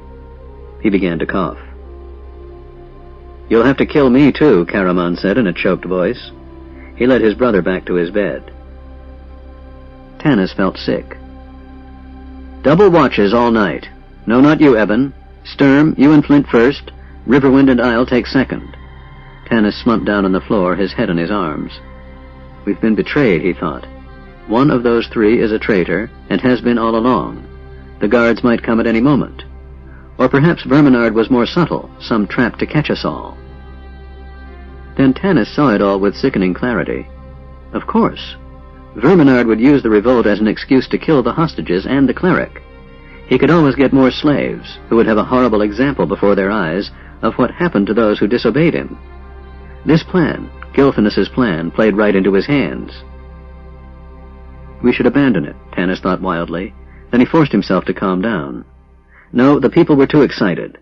Following Elistan's miraculous healing and his announced determination to study these ancient gods, the people had hope. They believed that the gods had truly come back to them. But Tanis had seen the other High Seekers look at Elistan jealously. He knew that, though they made a show of supporting the new leader, given time they would try and subvert him. Perhaps even now they were moving among the people, spreading doubt. If we backed out now, they'd never trust us again, Tanis thought. We must go ahead, no matter how great the risk. Besides, perhaps he was wrong. Maybe there was no traitor. Hoping, he fell into a fitful sleep. The night passed in silence. Dawn filtered through the gaping hole in the tower of the fortress. Tas blinked, then sat up, rubbing his eyes, wondering for a moment where he was. "I'm in a big room," he thought, staring up at a high ceiling that had a hole cut in it to allow the dragon access to the outside. "There are 2 other doors, besides the one Fizban and I came through last night." Fizban. The dragon. Tas groaned, remembering. He hadn't meant to fall asleep. He and Fizban had only been waiting until the dragon slept to rescue Seston. Now it was morning. Perhaps it was too late. Fearfully the Kender crept to the balcony and peered over the edge. No, he sighed in relief. The dragon was asleep. Seston slept too, worn out with fear. Now was their chance. Tasselhoff crawled back to the mage. "Old One," he whispered. "Wake up." He shook him. "What? Who? Fire?" The mage sat up, peering around blearily. "Where? Run for the exits." "No, not a fire," Tas sighed. "It's morning. Here's your hat." He handed it to the magician, who was groping around, searching for it. "What happened to the puffball light?" "Humph," Fizban sniffed.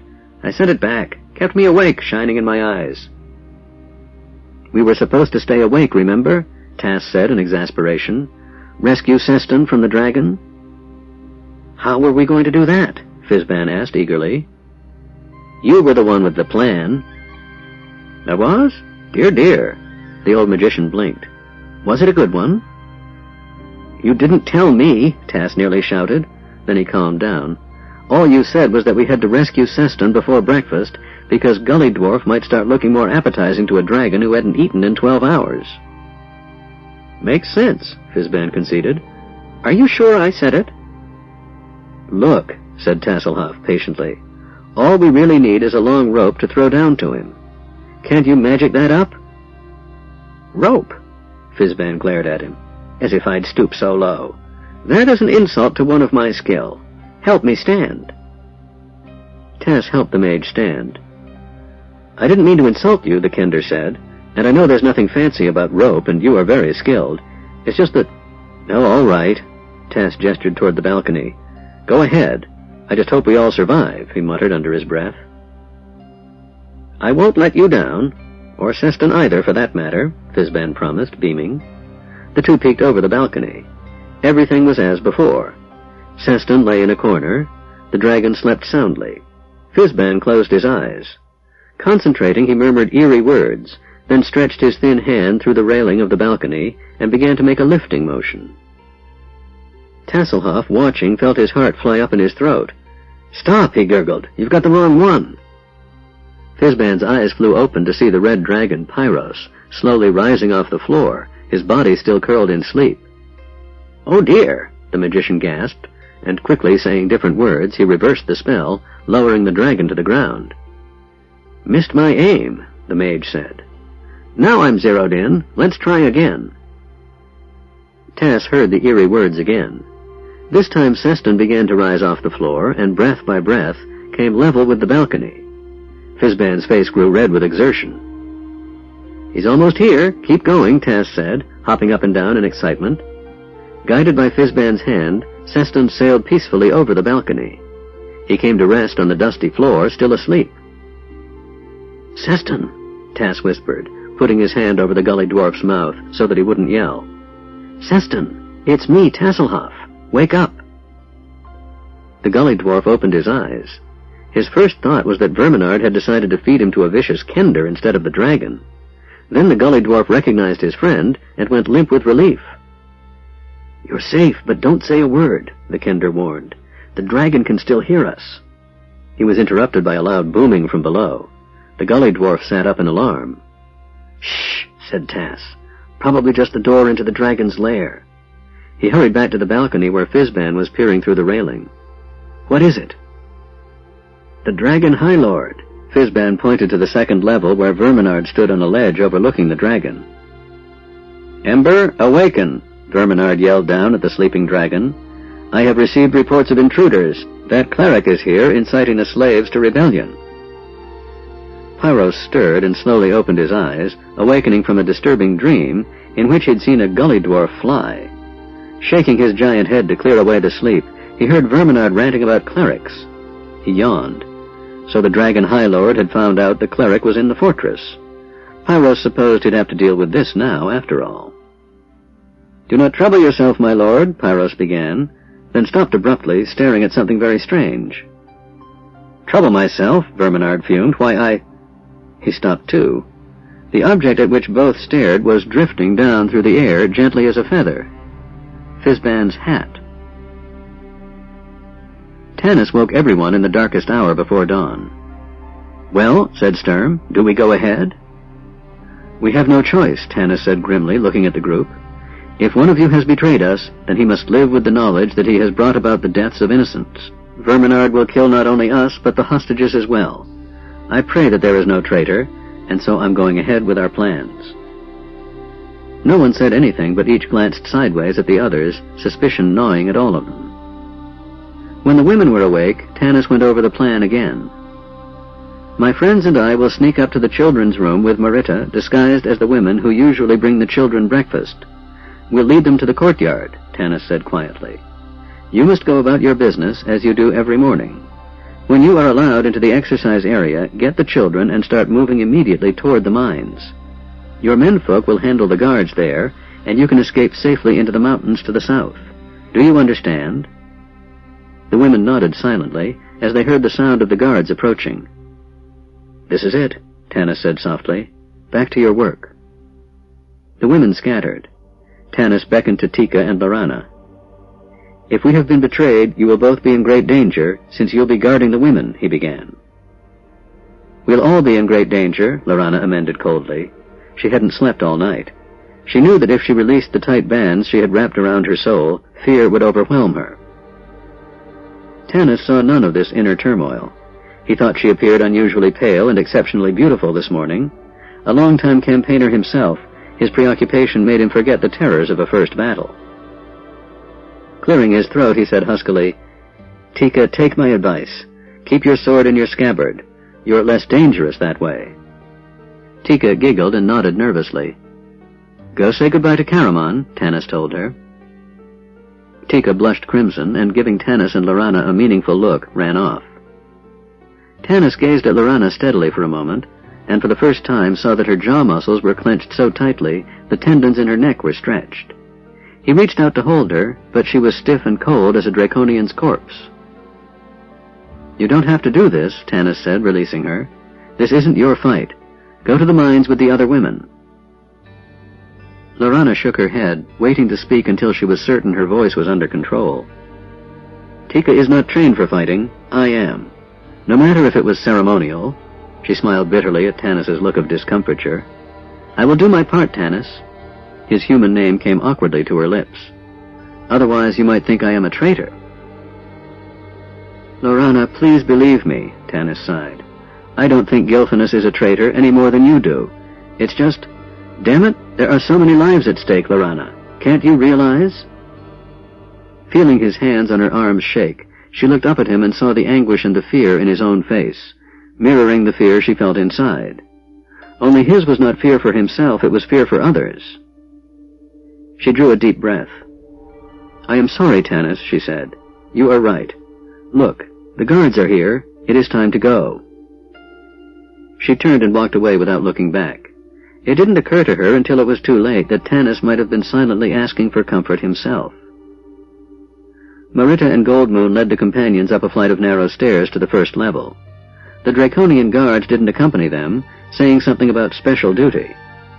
Tanis asked Marita if that was usual, and she shook her head, her face worried. They had no choice but to go on. 6 gully dwarfs trailed after them, carrying heavy pots of what smelled like oatmeal. They paid little attention to the women until Caramon stumbled over his skirt, climbing the stairs, and fell to his knees, uttering a very unladylike oath. The gully dwarf's eyes opened wide. "Don't even squeak," Flint said, whirling around to face them, a knife flashing in his hand. The gully dwarves cowered against the wall, shaking their heads frantically, the pots clattering. The companions reached the top of the stairs and stopped. "We crossed this hall to the door," Marita pointed. "Oh, no." She grasped Tanis's arm. "There's a guard at the door. It's never guarded."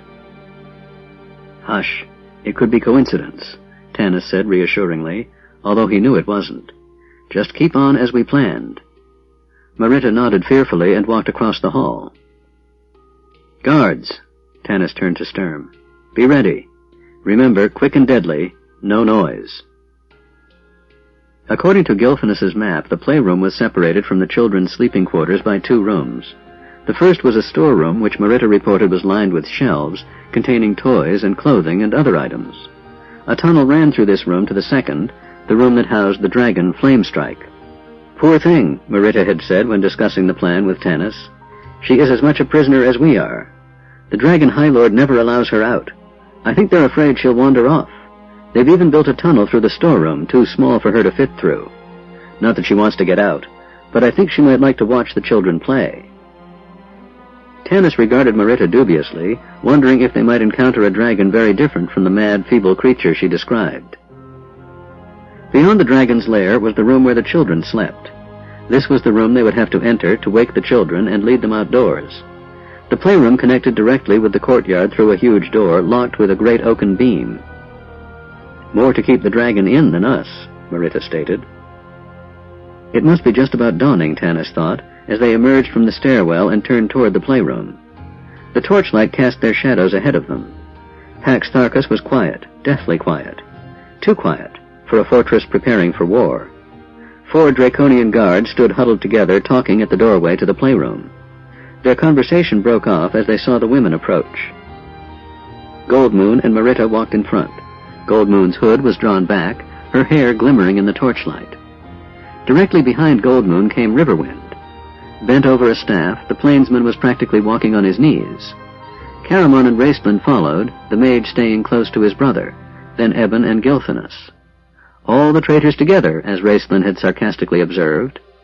Flint brought up the rear, turning occasionally to glower at the panic-stricken gully dwarves. "You're early this morning," a Draconian growled.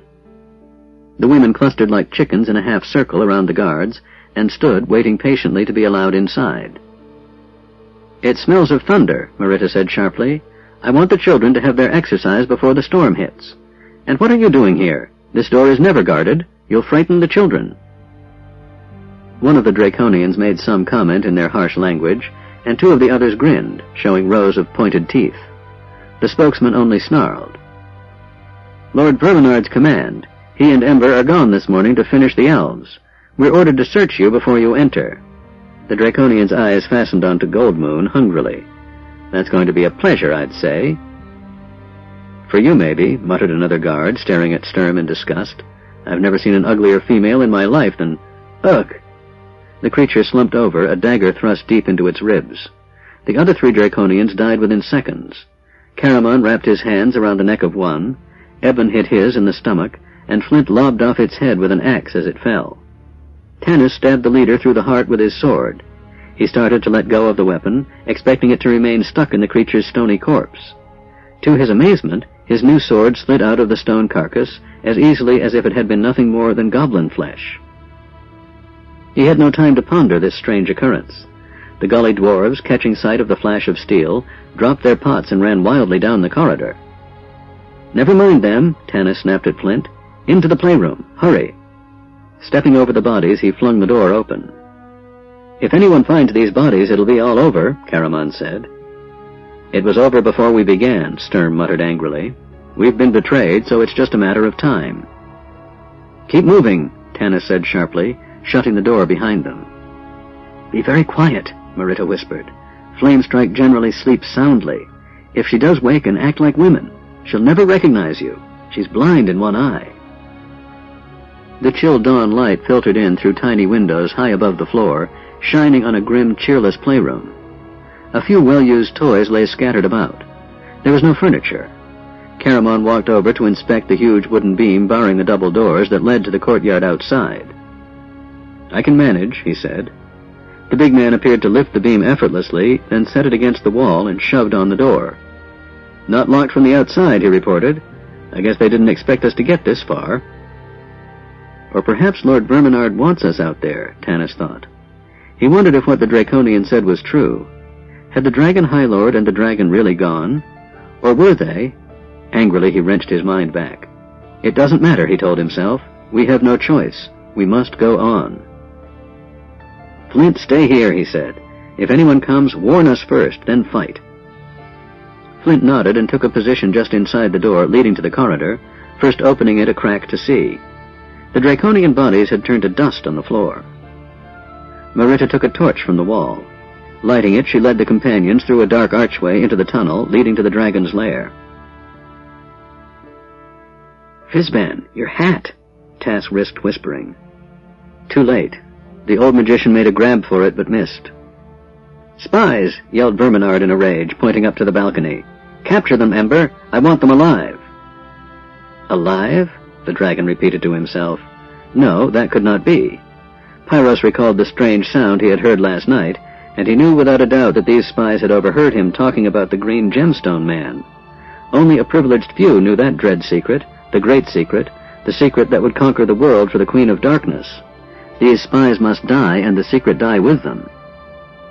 Pyros spread his wings and launched himself into the air, using his powerful back legs to propel himself from the floor with tremendous speed. "This is it," thought Tasselhoff. "Now we've done it. There's no escape this time."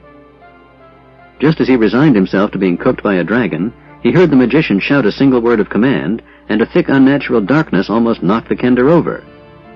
"Run!" panted Fizban, grabbing the kender's hand and dragging Tass to his feet. "Seston! I've got him! Run!" Tasselhoff ran. They flew out the door and into the gallery, then he had no idea where he was going. He just kept hold of the old man and ran. Behind him he could hear the sound of the dragon whooshing up out of his lair, and he heard the dragon's voice. "So you are a magic user, are you, spy?" Pyros shouted. "We can't have you running around in the dark. You might get lost. Let me light your way." Tasselhoff heard a great intake of breath into a giant body, then flames crackled and burned around him. The darkness vanished, driven away by the fire's flaring light. But to his amazement, Tass wasn't touched by the flame. He looked at Fizban, hatless, running next to him. They were in the gallery still, heading for the double doors. The kender twisted his head. Behind him loomed the dragon, more horrible than anything he had imagined, more terrifying than the black dragon in Zaktsara. The dragon breathed on them again, and once more Tass was enveloped by flame. The paintings on the walls blazed, furniture burned, curtains flared like torches, smoke filled the room. But none of it touched him and Seston and Fizban. Tasselhoff looked at the mage in admiration, truly impressed. "How long can you keep this up?" he shouted to Fizban as they wheeled around a corner, the double bronze doors in sight. The old man's eyes were wide and staring. "I have no idea," he gasped. "I didn't know I could do it at all." Another blast of flame exploded around them. This time Tasselhoff felt the heat and glanced at Fizban in alarm. The mage nodded. "I'm losing it," he cried. "Hang on," Tasselhoff panted. "We're almost to the door. He can't get through it." The three pushed through the bronze double doors that led from the gallery back into the hallway just as Fizban's magic spell wore off. Before them was the secret door, still open, that led to the mechanism room. Tasselhoff flung the bronze doors shut and stopped a moment to catch his breath. But just as he was about to say, "We made it," one of the dragon's huge clawed feet broke through the stone wall right above the Kender's head. Seston, giving a shriek, headed for the stairs. "No!" Tasselhoff grabbed him. "That leads to Verminard's quarters." "Back to the mechanism room!" Fizban cried. They dashed through the secret door just as the stone wall gave way with a tremendous crash, but they could not shut the door. "I have a lot to learn about dragons, apparently," Tass muttered. "I wonder if there are any good books on the subject." "So I have run you rats into your hole, and now you are trapped," boomed Pyros's voice from outside. "You have nowhere to go, and stone walls do not stop me." There was a terrible grinding and grating sound. The walls of the mechanism room trembled, then began to crack. "It was a nice try," Tass said ruefully. "That last spell was a doozy. Almost worth getting killed by a dragon to see." "Killed?" Fizban seemed to wake up. "By a dragon? I should say not. I've never been so insulted. There must be a way out." His eyes began to gleam. "Down the chain." "The chain?" repeated Tass, thinking he must have misunderstood, what with the walls cracking around him and the dragon roaring and all. "We'll crawl down the chain. Come on." Cackling with delight, the old mage turned and ran down the tunnel. Seston looked dubiously at Tasselhoff, but just then the dragon's huge claw appeared through the wall. The Kender and the gully dwarf turned and ran after the old magician. By the time they reached the great wheel, Fizban had already crawled along the chain leading from the tunnel and reached the first tree-trunk tooth of the wheel itself. Tucking his robes up around his thighs, he dropped down from the tooth onto the first rung of the huge chain. The Kender and gully dwarf swung onto the chain after him. Tass was just beginning to think they might get out of this alive after all, especially if the dark elf at the bottom of the chain had taken the day off, when Pyros burst suddenly into the shaft where the great chain hung. Sections of the stone tunnel caved in around them, falling to the ground with a hollow, booming thud. The walls shuddered, and the chain started to tremble. Above them hovered the dragon. He did not speak, but simply stared at them with his red eyes. Then he drew in a huge breath that seemed to suck in the air of the whole valley. Tass started instinctively to close his eyes, then opened them wide. He'd never seen a dragon breathe fire, and he wasn't going to miss seeing it now, especially as it would probably be his last chance. Flames billowed out from the dragon's nose and mouth. The blast from the heat alone nearly knocked Tasselhoff off the chain. But once again the fire burned all around him and did not touch him. Fizban cackled with delight. "Quite clever, old man," said the dragon angrily, "but I too am a magic user, and I feel you weakening. I hope your cleverness amuses you, all the way down." Flames flared out again, but this time the dragon's fire was not aimed at the trembling figures clinging to the chain. The flames struck the chain itself, and the iron links began to glow red-hot at the first touch of the dragon fire. Pyros breathed again, and the links burned white-hot. The dragon breathed a third time. The links melted. The massive chain gave a great shudder and broke, plunging into the darkness below. Pyros watched it as it plummeted down. Then, satisfied that the spies would not live to tell their tale, he flew back to his lair where he could hear Verminard shouting for him. In the darkness left behind by the dragon, the great cogwheel, free of the chain that had held it in place for centuries, gave a groan and began to turn. Chapter 14. Matafleur, the Magic Sword, White Feathers. Light from Marita's torch illuminated a large, barren, windowless room. There was no furniture. The only objects in the chill stone chamber were a huge basin of water, a bucket filled with what smelled like rotted meat, and a dragon. Tanis caught his breath. He had thought the black dragon in Zaktsaroth formidable, He was truly awed at the massive size of this red dragon. Her lair was enormous, probably over 100 feet in diameter, and the dragon stretched the length of it, the tip of her long tail lying against the far wall. For a moment the companions stood stunned, with ghastly visions of the giant head rising up and searing them with the burning flame breathed by the red dragons, the flames that had destroyed Solace. Marita did not appear worried, however. She advanced steadily into the room, and after a moment's hesitation, the companions hurried after her. As they drew closer to the creature, they could see that Marita had been right. The dragon was clearly in pitiful condition. The great head that lay on the cold stone floor was lined and wrinkled with age, the brilliant red skin grayish and mottled. She breathed noisily through her mouth, her jaws parted to reveal the once sword-sharp teeth, now yellowed and broken. Long scars ran along her sides. Her leathery wings were dry and cracked. Now Tanis could understand Marita's attitude. Clearly the dragon had been ill-used, and he caught himself feeling pity, relaxing his guard. He realized how dangerous this was when the dragon, awakened by the torchlight, stirred in her sleep. Her talons were as sharp and her fire as destructive as any other red dragon in Krynn, Tanis reminded himself sharply. The dragon's eyes opened, slits of glistening red in the torchlight. The companions halted, hands on their weapons. "Is it time for breakfast already, Marita?" Matafleur, Flamestrike being her name to common mortals, said in a sleepy, husky voice. "Yes, we're just a bit early today, dearie," Marita said soothingly, "but there's a storm brewing, and I want the children to have their exercise before it breaks. Go back to sleep. I'll see they don't wake you on their way out." "I don't mind." The dragon yawned and opened her eyes a bit farther. Now Tanis could see that one of them had a milky covering. She was blind in that eye. "I hope we don't have to fight her, Tanis," Sturm whispered. "It'd be like fighting someone's grandmother." Tanis forced his expression to harden. "She's a deadly grandmother, Sturm. Just remember that." "The little ones had a restful night," the dragon murmured, apparently drifting off to sleep again. "See that they don't get wet if it does storm, Marita. Especially little Eric. He had a cold last week." Her eyes closed. Turning, Marita beckoned the others on, putting her finger to her lips. Sturm and Tanis came last, their weapons and armor muffled by numerous cloaks and skirts. Tanis was about 30 feet from the dragon's head when the noise started. At first he thought it was his imagination, that his nervousness was making him hear a buzzing sound in his head. But the sound grew louder and louder, and Sturm turned, staring at him in alarm. The buzzing sound increased until it was like 1,000 swarming locusts. Now the others were looking back, too, all of them staring at him. Tanis looked at his friends helplessly, an almost comic look of confusion on his face. The dragon snorted and stirred in irritation, shaking her head as though the noise hurt her ears.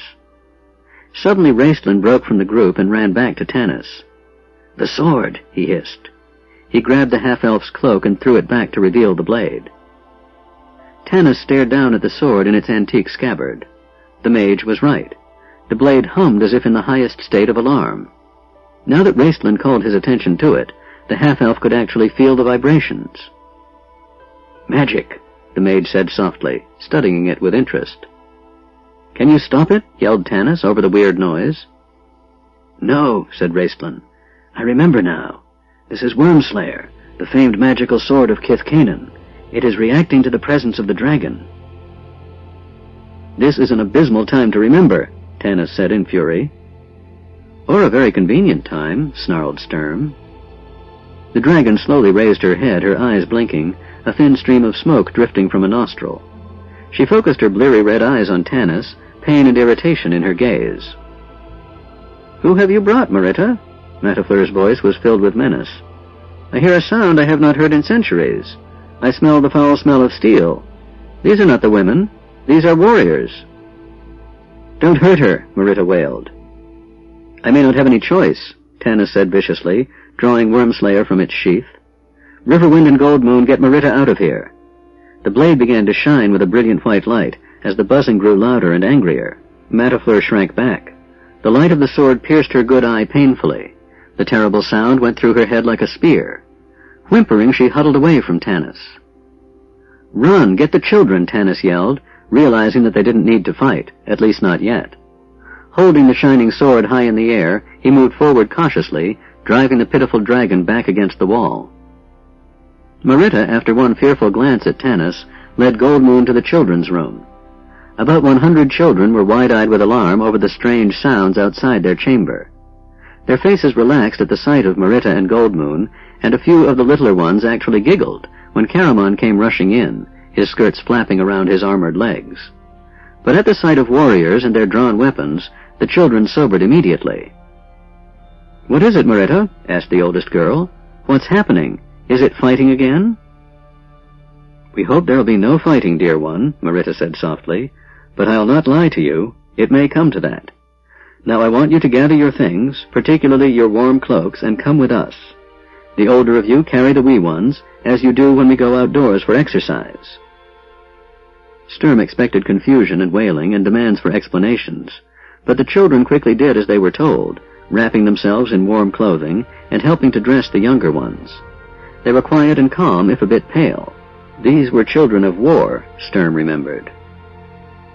"I want you to move very swiftly through the dragon's lair and out into the playroom. When we get there, the big man," Sturm gestured to Caramon, "will lead you out into the courtyard. Your mothers are waiting for you there. When you get outside, look immediately for your mother and go to her. Does everyone understand?" He glanced dubiously at the smaller children, but the girl at the front of the line nodded. "We understand, sir," she said. "All right." Sturm turned. "Caramon?" The warrior, flushing in embarrassment as 100 pairs of eyes turned to look at him, led the way back into the dragon's lair. Goldmoon scooped up a toddler in her arms. Marita picked up another one. The older boys and girls carried little ones on their backs. They hurried out the door in orderly fashion, without saying a word until they saw Tanis, the gleaming sword, and the terrified dragon. "Hey, you, don't hurt our dragon," one little boy yelled. Leaving his place in line, the child ran up to Tanis, his fists raised, his face twisted into a snarl. "Dougal!" cried the oldest girl, shocked. "Get back in line this instant." But some of the children were crying now. Tanis, the sword still raised, knowing that this was the only thing keeping the dragon at bay, shouted, "Get them out of here!" "Children, please." Chieftain's daughter, her voice stern and commanding, brought order to the chaos. "Tanis will not hurt the dragon if he does not have to. He is a gentle man. You must leave now. Your mothers need you." There was an edge of fear in Goldmoon's voice, a feeling of urgency that influenced even the youngest child. They got back into line quickly. "Goodbye, Flamestrike," several of the children called out, wistfully, waving their hands as they followed Caramon. Dougal gave Tanis one final threatening glance, then he returned to line, wiping his eyes with grubby fists. "No!" shrieked Matafleur in a heartbroken voice. "No, don't fight my children. Please, it is me you want. Fight me. Don't harm my children." Tanis realized the dragon was back in her past, reliving whatever terrible event had deprived her of her children. Sturm stayed near Tanis. "She's going to kill you when the children are out of danger, you know." "Yes," said Tanis grimly. Already the dragon's eyes, even the bad eye, were flaring red. Saliva dripped from the great gaping mouth, and her talons scratched the floor. "Not my children," she said with rage. "I'm with you," Sturm began, drawing his sword. "Leave us, knight," Raistlin whispered softly from the shadows. "Your weapon is useless. I will stay with Tanis." The half-elf glanced at the mage in astonishment. Raistlin's strange golden eyes met his, knowing what he was thinking. "Do I trust him?" Raistlin gave him no help, almost as if he were goading him to refusal. "Get out," Tanis said to Sturm. "What?" he yelled. "Are you crazy? You're trusting this—" "Get out," Tanis repeated. At that moment he heard Flint yelling loudly, "Go, Sturm, they need you out there." The knight stood a moment, irresolute, but he could not in honor ignore a direct order from one he considered his commander. Casting a baleful glance at Raistlin, Sturm turned on his heel and entered the tunnel. "There is little magic I can work against a red dragon," Raistlin whispered swiftly. "Can you buy us time?" Tanis asked. Raistlin smiled the smile of one who knows death is so near it is past fearing. "I can," he whispered. "Move back near the tunnel. When you hear me start to speak, run." Tanis began backing up, still holding the sword high, but the dragon no longer feared its magic. She knew only that her children were gone and she must kill those responsible. She lunged directly at the warrior with the sword as he began to run toward the tunnel. Then darkness descended upon her, a darkness so deep Matafleur thought for a horrible moment she had lost the sight of the other eye. She heard whispered words of magic and knew the robed human had cast a spell. "I'll burn them," she howled, sniffing the smell of steel through the tunnel. "They will not escape." But just as she sucked in a great breath, she heard another sound, the sound of her children. "No," she realized in frustration. "I dare not. My children. I might harm my children." Her head drooped down on the cold stone floor. Tanis and Raistlin ran down the tunnel, the half-elf dragging the weakened mage with him. Behind him they heard a pitiful, heartbroken moan. "Not my children. Please fight me. Don't hurt my children." Tanis emerged from the tunnel into the playroom, blinking in the bright light, as Caramon swung the huge doors open to the rising sun. The children raced out the door into the courtyard. Through the door Tanis could see Tika and Lorana, standing with their swords drawn, looking their way anxiously. A draconian lay crumbling on the floor of the playroom, Flint's battle-axe stuck in its back. "Outside, all of you!" Tanis shouted. Flint, retrieving his battle-axe, joined the half-elf, as the last to leave the playroom. As they did so, they heard a terrifying roar, the roar of a dragon, but a very different dragon than the pitiful Matafleur. Pyros had discovered the spies. The stone walls began to tremble. The dragon was rising from his lair. "Ember," Tanis swore bitterly. "He hasn't gone." The dwarf shook his head. "I'll bet my beard," he said gloomily, "that Tasselhoff's involved." The broken chain plummeted to the stone floor of the chain room in the Sla Mori, 3 little figures falling with it. Tasselhoff, clinging uselessly to the chain, tumbled through the darkness and thought, "This is how it feels to die." It was an interesting sensation, and he was sorry he couldn't experience it longer. Above him he could hear Seston shrieking in terror. Below he heard the old mage muttering to himself, probably trying one last spell. Then Fizban raised his voice. The word was cut off with a scream. There was the sound of a bone-crushing thud as the old magician crashed to the floor. Tasselhoff grieved, even though he knew he was next. The stone floor was approaching. Within a very few seconds he too would be dead. Then it was snowing. At least that was what the Kender thought. Then he realized with a shock that he was surrounded by millions and millions of feathers, like an explosion of chickens. He sank into a deep, vast pile of white feathers, Seston tumbling in after him. "Poor Fizban," Tass said, blinking tears from his eyes, as he floundered in an ocean of white chicken feathers. "His last spell must have been Featherfall, like Raistlin uses. Wouldn't you know it? He just got the feathers." Above him the cogwheel turned faster and faster, the freed chain rushing through it, as if rejoicing in its release from bondage. Outdoors in the courtyard chaos reigned. "Over here!" Tanis yelled, bursting out of the door, knowing they were doomed but refusing to give in. The companions gathered around him, weapons drawn, looking at him anxiously. "Run to the mines! Run for shelter! Verminard and the Red Dragon didn't leave. It is a trap. They'll be on us any moment." The others, their faces grim, nodded. All of them knew it was hopeless. They must cover about 200 yards of flat, wide-open surface to reach safety. They tried to herd the women and children along as swiftly as possible, but not very successfully. All the mothers and children needed to be sorted out. Then Tanis, looking over at the mines, swore aloud in added frustration. The men of the mines, seeing their families free, quickly overpowered the guards and began running toward the courtyard. That wasn't the plan. What was Elistan thinking about?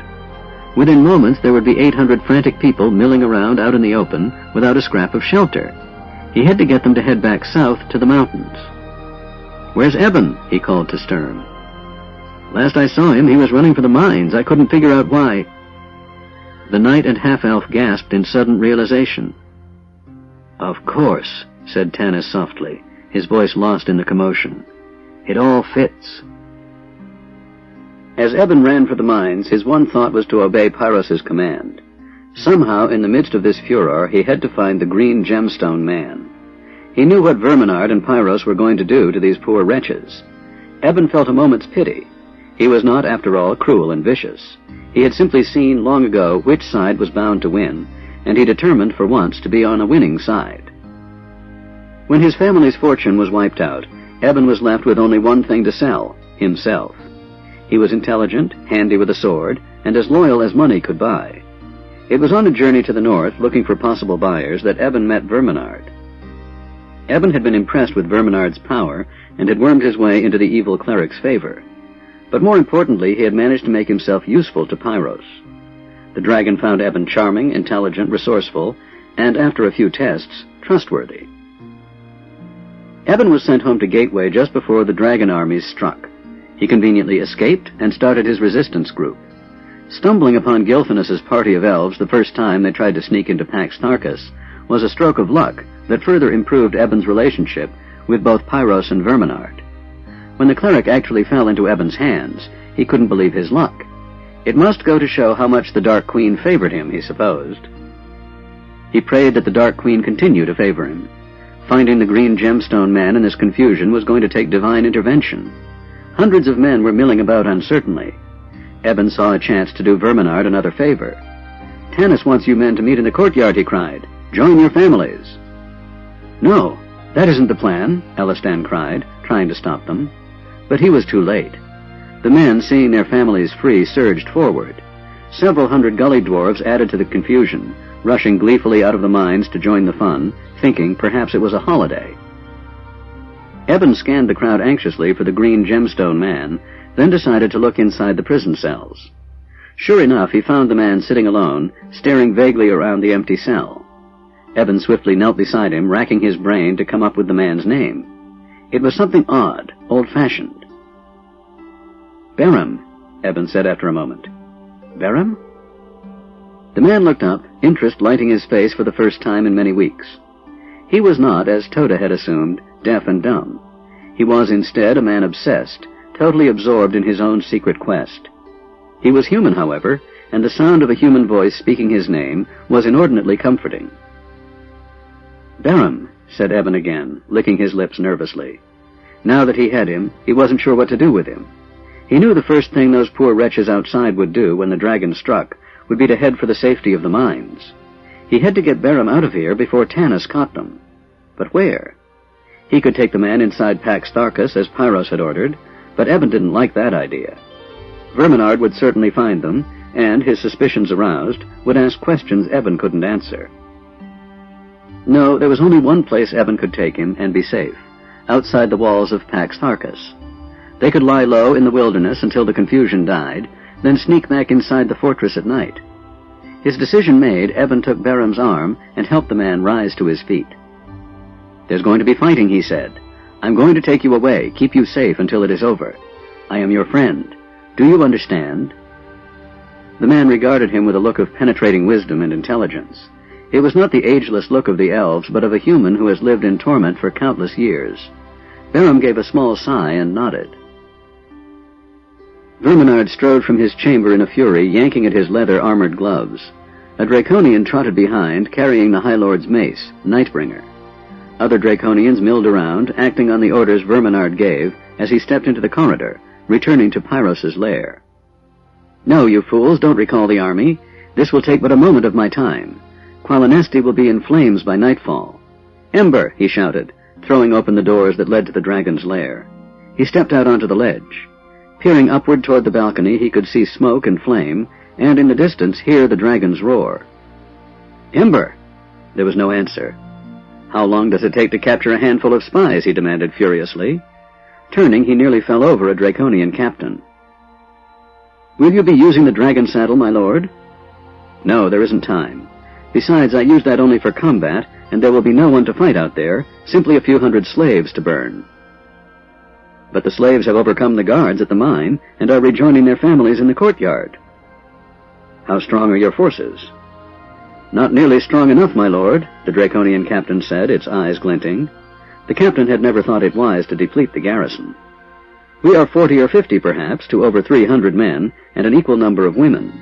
The women will undoubtedly fight alongside the men, your lordship, and if they ever get organized and escape into the mountains—" "Bah! Ember!" Verminard called. He heard in another part of the fortress a heavy metallic thud. Then he heard another sound, the great wheel, unused in centuries, creaking with protest at being forced into labor. Verminard was wondering what these odd sounds portended when Pyros flew down into his lair. The Dragon High Lord ran to the ledge as Pyros dropped past him. Verminard climbed swiftly and skillfully onto the dragon's back. Though separated by mutual distrust, the two fought well together.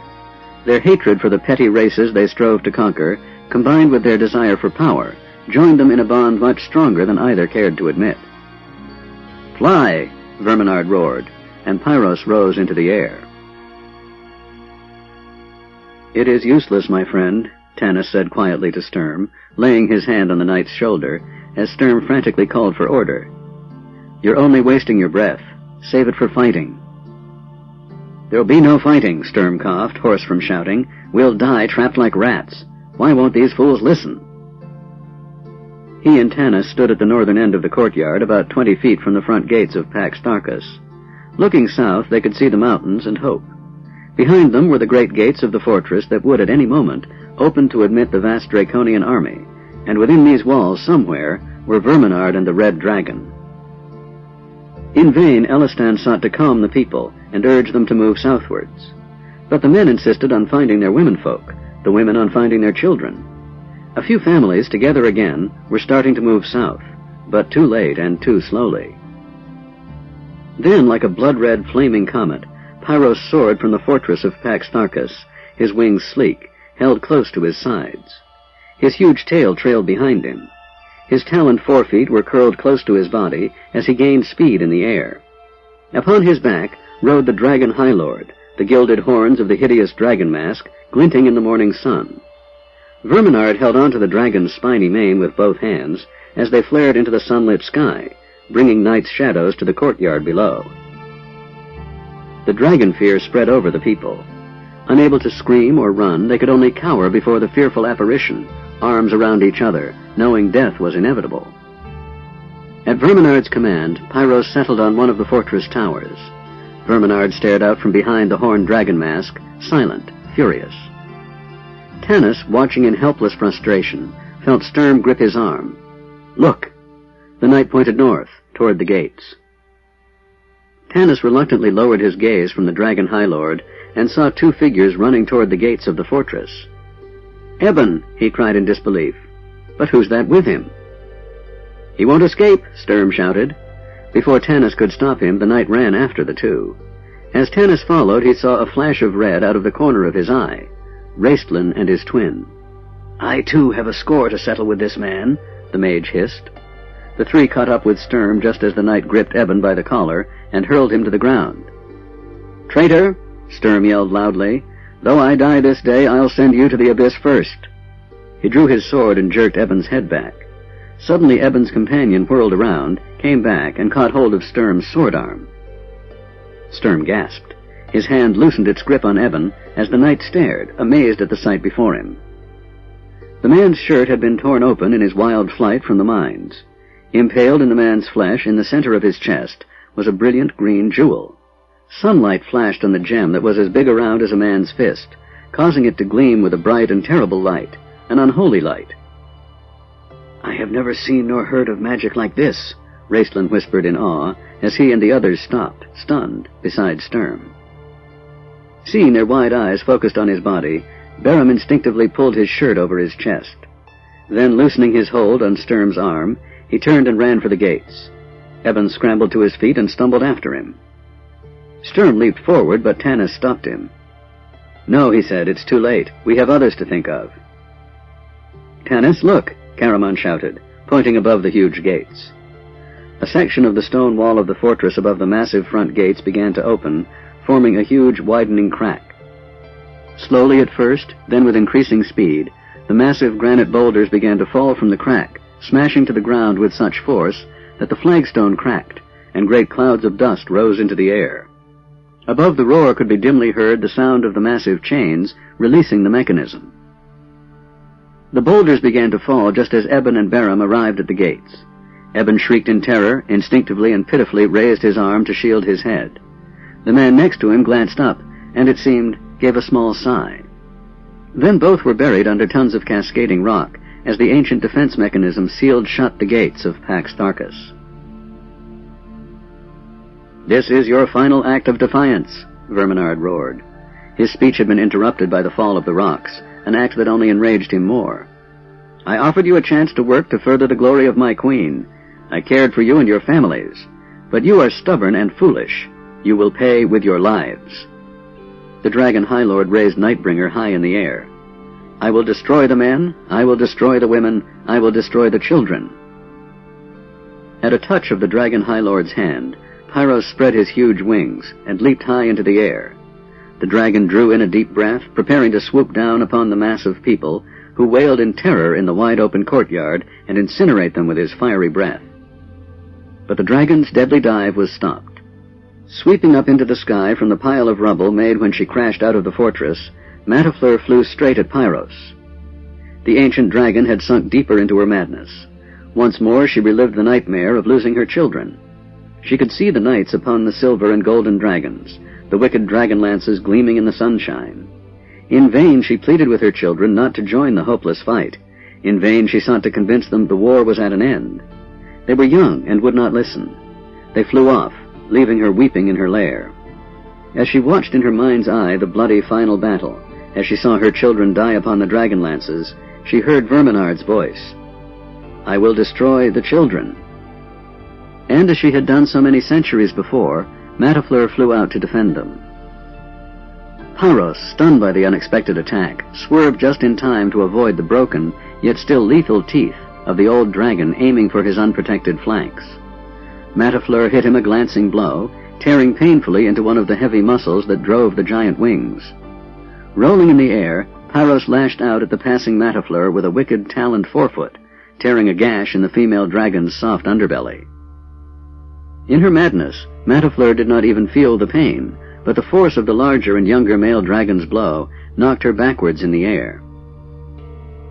The rollover maneuver had been an instinctive defensive action on the part of the male dragon. He had been able to gain both altitude and time to plan his attack. He had, however, forgotten his rider. Verminard, riding without the dragon saddle he used in battle, lost his grip on the dragon's neck and fell to the courtyard below. It was not a long drop, and he landed uninjured, only bruised and momentarily shaken. Most of the people around him fled in terror when they saw him rise to his feet, but, glancing around swiftly, he noticed that there were 4, near the northern end of the courtyard, who did not flee. He turned to face those 4. The appearance of Matafleur and her sudden attack on Pyros jolted the captive people out of their state of panic. This, combined with the fall of Verminard into their midst, like the fall of some horrifying god, accomplished what Elistan and the others had not. The people were shaken out of their fear, sense returned, and they began fleeing south, toward the safety of the mountains. At this sight the Draconian captain sent his forces pouring into the crowd. He detailed another messenger, a wyvern, to fly from the fortress to recall the army. The Draconians surged into the refugees, but if they hoped to cause a panic, they failed. The people had suffered enough. They had allowed their freedom to be taken away once, in return for the promise of peace and safety.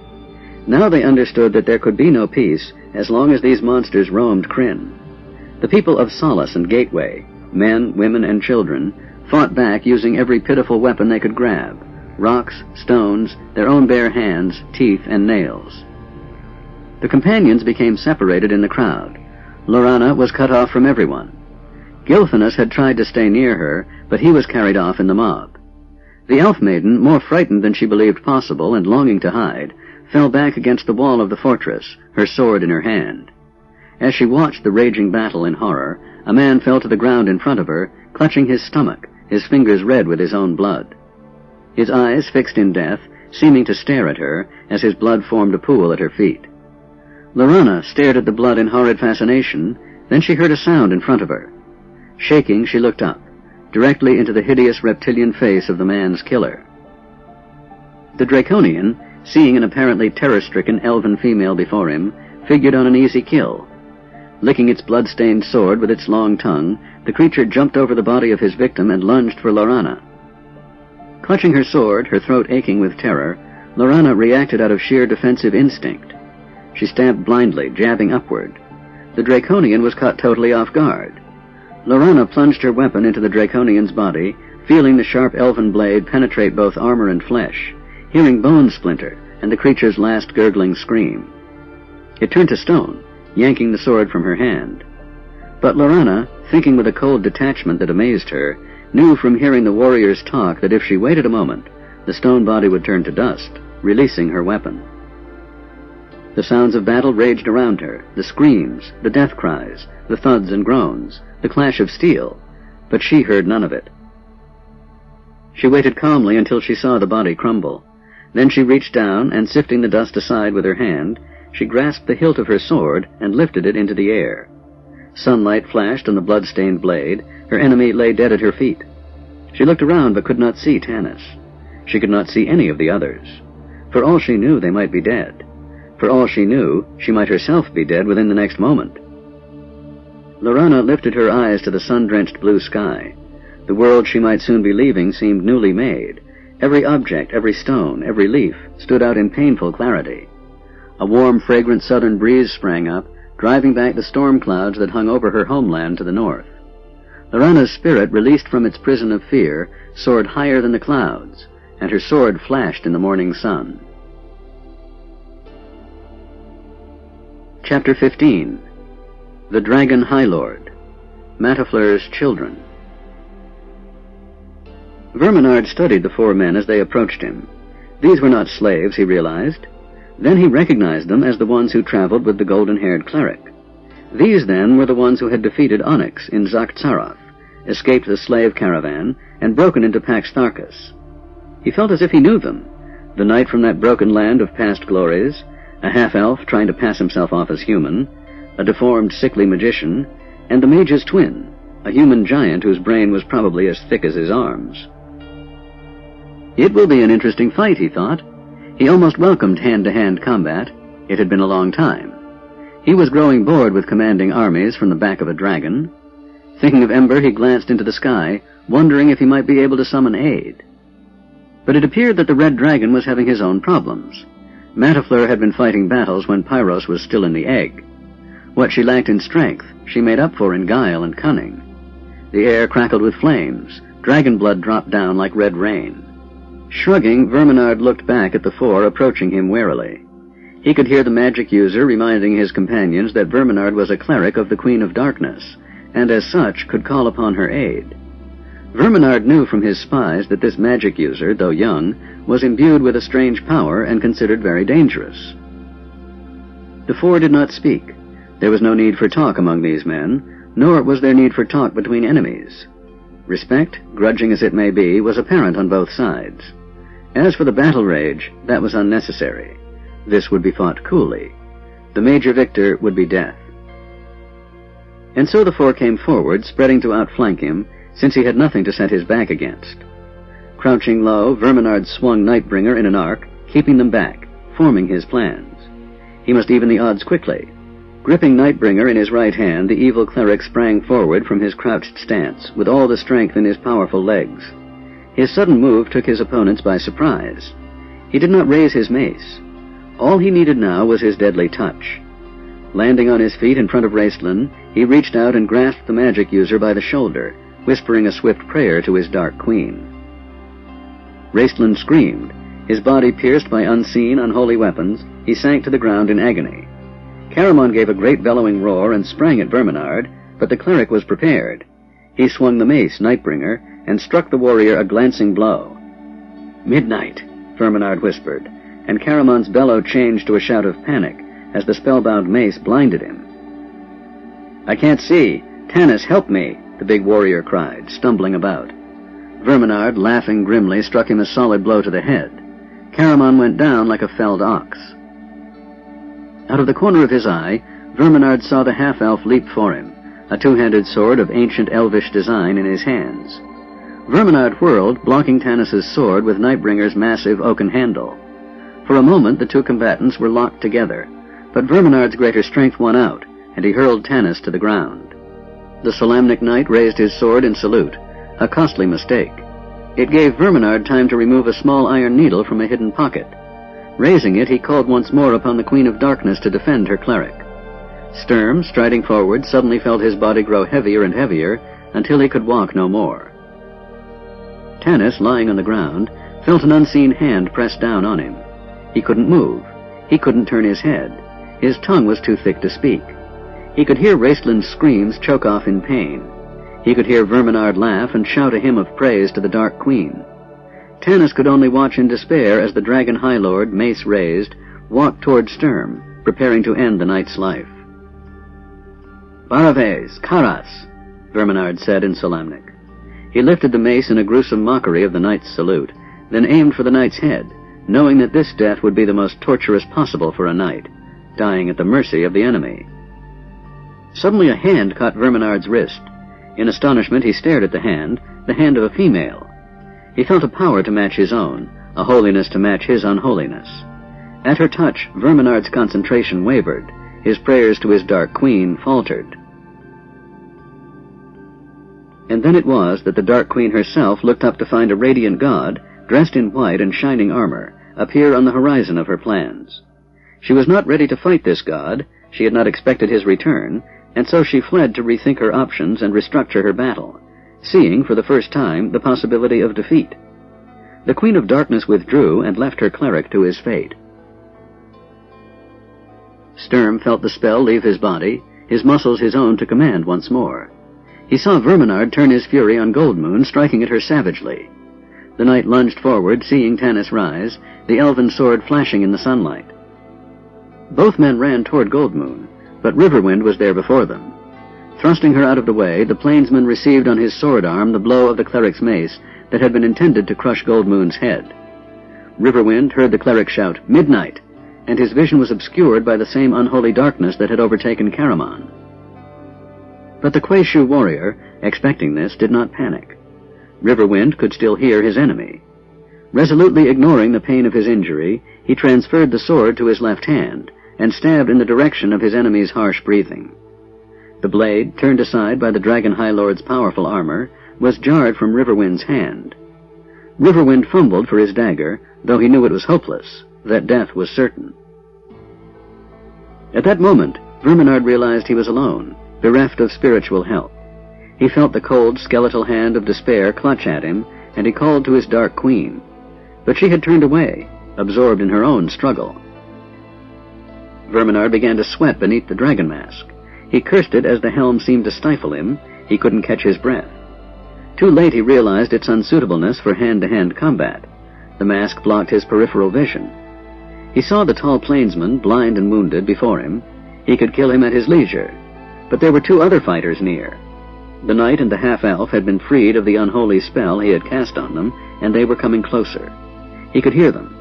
Catching a glimpse of movement, he turned quickly and saw the half-elf running toward him, the elvish blade glistening. But where was the knight? Verminard turned and backed up, swinging his mace to keep them at bay, while with his free hand he struggled to rip the dragon helm from his head. Too late. Just as Verminard's hand closed over the visor, the magic blade of Kith-Kanan pierced his armor and slid into his back. The Dragon High Lord screamed and whirled in rage, only to see the Solamnic Knight appear in his blood-dimmed vision. The ancient blade of Sturm's fathers plunged into his bowels. Verminard fell to his knees. Still he struggled to remove the helm. He couldn't breathe. He couldn't see. He felt another sword thrust, then darkness overtook him. High overhead, a dying Matafleur, weakened by loss of blood and many wounds, heard the voices of her children crying to her. She was confused and disoriented. Pyros seemed to be attacking from every direction at once. Then the big red dragon was before her, against the wall of the mountain. Matafleur saw her chance. She would save her children. Pyros breathed a great blast of flame directly into the face of the ancient red dragon. He watched in satisfaction as the head withered, the eyes melted. But Matafleur ignored the flames that seared her eyes, forever ending her vision, and flew straight at Pyros.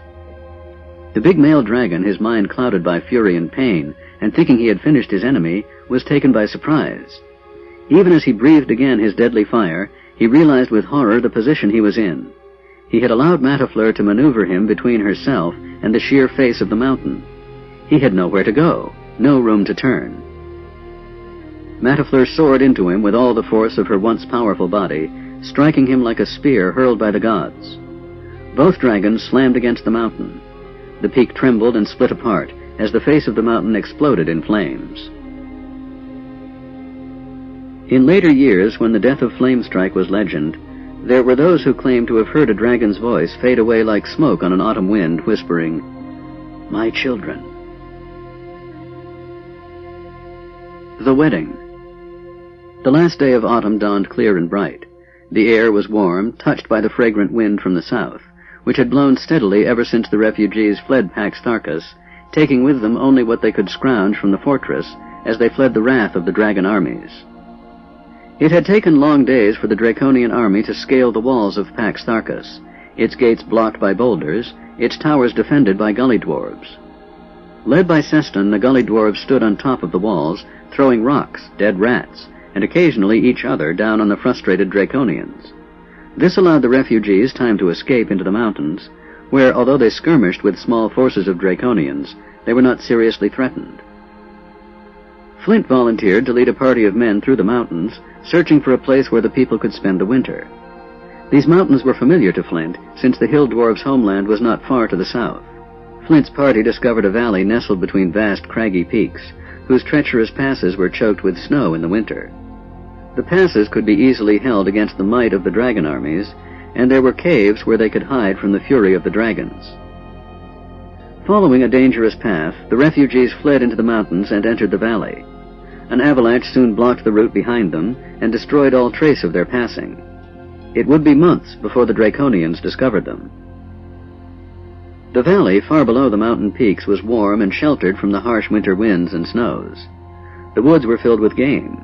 Clear streams flowed from the mountains. The people mourned their dead, rejoiced in their deliverance, built shelters, and celebrated a wedding.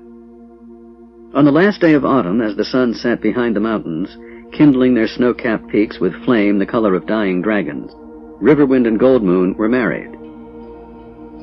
When the two came to Elistan to ask him to preside over their exchange of vows, he had been deeply honored and had asked them to explain the ways of their people to him.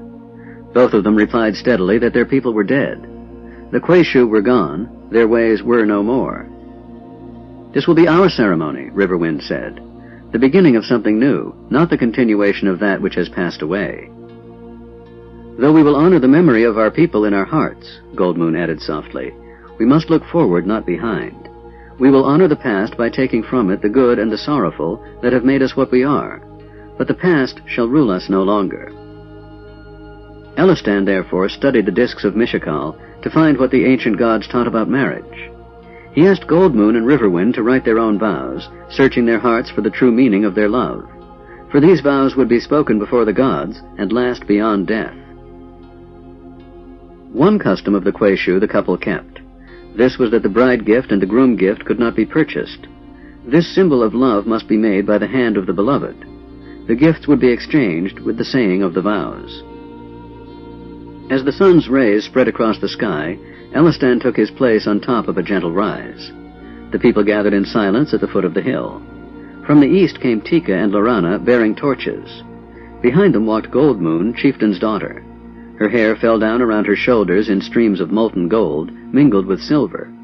Her head was crowned with autumn leaves. She wore the simple fringed doeskin tunic she had worn through their adventures. The medallion of Mishakal glittered at her throat. She carried her bride gift wrapped in a cloth as fine as cobweb, for the beloved one's eyes must be the first to see it. Tika walked before her in solemn, misty-eyed wonder, the young girl's heart filled with dreams of her own, beginning to think that this great mystery shared by men and women might not be the terrifying experience she had feared, but something sweet and beautiful. Lorana, next to Tika, held her torch high, brightening the day's dying light. The people murmured at Goldmoon's beauty. They fell silent when Lorana passed.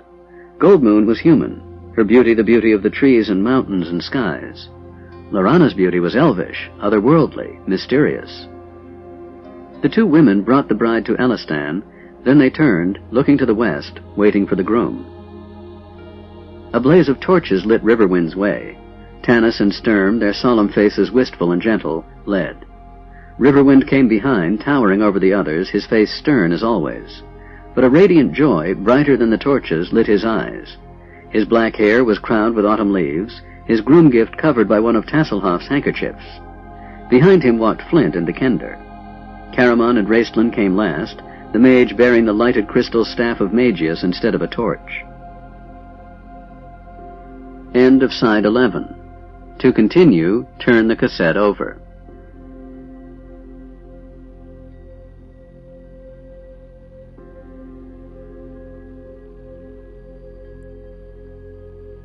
Side 12, Dragons of Autumn Twilight, by Margaret Weiss and Tracy Hickman, continuing on page 435.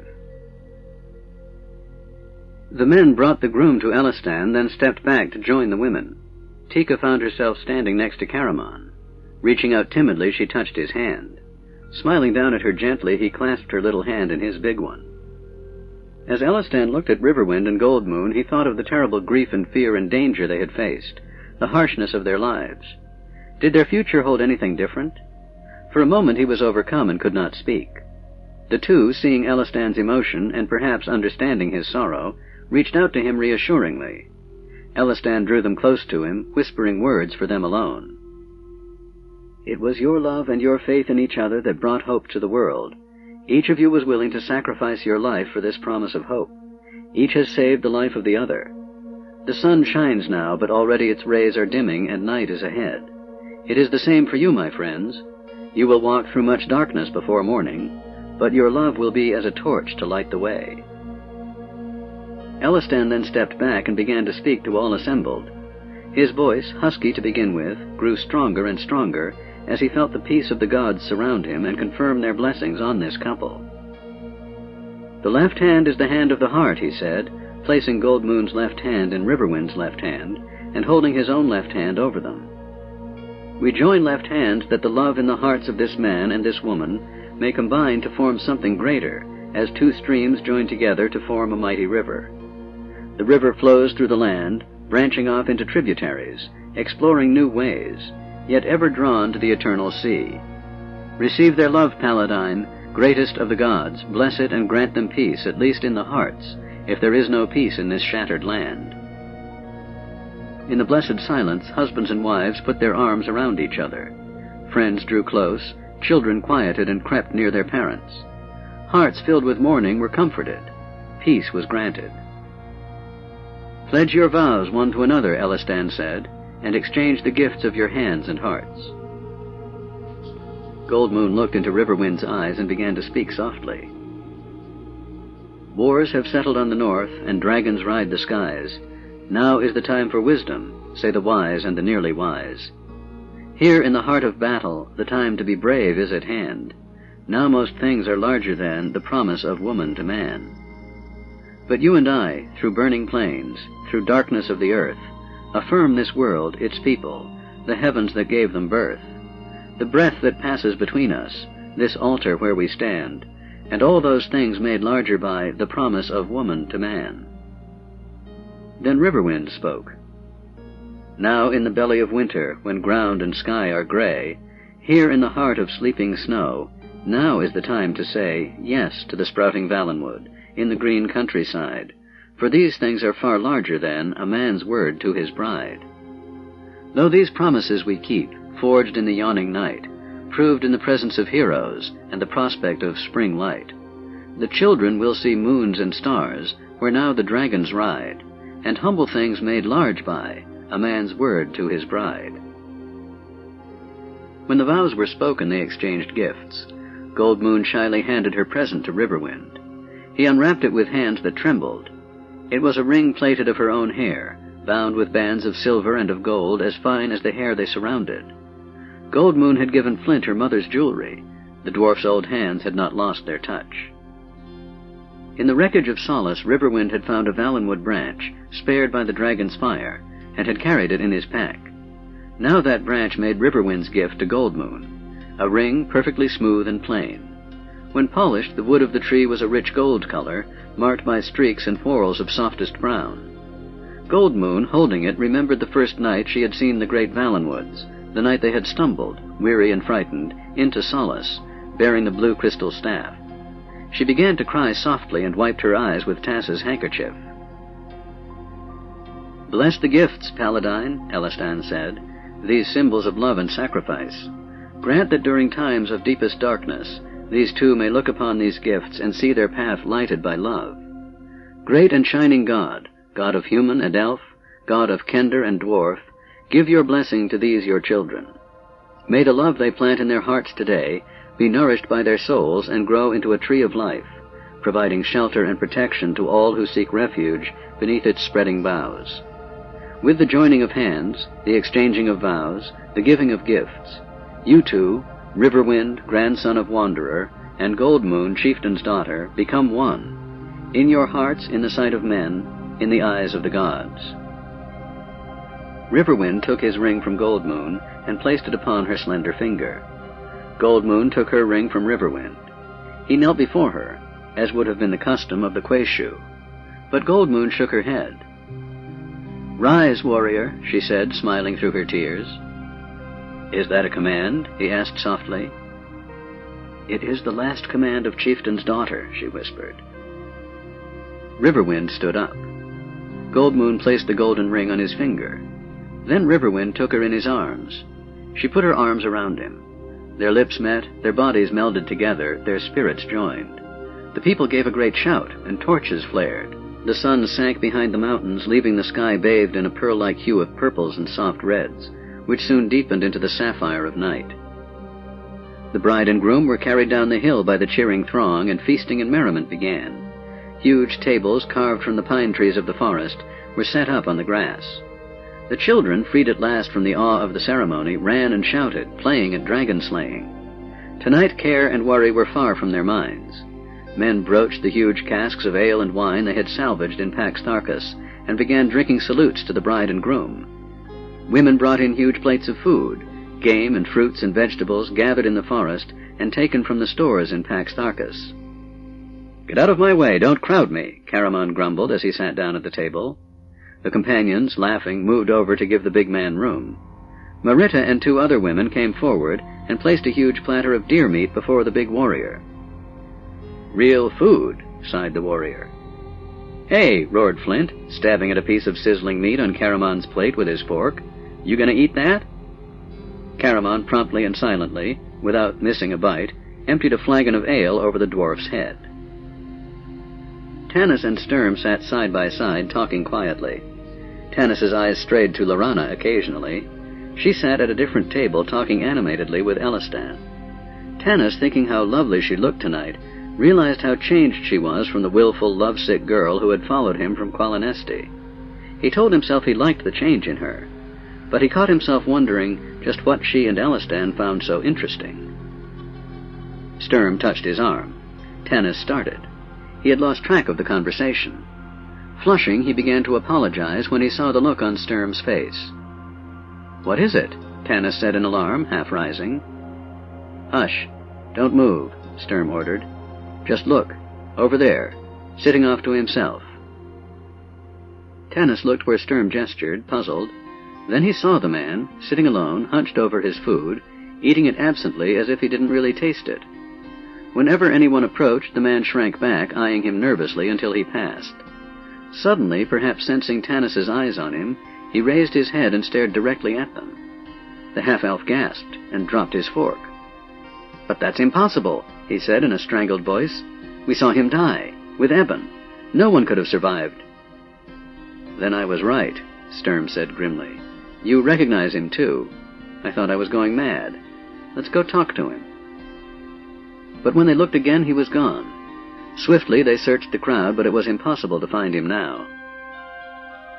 As the silver moon and the red rose in the sky, the married couples formed a ring around the bride and groom and began singing wedding songs.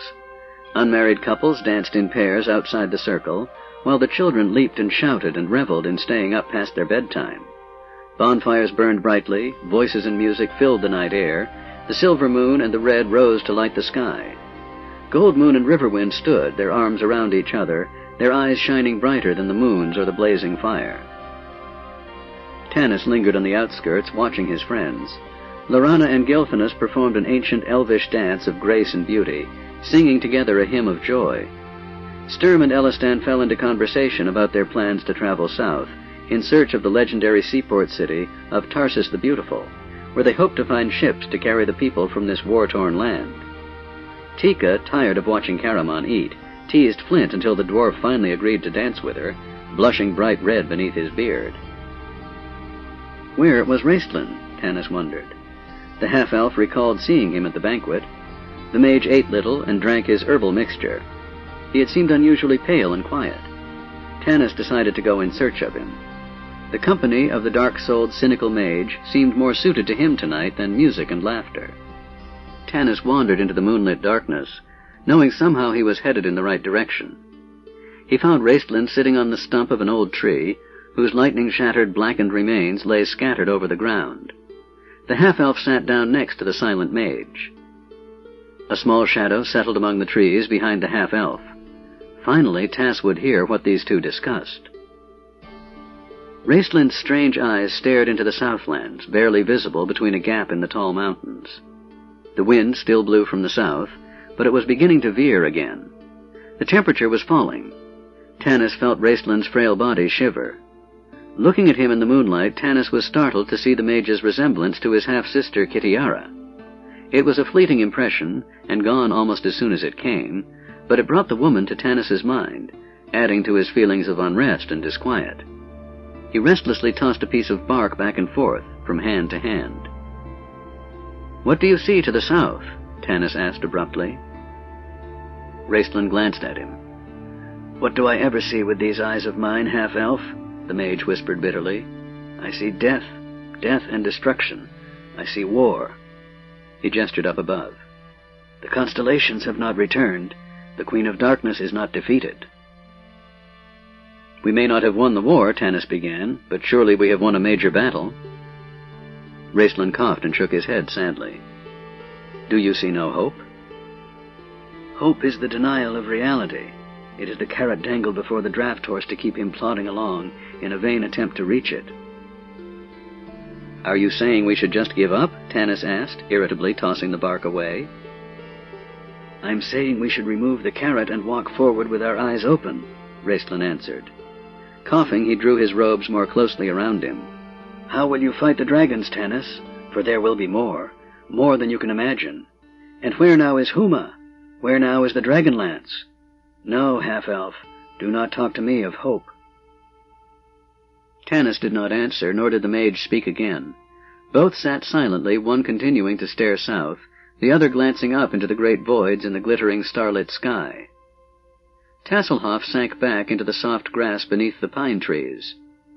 "No hope," the Kender repeated bleakly, sorry he had followed the half-elf. "I don't believe it," he said, but his eyes went to Tanis, staring at the stars. Tanis believes it, the Kender realized, and the thought filled him with dread. Ever since the death of the old magician, an unnoticed change had come over the Kender. Tasselhoff began to consider that this adventure was in earnest, that it had a purpose for which people gave their lives. He wondered why he was involved, and thought perhaps he had given the answer to Fizban. The small things he was meant to do were important, somehow, in the big scheme of things. But until now it had never occurred to the Kender that all this might be for nothing, that it might not make any difference, that they might suffer and lose people they loved like Fizban, and the dragons would still win in the end. "Still," the Kender said softly, "we have to keep trying and hoping. That's what's important, the trying and the hoping. Maybe that's most important of all." Something floated gently down from the sky, brushing past the Kender's nose. Tas reached out and caught it in his hand. It was a small, white chicken feather. The Song of Huma was the last, and many consider the greatest, work of the elven bard, Quivalen Soth. Only fragments of the work remained following the cataclysm. It is said that those who study it diligently will find hints to the future of the turning world. Song of Huma. Out of the village, out of the thatched and clutching shires, out of the grave and furrow, furrow and grave, where his sword first tried the last cruel dances of childhood, and awoke to the shires, forever retreating, his greatness a marsh-fire, the banked flight of the kingfisher always above him. Now Huma walked upon roses, in the level light of the rose. And troubled by dragons, he turned to the end of the land, to the fringe of all sense and senses, to the wilderness where Paladine bade him to turn. And there, in the loud tunnel of knives, he grew in unblemished violence, in yearning, stunned into himself by a deafening gauntlet of voices. It was there and then that the white stag found him, at the end of a journey planned from the shores of creation. and all time staggered at the forest edge, where Huma, haunted and starving, drew his bow, thanking the gods for their bounty and keeping, then saw in the ranged wood, in the first silence, the dazed heart's symbol, the rack of antlers resplendent. He lowered the bow, and the world resumed. Then Huma followed the stag, its tangle of antlers receding, as a memory of young light, as the talons of birds ascending. The mountain crouched before them. Nothing would change now. The 3 moons stopped in the sky, and the long night tumbled in shadows. It was morning when they reached the grove, the lap of the mountain where the stag departed. Nor did Huma follow, knowing the end of this journey was nothing but green and the promise of green that endured in the eyes of the woman before him. And holy the days he drew near her, holy the air that carried his words of endearment, his forgotten songs, and the rapt moons knelt on the great mountain. Still she eluded him, bright and retreating as marsh fire, nameless and lovely, more lovely because she was nameless, as they learned that the world, the dazzling shelves of the air, the wilderness itself, were plain and diminished things to the heart's thicket. At the end of the days, she told him her secret.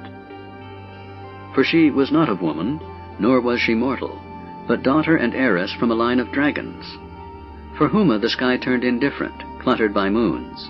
The brief life of the grass mocked him, mocked his fathers, and the thorned light bristled on the gliding mountain.